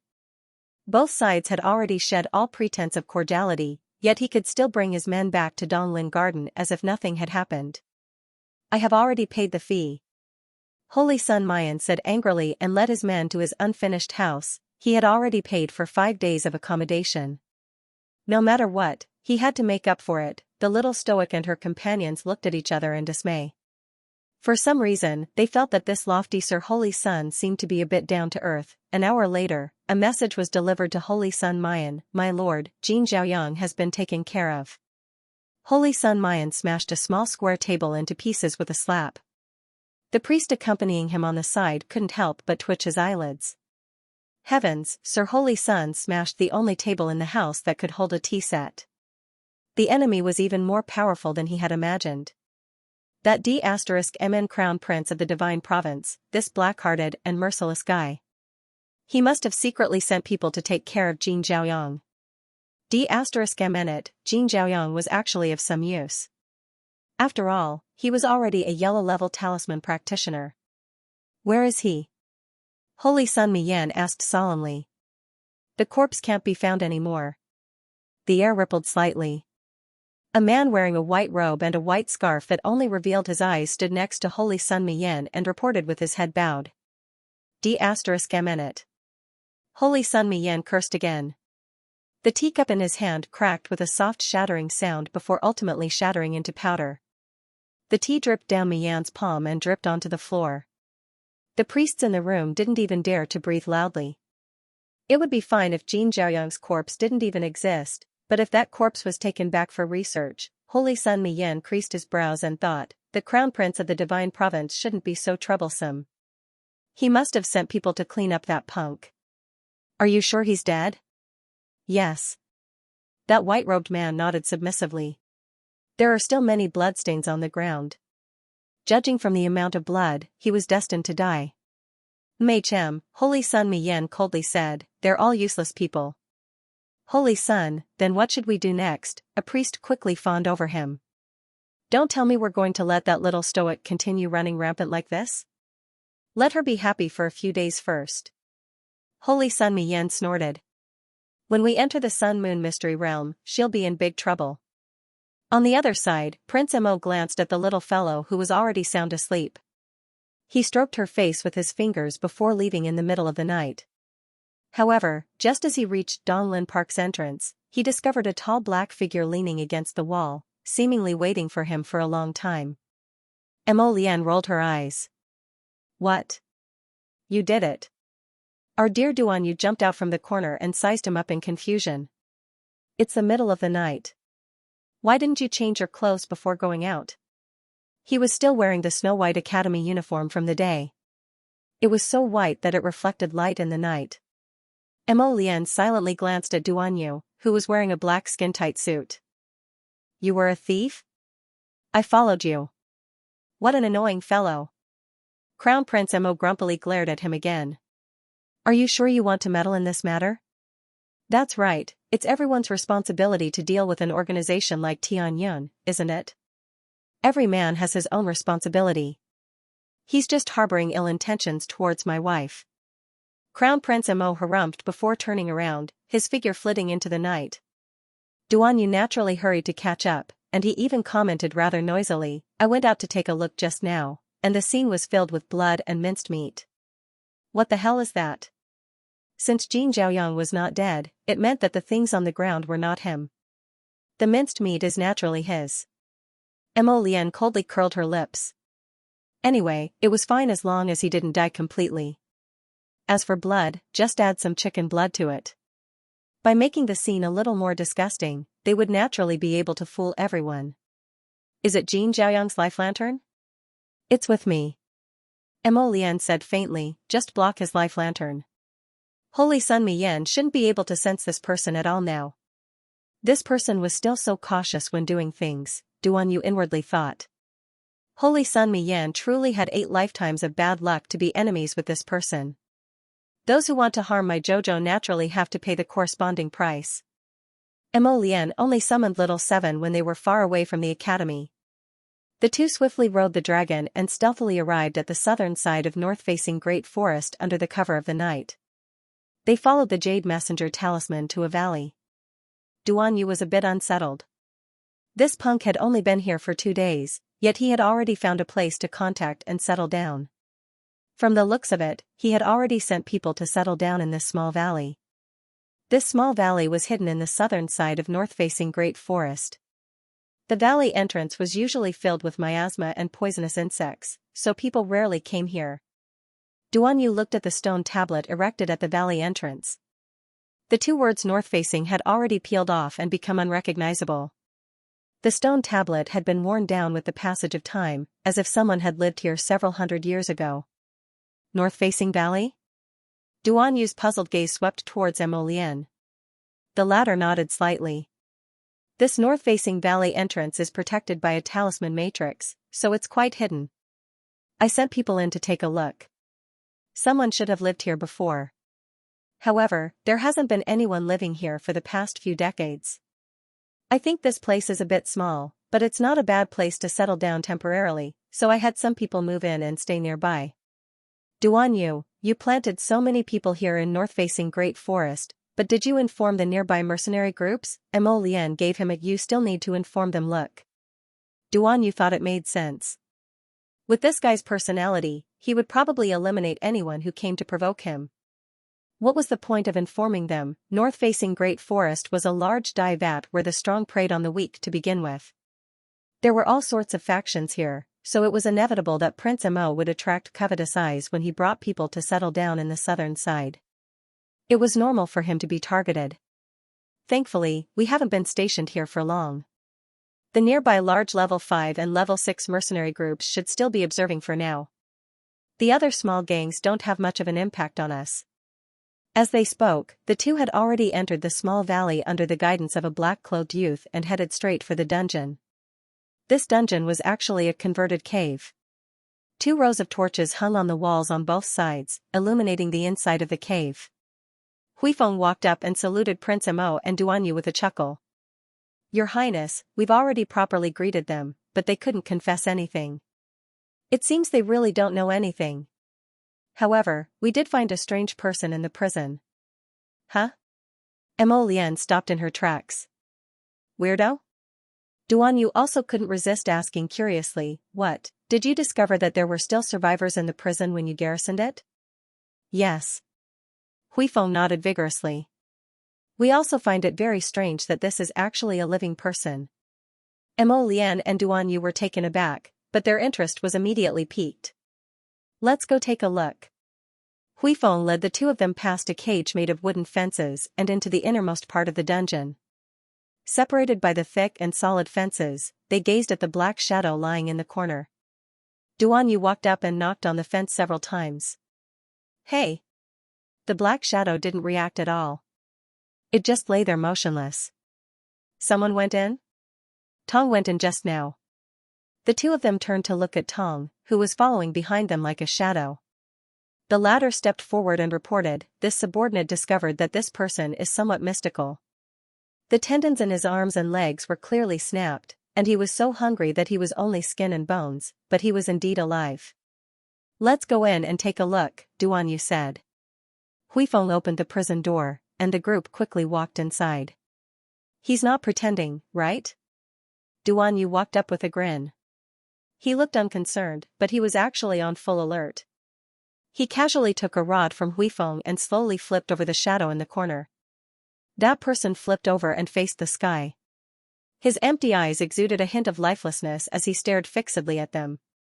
Strictly speaking, he really couldn't be considered looking at them because he was clearly blind. "Who are you?" the Crown Prince asked. "Your Highness, he's a mute. Sir Su has already examined him." Tong whispered, "Not only are the meridians in his limbs severed, but he's also deaf, mute, and blind." Mo Lian involuntarily creased her brows. This was too inconceivable. "You're certain he lived here alone for several decades?" Tong nodded. "According to the traces here, that is indeed the case." "So this person was deaf, blind, and mute, and had been paralyzed here for several decades? How did he survive?" Duanyu was perplexed. "He relied on medicinal liquid to survive." A voice came from outside the bars. A middle-aged man entered with him. He wore a cyan robe and looked very proper. "Sir Su, what do you mean?" Su Shuadao smiled faintly. "Everyone, please follow me." Everyone followed Sir Su outside the prison cell. Sir Su pointed at the stone trough at the top of the cave inside. "Many pills are stored there, and there's a very elaborate mechanism outside. According to my calculations, every 24 hours, a pill will be sent down from the stone trough." "Oh." Realization dawned on Huifeng. "That funnel below is for receiving pills?" "That's right." A hint of admiration involuntarily appeared in Sir Su's eyes. This should be the handiwork of an extremely outstanding mechanism master. There's also a container for draining rainwater on the side. Once the two are combined, it becomes a nutritious medicinal liquid. And that guy has been lying in that place all this time because he was imprisoned there. He can only helplessly wait for the medicinal liquid to fall from the sky every day. This medicinal liquid is truly good. Sir Su said, it doesn't need to be taken orally. It can be absorbed by the body through any inch of skin. Even if you can only maintain a half-dead state, it's impossible for you to have the strength to kill yourself. What a speechless life. He didn't know which damned master had come up with such a torturous punishment. Who knew what kind of thing that unlucky fellow had done to incur the wrath of the mechanical grandmaster engineer to seek revenge like this? He had stayed here for decades, neither dead nor alive. It was truly too tragic. Duan Yu and Mo Lian exchanged glances before suddenly asking with a chuckle, "Where's Jin Zhaoyang? Bring him here." Mo Lian was stunned for a moment, but she immediately understood. He nodded and said to Hui Feng, "Bring him over." Soon, Jin Zhaoyang was brought to this small prison cell. There wasn't a single piece of good flesh on this fellow's body, and his face was swollen like a pig's head. He looked at Mo Lian, Duan Yu, and the others in horror. The meaning in his eyes was as if he was looking at several demons. He probably never imagined that he would fall into such a miserable state in his life. If it was possible, he really wished he could turn back time. He wouldn't have accepted the mission of provoking and humiliating the little stoic even if he died. So regretful, so regretful. Unfortunately, there was no medicine for regret in life. What are you doing? It was only after Jin Zhaoyang opened his mouth that he realized his voice was trembling. Cowardly, too cowardly. He, a Grand Yellow Rank Great Talisman practitioner, actually fell to this state. It was truly a case of a tiger being bullied by dogs when it fell to the plains. I confessed everything. Jin Zhaoyang's voice trembled as he said, it was Holy Sun Mi Yan who hired me. He wanted to take Miss Qiao down a notch. Do you see this person? Duan Yu interrupted Jin Zhaoyang with a grin, indicating for him to look at the pile of junk lying in the corner. The tendons in his arms and legs are all rotten, and he's all skin and bones, but he's not dead. Do you know why? Because the Crown Prince didn't want him to die so easily. Duan Yu blinked and said, you also want to become like this person? I wonder if you can survive 30 years in this dungeon. Jin Zhaoyang's vision darkened. He only felt that life was hopeless, and his future was terrifyingly dark. He crumpled to the ground like a puddle of mud. He scrambled to the front of the two and confessed with tears and snot streaming down his face, I really told you everything I know. I can swear that I'll tell you everything I know. Oh? Then what about the heavenly fate? A faint light flashed through Prince Mo's eyes. Jin Zhaoyang hastily wailed, I confess everything. You're talking about the faction behind Sir Holy Sun, right? Xiao really doesn't know. I am only a very peripheral member. If you didn't tell me today, I wouldn't even know that the organization behind Sir Holy Sun is called Tian Heavenly Fate. The two had been observing his expression while he was speaking, and they couldn't help but frown when they heard this. The two exchanged a look. Prince Mo, I used a dictum talisman on him. He can't lie in this state of mental breakdown, so he probably really doesn't know. Duan Yu, kill him. Deal with it, Crown Prince Mo said coldly. However, Jin Zhaoyang actually felt a sense of relief after hearing this. He would rather die than live for several decades like that pitiful person with crippled limbs. Your Highness, please wait. Teacher Su cupped his hands and said, I discovered an extremely strange constitution in this person's body. It seems to be some kind of medicine that has taken up residence in his body. His body is very strange. Mo Lian and Duan Yu looked at each other before turning to look at Mr. Su at the same time. They asked in unison, did you discover anything? For the time being, I can only extract some blood from this person's body for analysis and research. Mr. Su cupped his hands and said. Mo Lian explained to Duan Yu, Sir Su has a certain level of research on formations, pills, and talismans. Since he said so, it means that there is indeed something strange about Jin Zhaoyang's body. Thank you, sir. Duan Yu exchanged a look with Mo Lian before saying with a smile, if sir can find out what's strange about Jin Zhaoyang's body, it would be a great help to us. Mr. Su hurriedly said humbly, Your Highnesses are too polite. This is something that I should do. Mo Lian then turned to Sir Su and said, then I will hand this person over to Sir Su for you to study. If you make any progress in your research, please tell me everything you know. Certainly. Mr. Su quickly bowed in salute. Mo Lian said to the two youths behind her, Shi Yi, Dark Shang, you two will follow Sir and assist him in the future. All the materials needed for the research must be properly prepared. Yes. The two youths immediately cupped their fists in salute. Mr. Su was a bit overwhelmed by the favor and repeatedly returned the salute. Mo Lian turned around and walked out of the prison. She pursed her thin lips when she saw Duan Yu's odd expression. What? Have the subordinates of the Night Pavilion never rebelled before? What kind of nonsensical names did His Highness the Crown Prince come up with? Humph. Prince Mo turned to leave haughtily. However, they heard Jin Zhaoyang's terrified screams. Let me out. What are you doing? Don't lock me up here. Don't. Where are you taking me? Just kill me. Just kill me. Shut up. Duan Yu turned around and coldly glanced at him. He sarcastically said, right now, we merely need you to cooperate and provide some blood. If you don't cooperate, do you want to become like him? After saying this, Duan Yu gestured with his eyes for him to look at the black shadow huddled in the corner. Jin Zhaoyang violently shuddered, and then he wilted. He repeatedly nodded in agreement. Don't make me like this. I'll provide.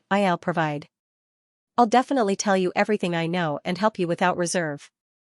Duan Yu swept him a glance before following him out of the prison. After exiting the dungeon, Huifeng walked up to ask, Your Highness, how should we deal with the living dead in the dungeon? Deal with him, Mo Lian replied apathetically. It was also a very painful thing for that person to stay like this, neither dead nor alive. Speaking of which, he had helped him a lot. Okay. Huifeng nodded and had one of his hidden guards go deal with the cripple in the dungeon. However, it wasn't long before the entire dungeon emitted a vibrating hum. The hidden guards guarding the door were confused and wanted to rush in to investigate, but they were instantly sent flying by a gust of air and crashed to the ground with a clatter. Mo Lian and Duan Yu's expressions changed at the same time, and they rushed into the dungeon again. At this time, the dungeon was littered with shattered bricks and stones. That inexplicable force had also blasted out a semicircular gap in the sturdiest wooden fence. Fortunately, Su Shuatao had two secret guards protecting him, so he didn't suffer any serious injuries. On the other hand, Jin Zhaoyang, who had been seriously injured before, was thrown out by this force and landed at the entrance of the dungeon. It was clear that he was on the verge of death. Su Shuatao hurriedly ordered people to carry Jin Zhaoyang out for treatment. Inside the dungeon, many secret guards stood by Prince Mo's side, looking at the blurry black shadow in the cage. Just now, it was this person who had emitted a very strong energy fluctuation that had caused half of the prison cell to collapse in an instant. What the hell was this person? Half of his body was already paralyzed and unable to move, so how could he still release such a powerful force? Duan Yu narrowed his eyes as he sized up that person. That weirdo, who had been huddling in the corner the entire time, had already sat up at this time, and his eerie eyes stared fixedly at him and Mo Lian. Mo Lian frowned. This person is very strange. Be careful. Your Highness, there's actually a cave here. Huifeng's voice attracted everyone's attention. Mo Lian and Duan Yu walked over one after the other. Sure enough, they saw that a cave had been broken open in the prison cell. And foam poured in from the inside with a whoosh. At a glance, it seemed like there was no end in sight. Huifeng's figure swayed slightly before he was instantly pulled over by Mo Lian. There seemed to be a very strong suction force underground. If a person stood at the entrance of the cave, they really would be pulled in if they weren't careful. Your Highness, how about I go down and take a look? Huifeng nimbly tied a rope around his waist. How can you go down with this rope? Duan Yu glanced at him and pursed his lips. The gales below are like knives. Although you've used a protective shield, the rope is exposed, so it'll definitely be cut the moment you go down. Mo Lian looked at him. You have a solution? Duan Yu's hand swept out, and a metal rope landed in his hand. I'll go down and take a look. Huifeng hastily stopped him and said, Let me go. Duan Yu waved his hand and tied that strange metal rope around his waist before handing the other end to Mo Lian. Then, he jumped into that pitch-black hole without another word. Mo Lian felt her hand tighten slightly, and she forcefully pulled on the rope in her hand. That metal rope immediately extended endlessly into the depths of the hole. Huifeng couldn't help but be speechless. Heavens, just how deep is this hole? Prince Chen had already gone down for more than 5 minutes, but this rope was still extending endlessly. After several more minutes passed, Mo Lian took a step backwards. He raised and flung his left hand, pulling hard on the metal rope with a backhand. That strange rope was stretched straight and taut, falling vertically into the dark hole, stretched until it was straight. Huifeng hastily wanted to go up and help, but he only took a step back when he saw Prince Mo shaking his head at him. Ahem. A muffled cough sounded especially clear in the silence of the surroundings.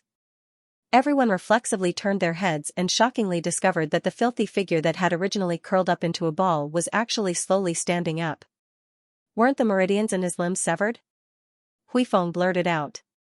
All the hidden guards instantly felt their hair stand on end, and they surged forward to firmly protect His Highness the Crown Prince in the middle as they focused on dealing with that strange person. Cough, cough, cough. The strange person let out very strange coughs, as if he hadn't spoken for several decades. As soon as he opened his mouth, it was as if a wheel had run over him, and even his vocal cords were a bit torn.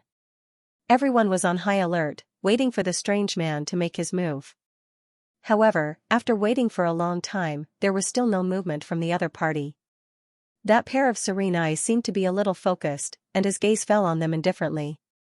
Huifeng was considered experienced and knowledgeable, but he couldn't help but feel a bit horrified at this moment. Who had ever seen a blind and mute guy whose limbs and veins were all broken slowly recover in less than an hour? Was he a freak? Your Highness. Huifeng felt that he needed to quickly take His Highness the Crown Prince away from this place. This strange person seemed to have too many variables. Mo Lian gave him a look, telling him to calm down. At this moment, he was holding on to the metal rope, so naturally, he couldn't escape. Fortunately, Duan Yu's movements were quick, and it didn't take long for him to be hauled up by Mo Lian along the rope. There was still something wrapped in a piece of cloth on his shoulder. As soon as he jumped to the ground, he hurriedly threw the thing on his shoulder to the ground and jumped to the side with a dark face.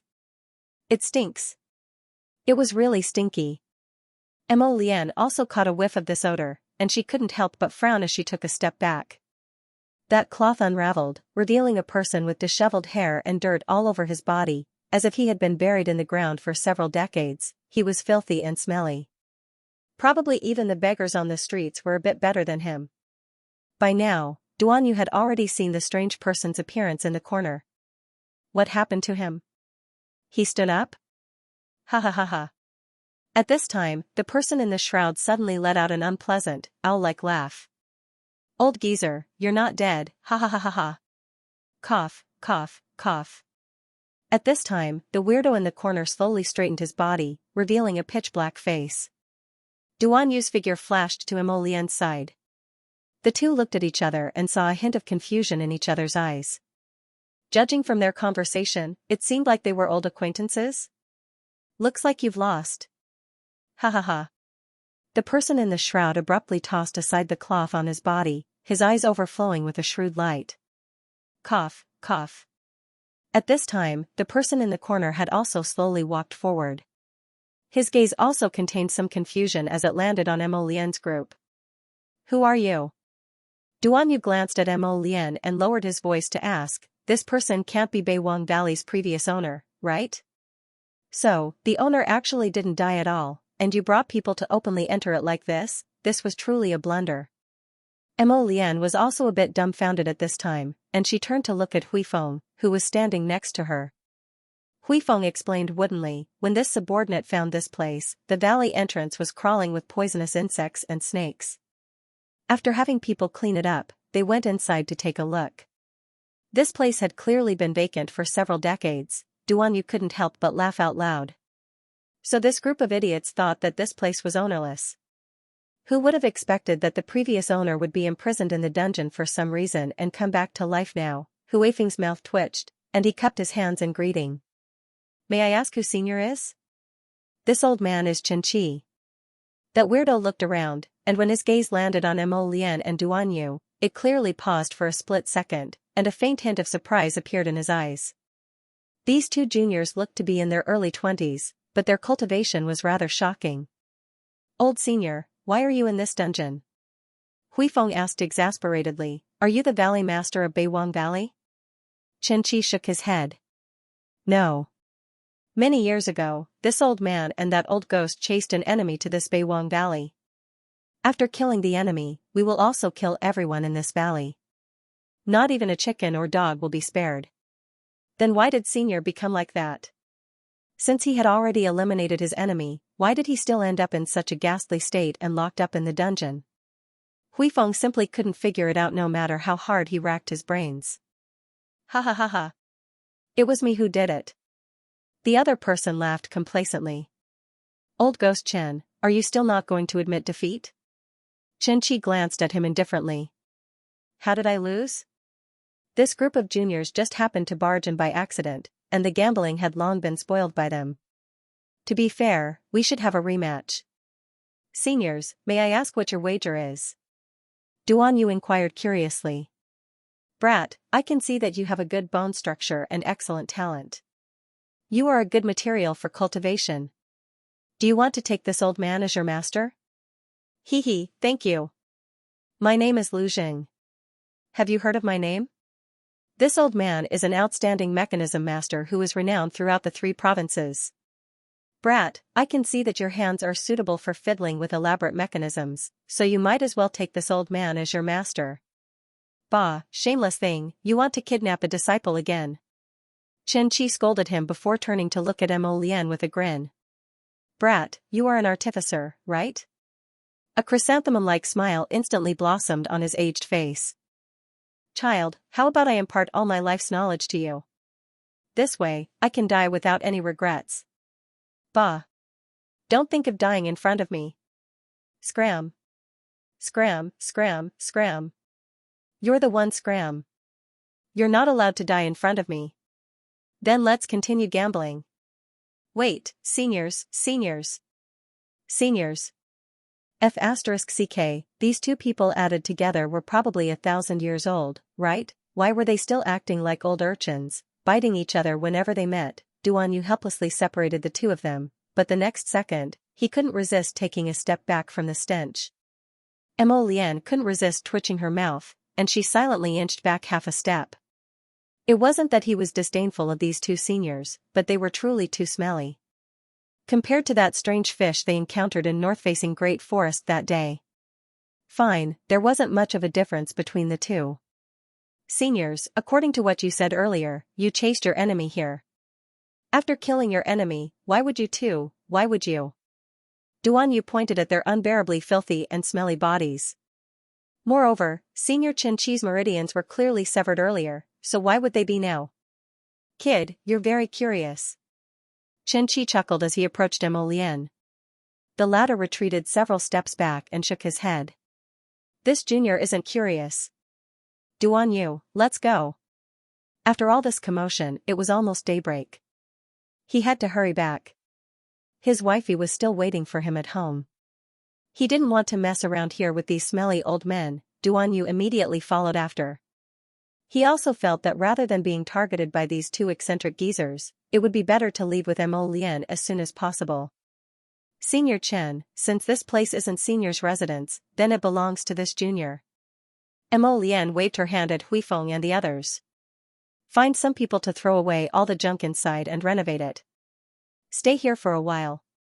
"Yes." Huifeng nodded, and then he silently glanced at the Crown Prince. His Highness the Crown Prince seized this residence in north-facing valley in front of these two eccentric old men. Wasn't this a bit too careless? After all, these two seniors had unfathomable cultivation bases. However, the two old men were also very strange. When they heard the Crown Prince say this, they did not refute or get angry. It was as if they really did not have the slightest interest in this residence. "Punk, have you thought it through?" Qianxia and Lu Jing chased after Mo Lian and Duan Yu at the same time and asked. "What do you think?" The two of them looked at each other and hurriedly rushed out of the door, unwilling to stay with these two strange old men for even a minute longer. What kind of joke was this?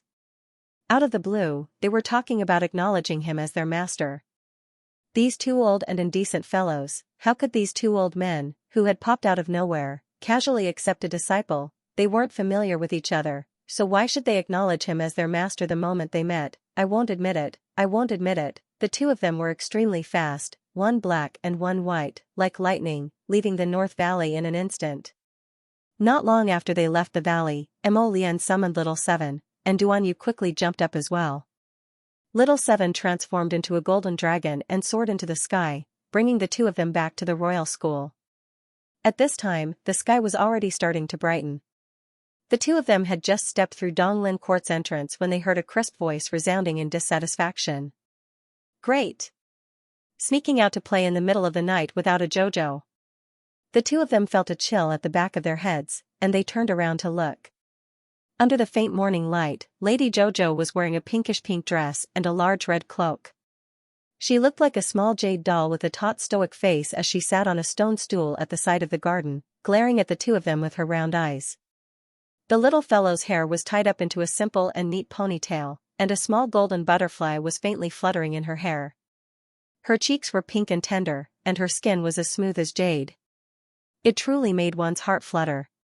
Did Lady JoJo just happen to catch them red-handed? The two of them were dazed for a moment before walking over to her. Wifey, why are you up? Morning, JoJo. The two of them were in high spirits and looked magnanimous. Xiaoxia's little eyes, however, could not help but sweep back and forth between the two of them. She glanced at one and then looked at the other. With a stern face, she asked in a loud voice, "Where did the two of you go in the middle of the night?" Emolian suddenly felt like laughing. However, it was better not to laugh now, lest his wifey explode. Arbor looked at the two of them suspiciously no matter how he looked at them. Didn't they say that men were a strange species? They could wear open-crotch pants and visit brothels together. Revolutionary friendships all started from visiting brothels. What are you thinking about? Emolian's eyes twitched inwardly. She was about to pat the little fellow's head when she suddenly recalled that she seemed to have come into contact with a stinky old ghost earlier, so she quickly retracted her hand. When Lady JoJo saw this, she felt that this man was even more suspicious. If he didn't do anything wrong, why didn't he dare to touch JoJo? The little fellow bounced up and pattered to the two of them. She looked up and asked solemnly, "Speak. Where did you go?" Cough. Duanyu blinked and said innocently, "JoJo, I was woken up by Emolian. When I came out, I saw this guy sneaking out the door." Emolian turned around and fiercely glared at him. Brotherly love dies at the sight of the light, so, it was indeed her husband who had sneaked out in the middle of the night. JoJo turned his head and said, "Tell me the truth." "I built a small base in the Great Forest of the North and arranged for many people to be stationed there. I went there overnight to take a look." Emolian smoothly narrated, "Who knew that I would encounter two stinky old geezers in the small base's dungeon. This stinky old geezer insisted that hubby acknowledge him as his master. After a round of torment, hubby could only rush back when the sun had already risen." Mr. JoJo quickly took a step back and looked at the two men with disdain. "Oh. No wonder the two of you smell so weird. So it's because of the old man. It stinks, it stinks." The two princes who were despised expressed that they were really innocent. Before they could continue their conversation, a loud voice shouted from behind them, "Who's smelly? Little miss, come here and explain to this old man." Emolian was slightly startled, and she quickly turned around to look. She saw the two old men, Qianqi and Lu Jing, standing at the entrance of the garden's small arched door and looking at them with bright eyes. "Why did you follow us?" Duanyu was also greatly astonished, even shocked. Little Seven's speed actually couldn't shake off these two old men? Who exactly were they? With his and Emolian's cultivation, they actually didn't sense the two old men following them the entire way. The two people's expressions both changed, and they hastily blocked in front of Xiaomu with a flash. "Punk, quickly move aside. This old man wants to have a good talk with the little miss." Before he could finish speaking, a light flashed from the little girl's body, and two pitch-black wooden tokens suddenly flew out and hung in midair, flickering with a lustrous black light. Emolian was shocked, thinking that his wifey had preemptively used talismans. But when he focused his eyes, these weren't ebony talismans, but two wooden tokens with very simple and clear lines. Each wooden token was engraved with a person's name. What were these? Duan Yu and Mo Lian both turned to look at the little fellow. Xiao Qiao, on the other hand, had a baffled look on her face. She stretched out her hand and pushed the two of them. Then, she walked forward with small steps between the two of them. What are you two doing? Casually barging into someone else's house. I want. Little miss, who are you? Xianxia reached out to grab that token in midair, his eyes shining as he looked at the child. What's your relationship with the Xuanji school? The other elderly man, Lu Zheng, also looked at Arbor in excitement. Xuanji school, a thought flashed through Arbor's mind, and he sized up these two elderly men. Could these two tokens in midair be these two old men's tokens? You know Senior Xuanji? Back then in the Xuanji mystic realm, the little fellow was forced to accept this title of second-generation sect master and received several messy missions. After that, she threw this second-generation sect master title to the back of her mind. In any case, she was the only naked person in the entire Xuanji school, so this second-generation sect master title naturally existed only in name. But she didn't expect that she would unexpectedly encounter two Xuanji school disciples here today. According to Xuanji's words, these disciples with name tags were all one of the 103 first-generation disciples. Didn't this Xuanji tell her to gather all the first-generation disciples? In truth, she had long forgotten about this matter. Who the hell knew where to find those first-generation disciples, but now, it seemed that the world was this wonderful. While you were completely unprepared, a Xuanji sect disciple jumped out. You are Junior Sister Xuanji's descendant? Xianxia asked in a trembling voice. You've seen Xuanji before, haven't you? Where have you seen her? Yes, Xuanji. How is Xuanji now? Lu Zheng couldn't help but ask agitatedly. She. How is she? Arbor was silent for a moment and then said, what I saw was only her afterimage. In the Xuanji mystic realm. She didn't know if she should tell these two that she had obtained the Xuanji core. She was afraid that these two people were crazy or had ulterior motives. It was her first time meeting these two old men, so she naturally couldn't trust them completely. You have our name tag in your hand. Xianxia said excitedly, you must be the second-generation head of our Xuanji school. The veins on Arbor's forehead throbbed slightly. Xianxia ignored him and was still very excited. He hurriedly went forward and bowed, second sect leader, I am Xianxia, the first-generation elder Xianxia. I am Xuanji's senior brother. Second sect leader, I am also Xuanji's senior brother. Lu Zheng hurriedly went forward and said, second sect leader, you don't have to hold back. The two of us are absolutely sincere to Xuanji school. You can trust us completely. Yes, second sect leader, tell us more about Xuanji's situation. Arbor gazed at these two people. To be more precise, she had not been able to clearly see the faces of these two people until now. There was a thick layer of filth on their heads, faces, and the back of their hands, as if they were fished out from the 18th level of a smelly ditch. They were so smelly that Miss Qiao wanted to roll her eyes. You guys are too smelly, Arbor bluntly said as she glanced at Mo Lian and Duan Yu. You two also made them stink. The two elders and two youths that Miss Qiao called smelly people silently looked at each other. Duan Yu pulled up his sleeve and sniffed. Am I really very smelly? It's suffocating. Xiaomu exclaimed expressionlessly. Clean yourselves first before talking to me. Mo Lian and Duan Yu were slightly better, and they came out after a few minutes. Standing obediently in front of the stoic Miss Qiao, Mo Lian voluntarily admitted her mistake. I shouldn't have slept until the middle of the night and groped my way out by myself. Duan Yu nodded repeatedly. You should have brought Jojo with you when going out on a mission. Miss Qiao harumphed. To think that she had put on a fiery red battle suit so early in the morning, deciding to have a good fight with them. She didn't expect these two to be so sensible, this was like punching soft cotton. These two people didn't want to fight with her, so what could she do by herself? She could only give up. As for those two old smelly people, they truly had decades of grease on their bodies, so they washed for a full 2 hours before coming out to meet people. By the time the two of them came out, Arbor and Qi Xuanxuan's group had already eaten breakfast. The little fatty looked back with a bowl of porridge in his hand and couldn't help but point at the two people strangely. Hey, who are these two people? When he pointed, the others also turned their heads to look at him. They saw two sanctimonious middle-aged men slowly walking over. Although they seemed to be moving very slowly, they arrived in front of them in the blink of an eye. Both of them were dressed in green robes, which made them look like immortals. He must have been a handsome man when he was young. These two reclusive seniors met by chance last night and were picked up by Mo Lian and Duan Yu, Arbor explained aloofly. Picked up? As expected of Prince Mo and Prince Chen, they were able to pick up two seniors just by going out for a walk. Duan Yu and Mo Lian couldn't help but fall silent when they met little fatty's group's adoring gazes. Second sect leader, this breakfast looks pretty good. Second sect leader, add 2 more pairs of chopsticks. Second sect master, after we finish eating, can you tell us more about junior sister Xianxia? Little fatty was dumbfounded. He turned to look at the expressionless Arbor. Why do I feel like these two seniors are calling Jojo sect leader? It's the second sect master. Liu held back her laughter and added.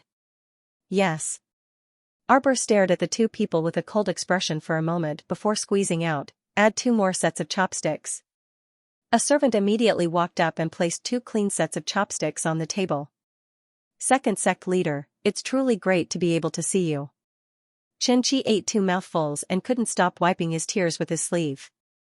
Seeing you is like seeing our junior sister Xianxia. That's right.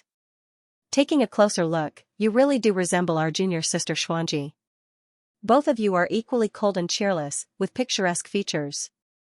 MHM, noble temperament. Qi Xuanxuan's eyebrows twitched. Why did she feel like these two seniors were a bit fawning? The little stoic looked at them expressionlessly. Desolate, how was that senior Xianxia calm? Recalling senior Xianxia's afterimage she saw in the mystic realm, the little stoic couldn't associate her with the word desolate. The little stoic felt that it was more appropriate to call her an amusing idiot or a chatterbox. If even her afterimage could talk so much, it was obvious how chatterbox her original self was. At this time, Mo Lian and Duan Yu could tell from their conversation. It turned out that these two people were actually elders of the Xianxia school, and they both wanted to worship Jojo as the school master. Thankfully, they didn't agree to become that nuisance's disciple. Otherwise, wouldn't they be a generation lower than their Sir Jojo for no reason? Inappropriate, extremely inappropriate. Cough, speaking of which, when did Jojo take over as the Xianxia school's schoolmaster? Second schoolmaster, Chen-Chi said solemnly.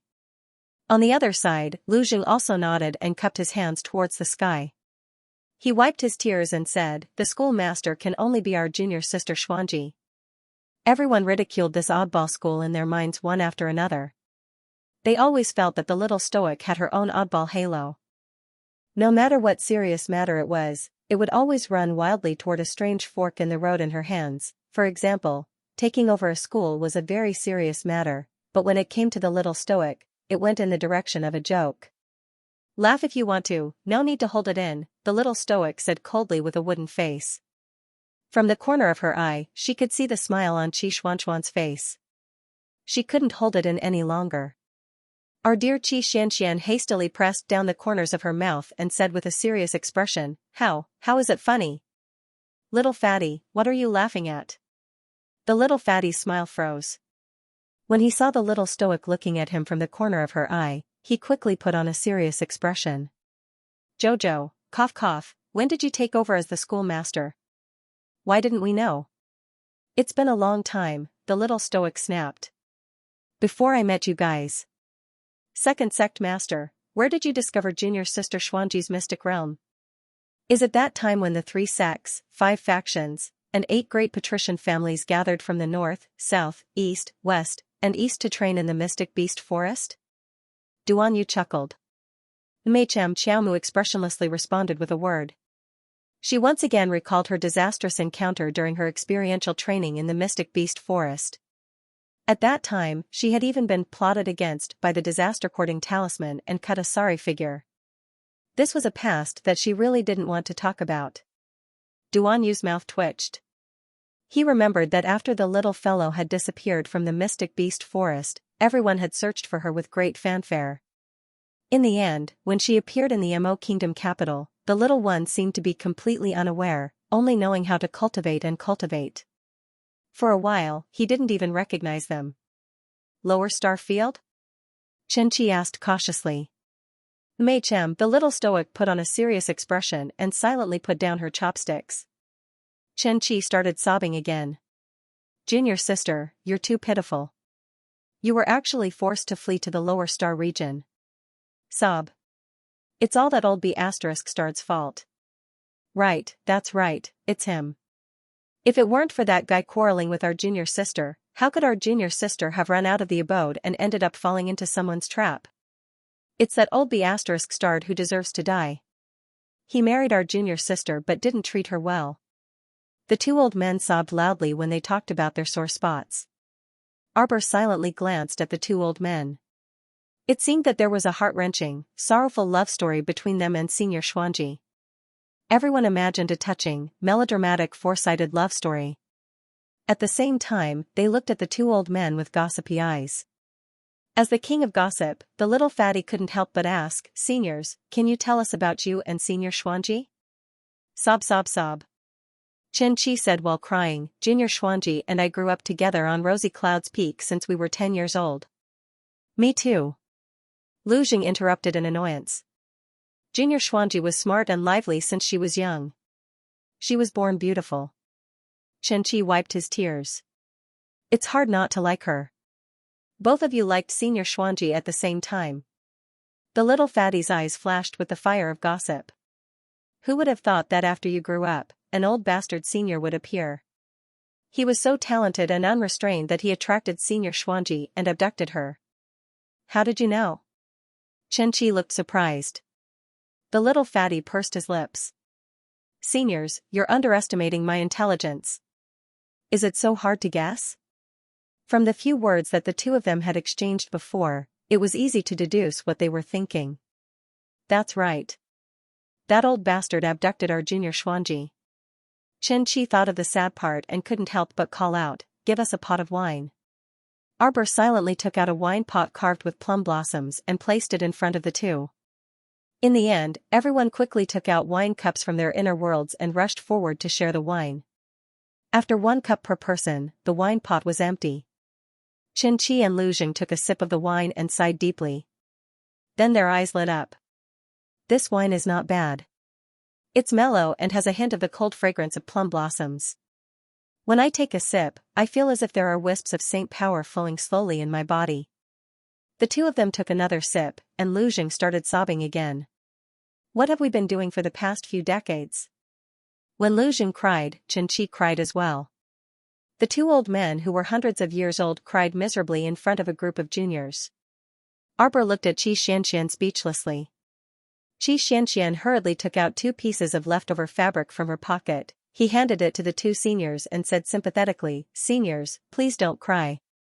Wipe your tears."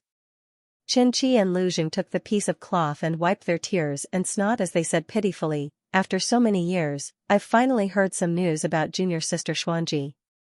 I'm both happy and upset. Second sect leader, you don't have to hide it from us. Actually, we already knew that junior sister Xianxia was dead 100 years ago. Her life tablet has been broken long ago, and her life lamp has been scattered. The afterimage you saw in the Xianxia mystic realm should be the last remnant consciousness she left behind in this world." The two of them heaved a long sigh, raised their wine glasses, and took a sip.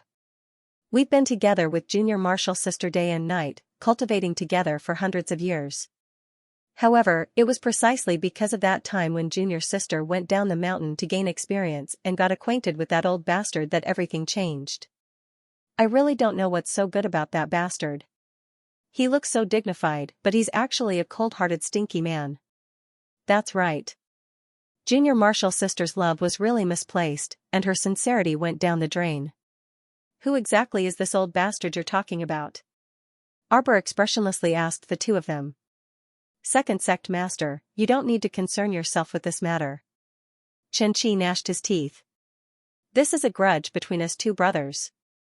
As long as this old B***** dares to show himself, us two brothers will definitely grind his bones to dust. Xiaomu replied with an "Oh," and the atmosphere suddenly chilled. Xianxia opened his mouth, but he suddenly didn't know what to say. Shouldn't the second sect master say something like, "Sect master's business is my business, sect master's grudge is my grudge, and I want to avenge you together," or something impassioned like that? Why was he suddenly so mute? When Mo Lian and Duan Yu saw the two old men's deflated expressions, they couldn't resist bursting out in laughter. These two people really didn't understand Jojo at all.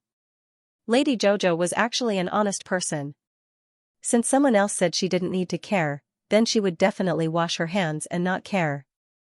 Seniors, looking at how you were in Beiwang Valley. Could it be that, you're courting your own deaths? Xianxia gazed deeply at Mo Lian before sighing. Ever since junior sister left with that old B** starred more than 200 years ago, the two of us felt that there was nothing left to live for, so we simply entered closed-door cultivation. It wasn't until 100 years ago that we forcefully exited closed-door cultivation when we received news of junior sister's death.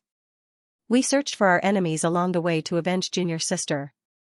When the last enemy was also eliminated by us, we felt that life was hopeless and lacked a lot of fun. Thus, the two of us made a bet. Whoever died first had to be buried in junior sister's cenotaph. Xianxia sighed in despair.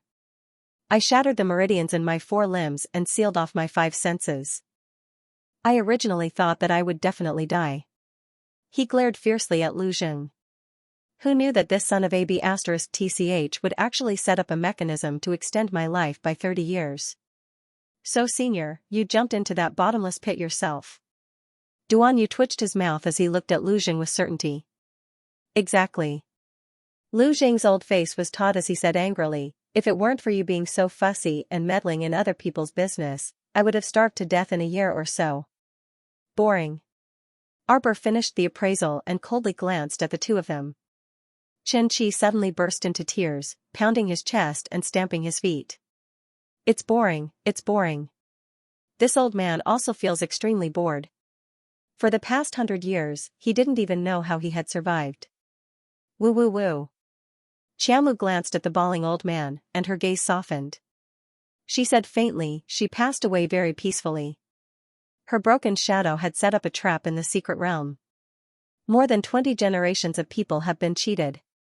With that, she briefly recounted how Xuanji had set up the mystic realm, tricked batches of people into entering it, and finally handed over the past generations of resources to her, the second sect master.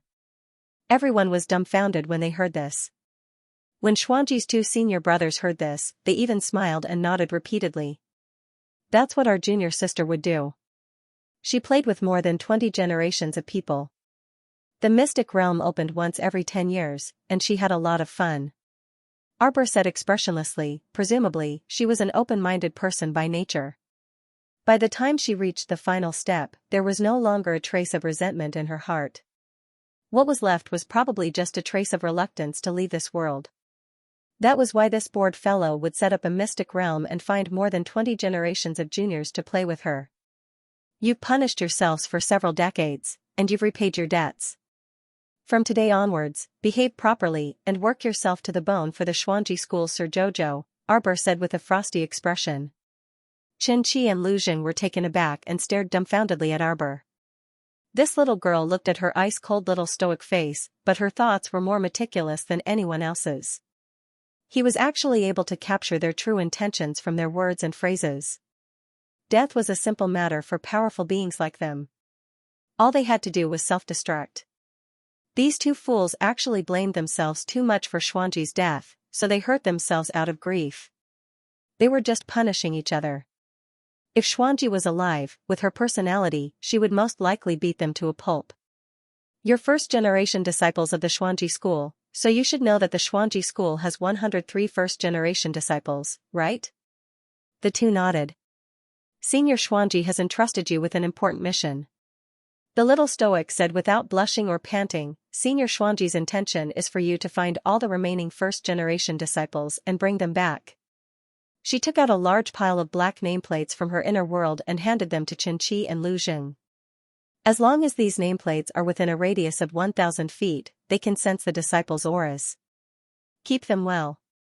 The little stoic pushed the pile of nameplates in front of Xianxia and Lu Zheng. Xianxia hastily asked. Junior sister Xuanji wants to summon everyone back? Arbor replied dryly. On the side, Lu Zhen glanced at the little stoic in confusion. Second-generation schoolmaster, is this a mission the schoolmaster entrusted to you? He hit the nail on the head. The little stoic just wanted to be a hands-off boss right now. Her small face tensed up. This schoolmaster is handing this mission to you right now. Do you have any objections? No objections. Xianxia and Lu Zhen were a bit speechless. Mo Lian and the others, who were watching the show and enjoying the show, were secretly stifling their laughter. From today onwards, your main mission is to find the remaining 101 first-generation disciples. Xianxia cupped his hands in salute. Don't worry, second-generation schoolmaster, the two of us won't seek death again. This little stoic looked cold and cheerless, but everything she did actually contained good intentions.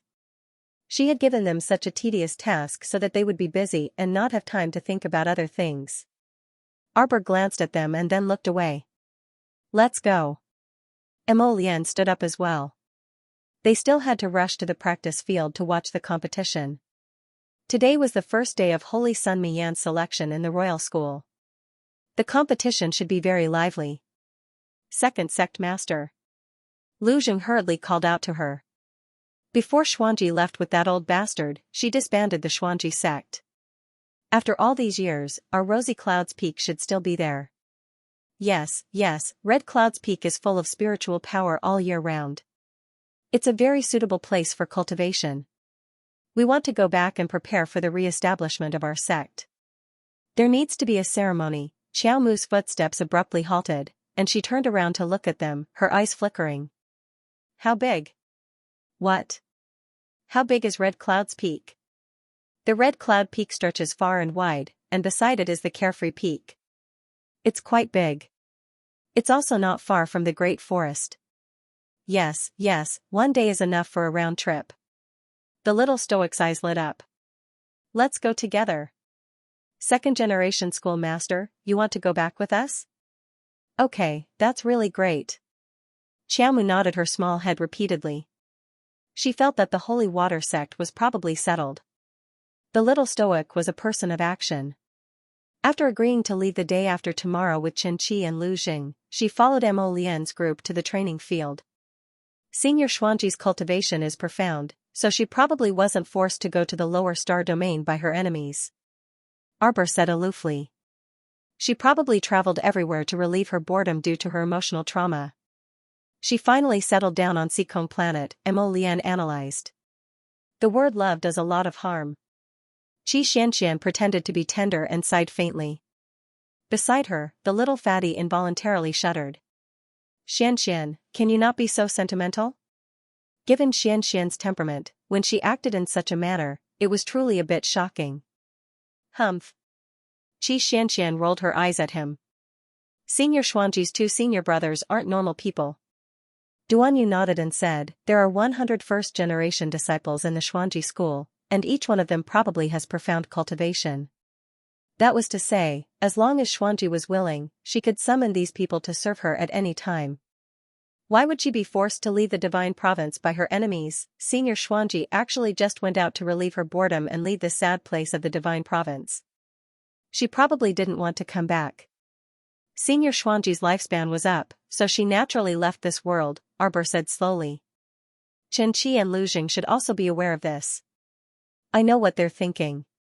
The little stoic was quick-witted and said with certainty, life is bitter and short, and their obsessions are too deep.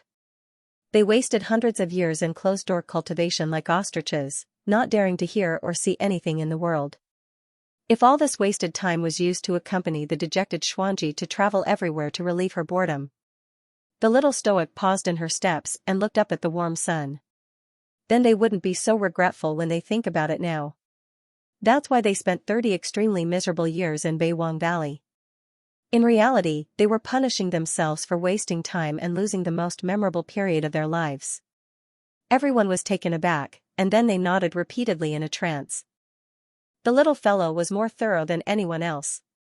Everyone was wholeheartedly convinced by her analysis. These two idiots. Xianxia shook her head, they are punishing themselves in North Gaze Valley. Do you think they can catch up with time? Everyone sighed, only to hear the little girl say expressionlessly, Xuanji has already let go of her last days on Seacombe planet. The ones who can't let go are the two fools who are obsessed. Hence, they found something for themselves to do and hunted down Xuanji's former enemies.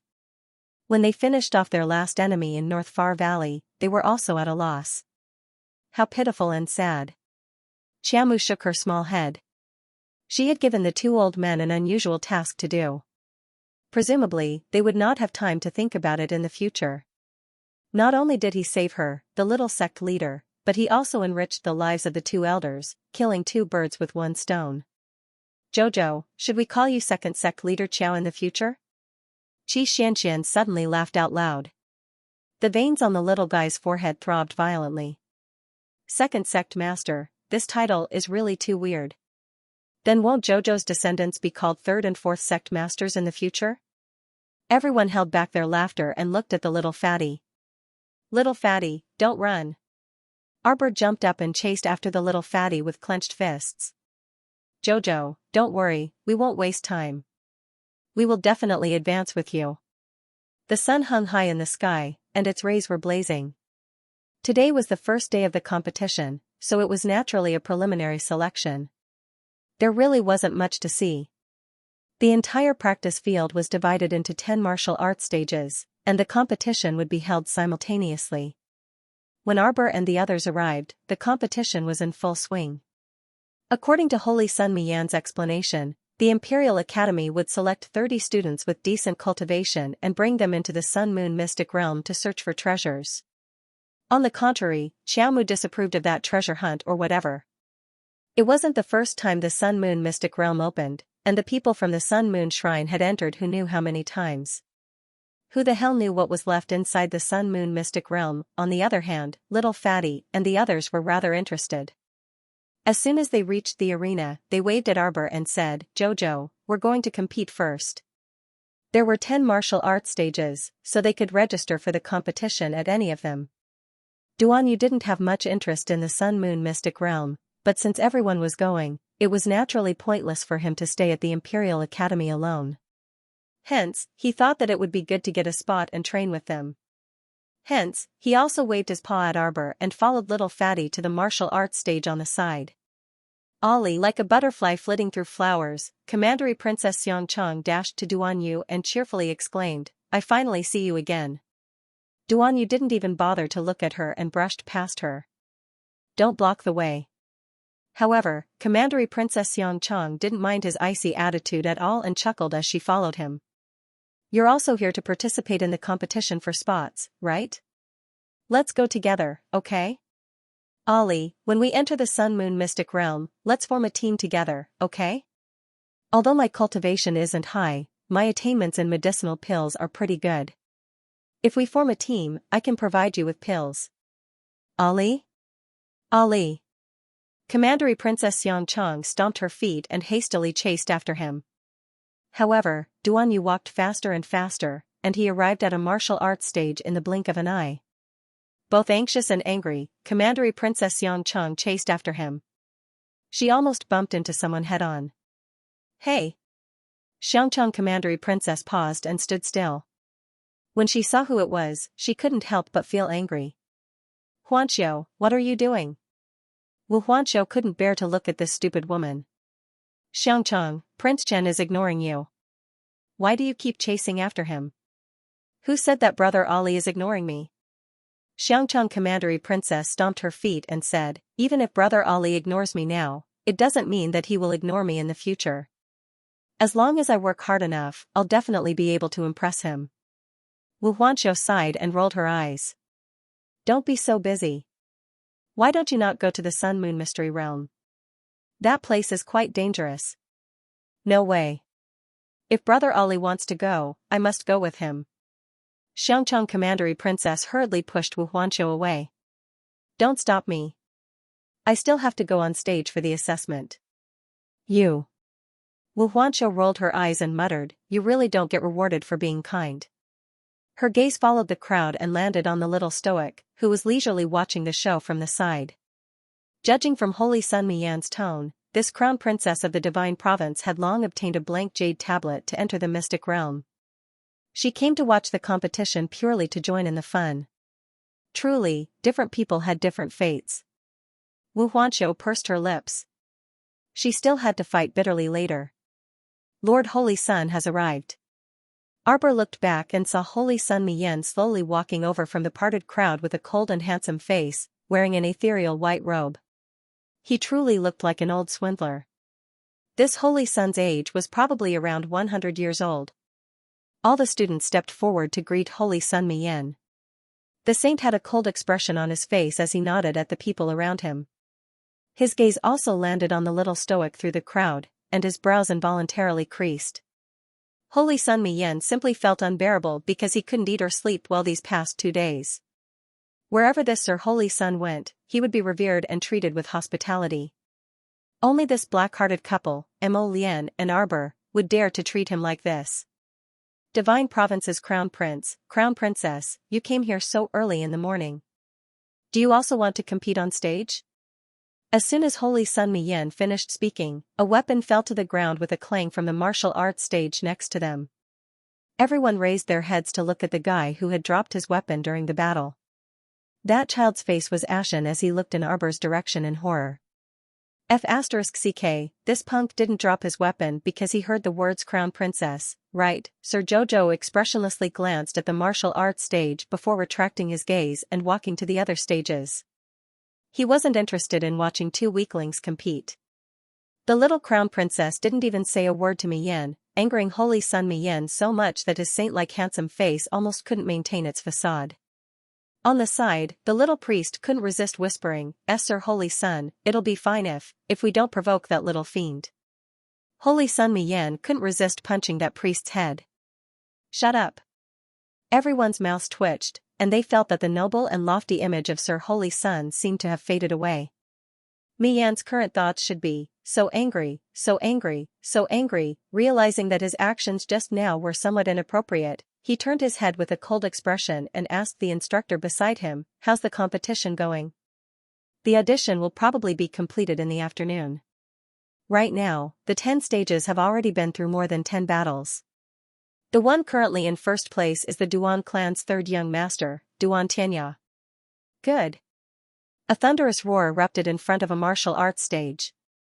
The moment Arbor and Mo Lian walked over, they happened to see a student being knocked down from the ring. He rolled on the ground and landed in front of them. His body trembled for a long time, but he couldn't stand up. 3rd young master Duan is too amazing. 3rd young master Duan. 3rd young master Duan. Below the battle stage, a group of 3rd young master Duan's male and female fans screamed and laughed. 3rd young master Duan already has 850 points. It's currently ranked first. As expected of my 3rd young master Duan. Wah wah wah, look at his stern face. It's truly handsome and unrestrained. All kinds of love-struck voices assaulted them. With a cold face, the little stoic pushed aside 2 women who were praising 3rd young master Duan with extravagant praise. Please make way. This cold face could very easily extinguish everyone's boiling emotions. Those 2 women were stupefied, and their screams and cheers were doused in their throats by the little stoic's cold water. Mo Lian lowered her eyes in amusement. Duan Xianxia hugged his sword as he stood on the stage, his cold gaze sweeping over the stoic face and Prince Mo. His gaze landed behind the 2 of them as he jumped off the stage with a whoosh. Eh? 3rd young master Duan isn't going to continue? Are you dumb? As long as 3rd young master Duan is standing on this stage, who would dare challenge him? Of course 3rd young master Duan can only walk from one stage to another and find his own opponent. That's true. There aren't any rules in this competition anyways. The more consecutive victories, the greater the number of points gained. 3rd young master Duan is so young and about to break through to the spirit realm. There probably aren't many people in the entire academy who can match him in strength. I can't even count how many consecutive victories 3rd young master Duan has had. 3rd young master Duan is here, 3rd young master Duan is here. The students watching from the other side of the stage started cheering. Not all students were allowed to participate in the competition. Those who were participating were mostly from the Hall of Cultivation. Those from the other support subjects were basically done for. Those with a decent cultivation base could still give it a try, but those with a weak cultivation base should just stay put and watch the show. Although the academy didn't have any requirements for the selection, none of those who signed up were below the 6th level.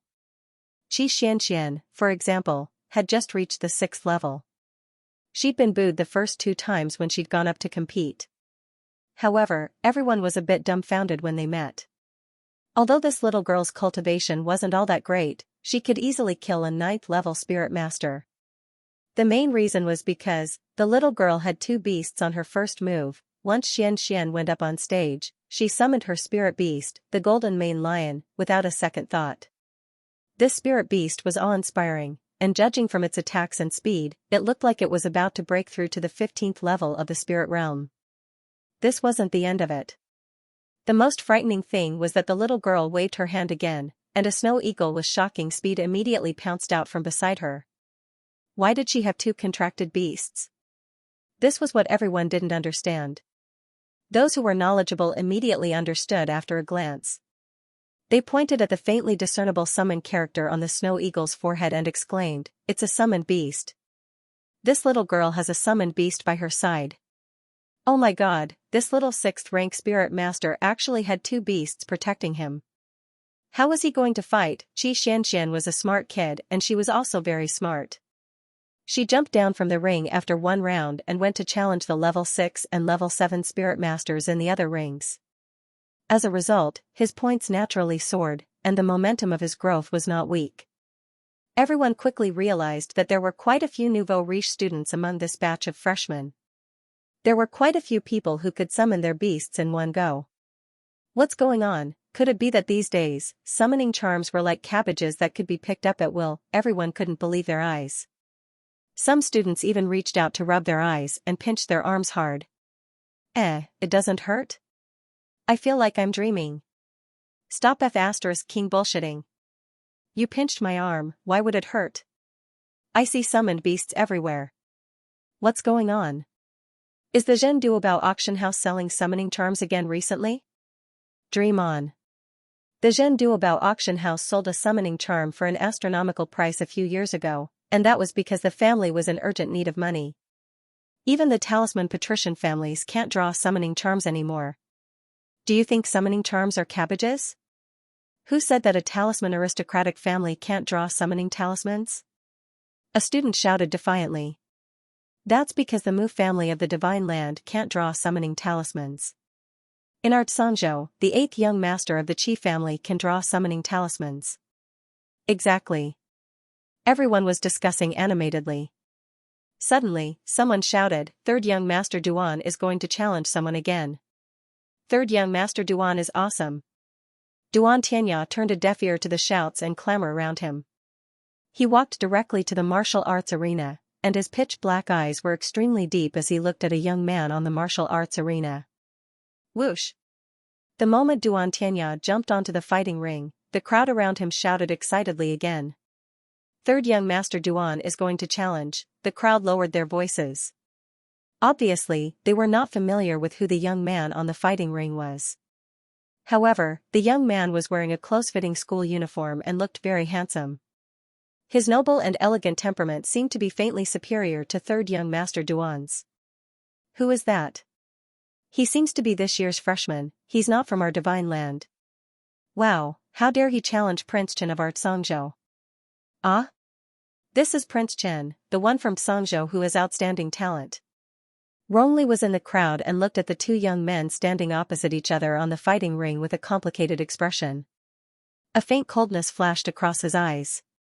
He didn't expect that the people who had chased and intercepted this guy all the way were useless. They were all a bunch of good-for-nothings. Rongli didn't want to watch anymore.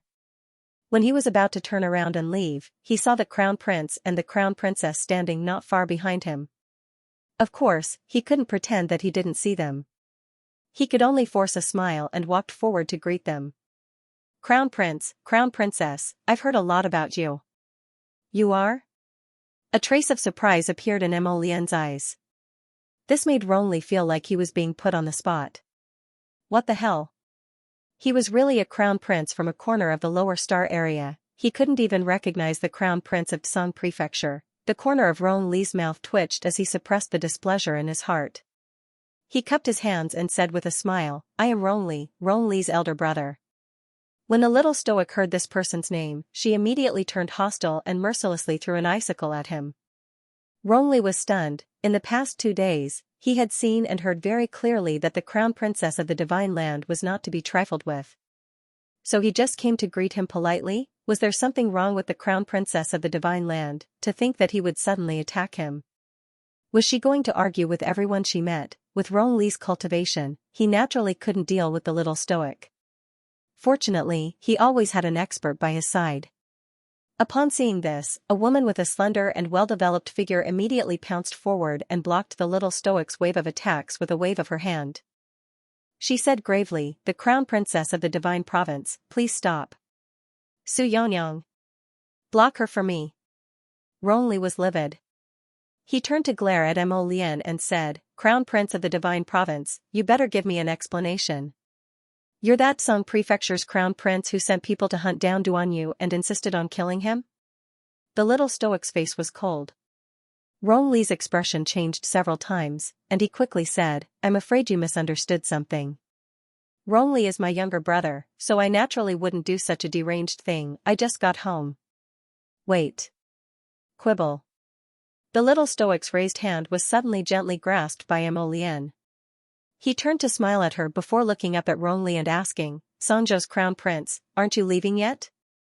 Were they waiting to be humiliated if they didn't leave? Rong Li's expression was extremely unsightly from anger.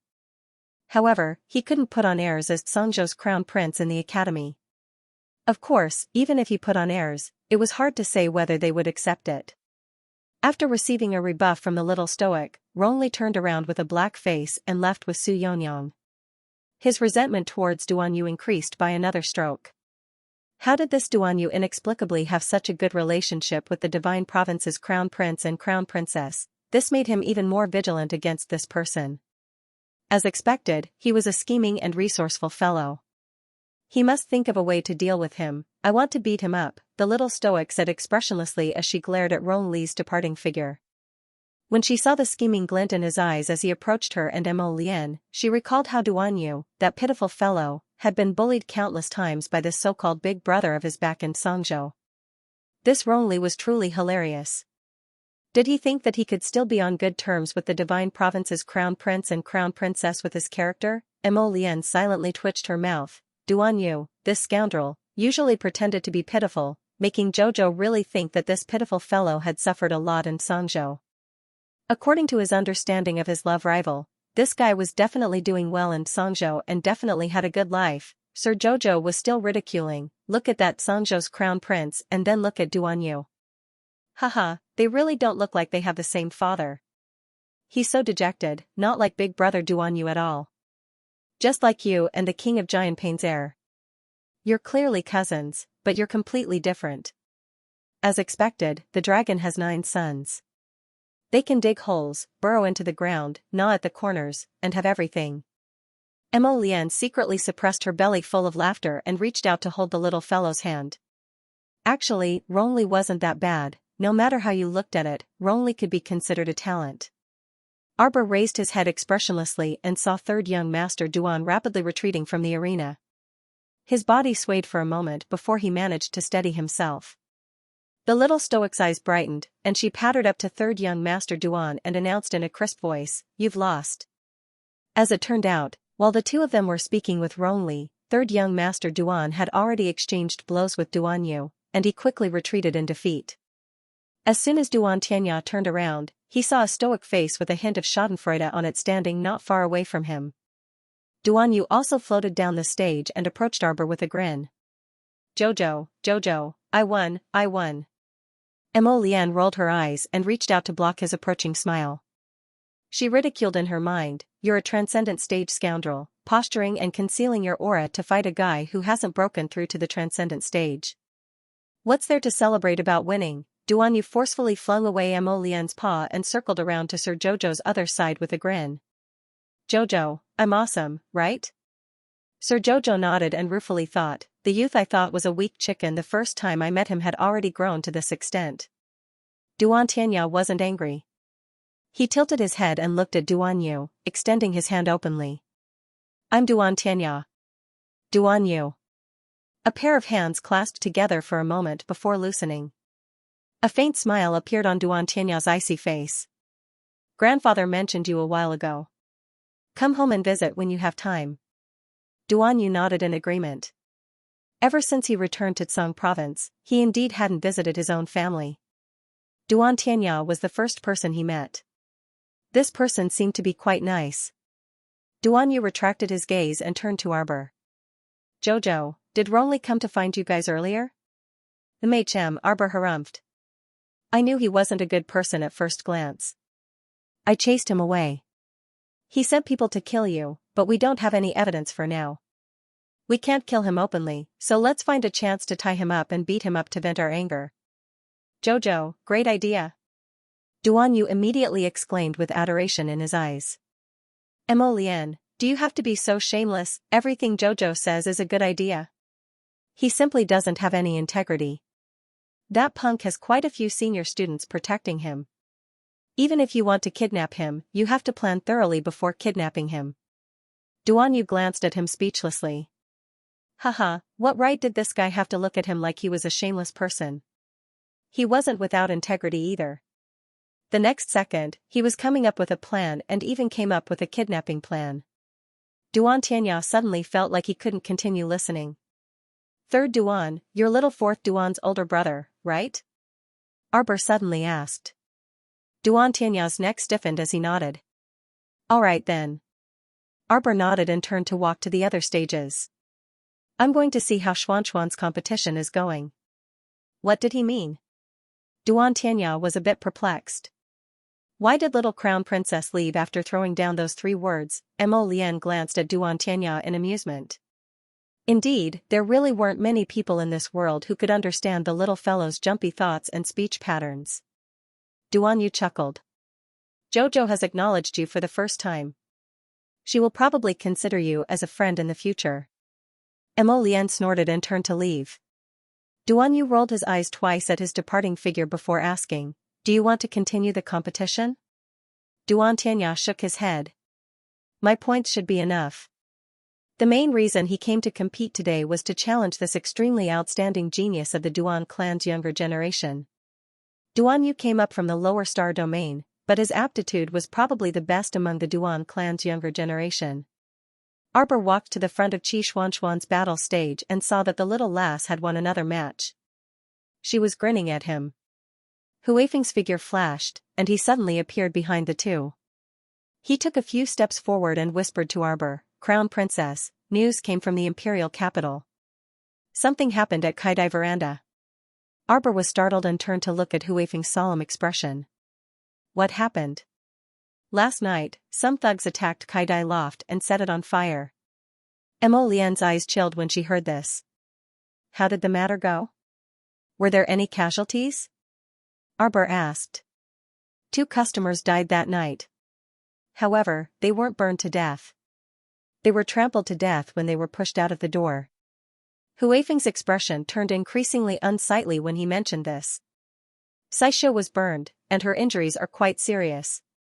How could that be? Wasn't Saisho in the palace? Why did she run to Kaidai Loft? Half of the gatehouse was burned down, but it was rescued in time, so the damage wasn't too great. She had to work overtime this week, so she probably wouldn't have time to update until next Friday. Arbor and Mo Lian looked at each other and whispered, I have to go back and take a look. I'll go back with you. Arbor reached out and squeezed Mo Lian's hand. She pulled him out of the crowd and whispered to him, stay here and keep an eye on Mayan. Xianxia and the rest still had to continue the competition in the next few days. If they both left, who knew if Mayan would take the opportunity to make things difficult for her companions? Don't worry. I use a teleportation talisman array. It will take at most a day to go back and forth. The little fellow winked at him rather smugly. I have already advanced to an Earth-rank Great Talisman Master. The Earth-rank teleportation talisman array that I created can teleport up to 50 kilometers away and can teleport up to 20 people. It can teleport up to 12 times in a row. Lian, aren't I awesome? Lian looked down at her with a smile. His treasure's eyes were practically shining when she talked about the talisman array that she created. It was obvious that she was very pleased with herself. But it was also true. It was not easy to become an Earth-ranked talisman master at her age and create such a powerful teleportation talisman array. She was indeed extraordinary. If the little fellow had a tail behind her, it would definitely be wagging left and right. My Jojo is really amazing. Lian reached out and pulled her to his side, rubbing her little face with his fingers. Arbor was a little happy. After thinking about it, he also felt that he was quite amazing. The teleportation talisman arrays that she created now could set directions. As long as the general direction was correct, the teleportation distance would not deviate too much.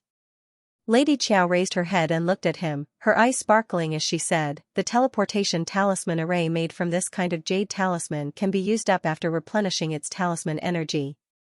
After resting for a day, it can be used again tomorrow."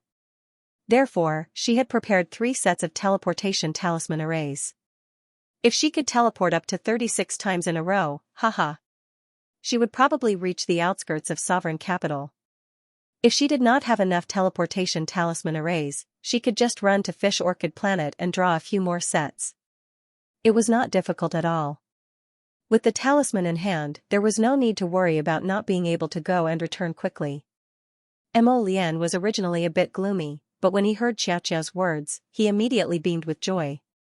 That's right, under normal circumstances, even with the Crimson Firmament Blue Wave ship, it would still take 5 to 6 days to make a round trip. Jojo's talisman array was really, wait a minute? Lian blinked. Suddenly, she grabbed the little fellow's hand and asked in confusion, "Jojo, since the teleportation glyph array is so fast, why didn't we use the glyph array when we first came?" There were only 9 of them in their group, which was more than enough for a few teleportations. At most, he would reach the great forest of the north-facing forest and would not be able to tell the direction. If he traveled a little further, he would be able to save some time and wouldn't have to rush. Jojo-san turned around expressionlessly and faced his husband with the back of his head, showing an attitude that said, "I don't want to talk about it." Lian held back her laughter and lowered her eyes slightly. His Chad Qiao had most likely forgotten about this. There was no way to continue this topic. Lian coughed softly and stepped forward as if nothing had happened. She reached out to hold the little fellow's hand again. "Jojo, then you should be back around this time tomorrow, right?" Arbor nodded calmly. "If nothing unexpected happens, I should be. Have Huifeng bring some people back with you." Arbor nodded and looked up at him. "It's fine. Those people probably can't do anything big. Burn down Kaidai Pavilion, that was perfect." After so many years, the tables, chairs, and cutlery inside Kaidai Pavilion were all worn out. They could take advantage of this opportunity to renovate everything. In any case, the little crown princess had plenty of money, so she didn't lack the loss of time and money to renovate Kaidai Pavilion. Lian gave a and nodded with a grin. "You have to come back early. At the latest, you must come back at noon the day after tomorrow, understand?" The little fellow looked over curiously and stared at his beautiful phoenix eyes that were curved into crescents. She scrutinized him. "Are you hiding something from me?" "What could I be hiding?" Lian pulled her into his embrace and nuzzled his head against hers. "I just miss you. You keep running away from me, and I get flustered when you run far away." Miss Qiao wanted to laugh, but she suppressed her smile with a serious expression. She raised her small hand and stroked his hair. "Be good in the academy. Don't always get into a dogfight with Duanyu." After saying that, without waiting for the stiff-faced Prince Imo to react, she broke free from his embrace with a hearty laugh and called out to Huifeng, "Let's go, Huifeng." Duanyu was walking over, and he was nearly blinded by the little lady's resplendent smile. His eyes seemed to be lit up by the sun, moon, and stars, and his rippling peach blossom eyes were brimming with smiles. "Where are you going, Jojo?" Jojo smiled. When she smiled, it was as if the first snow had scattered and the plum blossoms had bloomed. Her entire person radiated with radiant vitality, truly making people unable to shift their eyes away. "I'm going back for a bit.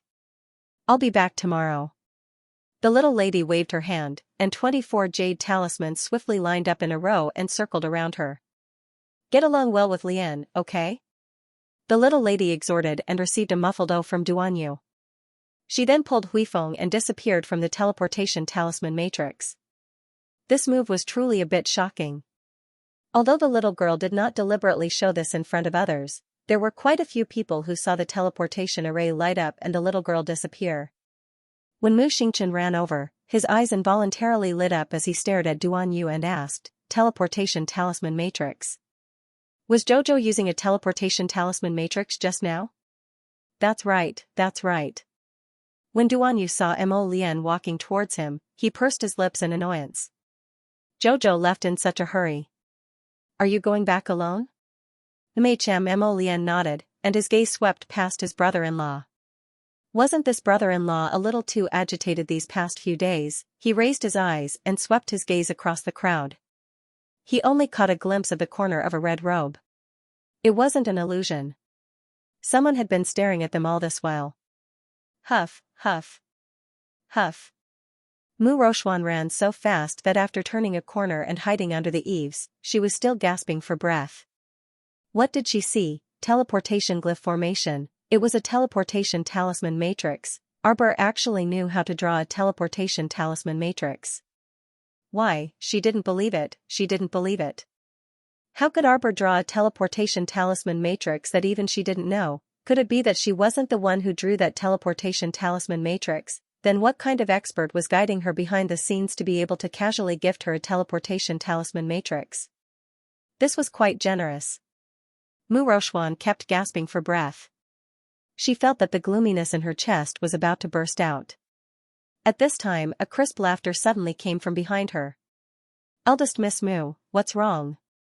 Mu Rochuan abruptly turned her head like a thief, and her gaze met Xianxia's. You, why are you here? Heh, I followed you all the way here. You were too focused on shock and defeat, right, so you didn't notice me all this time. Xianxia chuckled. She was a blacksmith master, but her cultivation wasn't high. She definitely didn't have a share in the competition for the Sun Moon Secret Realm spots this time.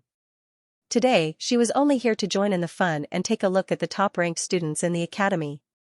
She wanted to see if there was anyone worthy of befriending. To her surprise, she saw the Little Stoics group. The Little Stoic was accompanied by Prince Mo, whose appearance was described as exquisite and unadorned, and she was truly too conspicuous. It was hard not to see her. She naturally noticed the Little Stoic leaving using the transportation formation just now. Of course, the things she paid attention to were even more than Mu Rochuan. Before this, her gaze had actually always been on young Sir Omega Kotoku.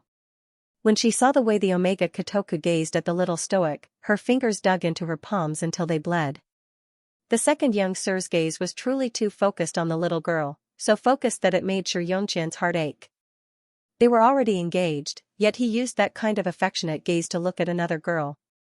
This truly made her embarrassed and hateful to the extreme. The hatred in his heart towards the Little Stoic also increased by another level. Xianxia's man, actually stared blankly at another girl's smile. What was there to look at? He couldn't even pull his gaze away. He even turned a deaf ear to her soft calls a dozen times by his ear. This feeling of her fiancé being right next to her but separated by thousands of mountains and rivers made Xianxia feel a trace of despair. At this moment, it was as if there were thousands of ants incessantly gnawing at her heart. It was so unbearable that she wanted to die. Meanwhile, eldest Miss Mu was completely stupefied and frightened by the transportation formation the Little Stoic used, but she, Xianxia, wasn't. It was just a teleportation glyph array, but it scared Miss Mu to this extent. How ridiculous. No matter how powerful a talisman master was, it was impossible for him to surpass a person with the highest cultivation. In Xianxia's opinion, being a talisman master was not a big deal. If you were to really fight with someone who had reached the god realm, the moment you opened the talisman, the opponent's divine power would have already hit you. You would definitely not be able to win. Moreover, talismans were consumables.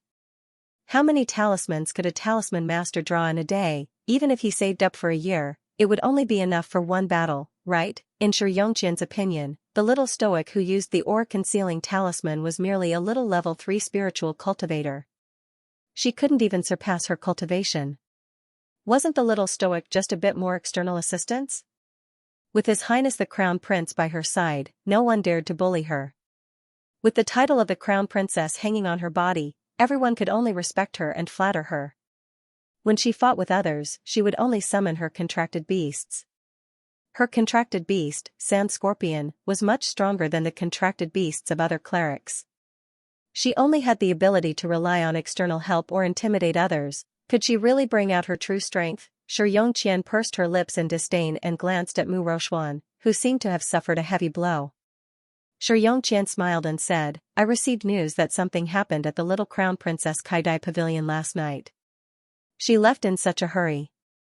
She probably went back to deal with this matter. Mu Rochuan's mind was in a bit of a daze. When she heard Xianxia's words, her heart couldn't help but tremble. She returned to the imperial capital, right?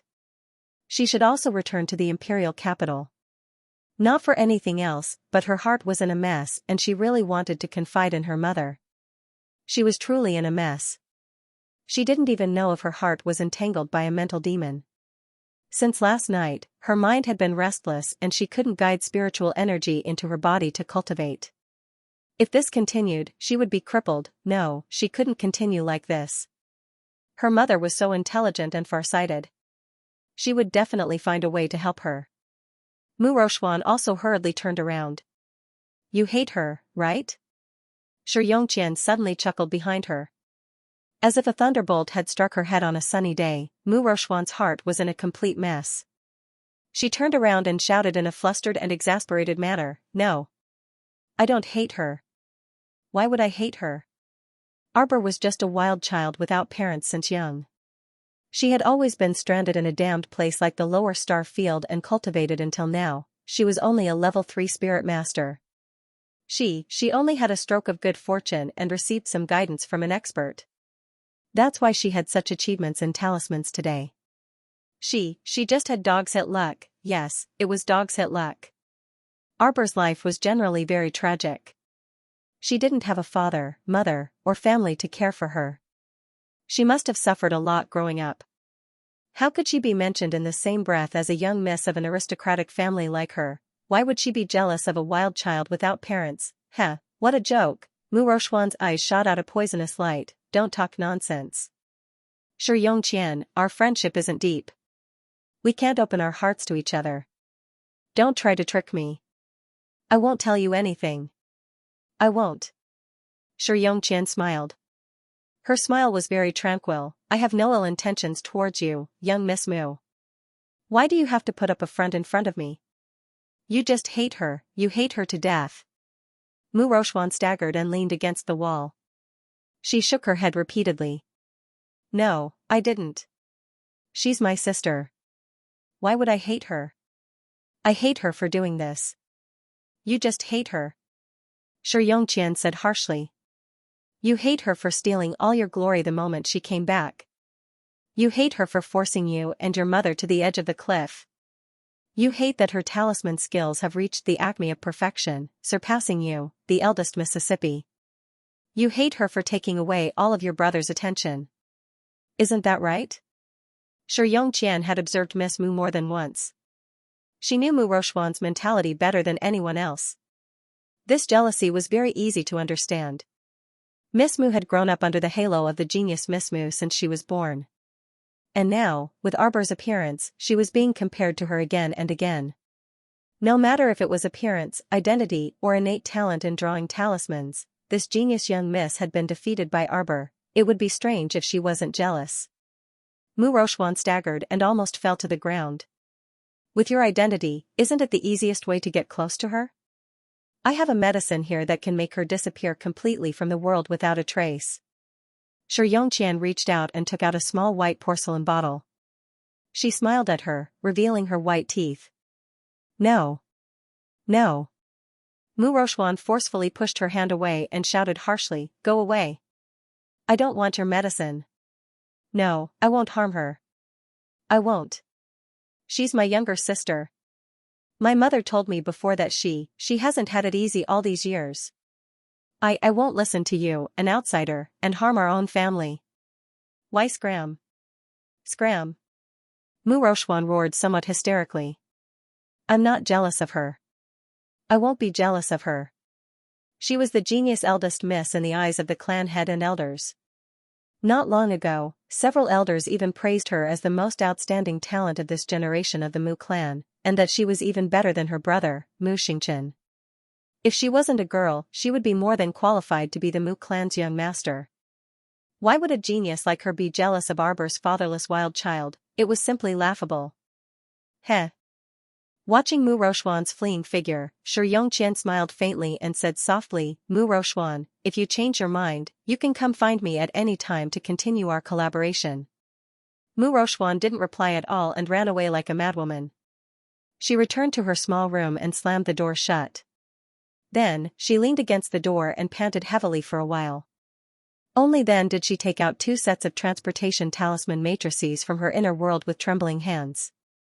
Transportation talisman matrices were the clan's most precious treasures. It was extremely difficult for the elders to draw them, so there were only a few sets of transportation talisman matrices in existence. Hers was a black-level transportation talisman matrix. It could transport a distance of about 10 kilometers at a time. She usually treasured it and couldn't bear to use it easily. But now, she couldn't care less. She had to go back and had to talk to her mother. In a flash, Mu Rochuan's figure disappeared from the room. Arbor teleported more than 30 times with Huifeng and Lia's group. By noon, they had already arrived at the outskirts of the imperial capital. Huifeng and the others couldn't help but admire their young crown prince consort to no end. Especially Huifeng, whose grin stretched to his ears.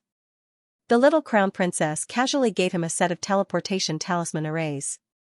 She said that if he did not teleport more than 10 times a day, the talisman power inside would last him about a year. He was overjoyed. In the future, when he brought his brothers out to do things, it would save him a lot of trouble. He could even launch a surprise attack at any time. Just thinking about it made him happy. Everyone quickly changed into the spirit stallions provided by the little crown princess and rode towards the imperial capital. They only thought that the little crown princess had kept a lot of spirit stallions in the storage talisman in case of emergency. They did not know that Arbor had raised a lot of stallions in Paradise Planet. The journey back to the capital was as fast as lightning. It was only 30 miles away, and with the spirit stallion's speed, it would take about half an hour to reach. Arbor never mistreated his subordinates. After entering Sovereign Capital, he didn't rush to Kaidai Loft to investigate. It just so happened that it was lunchtime, so he led the group to a random restaurant. The 10 or so people asked for a private room and sat around a large table to eat. When everyone was almost done eating, they heard someone making a ruckus downstairs. Quickly go take a look. Kaidai Loft's entrance is surrounded by people. So many people are here to demand an explanation. Wow, there's a show to watch. Hey, dear customers, settle the bill before you leave. The innkeeper signaled with his eyes and hurriedly had a few workers block the people who were rushing to leave. Those people sulkily pursed their lips and muttered, "It's not like we'll steal your food money." They then took out money from their pockets and tossed it on the table before running off with the crowd. Arbor naturally heard the crowd's shouts downstairs. She knitted her brows and exchanged glances with Huifeng and the others. "Crown Princess, how about this subordinate go over and take a look first?" Arbor shook her head. "Let's go over together." After saying this, she called for the waiter and paid the bill before leading Huifeng and Liye's group toward Kaidai Veranda's entrance with the crowd. Liye stood next to the young crown princess the entire time. When people tried to squeeze forward, she expressionlessly stretched out her arm and forcefully pushed them aside. 2 of the people she pushed were unscrupulous. They cursed, but Liye's hands were as fast as lightning as she chopped at their necks without another word. Everyone was extremely speechless. Those who originally wanted to squeeze forward didn't dare to do so when they saw Liye's valiant fighting strength and hastily retreated a few steps. "Be gentler," the young crown prince consort said with a serious expression. "Yes." Liye nodded in acknowledgement. Huifeng's mouth involuntarily twitched, and he silently led his group to follow behind the crown princess. When everyone arrived at Kaidai Veranda's entrance, they saw that it had already been completely surrounded by a sea of people. There was simply no place to put one's feet. 2 bamboo stretchers were placed in front of Kaidai Veranda's entrance, and the corpses on them had white cloth covering their faces. More than a dozen men and women knelt there and wailed, their cries uneven. Judging from their appearance and attire, they seemed to be the family members of a small family in the city, the kind that couldn't starve but didn't have much money on hand either.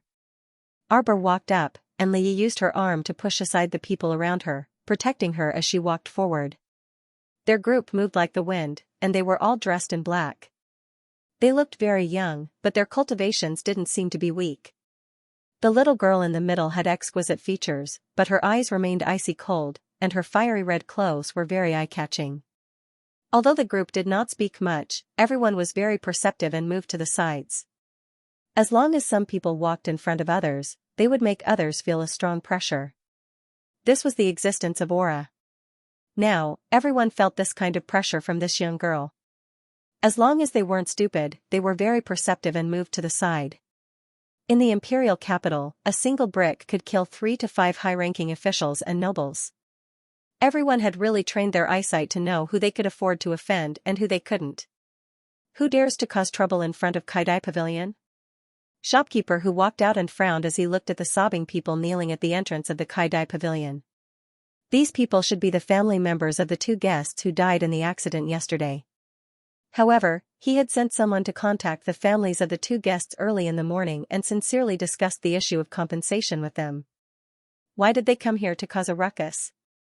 Master, you left in such a hurry and left such a big family behind. How are we supposed to live? An old woman wailed as she threw herself to the ground. She raised her face slightly, and her tears filled the deep gullies on her face. Shopkeeper who? The little crown princess walked towards him and stood in front of them. Shopkeeper who was surprised and delighted. His furrowed brows relaxed slightly, and he hurriedly bowed in greeting. Greetings, Crown Princess. Crown Princess. Several workers from Kaidai Veranda also hastily stepped forward to greet her. Only then did the surrounding crowd realize what was going on and hastily knelt down to pay their respects, not daring to act rashly. Even those who couldn't immediately recognize the little crown princess had heard of the little crown princess's terrifying method of angrily rebuking the temple's saintess. They acknowledged that they weren't as honorable as the temple's saintess. The crown princess even dared to beat up the saintess, so how could they dare to be impudent in front of the crown princess? Instantly, the surrounding clamor gradually quieted down. Aside from the 2 groups of family members who were still weeping incessantly, the onlookers all quieted down. Due to the lack of noise in the surroundings, the 2 groups of family members' wails also gradually quieted down. As the old woman in the lead cried, she sneaked glances at the expressionless little crown princess. Her appearance was rather comical due to her guilty conscience. Arbor didn't look at them as his gaze landed on shopkeeper who unfortunately died yesterday. It was landlord Li and boss Zhang. Shopkeeper who stepped forward and respectfully reported, when the commotion broke out, someone took advantage of the chaos and set a fire at the entrance. Arbor looked up at the half-ruined Kaidai Veranda and nodded slightly. How did you negotiate with them? In response to the crown princess, after this happened, I immediately sent people to these 2 families and negotiated a compensation of 100,000 spirit coins for each family. At the time, they readily agreed. He didn't expect that the 2 families would change their minds in just one morning. The one who held the loudest was boss Zhang's mother, old Madame Zhang. Her eyes darted around before she slapped her thigh and started crying. They want to buy my son's life with just 100,000 spirit coins? This Kaidai Veranda is truly undisciplined and out of control with the crown princess backing them up. Shopkeeper whose face flushed red. You. This shrew clearly didn't say this when she came to discuss this matter with them this morning. Go invite Lord Chao here, Arbor said aloofly to Huifeng, who was behind him. Yes. Huifeng immediately accepted the order and left. Everyone looked at each other in dismay, wondering if this Lord Chao was the governor, Chao Butu. Take the Eastern Palace's token and head to the Ministry of Justice to invite Assistant Minister Zhou over.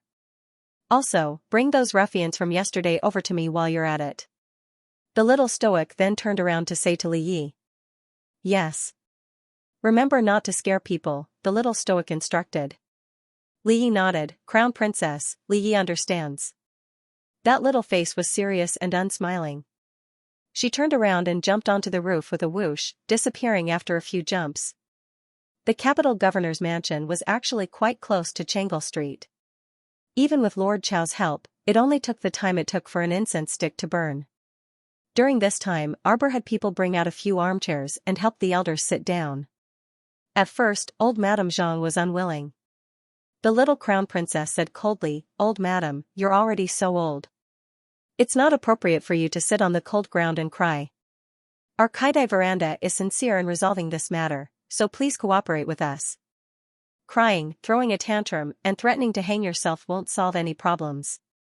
I hope you understand that you're already so old.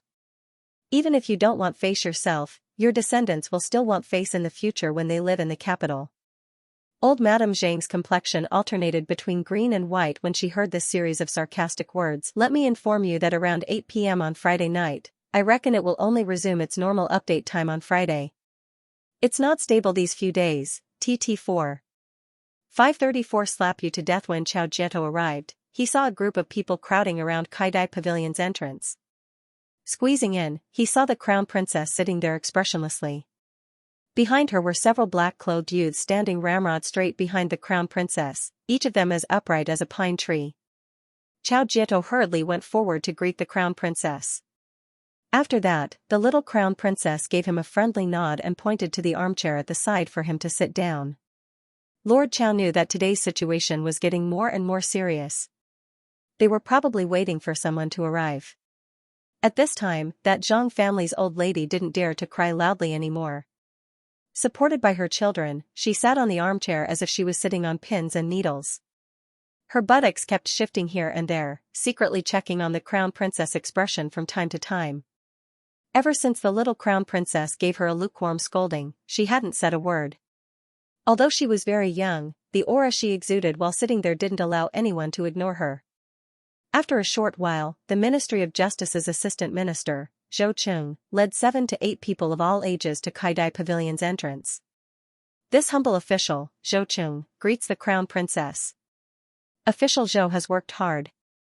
The little crown princess nodded expressionlessly, her gaze falling on the men and women strung together with torture instruments behind him. "These are the people who attacked Kaidai Pavilion last night?" Old Lady Zhang immediately jumped up from her armchair and raised her hand to slap a 7 to 8-year-old child's face. "So it was you who committed the sin of trampling my son to death." "Stop!" Arbor shouted angrily. Li Yi immediately stepped forward and blocked the old lady's arm. "The crown princess told you to stop. Didn't you hear?" Old Lady Zhang almost fell to the ground from her shove, but was supported by her 2 sons behind her.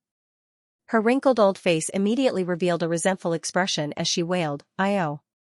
Kaidai Pavilion's boss is bullying people. Disrespectful elders, slap her." The little crown princess berated. Without another word, Li Yi raised her hand and slapped the old lady's face. Old Madame Zhang was stunned by this crisp paw sound. Everyone opened their mouths in surprise.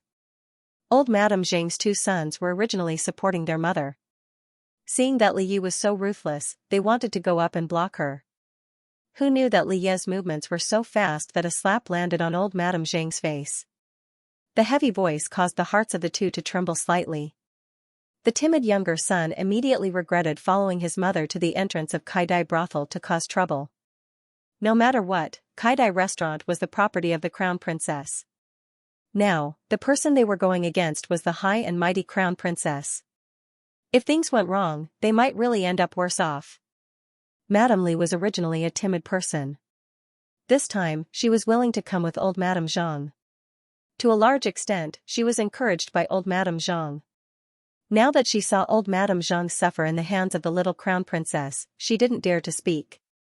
"Old Madame, according to the law, if you behave in such a manner in front of the crown princess, you will be caned 10 times as a warning to others," Li Yi coldly said. "The crown princess has been patient with you on account of your age. I'll have to trouble you to be tactful." Old Madame Zhang was beaten until she couldn't make a sound. Her eyes were filled with indignation as she muttered a few words. When she met the little crown princess Icy Eyes, she was beaten until she couldn't speak.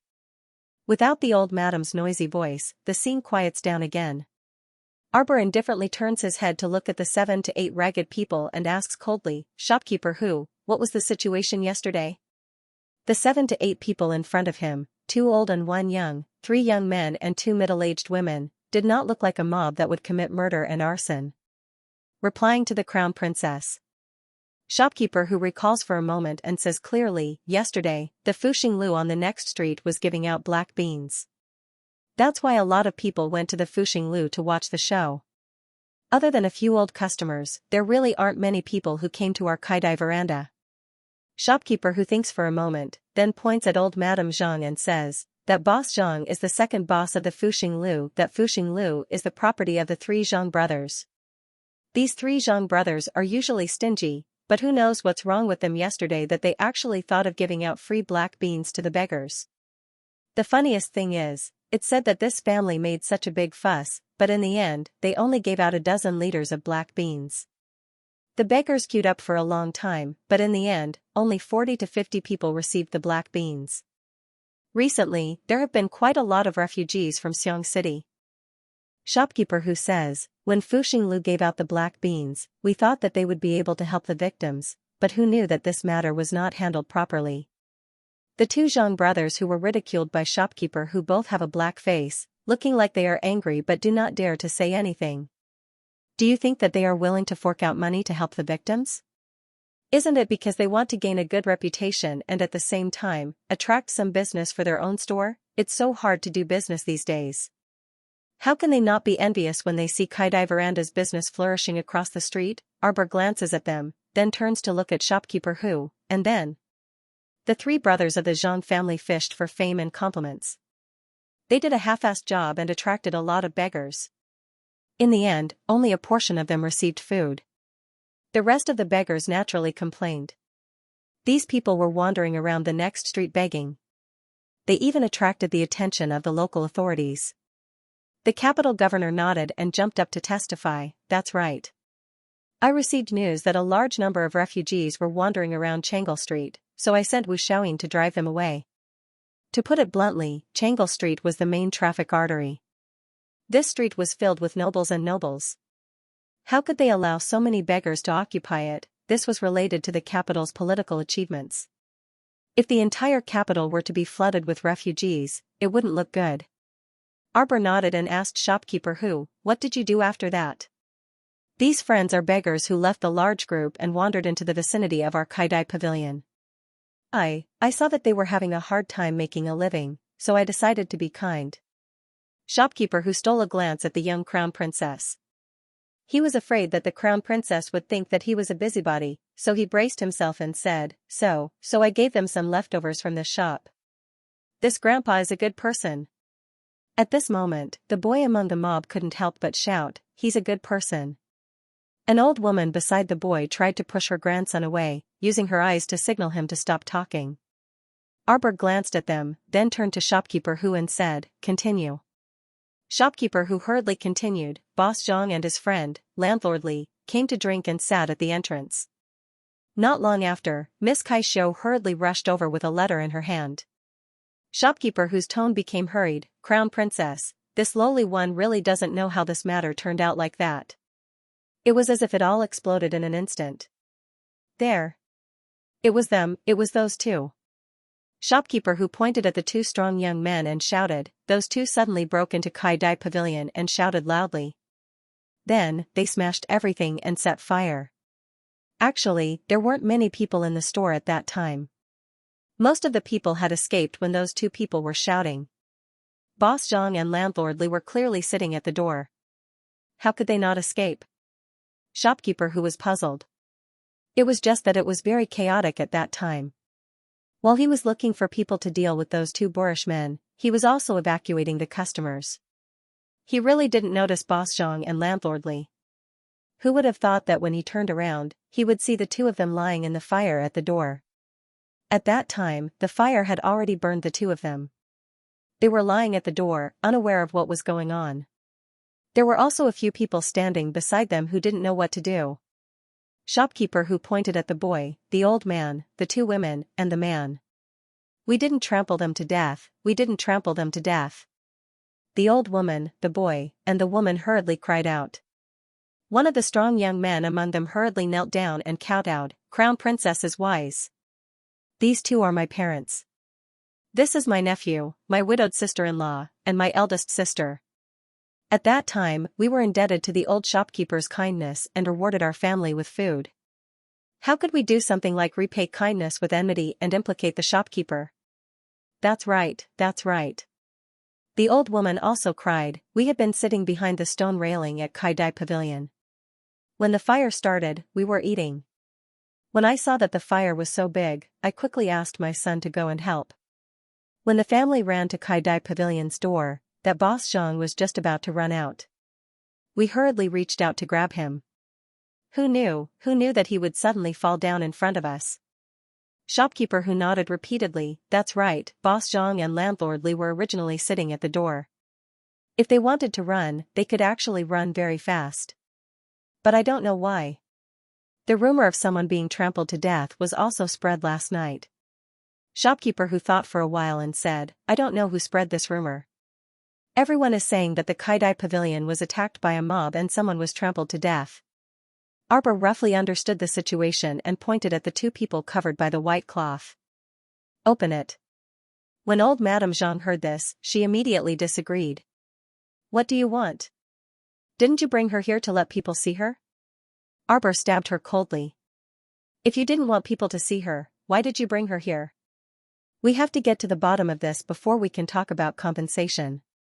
Whether or not it's related to the Kaidai veranda is still unknown. Just by looking at the family's untruthful appearance, Arbor felt that the cause of their deaths was suspicious. Old Madame Zhang was choked by the little stoic's words. Her heart was stifled with displeasure, and her face turned the color of a pig. Huifeng didn't care whether old Madame Zhang was happy or not. He directly walked up and pulled the white cloth from both sides, revealing two faces that were 60% to 70% charred. Wah! The onlookers nearly vomited from disgust. The group of people continuously retreated a few steps. Wait for me, I'll say it's over. This burning was too disgusting. They fell face down in the fire? Arbor walked forward expressionlessly. He first squatted beside Boss Zhang to take a look, then walked to Squire Li's side. That's right. Shopkeeper who nodded. They weren't burned to death, nor trampled to death. Arbor said coldly, they were poisoned to death. Impossible. Madame Zhang shrieked. They were trampled to death. They were trampled to death. It's your Kaidai brothel's poor management that caused the mob to attack and implicate the guests. Whether it's true or not, wouldn't it be clear if we invite a coroner here? Arbor said coldly, why didn't you let the authorities investigate your son's death? Why did you silently carry him back? Can you tell us about it? Madame Zhang's expression changed slightly. The Zhang brothers' expressions also became unnatural. Probably only your Zhang family knows the truth of the matter. As they spoke, two deft coroner had already been invited over. They went forward to examine the two corpses, then stood up and cupped their hands. The surface of the corpses was severely burned. Ordinary flames wouldn't be able to burn them to this extent in a few minutes, so this subordinate speculates that this should be a 6th-level spiritual fire or above. Assistant Minister Zhou of the Ministry of Justice slapped the stool. In other words, a cultivator with profound cultivation secretly added fuel to the fire when the two boorish men were setting it on fire? There was an uproar in the surroundings. They only felt that it was somewhat inconceivable. Who would do this to Kaidai brothel? Who would send people to cause trouble and secretly add fuel to the fire to deal a heavy blow to them? The corpses didn't show any signs of being trampled. Their faces were burned beyond recognition by the 6th-level spiritual fire. As for the true cause of death, this subordinate's lack of talent and knowledge actually couldn't discern it. The coroner's face was somewhat ashamed as he spoke. The poison they were poisoned with is rather special. It's normal that you couldn't discern it. The young crown princess said faintly. She glanced at Madame Zhang, whose expression was unsightly. Take back what you said before. What? Old Madame Zhang was very nervous. You said that Kaidai Brothel's poor management caused the mob to attack and implicate the customers, Arbor said coldly. I want you to tell everyone that there is no such thing. My son is dead now, it's a fact. Old Madame Zhang tried to argue, even if he wasn't killed by the mob, they are not mobs. Arbor interrupted her coldly. Apologize immediately. Old Madame Zhang shrunk her neck, her old face somewhat embarrassed. I just made a slip of the tongue. Impudent. Huifeng shouted angrily. Old Madam, you've repeatedly flaunted your seniority and contradicted the crown princess. I'm going to charge you with the crime of disrespect. When old Madame Zhang's two sons heard this, they immediately panicked. They were more cultured than the old lady and knew that the law clearly stated that the crime of great disrespect could implicate the entire family. If it was not handled well, it could even implicate the entire family. The two of them hastily knelt down and begged for forgiveness. Crown Princess, please forgive us. Old Mother is old, and her mind is muddled. Please, Crown Princess, don't fuss over this with her. Arbor's small face was cold as she took out a jade talisman from her pocket. Her chilly voice floated next to their ears. Presumably, you won't tell the truth, so I have no choice but to ask your second boss to come over and clarify things. What? Everyone revealed an expression of disbelief. The little crown princess held a jade slip in her hand. What was the meaning of this? A light flashed on the jade slip, and a ray of light burrowed into Boss Zhang's charred body.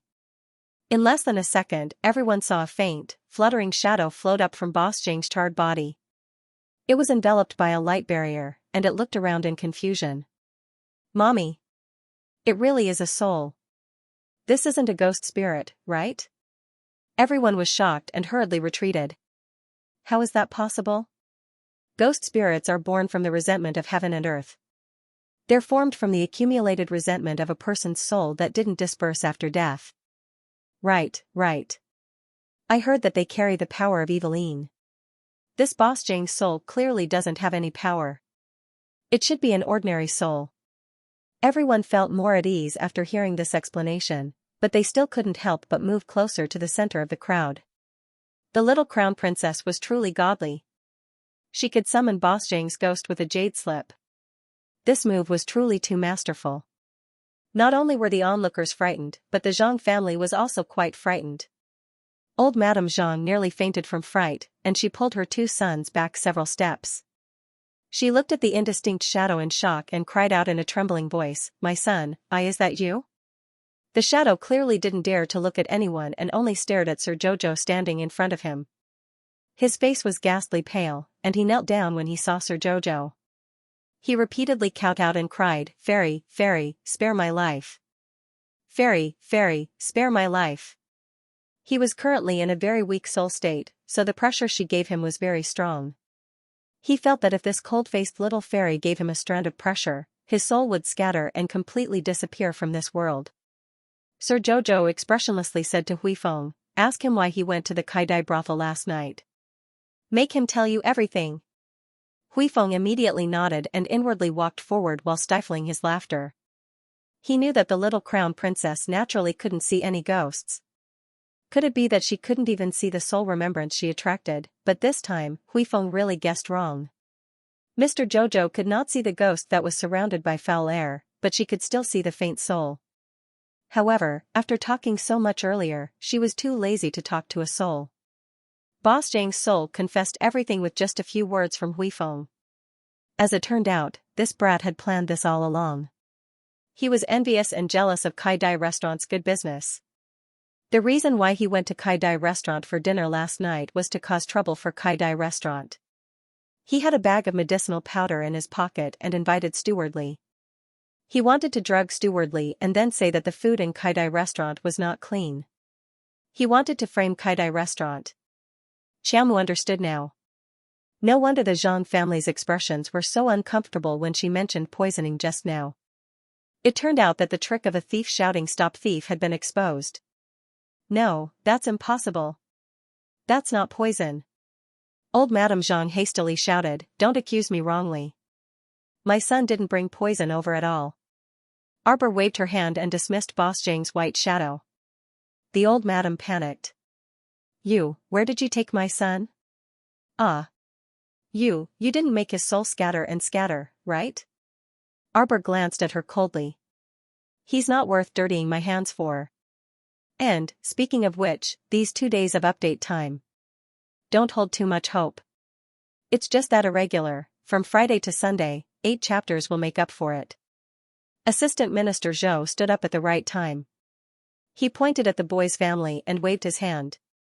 Release them. As for the members of the Zhang family, they'll be locked up in the prison of the Ministry of Justice for the time being. We'll deal with them after the case is cleared. Immediately, servants came forward and unlocked the shackles on the old woman and the others. The boy's family immediately shed tears of gratitude. The old woman thanked them profusely, and the whole family stood up, their faces filled with joy. As for the Zhang clan, they were all stunned. Assistant Minister Zhou actually said that he wanted to put all of them in jail and deal with them later. What was the meaning of this? They didn't do anything at all. Why did they have to be imprisoned? Old Madame Zhang immediately sat down on the ground, slapping her thighs as she wailed, "You bunch of bastards, why do you have to wrongly accuse our Zhang family? Put all of us in jail?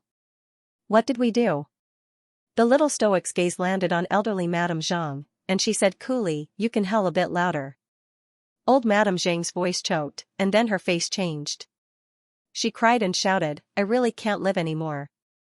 I'm already so old, but I still have to go through the pain of being imprisoned. I'm suffering. When the 2 sons of the Zhang family heard this, they also surrounded the old lady and cried bitterly.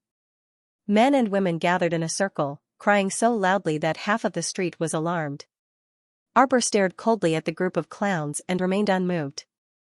Oh, and old Madame Zhang saw that something was wrong. She quickly knelt on the ground and begged Arbor, "Crown Princess, please forgive me. Crown Princess, please forgive me. I was blinded by lard and blinded by money. That's why I allowed my second son to do such a disgraceful thing. Now, my second son has already received the punishment he deserved. He is already dead. This matter should end here. I hope that the Crown Princess will be magnanimous and forgive our Zhang family's mistakes." She really regretted it now. If she had known that things would turn out like this and that she wouldn't be able to get any benefits, she wouldn't have made a fuss in the first place. Wouldn't it be better for her to get 100,000 spirit coins as compensation and live happily? The little stoic gazed icily at the elderly lady, her voice frigid. "Tell me, who came to your house today and who made you come to Kaidai brothel to cause trouble?" Even at this point, the old lady still dared to set a trap for her with her words. It was as if she wasn't magnanimous enough for not letting the Zhang family off today. She was being too calculative, wasn't she? Old Madame Zhang cried out tearfully, "No one has come to our Zhang family." The little stoic harumphed coldly and turned to say to Assistant Minister Zhou, "This old shrew is full of lies. Not a single word is true. I feel that locking her up for a year and a half won't make her realize her mistake." Assistant Minister Zhou understood the meaning of the song and immediately understood. He nodded in agreement and said, "The Zhang family poisoned and set fires. Their crimes are too numerous to be recorded.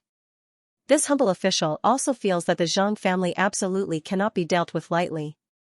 This matter is of great importance and must be reported to His Majesty."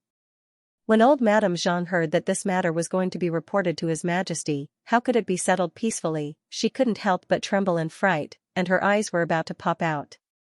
She hastily kowtowed and admitted her mistake. "No, don't. This incident was originally caused by my second son, and now he..." Wasn't elderly lady too naive to want to push all the blame onto a dead person? The little stoic coldly interrupted her. "So what if he's dead? Just because he's dead doesn't mean that this incident didn't happen. If it weren't for this Crown Princess rushing back to deal with it in time, then Kaidai Pavilion's reputation would have been utterly destroyed.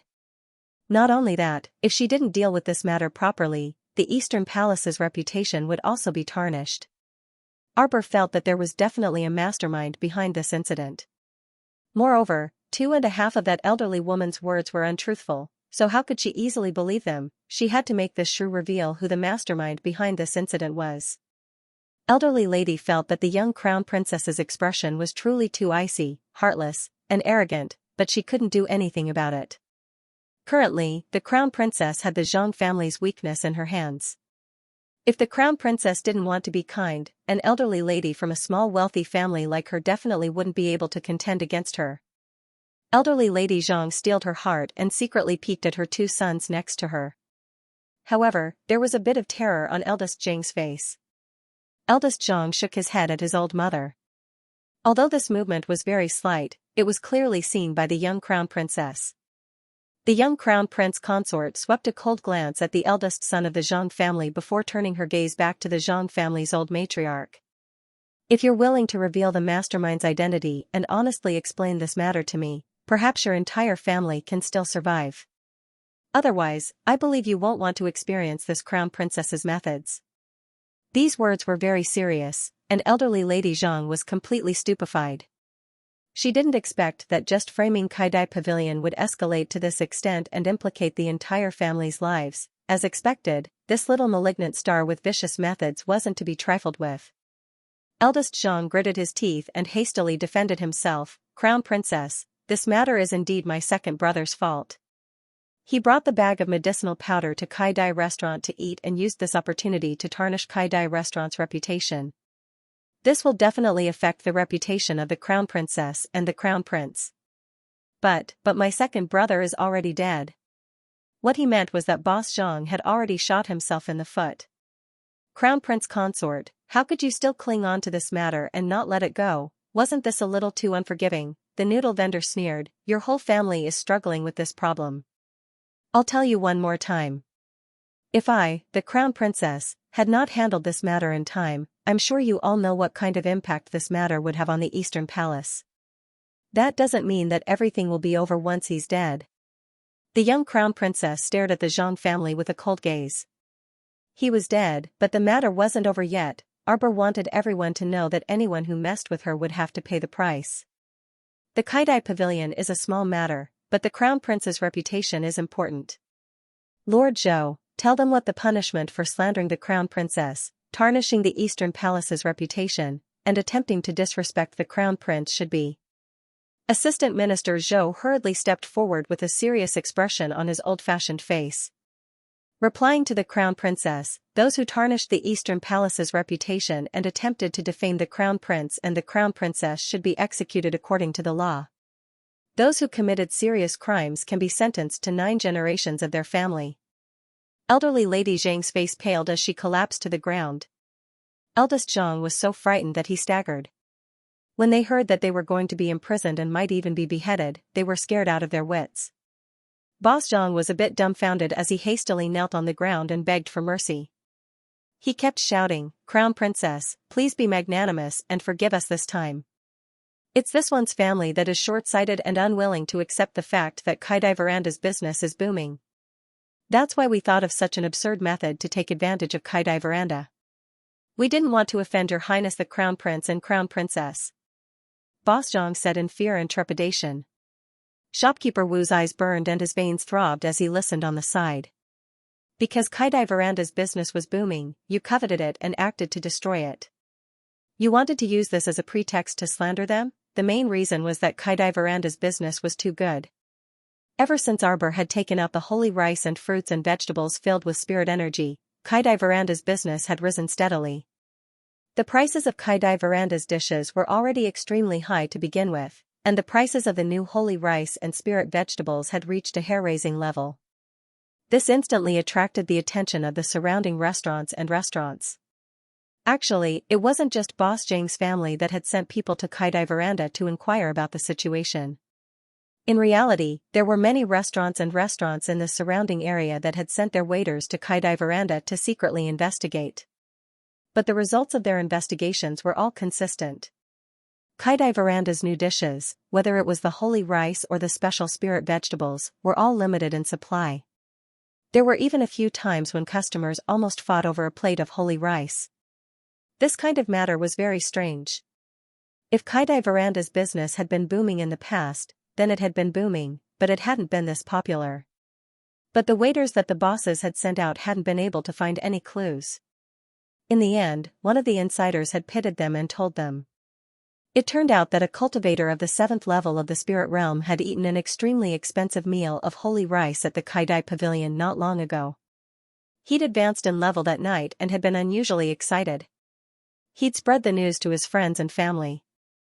Therefore, this matter had become more and more miraculous through word of mouth. Now, everyone knew that Kaidai Veranda's holy rice was very helpful to cultivation. Because that practitioner had been stuck at the 7th level of the spirit realm for who knows how many years, he had thought that he would never be able to break through this realm in his lifetime. However, he had unexpectedly advanced just like that. This caused him to be wild with joy, and it once again broadened his horizons. He realized that there was no end to cultivation in this world. You don't know what will happen in the next second. This made his stagnant life suddenly rise and fall. This person felt that perhaps his cultivation base could really be improved, so he planned to buy more holy rice from shopkeeper who had a sky-high price. However, shopkeeper who spread out his hands, indicating that he couldn't buy it even if he had the money. The holy rice that Arbor had given him was only enough to feed 30 people. After these days of consumption, it had long been used up. Therefore, the last few bowls of holy rice were sold at sky-high prices. A bowl of holy rice that cost 30,000 was sold for 180,000.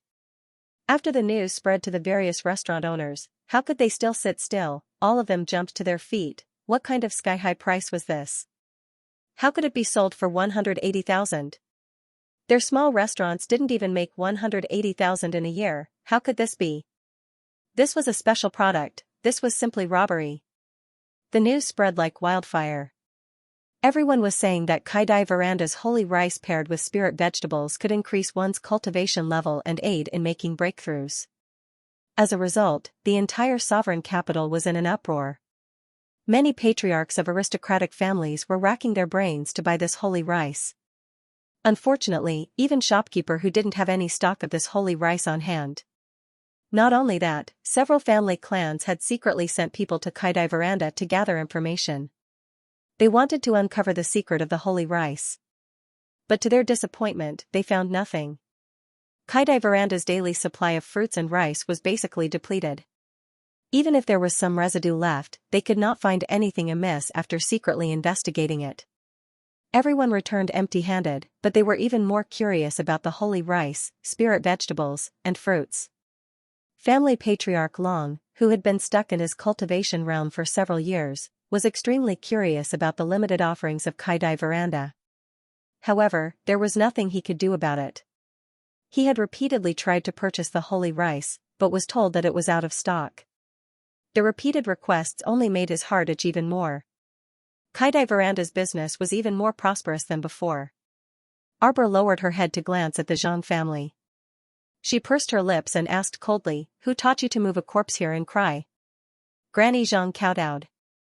This time, she was not faking her tears. She was truly regretting her actions. "Crown Princess, it's my fault. I was blinded by greed and wanted to scam Kaidai Veranda. I'll tell you everything.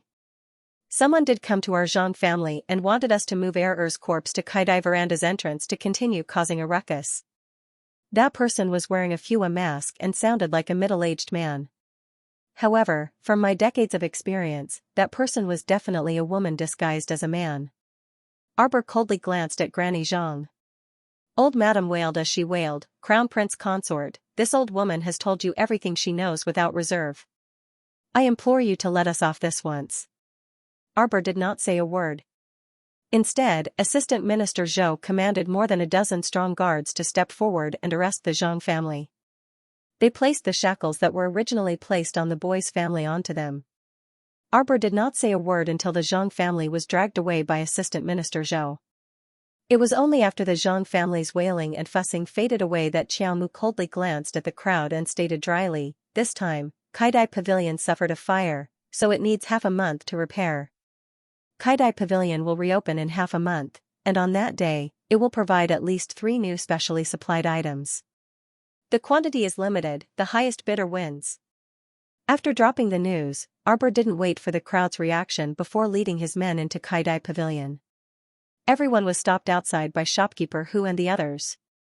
When everyone heard that Kaidai Pavilion was going to get more than 3 types of special supplies in half a month, they were excited and emotional. There were even more people who had come to inquire about the news. One after another, they ran out from the crowd and returned to their respective clans to report the news to their respective clan leaders. In a room in the backyard of Kaidai Pavilion, Arbor sat in front of Kai Xiu's bed. After taking her pulse, he didn't speak for a long time. He kept silent, and his face was not good. Huifeng cautiously asked, "Crown Princess, is Kai Xiu's injury very serious?" Arbor shook his head. "She can be treated."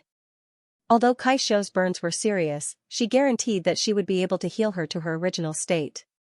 "However, when I'm done, I'll end it."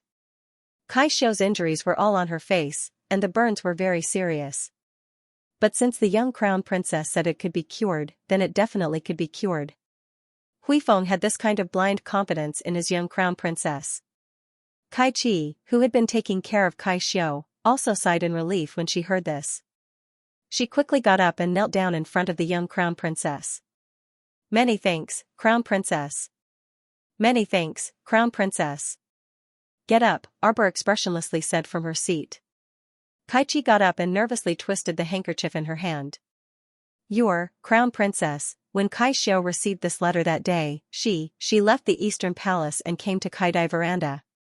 She said that she had something important to inform shopkeeper Hu." When Arbor took the letter, she repeatedly touched the paper. She abruptly grabbed Kai Chi's hand and slowly put it down with a frown. She took out a porcelain bottle from her inner world and handed it to Kai Chi. "Who else came into contact with this letter besides you?" Kai Chi's heart sank with a thump. "Tea shopkeeper Hu and a worker also read it." Arbor rubbed her forehead, feeling a headache coming on. "Call them in." She paused for a moment, then took out a few more bottles of pills from her inner world. "Forget it. Go and give them to everyone in Kaidai Pavilion. Tell them to take one each." Kai Chi's heart thumped wildly, and she asked in a trembling voice, "But there's something wrong with this letter?" Arbor nodded. "Once the poison enters the body, anyone below the spiritual realm will silently die within 3 days. Everyone in Kaidai Veranda was an ordinary mystic realm cultivator. Most of them were still normal people, so they naturally couldn't resist this kind of poison." Kai Chi was so frightened that cold sweat broke out on her forehead. Who exactly is it that wants to make life difficult for the entire Kaidai Veranda?" Arbor was silent for a long time before she said indifferently, "They want to make life difficult for me." However, Huifeng thought of another question. "Crown Princess, can this poison be transmitted through the human body? From yesterday until now, the workers in Kaidai Veranda should have come into contact with many outsiders." Arbor shook his head. "It's not that magical. The poison is attached to the paper. It has to be touched by the skin to enter the body. After it enters the human body, it travels through the meridians and accumulates in the heart at a very fast speed. Therefore, if it's quick, it'll take 1 day, and if it's slow, it'll take 3 days. I've lost this round," Arbor said calmly. Until now, she still did not know who was the one who set fire to Kaidai Pavilion and ordered the Zhang family to take the lead. Her own subordinate, Kai Xiu, had been severely injured by the fire. Although she could be saved, she still had to suffer a lot.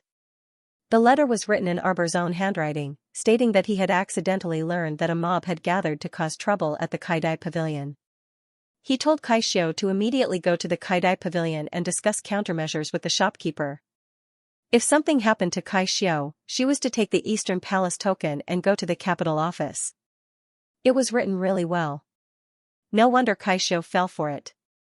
If the mastermind behind the scenes was able to pull this off, first, the Kaidai Pavilion's poor management would cause the mob to attack and cause its reputation to plummet. At the same time, the little crown princess's reputation would also plummet.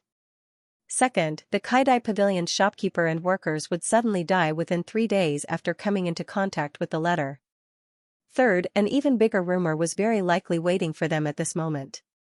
For example, the Kaidai Pavilion's dishes were unclean, and even their shopkeeper and workers had died without knowing why. Another example was that the little crown princess was a natural jinx and a star of misfortune. Kaidai Veranda had always been well managed by the Mu family, but as soon as the little crown princess took it back, it had to face the consequences of poor management and bankruptcy. Perhaps by the time she returned from the academy, the legend of her being the source of disaster would be spreading through the entire capital again, This kind of method really seemed to be the work of her old rival. That old rival who didn't let her have an easy time skillfully and thoughtfully laid out this scheme. If she hadn't suddenly appeared and rushed back, perhaps all of this really would have developed uncontrollably according to that person's scheme. Arbor pursed her lips and reflexively clenched her fists, stubbornly controlling the overwhelming emotions in her heart. If that old rival was right in front of her right now, she probably would have uncontrollably torn him to shreds. Arbor took a deep breath and looked down at Kai Xiu, who was lying on the bed with her eyes tightly shut. After instructing someone to bring in water, Arbor skillfully removed the layers of cloth wrapping around Kai Xiu's face. She first carefully cleaned her wounds before applying ointment on them. Afterwards, she stood up and instructed Kai Chi, who was standing to the side, the wounds on her face will hurt and itch for the next 2 days. When she wakes up, you can't let her scratch at the wounds. Watch her carefully. She'll gradually recover after applying this ointment for 3 days. At that time, the numbness and itchiness will gradually disappear. Yes, Crown Princess. This servant will definitely watch over her carefully. Arbor handed a bottle of pills to her. If she really can't take the pain anymore, let her take one. Yes. Arbor pursed her lips and walked out of the room with a taut expression.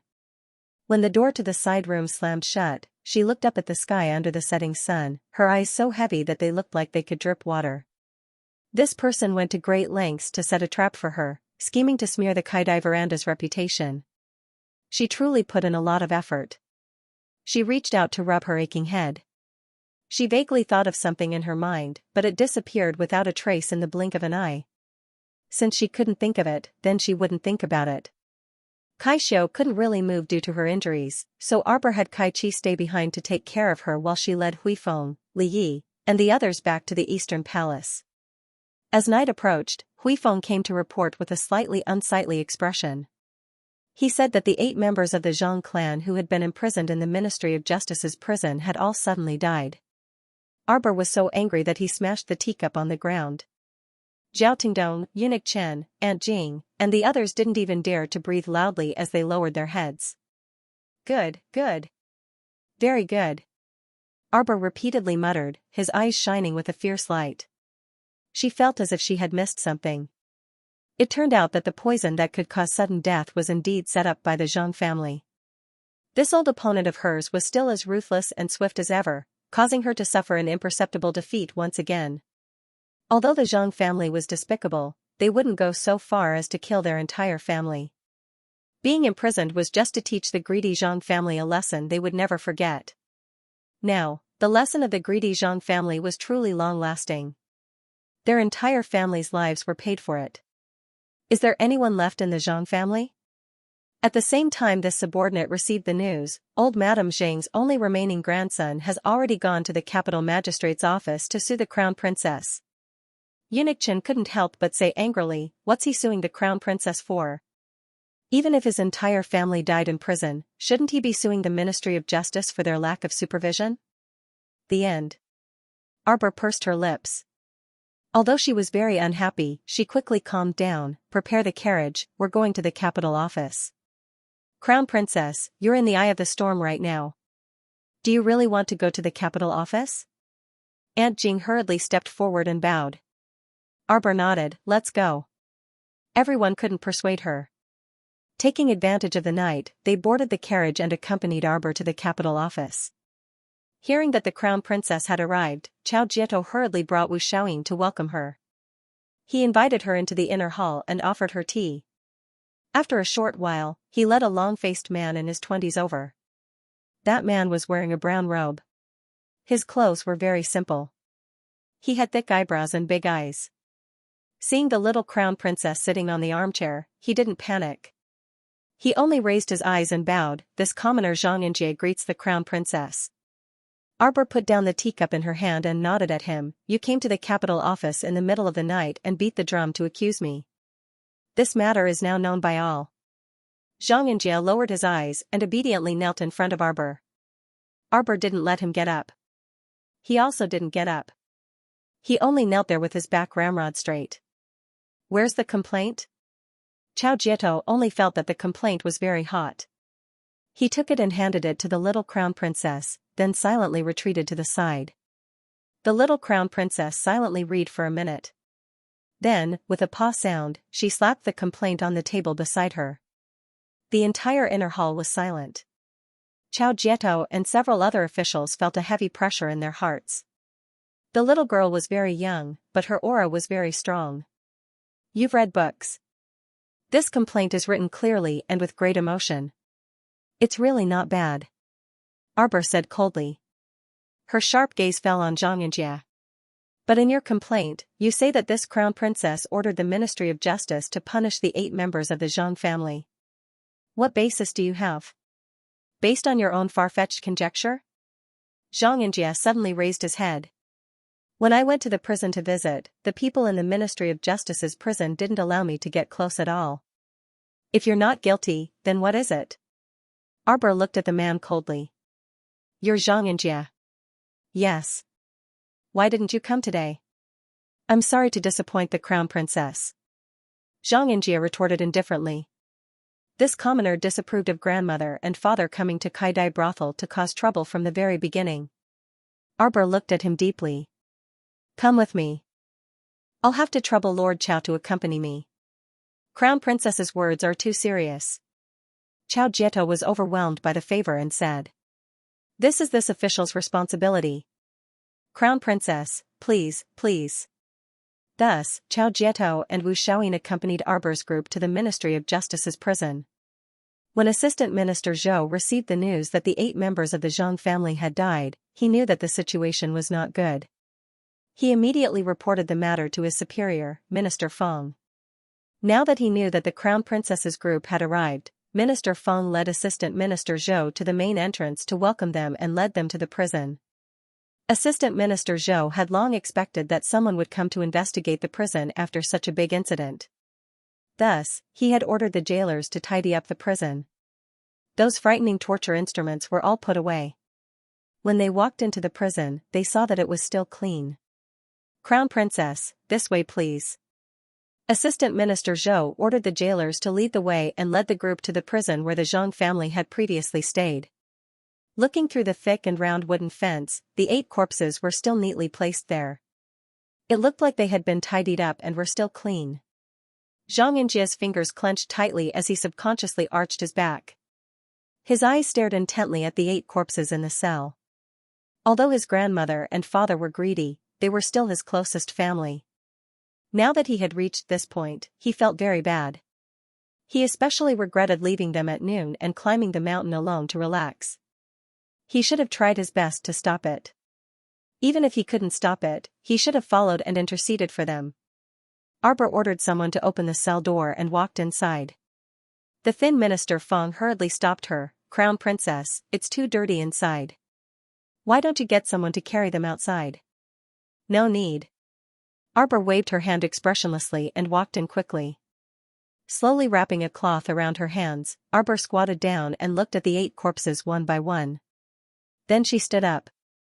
It's the same poison as Mr. Zhang and Squire Li. What do you mean? Xianxia was shocked. He couldn't help but look straight at the little crown princess. You're a smart person. You should know. Arbor said indifferently, your grandmother and father were ordered by someone to come to Kaidai Loft to cause trouble. They were exposed and locked up in prison. You can see now that the wounds on their bodies are not fatal. Qiaomu sneered as she pointed at the rod and whip wounds of varying depths on the 8 members of the Zhang clan. It's a fatal poison that took their lives. Xianxia's breath stopped slightly. Crown Princess. What evidence do you have for saying that? Qiaomu swiped her hand, and she saw a small, ordinary sparrow hopping in her hand. Her other hand took out a silver needle and pressed it against the little sparrow. She gently pricked its little claw and said expressionlessly, this silver needle is not poisonous. Xianxia could not help but look embarrassed. He nodded and said, this commoner naturally believes that the high and mighty crown princess would definitely not deceive commoners like us. I'm going to extract some poison from your grandmother's body. Arbor ignored him and said coldly. She inserted the silver needle into the old woman's heart. When he took out the silver needles, everyone leaned over to take a look, but they didn't find anything strange. The silver needle was still an ordinary silver needle, and it didn't turn black after encountering the poison. The little crown princess gently pressed down on the little bird with one hand and once again pierced the silver needle into its little claw. This poison entered your grandmother's body and flowed through her meridians toward her heart. The poison that has accumulated in the heart can be said to be the essence of the poison. A person this big will die in at least a day or 3 days. Therefore, this poison essence will take effect in less than 15 minutes in the body of such a small sparrow.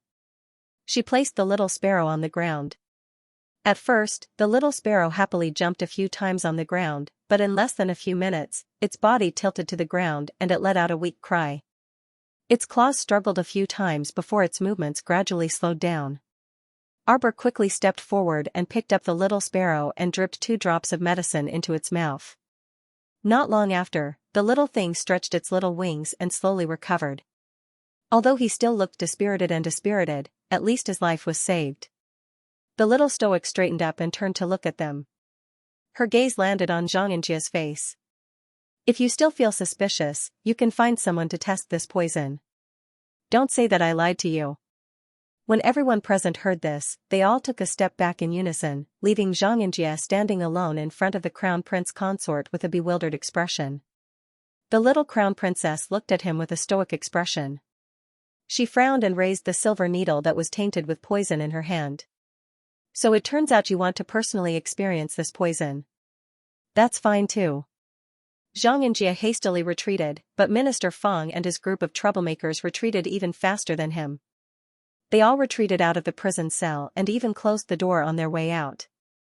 They left him alone in the same prison cell as the little crown princess, this extremely dangerous person. Xianxia was a bit stupefied. He turned to look at Minister Feng and his group, who had calm and innocent expressions, through the prison door. Doesn't your conscience hurt by doing this? The little crown princess held a needle in her hand and walked toward him step by step. Don't worry. Although the treatment is a bit troublesome, it will definitely save you. Xianxia's expression changed again, and he kept retreating while repeatedly saying, Don't, crown princess. This commoner believes you. Please don't insert needles. It wasn't like he was sick and had to personally experience the potency of this poison. He had already seen clearly what the little bird had gone through. There was no need for him to experience it himself. The little stoic said expressionlessly with a sour expression, Weren't you looking at me with a suspicious gaze from start to finish? No. Absolutely not. Xianxia hastily waved his hand. As the wife of the heir apparent of the divine province, the crown princess naturally wouldn't deceive a commoner like me. When the little crown princess withdrew the poison needle in her hand, Xianxia's eyelid twitched. You. That needle. She kept the poison needle in her hand. If she was careless and pricked herself, wouldn't she be in big trouble? This action seemed to be very dangerous. The little stoic glanced at him indifferently. It can't hurt me. You, on the other hand.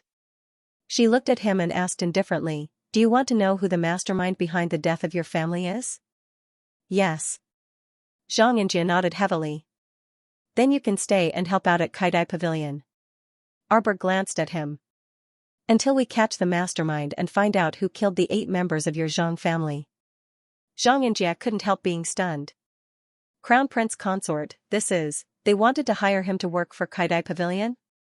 That's exactly what you think. The little stoic coldly swept him a glance. Your handwriting isn't bad. In the future, stay at Kaidai restaurant and help write recipes. When the people outside the cell heard this, they couldn't help but stagger and almost fall to the ground. Their dear crown princess, how could this little person be so comical? You came to accuse me without evidence and caused a bit of damage to my reputation, so I'll deduct half a year's worth of your salary. Xianxia, what happened? Why was his salary deducted for half a year before he even started work for no reason? After half a year, I'll give you a salary of 1,000 spirit coins per month. You'll get more money if you do well, and scram if you don't. Xianxia looked at the young crown princess in front of him with an odd expression. Outside the prison cell, Minister Feng and his group had long been unable to look straight at him. For some reason, they actually started to sympathize with Xianxia, this hothead, from the bottom of their hearts.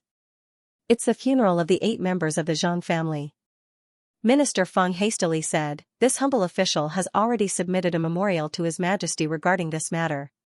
His Majesty has clearly stated that this family should be properly buried. Oh, then the royal court will pay for the funeral expenses, right? The little stoic muttered before turning to say to Xianxia, once you're done, I'll give you 10 days off. If there's nothing else, come back to work earlier. The 10 days of leave I gave Xianxia are equivalent to 500 spirit coins a day. The royal court will compensate me with this money. Everyone collapsed to the ground in shock. Aren't you stingy? Not only did you make Xianxia work for free for half a year, you even gave him 10 days off and wanted the royal court to compensate you. Speaking of which, you only gave Xianxia a monthly stipend of 1,000, but when you asked the royal court for compensation, it became 500 a day. Where exactly did this weirdo come from? How did the emperor end up with a daughter-in-law like you? Is there a problem?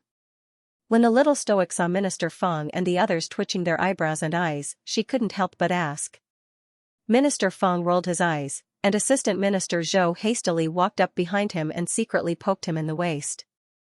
Minister Feng adjusted his expression and coughed lightly, saying, Crown Princess, there's no problem. This humble official will draft a memorial to this matter and present it to His Majesty. Hm, the young Crown Princess nodded calmly in the midst of chaos. He got off easy. Who got off easy? Everyone speechlessly asked the heavens. You think that the emperor got off easy, right? You only asked for 5,000 in compensation because you think it's too little, right? Minister Feng and the others followed the young crown princess out of the prison in a daze, pondering a very strange question the entire time. Why didn't one of the crown princess workers come to work and insist on asking the emperor for compensation? Meanwhile, Xianxia was also pondering a serious question. Why was he in such a rush to work for the little crown princess? And why was his allowance for half a year deducted for no reason? Why did it feel like the little crown princess didn't lose anything after this matter was settled?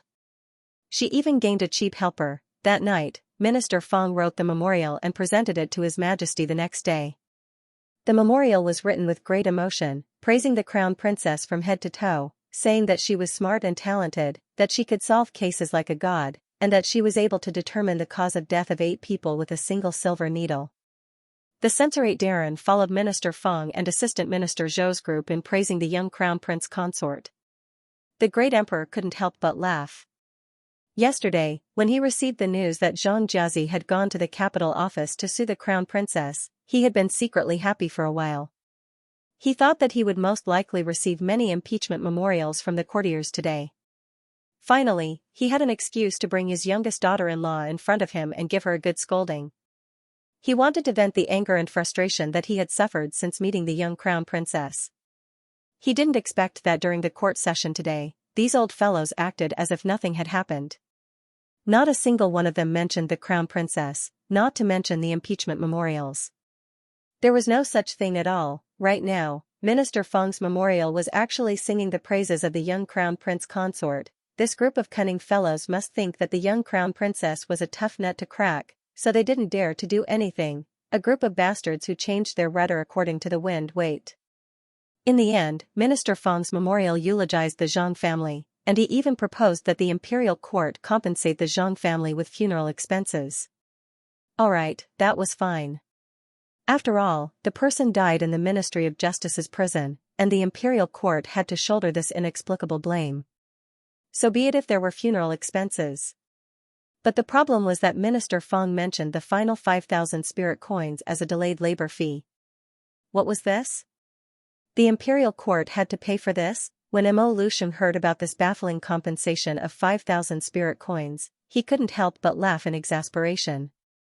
Although the officials below didn't dare to say anything, the faces of Prince Kong, the Prince of Jianping, and the others standing in the front row were clearly twitching, and they were secretly suppressing their laughter. The princes were mostly rejoicing in other people's misfortune, right? Mo Lusheng swept a glance at Prince Kong. Stop pretending, you almost can't suppress the smile on your lips. Mo Lusheng felt that if this little stoic was in front of him right now, perhaps he would personally beat her up. The emperor of the divine province expressionlessly looked at Minister Feng. Feng Hongliang's heart was like a small boat floating in a small river, sinking and sinking. about to sink to the bottom of the water. Then, he heard the emperor icily mutter, "Approved." Fang Hongliang hurriedly breathed a sigh of relief. The emperor's handsome face was cold as he said word by word, "Had the crown prince consort scram back to the royal academy before noon? Don't be so dispirited and lazy after only 2 days of classes." Everyone silently hung their heads, and their mouths twitched one after another. How sullen was our emperor in his heart that he didn't even want to see the little crown princess's face. He only wanted her to scram far, far away, and it was best if she didn't return for the time being. After everyone retreated from the royal court, they couldn't help but wipe away their sweat. The emperor always suffered a setback in front of the young couple. If this continued, who knew if he would get sick from holding it in? Achoo! Far away in the royal academy, Mo Lian looked up at the bit of dawn that peeked out from the east and pursed her lips with a sigh. Why wasn't his wifey back yet? "Good morning, Crown Prince." Little Fatty was sweating all the way as he ran over from the backyard. He flashed 2 rows of white teeth at Prince Mo morning. Mo Lian nodded and looked at the little fatty and asked, "When did you come back last night?" The little fatty's hand that was wiping his sweat froze slightly. He turned his head mechanically and looked at the crown prince guiltily. "Ah? What is it?" The crown prince snorted. "Why do you think that fellow doesn't even have a single guard by his side?" Little fatty's mouth twitched, and his expression was one of sudden realization. He hurried to the crown prince's side and asked in a low voice, Your Highness, you did it? Do I look like such a boring person?" Mo Lian haughtily glanced at him before turning around to walk outside. Today, the instructor from the weapon refining hall wanted them to head over early. After yesterday's lecture on theory, they would probably have to personally make a storage cabinet today. The Wind Thunder City was so big that storage cabinets were indispensable. The storage cabinets in the entire Wind Thunder City were basically made by the students of the Royal Academy's refining hall. Although storage cabinets were useful, they were difficult to make and the process was extremely long. Therefore, it was really the most difficult practical course to pass in the refining hall. Because the storage space of each storage cabinet was different from the amount of magnetite required to be consumed, every storage item that required more than 10 magnetite was a defective product. After all, the storage cabinet could only be fixed in one place, and it wasn't very convenient to store items. If each storage cost more than 10 pieces of magnetite, then, they really couldn't afford it. In addition, now that they were all using spirit coins, the blacksmiths were required to keep up with the times and improve their own storage cabinets. In yesterday's theory class, they were required to use spirit coins to replace magnetite storage during the process of making the storage cabinets. Of course, the consumption of spirit coins had to be controlled within 5 spirit coins. If the price was too high, the commoners in the city would definitely not be able to afford it. Today's task was to make this storage cabinet. Of course, it was impossible for most people to make a storage cabinet in a day. His Highness the Crown Prince missed his wife and was somewhat absent-minded. During the practical class, the crafting furnace and spirit fire that everyone used were all provided by the academy. Soon, the absent-minded Crown Prince caused a stir in the weapon refining hall. On the way to the cafeteria at noon, all the students of the Divine Prefecture branch were talking about their Crown Prince's miraculous feat of casually making a storage cabinet in half an hour. Everyone said, His Highness is too miraculous. Even the students of the weapon refining hall felt a sense of pride. It is indeed miraculous. The teachers gave us 2 days. I didn't expect that His Highness the Crown Prince would only need half an hour to make such a perfect storage cabinet.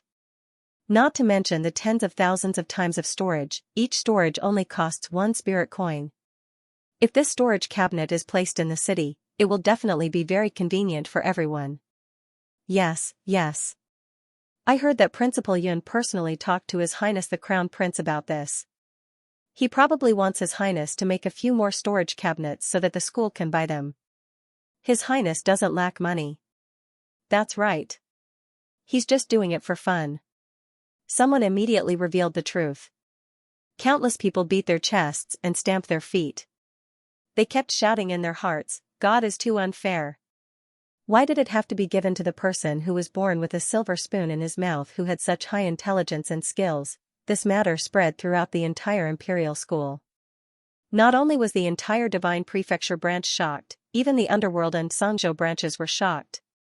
A portion of the people from Sangzhou and Underworld didn't know Mo Lian yet, so they were eager to make friends with His Highness who had extraordinary refining skills. Students who were used to eating lunch usually went to the royal school's cafeteria to settle their lunch. Today, the hall was especially full. Everyone, regardless of whether they were here to eat or not, wanted to see the crown prince. When Mo Lian and Duan Yu walked in side by side, they saw several hundred to 1,000 pairs of eyes simultaneously turning to look at them. Everyone was dazzled by the two of them, and then there were all kinds of love-struck screams. Little Fatty and Xianxia hurriedly rushed to the front and blocked the crowd who wanted to surround them. They used their hands to block them. "What are you doing? What are you guys doing? Step back and don't come any closer. I'm warning you, whoever takes another step forward, be careful of my fist." What a joke. Without Jojo around, the heavy responsibility of protecting His Highness would fall on their shoulders. They absolutely could not allow any female creature to take advantage of Jojo's absence to approach His Highness. "Prince Lian." Suddenly, a person shouted and squeezed through the crowd with all his might, pouncing over to hug Mo Lian's leg. How could Mo Lian let him hug her? She quickly dodged back, causing him to miss. The sixth watch ended. Everyone's mouths involuntarily twitched when they took a closer look. Not only did the lunging student have an unshaven beard, but his greasy hair also drooped on his head. From his appearance, he looked like a large dog that had wandered outside for many years. Duan Yu took a step back and glanced at Prince Mo with a spurious smile. He teased, "Oh, Your Highness Lotus, could this be one of your family's lost brothers?" The Mo family produced talented people. No matter how unsightly someone like Mo Kuan was, he didn't seem to have such a terrible appearance as this fellow in front of them. "Your Highness, my name is Xing Tianyang. I would like to enter Your Highness' tutelage, please accept me as your disciple." This fellow dropped to his knees with a plop, looking like he had suffered a great grievance. His words made people spit out laughter. "You want to get close to us with this appearance of yours?"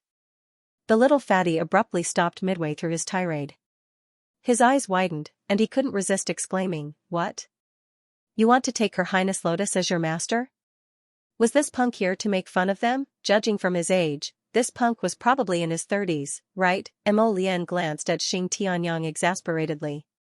"Don't block the way." What kind of joke was this? He didn't want to accept such a greasy disciple. Right, don't block the way." Everyone repeatedly shouted for Xing Tianyang to move aside. The group was all blocked at the entrance. Xing Tianyang crawled over and wanted to hug Mo Lian's thigh again. "Your Highness. I beg you to take me in. Take me in, Your Highness. Your Highness. Take me in." Everyone looked up at the sky speechlessly. This Xing Tianyang couldn't have a hole in his head, right? With his stinky appearance, whoever took him in would be unlucky. If they took this fellow in, wouldn't they pass out from his stench every day? Duan Yu lowered his head, unable to suppress the smile on his lips. "Since Xing Tianyang is so sincere, why don't you take him in?" Xing Tianyang cast a grateful glance at Duan Yu. Mo Lian cast a glance at Duan Yu before chuckling and thanking his family. She then strode past Xing Tianyang. Seeing this, Xing Tianyang hurriedly got up and ran a few steps, chasing after Mo Lian and shouting, "Your Highness Lian, please accept me. Your Highness Lian, I really want you with all my sincerity." The little fatty swung his round arm and pushed Xing Tianyang to the side. Xing Tianyang's voice suddenly stopped. The door of the private room on the second floor of the dining hall was pushed open, and a man who was wrapped up tightly came out, only revealing a pair of eyes. A group of people clustered around that person as he walked down the stairs and bumped into Mo Lian, Duan Yu, and the others. The corners of little fatty's mouth twitched. He lowered his head and his shoulders trembled slightly. Xianxia also glanced at that person, then coughed and took a few steps back. At this moment, a male student who was holding a tray of food happened to turn around, and the bowl of soup in his hand hit the masked man. The soup spilled out and spilled onto the tightly wrapped man's chest, wetting a small patch. "Hey!" Someone beside the man immediately shouted, "How can you walk like that? Don't you have eyes?" Sorry. When the male student saw these people's stance, he quickly lowered his head and apologized profusely. The man who reprimanded him walked up and smacked him. With a clang, the bowl of soup in the male student's hand fell to the ground, creating quite a commotion and attracting many people's attention. Do you know who this is? That person put his hands on his hips, looking like a fox exploiting the tiger's might. The male student hurriedly shook his head, revealing a look of fear and trepidation. He was just an ordinary student of the Red River tribe, and didn't belong to any of the 3 branches. His tribe was weak, and no one dared to provoke people from the 3 branches. Besides, he was just a new student this year, and he didn't want to cause any trouble in the school. The person who smashed someone's soup bowl pushed the male student with an unforgiving look. Do you think you can just say a few words of apology? Ba Shu. Su Yonyang frowned and shouted at the burly man, "Stop it, come back." The man called Ba Shu looked back at his master. Seeing that his master didn't say anything, he could only walk back resentfully. Su Yonyang understood her master's mood very well. At this time, her master didn't want to talk nonsense with others at all. He wrapped himself up like this because he didn't want to attract attention. However, this idiot Ba Shu made a fuss over such a small matter. He wanted everyone's attention to them and make her master more embarrassed. Yo! Isn't this the Crown Prince of Xianxia, His Highnessly? Suddenly, an idiot jumped out of nowhere and slapped Xianxia's Crown Prince Rong Li's shoulder as if he was very familiar with him. Rong Li's face stiffened. When this dumbass slapped him, he accidentally pulled off his tightly wrapped hood. Thus, His Highness Li's bruised and swollen face was presented in front of everyone. A student nearby couldn't hold back his laughter and burst out laughing. The rice grains in his mouth were scattered all over the place. What are you laughing at? Don't you want to live anymore? Ba Shu, the old man, straightened his neck and roared in a gruff voice. Oh my God, are you serious? Your Highnessly, you look like this? What's wrong with you? The person cried out in surprise, blinking his eyes and covering his mouth with his hand in shock, expressing his shock and bewilderment in a timely manner. Hell leopard. Rongli spat out these 2 words from between his teeth. His pair of narrowed eyes that were almost invisible stared fixedly at the grinning young man in front of him. Ah? Mingbao reached out to pick at his ears. Rubbing his chin, he looked at him in shock and said, Your Highnessly, you couldn't have been beaten up by someone, right? Who dares to make a move on our Highnessly? Mingbao said with a shocked expression. Oh my heavens! Wah wah wah, Prince Lu, come and see. His Highnessly was beaten up so badly that his eyes can't even be found. Everyone couldn't help but twitch their lips. Beside him, vassal Prince Lu, who had been loudly called out to, helplessly raised his hand to rub his forehead. He turned to look at Mo Lian's party and stepped forward to bow. Mo Lu greets Your Highness the Crown Prince and His Highness Prince Jin. Mo Lian nodded slightly as he discreetly sized up this handsome and elegant cousin of his. Although they were both princes, this Prince Yonglin was obviously not on the same level as the Prince Jianping. He was much more promising than the Prince Jianping. Hey, don't be so polite. We are all cousins, and we are in the academy now, not the imperial court. There's no need to be so particular. Mingbao came forward and tugged at Child Lu. Ah Lu, look. I saw it. Mo Lu helplessly face-bombed. He suddenly felt that he shouldn't have acted on a whim today and followed this dunce to the dining hall for a meal. Didn't he see that His Highness the Crown Prince Rong Li's face was already the color of a pig? This guy actually dared to add fuel to the fire and still fearlessly provoked this prince. Wasn't he afraid that he would get enraged and slap him to death? What's going on? Mingbao giggled as he approached Rong Li. He sized him up several times and clicked his tongue. Heavens, this beating is too ruthless. Who exactly did this? Have you found out? Your Highnessly, as long as you say the word, I will definitely help you ferret this person out to vent this anger. There's no need to trouble Your Highness, Rong Li replied ambiguously and was about to walk outside.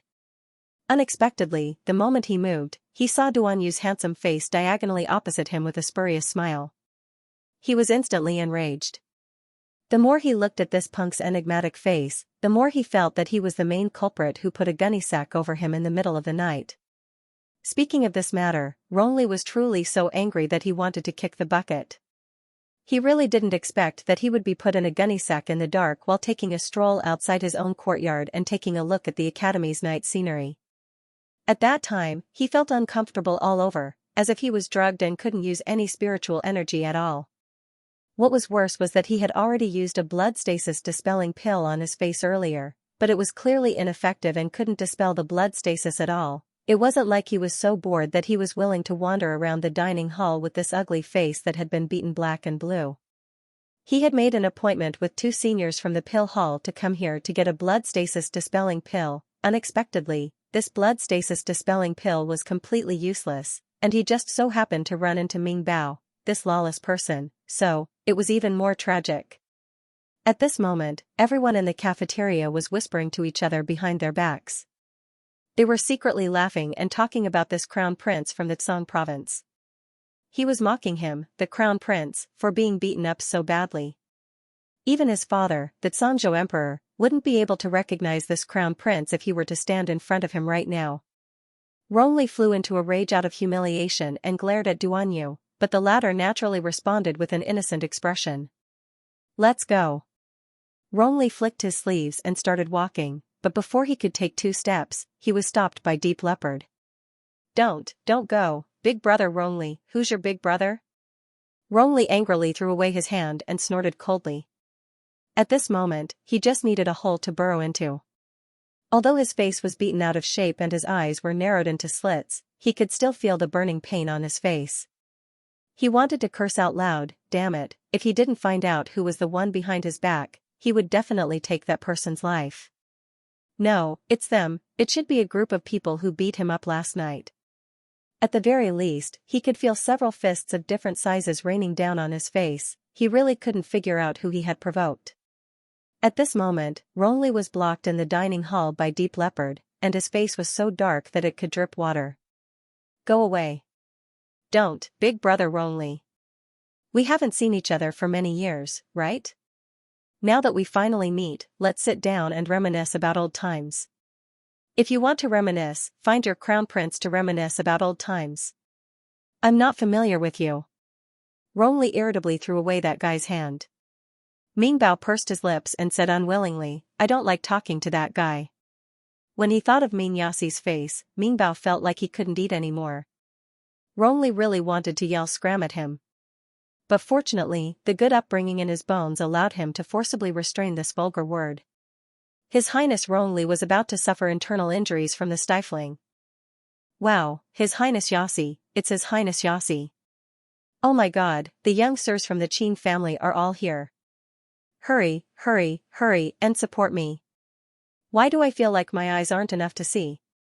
The young sirs' outstanding appearances dazzled all the female students present. They were clearly standing in a very ordinary cafeteria, but in their eyes, it was as if they were standing on a hillside filled with flourishing flowers and fluttering willow leaves. Facing them were several extraordinarily handsome young sirs in full bloom. "Ah, I heard His Highness the Crown Prince of Xianxia was severely injured from the beating. Where is he?" Ali followed behind Ming Yassi, and every time he opened his mouth, he would say something that was infuriating. Everyone from Xianxia involuntarily wanted to grind their teeth. "My apologies, my eldest brother isn't seriously injured. Sorry to disappoint you." Duanyu turned back to rebuke him with a grin. Ali pursed his lips, but when he saw Duanyu refuting him, he didn't say anything else. Ming Yassi quickly walked to Mo Lian and looked around before asking with a frown, "Where is she? What does it have to do with you?" Mo Lian and Duanyu answered in unison. Our dear Ming Yassi's face darkened. "I have something to say to her." Scram. Mo Lian threw him a word. Ming Yassi's handsome face darkened. "Mo Lian, speak properly with me." Seeing that they were conversing, Rongli wanted to circle around them and leave.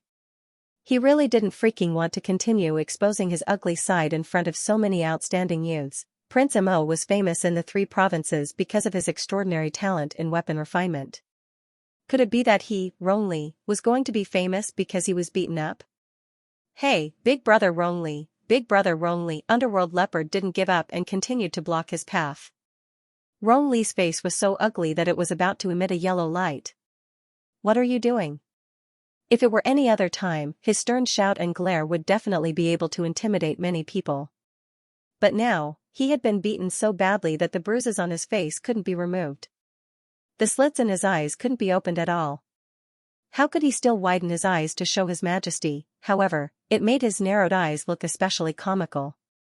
Ha ha ha ha ha. Little Fatty suddenly laughed out loud. Everyone turned to look at him as if they were looking at a brave warrior. To be able to laugh out loud in front of the Crown Prince of Tsong Province without giving him any face, he was truly courageous. Look, he can't even open his eyes. Rong Li's face was red with shame and anger. Su Yonyang couldn't help scolding, how dare you? Even the Crown Prince of Tsong Province is throwing his weight around in our divine province? Mo Lian glanced at Su Yonyang in displeasure.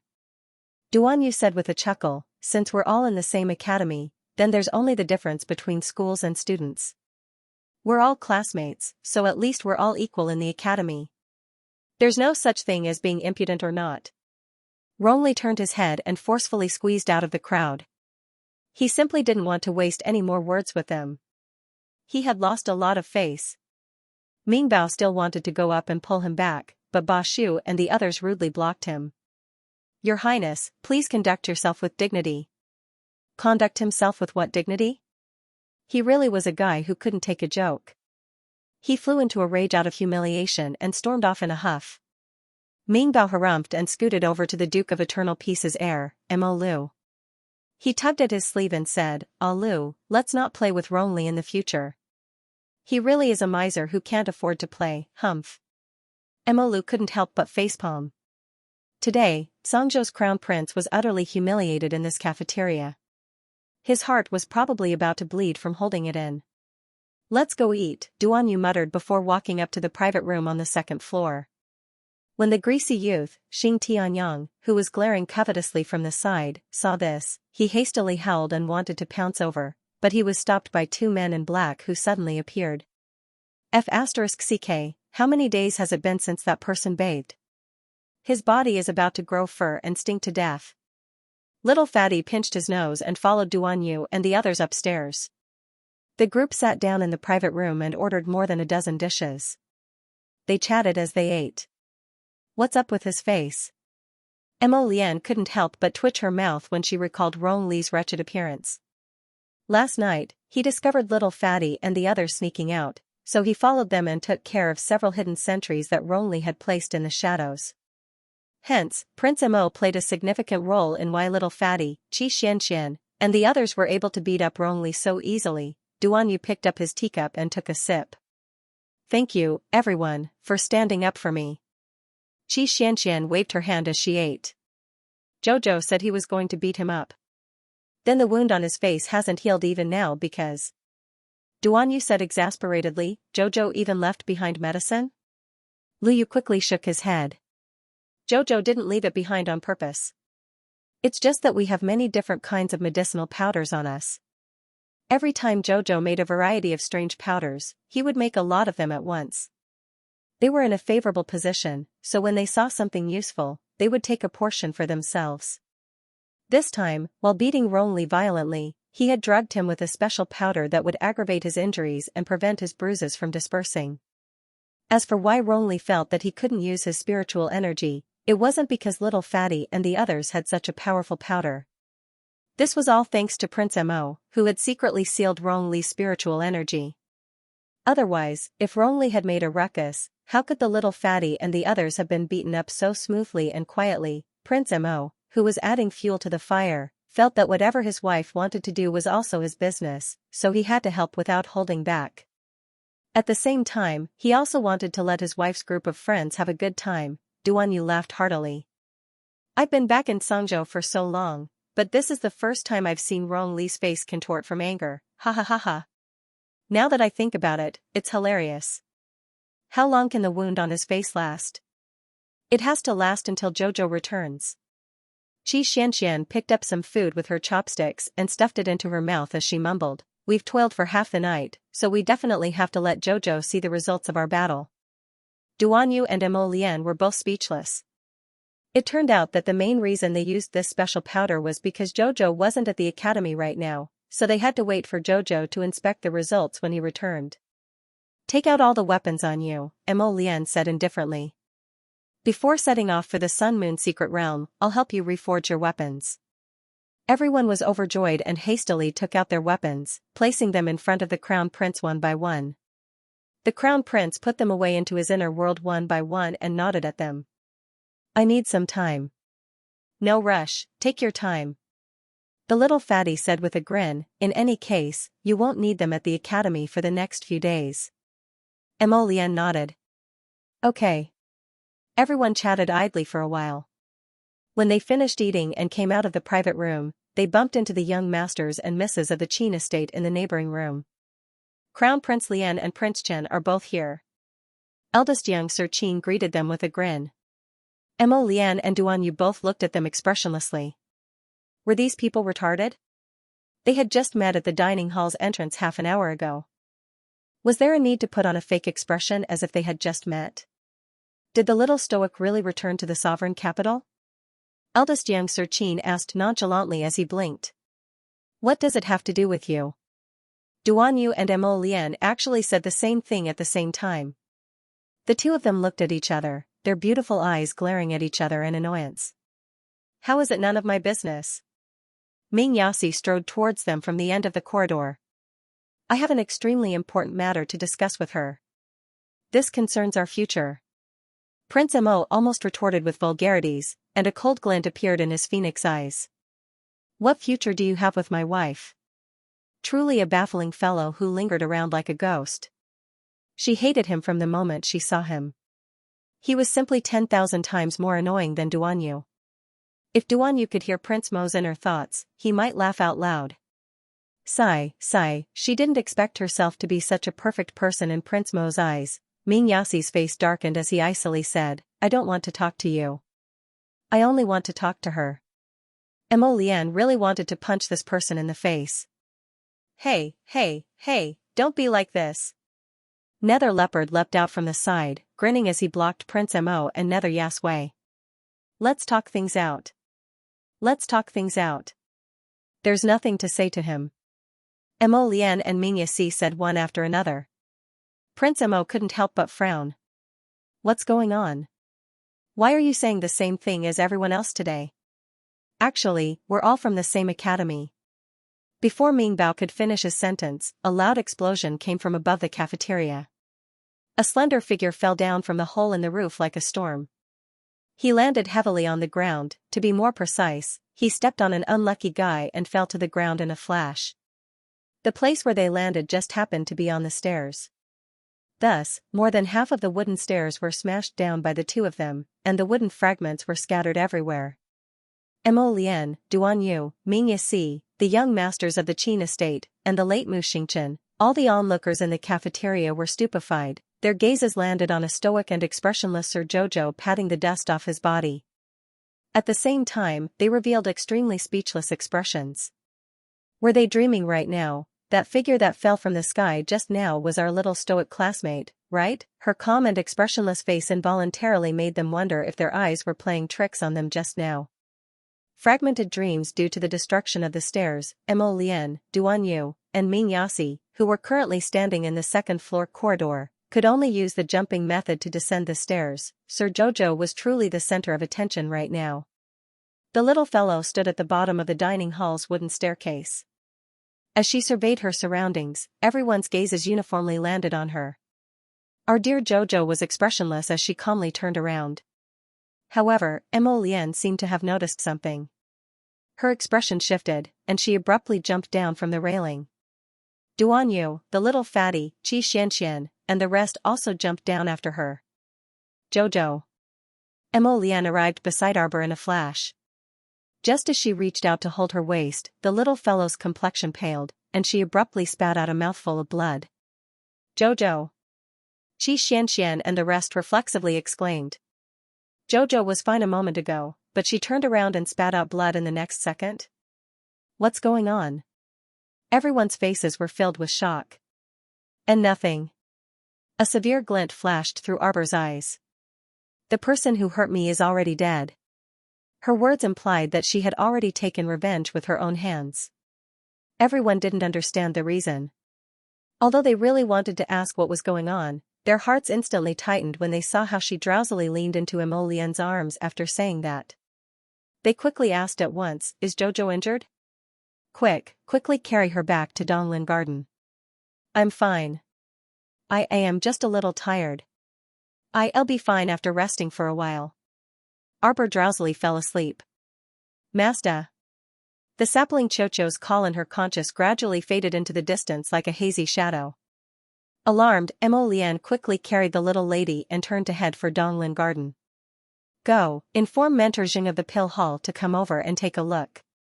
Xianxia and the little fatty quickly rushed out of the dining hall to find Mentor Jing for treatment. "Please wait, I can take a look at the crown princess first."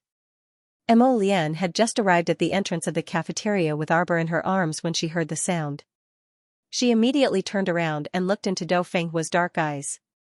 Seeing the sincerity in his eyes, Emo Lian thought for less than a second and nodded at him. This young master Dou came from a medical family and was once the last disciple of the Celestial Medical Valley's Old Valley Master. His medical skills were naturally recognized by others.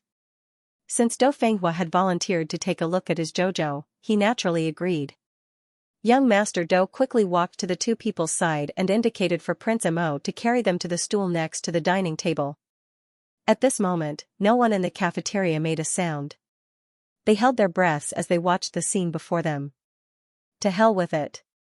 A minute ago, this stoic face was still full of vigor and vitality. Now, he actually spat out a mouthful of blood and didn't look well. At this moment, when the Qin estate's eldest and second young masters saw the man's corpse at the top of the stairs, their expressions also changed slightly. The two of them looked at each other before shifting their gazes back to the corpse.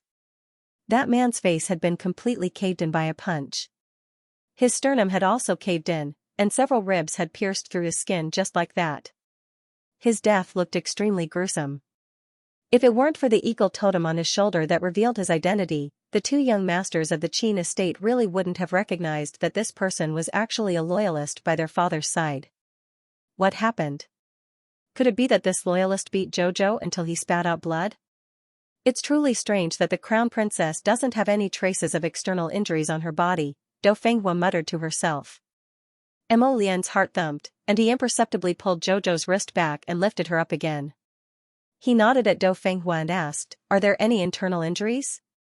"There are some internal injuries, but the crown princess should have taken some self-made medicine, so her current condition is still considered good." "That's good."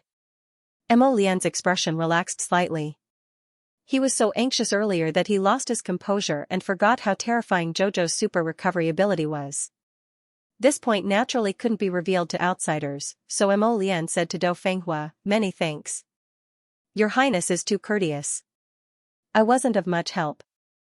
Dou Fenghua cupped her hands and took a step back. Although the crown princess has taken some good pills, her body is still rather weak now. It would be better for Your Highness the Crown Prince to send her back to recuperate as soon as possible.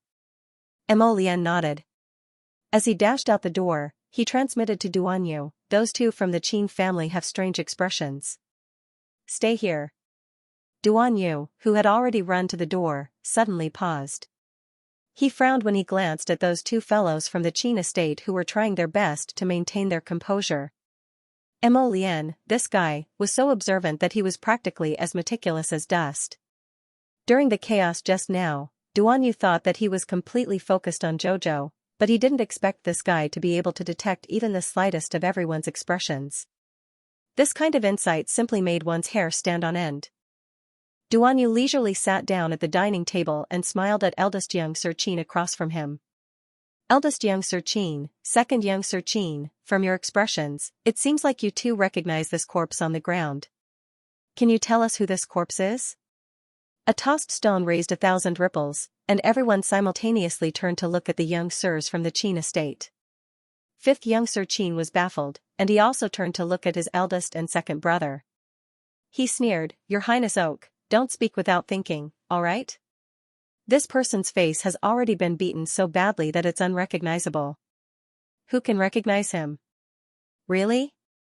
Duanyu gestured with his eyes, and a black-clothed youth immediately ran out from the back of the crowd. He nimbly squatted down next to the corpse and started rummaging through it. "What are you doing?" Eldest Qin's eyelids twitched. Soon, that youth in black dragged the corpse in front of Duan Yu and pointed at the totem mark on the corpse's shoulder. "Your Highness, this should be the mark of a certain clan's loyalist." Duan Yu had already guessed it. Since they were loyalists, they naturally wouldn't carry any items with clan characteristics. Duan Yu looked at the silent Omega Kotoku young master with a sarcastic smile and asked, "Second young master, this couldn't be one of your loyalists, right? What nonsense are you babbling about?" Xianxia abruptly looked up and coldly glanced at Duan Yu. Duan Yu glanced at him wordlessly with a smile. "This should be a loyalist dispatched by your Qin clan, right?" "Why?" The Omega Kotoku was silent. He also wanted to know why, but he had a vague premonition in his heart. This matter should be related to his previous injury, which was caused by Jojo shooting one of his doppelgangers on Seikong planet to death.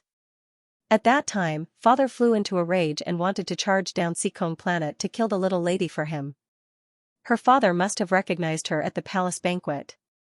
That's why he. "What right do you have to say that this is our Qin clan's loyalist?" Qin Jiu grumbled indignantly. Silence hung in the air, and no one bothered with him. Qin Jiu pursed his lips at Duan Yu.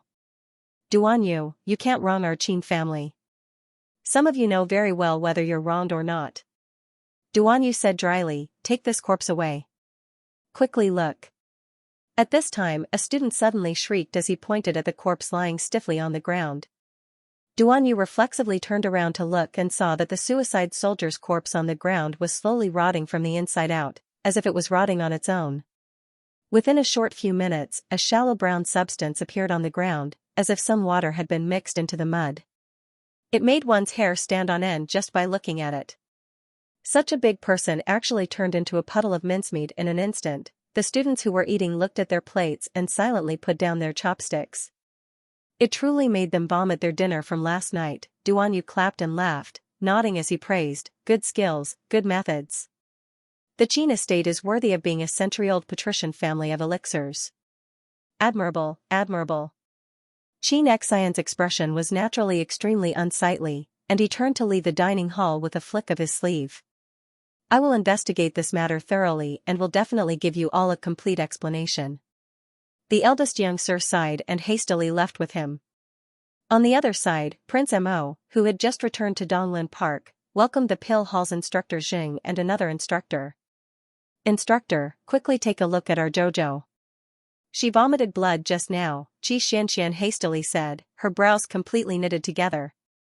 Instructor Xing quickly went up to check the student's pulse and then said something similar to Dou Fenghua's.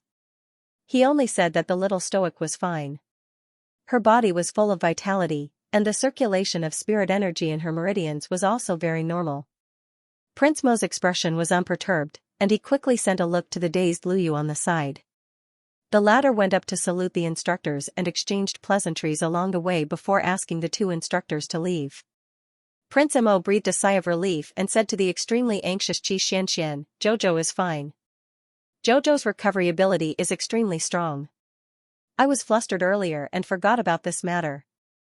Don't tell anyone else." "All right." Xianxia and the others quickly nodded in agreement. "Little ball." Prince Mo's handsome face darkened as he called out. The little treant trembled as it crawled out from behind Arbor's shoulder. Its small eyes, which were as bright as black beans, timidly glanced at the crown prince. "What's going on?" Prince Mo's cold gaze fell on the little treant, causing it to tremble and shake the two leaves on its head. Master, we were attacked." Mo Lian raised her eyebrows. "It's a long story." The little treant's two branches touched each other subconsciously. "Then speak slowly." The little treant stole a glance at Prince Mo's cold expression and stuttered as it spoke. "Actually, before noon today, everything was going very smoothly. The little stoic's master expressionlessly accepted the 5,000 spirit coins that the emperor sent as compensation for the employee's leave.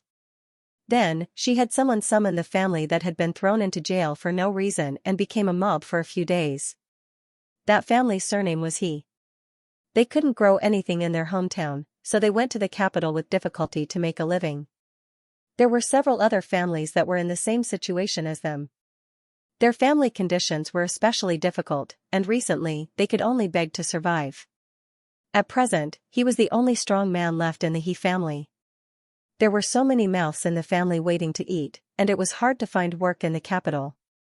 Therefore, he had been mingling with the refugees and beggars for a while. Who would have thought that misfortune never came singly? He was arrested and thrown into jail as a mob, and spent several days in jail for no reason.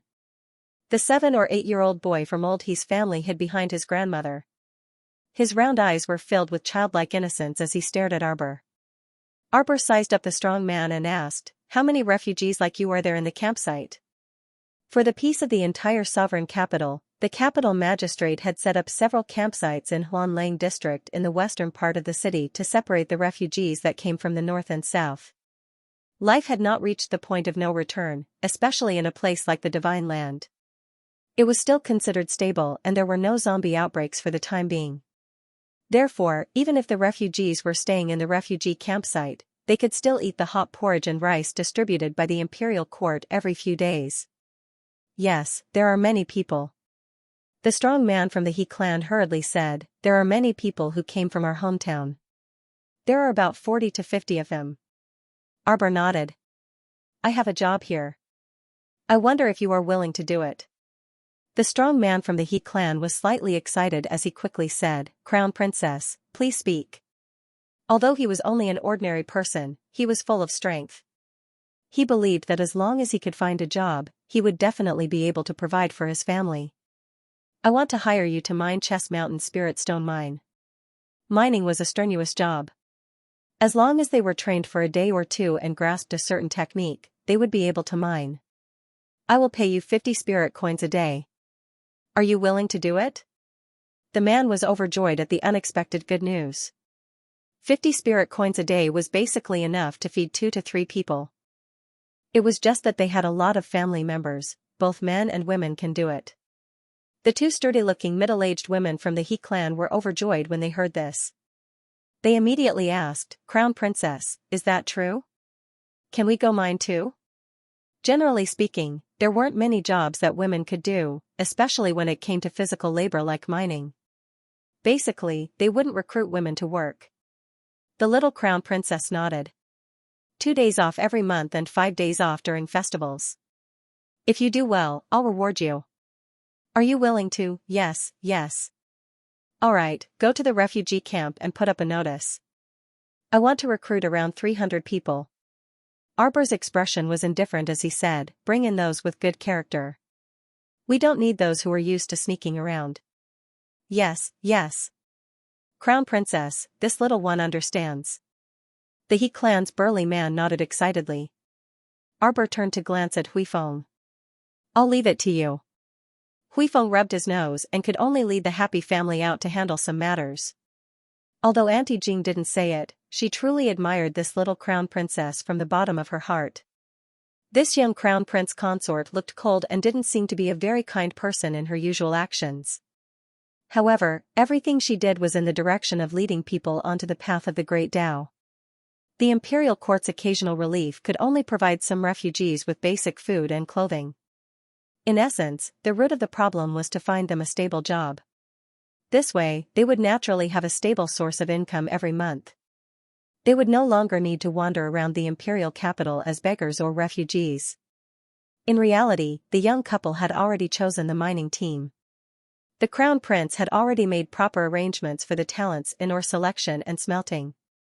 If they chose a portion of the Hidden Night Pavilion members with a cultivation base to mine, naturally, things would progress at a faster pace. But now, the young crown princess mobilized a portion of ordinary people to mine. Presumably, progress wouldn't be too fast for such a large Chess Mountain spirit mine. However, by doing this, the crown princess really did resolve a headache for the capital magistrate. Aunt Jean curled her lips and suppressed the smile bubbling up from the bottom of her heart. Who said that the little stoic crown princess was someone who didn't understand the ways of the world? Her returning the favor would definitely make stubborn Chow burst with joy. "Crown Princess, when do you plan to leave?" The young crown princess pursed her lips. Don't think she was stupid. When eunuch who came to deliver the compensation, he asked her a few questions in a roundabout way, all of which were about when she would scram. It was definitely Emolien's father who didn't like her and didn't want to see her. He wanted her to scram as soon as possible. "I'll leave right away," the young crown princess said as she stood up. How rare. Did he think she was willing to stay in the imperial capital? Her husband wasn't here, so she wasn't willing to stay a moment longer. Her husband was still hoping for a reunion with Sir Jojo. Humph. The little fellow walked out briskly. "I'll leave after taking a look at Xianxia." After a night of rest, Xianxia's injuries had recovered a lot. Xiaomu headed to the Kaidai pavilion to instruct Xianxia and Saichi. She also left behind some sacred rice, spiritual vegetables, and fruits for shopkeeper who was beside himself with joy. She said to him, "In a few days, a person with good handwriting will come to work. At that time, have him write the menu and draw the recipe." Manager whose mouth twitched, and he nodded repeatedly. Yes, yes. "Don't worry, Crown Princess. This lowly one will carefully observe that Zhang family brat." Machem Arbor responded expressionlessly. Before he left, he said, "Put the emperor on the blacklist." Everyone fell to the ground. When Arbor went out, he happened to hear the shopkeeper's head hit the doorframe, making a very dull dong sound. She pursed her lips and said to Eunuch Chen, whose eyes were twitching, "Mo Luxing is very stingy, not at all like his elder brother Prince Kong.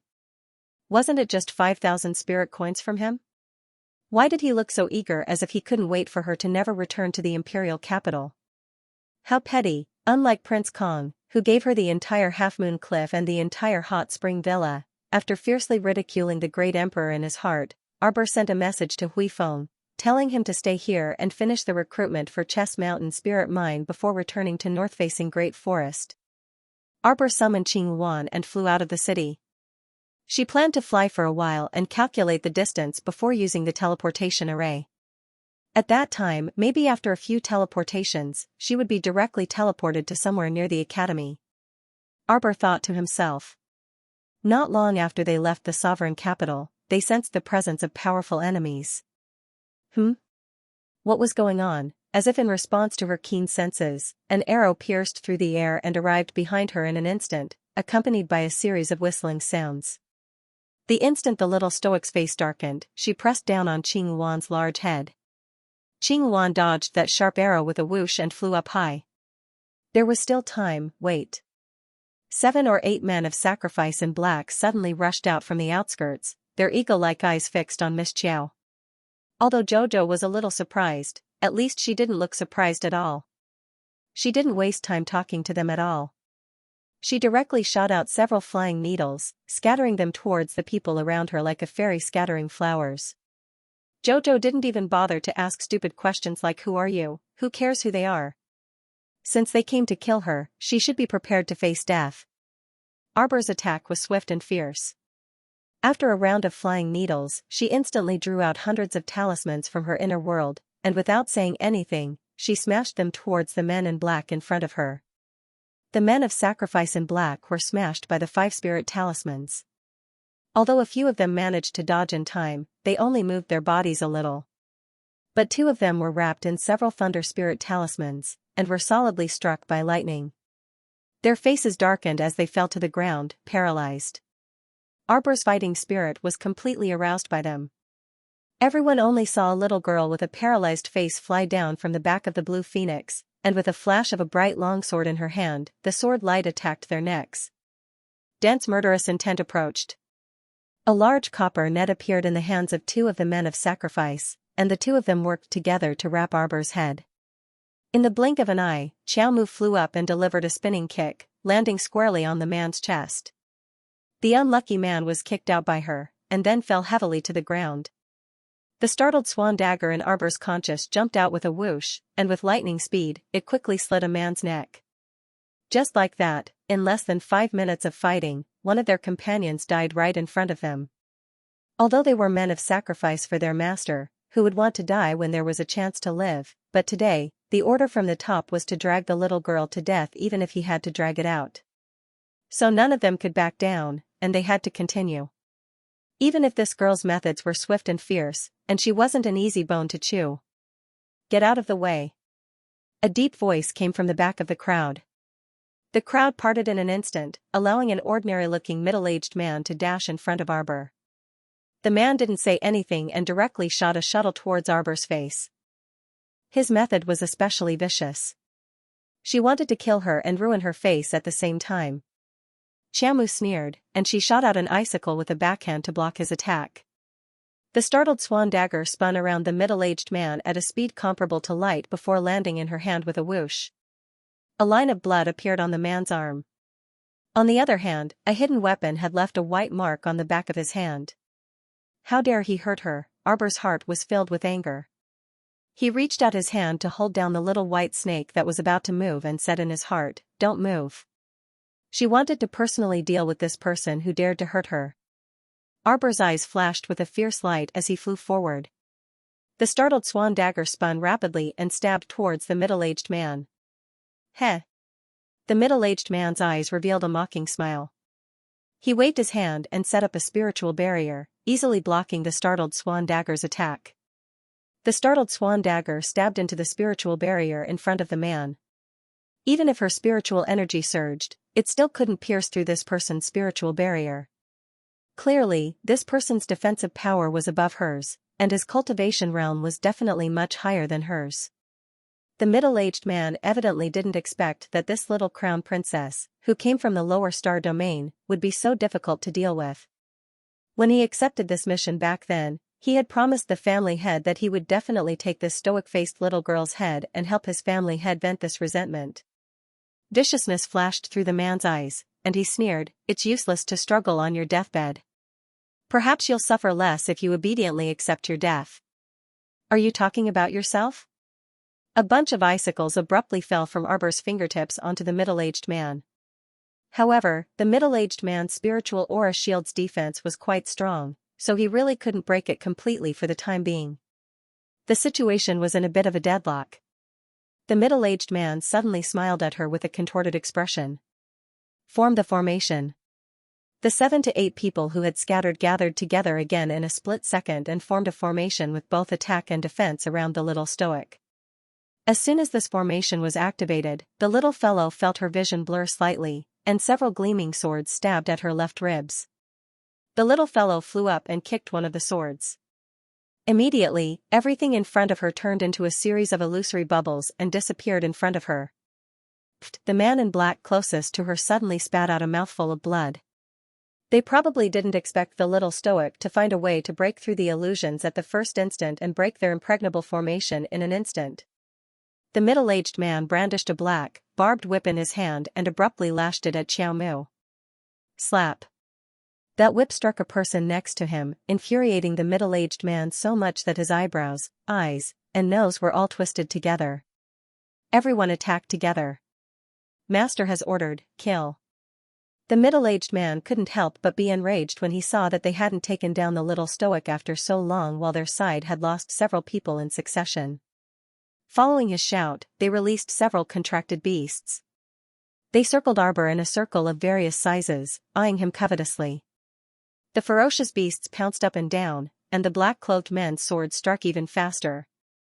Arbor's fingers moved, and he could only continuously throw out talismans to block their attacks.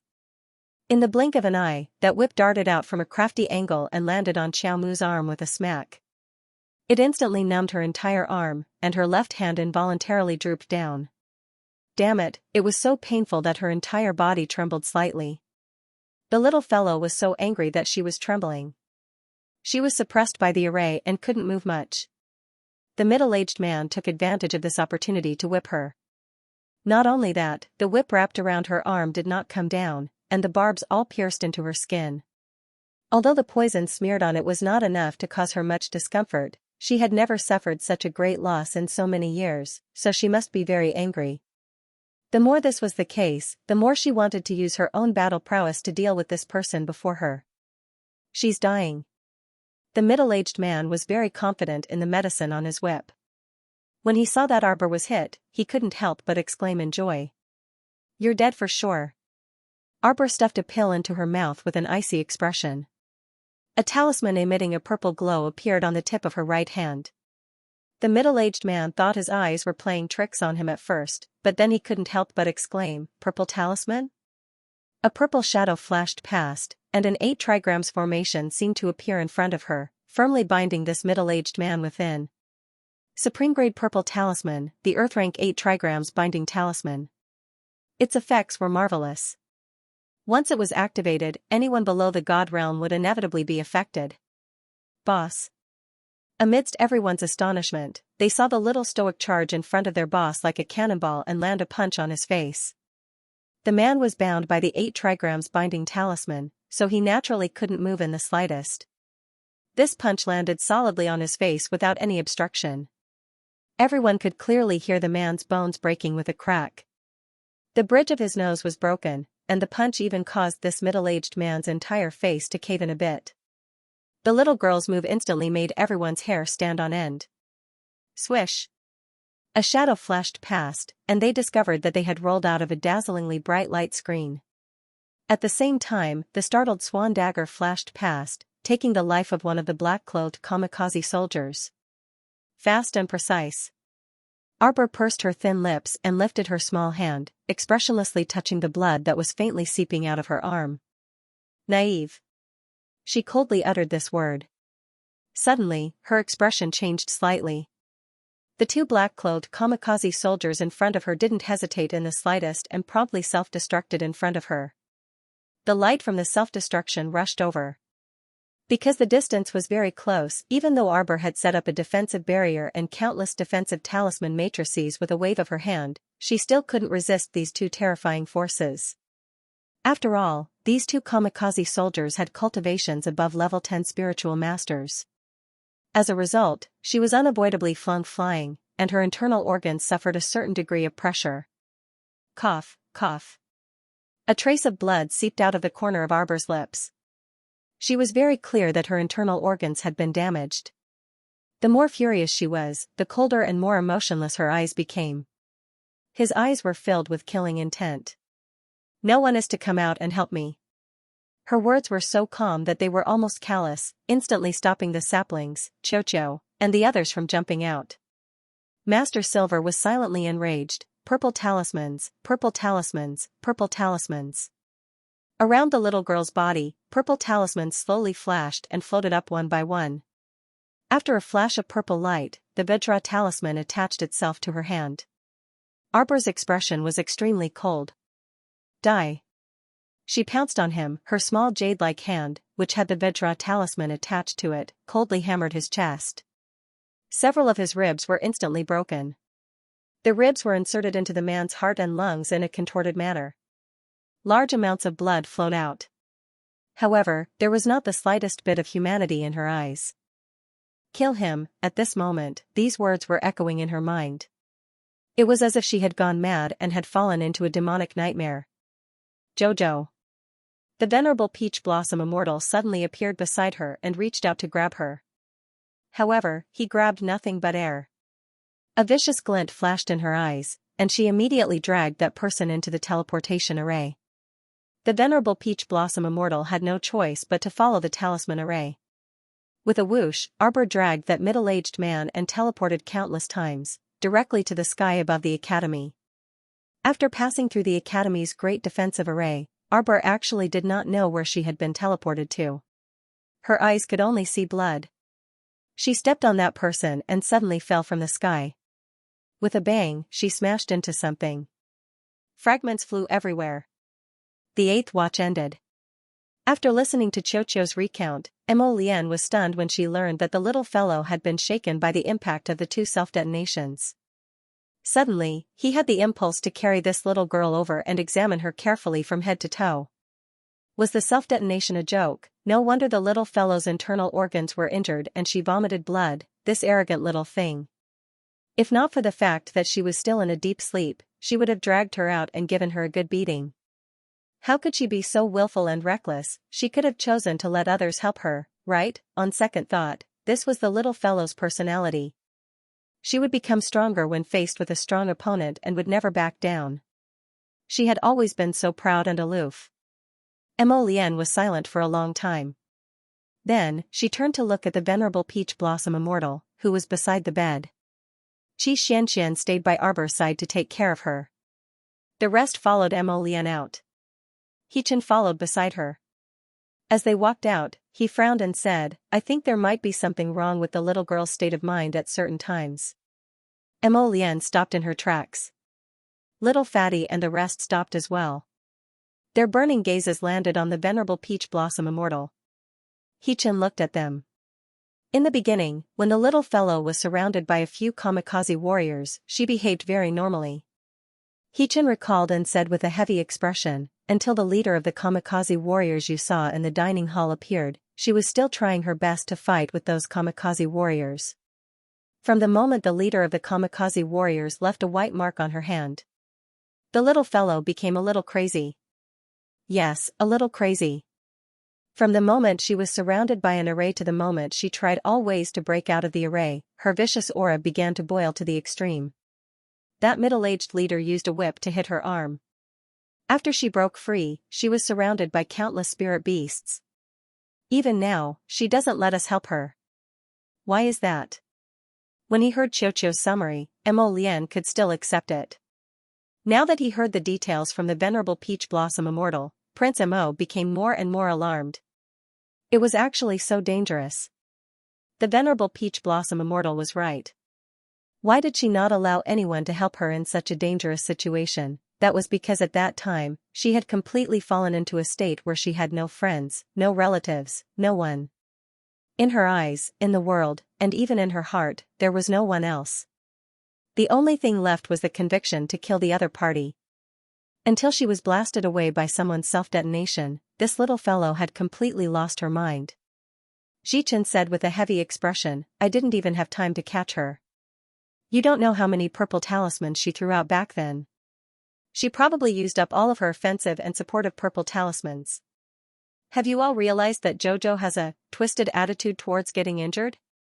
The venerable Peach Blossom Immortal pointed out sharply. Everyone's heart trembled slightly. He couldn't help but recall the bits and pieces of their interactions. This was especially true for Prince Mo. The venerable Peach Blossom Immortal's analysis had brought back a series of memories. He recalled that when they met at the Kyoto village market, the hyena that Lu Yashin had released had left 3 bloody scratches on the little girl. How had she dealt with it? She had killed that hyena.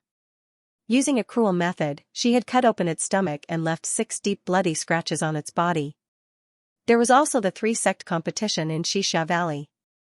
When the little fellow met the masked Hui-en, a white mark appeared on the back of her hand because of Hui-en's sudden attack. Hui-en was sent flying by his kick on the spot. She was in so much pain that she could not get up. But the little fellow was obviously not satisfied with such an outcome. In the end, she still insisted that Hui-en leave her hand behind. At that time, he only thought that the little fellow did this because she was furious. After all, she usually treated those who liked to jump up and down to provoke her as idiots. Now it seemed that he still did not know her well enough. This little thing seemed to have an almost obsessive pursuit of perfection towards every inch of her skin. She would not allow anyone to harm any inch of her skin. Even if it was just a scratch on the back of her hand, she would not allow it. In other words, no matter how you provoked her verbally, once or twice, she might treat you as an idiot and ignore you. By the 3rd time, she might not be able to bear it and send you flying. But, if you hurt her skin, she would completely turn into a demon and fight you to the death. Mo Lian and He-chan silently met each other's eyes, and they both saw the deep worry in each other's eyes. To put it in a deeper way, the little fellow's state was that there was a demon in her heart. It was very disadvantageous for her to go through the 5 spirits reincarnation test when she ascended to the immortal state in the future. East of Dragon Flame City, Qin Estate. Qin Hong was trimming a unique herb in the greenhouse. When he heard footsteps hurriedly coming from behind, he did not turn his head and just said with a cold expression, "Is everything done?" "It failed, master." Qin Hong's originally steady hand was slightly crooked. With a snap, he directly cut off half of the graceful herb with a pair of scissors. The middle of the herb was cut off, and the roots quickly withered. In less than a second, the herb turned into withered branches and withered leaves and drooped down. Qin Hong stared at the scissors in his hand with a pained expression, wishing that he could smash a hole in the person's head. Looking at his master's terrifying expression, the middle-aged man who came to report the news trembled slightly. His eyes trembled slightly, and he immediately lowered his head. Qin Hong threw the scissors on the ground with a bang. Trying to control his anger, he asked in a low voice, "What happened?" "Master," Bingba's life lantern suddenly shattered. "What?" Qin Hong could not believe his ears. He hurriedly lifted his robe and said, "Take me there." Qin Chao was family head Qin's right-hand man, so he understood family head Qin's intentions very well. Hearing family head Qin's words, he hurriedly led family head Qin to the small temple where the elite death warriors' life lanterns were enshrined. The two of them hurriedly walked in and saw that there were 4 to 5 rows of life lamps in the small Buddha hall. They were swaying in a special transparent container. The third life lamp in the last row had completely disappeared. The corners of Qin Hong's mouth drooped. His shrewd old eyes were filled with doubt and confusion. What message did the life lantern miniature receive? Zither Grass waved his hand, and the scene in the life lamp miniature jumped out. However, the life lantern miniature could only intercept a small portion of information, so the two of them could only watch in trepidation as the little stoic in the projection stared at Bingba as if she was looking at a dead person and punched Bingba's cheek so hard that it caved in. "What kind of power is this?" Qin Hong exclaimed. Qin Grass couldn't help but wipe the cold sweat off his forehead with his sleeve. Originally, he was planning to personally lead a team to exterminate this little stoic girl. Later, he thought that the other party was the crown princess of the divine province after all. If he personally led a team to look for trouble, it would be fine if they didn't investigate, but once they did, he would also be implicated. At that time, perhaps the family head would push him out to be the scapegoat to protect the family clan. Hence, he didn't wade into this muddy water and had Bingba lead a dozen kamikaze soldiers to surround the little stoic. Now that he thought about it, it was truly fortunate that he didn't go. Otherwise, who the hell knew if he could withstand the little stoic's powerful punch? The two of them didn't see the subsequent scene of the little stoic flinging out countless purple talismans from the life lamp miniature. However, the punch that caved in Bingba's cheekbone already made them extremely shocked and gloomy. "Why is it like this?" Qin Hong muttered to himself. Then, as if a divine light flashed in his mind, he cried out in surprise, I didn't expect that after eating rice for so many years and walking so many paths, I would actually be deceived by this little girl. She isn't the weak little level 3 spiritual master she looks like. She definitely isn't." Qin Mu shouted angrily. This little brat really deceived everyone so bitterly. Qin Mu carefully thought about it. Indeed, the power of that little girl's punch that appeared in the life lamp miniature just now was able to cave in the cheekbone of a level 15 great spiritual master like Bingba. Evidently, her strength was about the same as Bingba's. She's a level 15 great spiritual master. Qin Hong roared angrily and smashed his fist on the wooden pillar beside him. That D*MN darn brat, we were deceived by her. She must have some magic treasure that conceals her aura or a talisman that lowers her cultivation realm. If he had known earlier that this D*MN brat was a level 15 great spiritual master, he definitely wouldn't have just sent Bingba, a level 15 great spiritual master, to deal with her. Thinking about it, if he sent so many kamikaze soldiers after a mere level 3 spiritual master, they should have been able to take her head, right? However, they didn't. The more Qin Hong thought about it, the angrier he became. His fingers clenched so tightly that they made cracking sounds. "Despicable," Qin Mu said angrily. After being surrounded by kamikaze soldiers this time, the little stoic would definitely be more cautious. It might be difficult to find an opportunity to intercept and kill her when she was alone. "Patriarch." At this moment, Qin Grass interrupted him with a trembling voice. He bent over and handed over a communication jade talisman. "Yes, young master sent a message." Qin Hong's face was cold. He took the communication jade amulet and glanced at it. He was so angry that he smashed the communication jade amulet on the ground. D*MN, what was going on with this little stoic? Even if he could fly, it was impossible for him to reach the Royal Academy from the imperial capital so quickly. But now, Xianxia had sent him a message asking him what was going on. It was obvious that she knew what he had done. Xianxia also warned him not to act again, and forbade him from sending any more men to deal with Arbor. Yes, it was a warning, it was an angry reprimand. He could imagine his son, who had always been calm and composed, flying into a rage in the royal school. To be honest, Qin Hong was in a very bad mood after giving his son such a warning. Why did he do so much? Wasn't it to avenge the destruction of his clone? Why did his son not appreciate his kindness and blame him for acting on his own accord? Damn it, Qin Hong paced up and down the room. He glanced at Qin Chao solemnly. Go to the outskirts to inquire again. We must erase all traces of our actions. Qin Chao promptly nodded in agreement and led the group to the outskirts. On the other side, Mu Qingya had Mu Liang lead a group of elite disciples from the Mu family and hastily rush out of the imperial capital. They searched the outskirts but didn't find any traces of the little stoic. How can there be no one? Mu Qingya asked anxiously, have you notified master? We've already notified madam. Mu Qingya stomped her feet in anxiety. Sigh, what exactly is going on? Why would someone attack Jojo in the outskirts without rhyme or reason? Madam, this place is very dangerous. You had better return first, Mu Liang said with a troubled expression. He also sighed ruefully in his heart, Madam truly cares a lot about Miss Chiao. As soon as she heard a subordinate report that Miss Chiao was ambushed not long after leaving the capital, she immediately rushed over and wouldn't listen to him no matter how he persuaded her. Seeing her so worried, Mu Liang casually comforted her. Miss Chiao is blessed by the heavens, so she should be fine. I hope so. Mu Qingya paced back and forth anxiously beside Mu Liang. If something happens to Jojo, how am I going to explain it to Xingchen and her deceased mother? Madam, she'll be fine. Mu Liang tried to persuade him again, but he really did not have anything else to say. He turned around and ordered the Mu clan's elite disciples beside him to go further away and search for the person. Madam, don't worry. His Majesty already knows about this matter.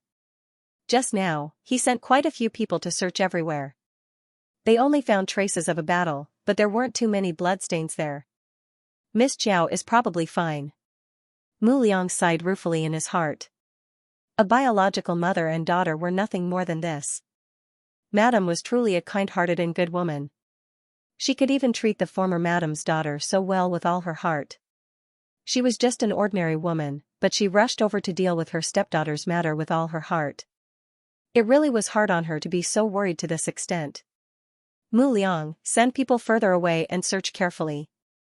Maybe Xiao Xiao got hurt when she was fighting with someone and ran far away. Yes, madam. Mu Liang sent 2 disciples of the Mu family to protect the woman while he led his men to mount his horse. Just as he was about to leave, his eyes couldn't help but turn cold and his mouth let out a surprised and bewildered cry. Madam, it's eldest miss. Why would eldest miss suddenly appear here? Mu Roxuan, who had just walked out of the teleportation glyph array, looked a little disheveled. Where was the image of a delicate and charming young lady from before? Eldest miss. Mu Liang urged his horse and rushed over. He quickly dismounted and subconsciously reached out to support Mu Roxian. Mu Roxuan swung her arm and pushed away Mu Liang's support. There were abrasions all over her face and body. Her hair and face were stained with something unknown. At this moment, she looked as miserable as a beggar. There was no trace of her former elegance, coldness, and nobility. Mu Qingyao's eyes narrowed and she hurried forward. Xian'er, what's wrong with you? How did it end up like this? Where are you from? When Mu Roxuan saw her mother, she suddenly burst into tears and rushed over to hug her mother, Mu Qingya. Mu Qingyao's body stiffened slightly. Don't wait for me. I probably won't finish updating until midnight. End of chapter 2878. Don't forget to subscribe, like, and share the video to support the channel.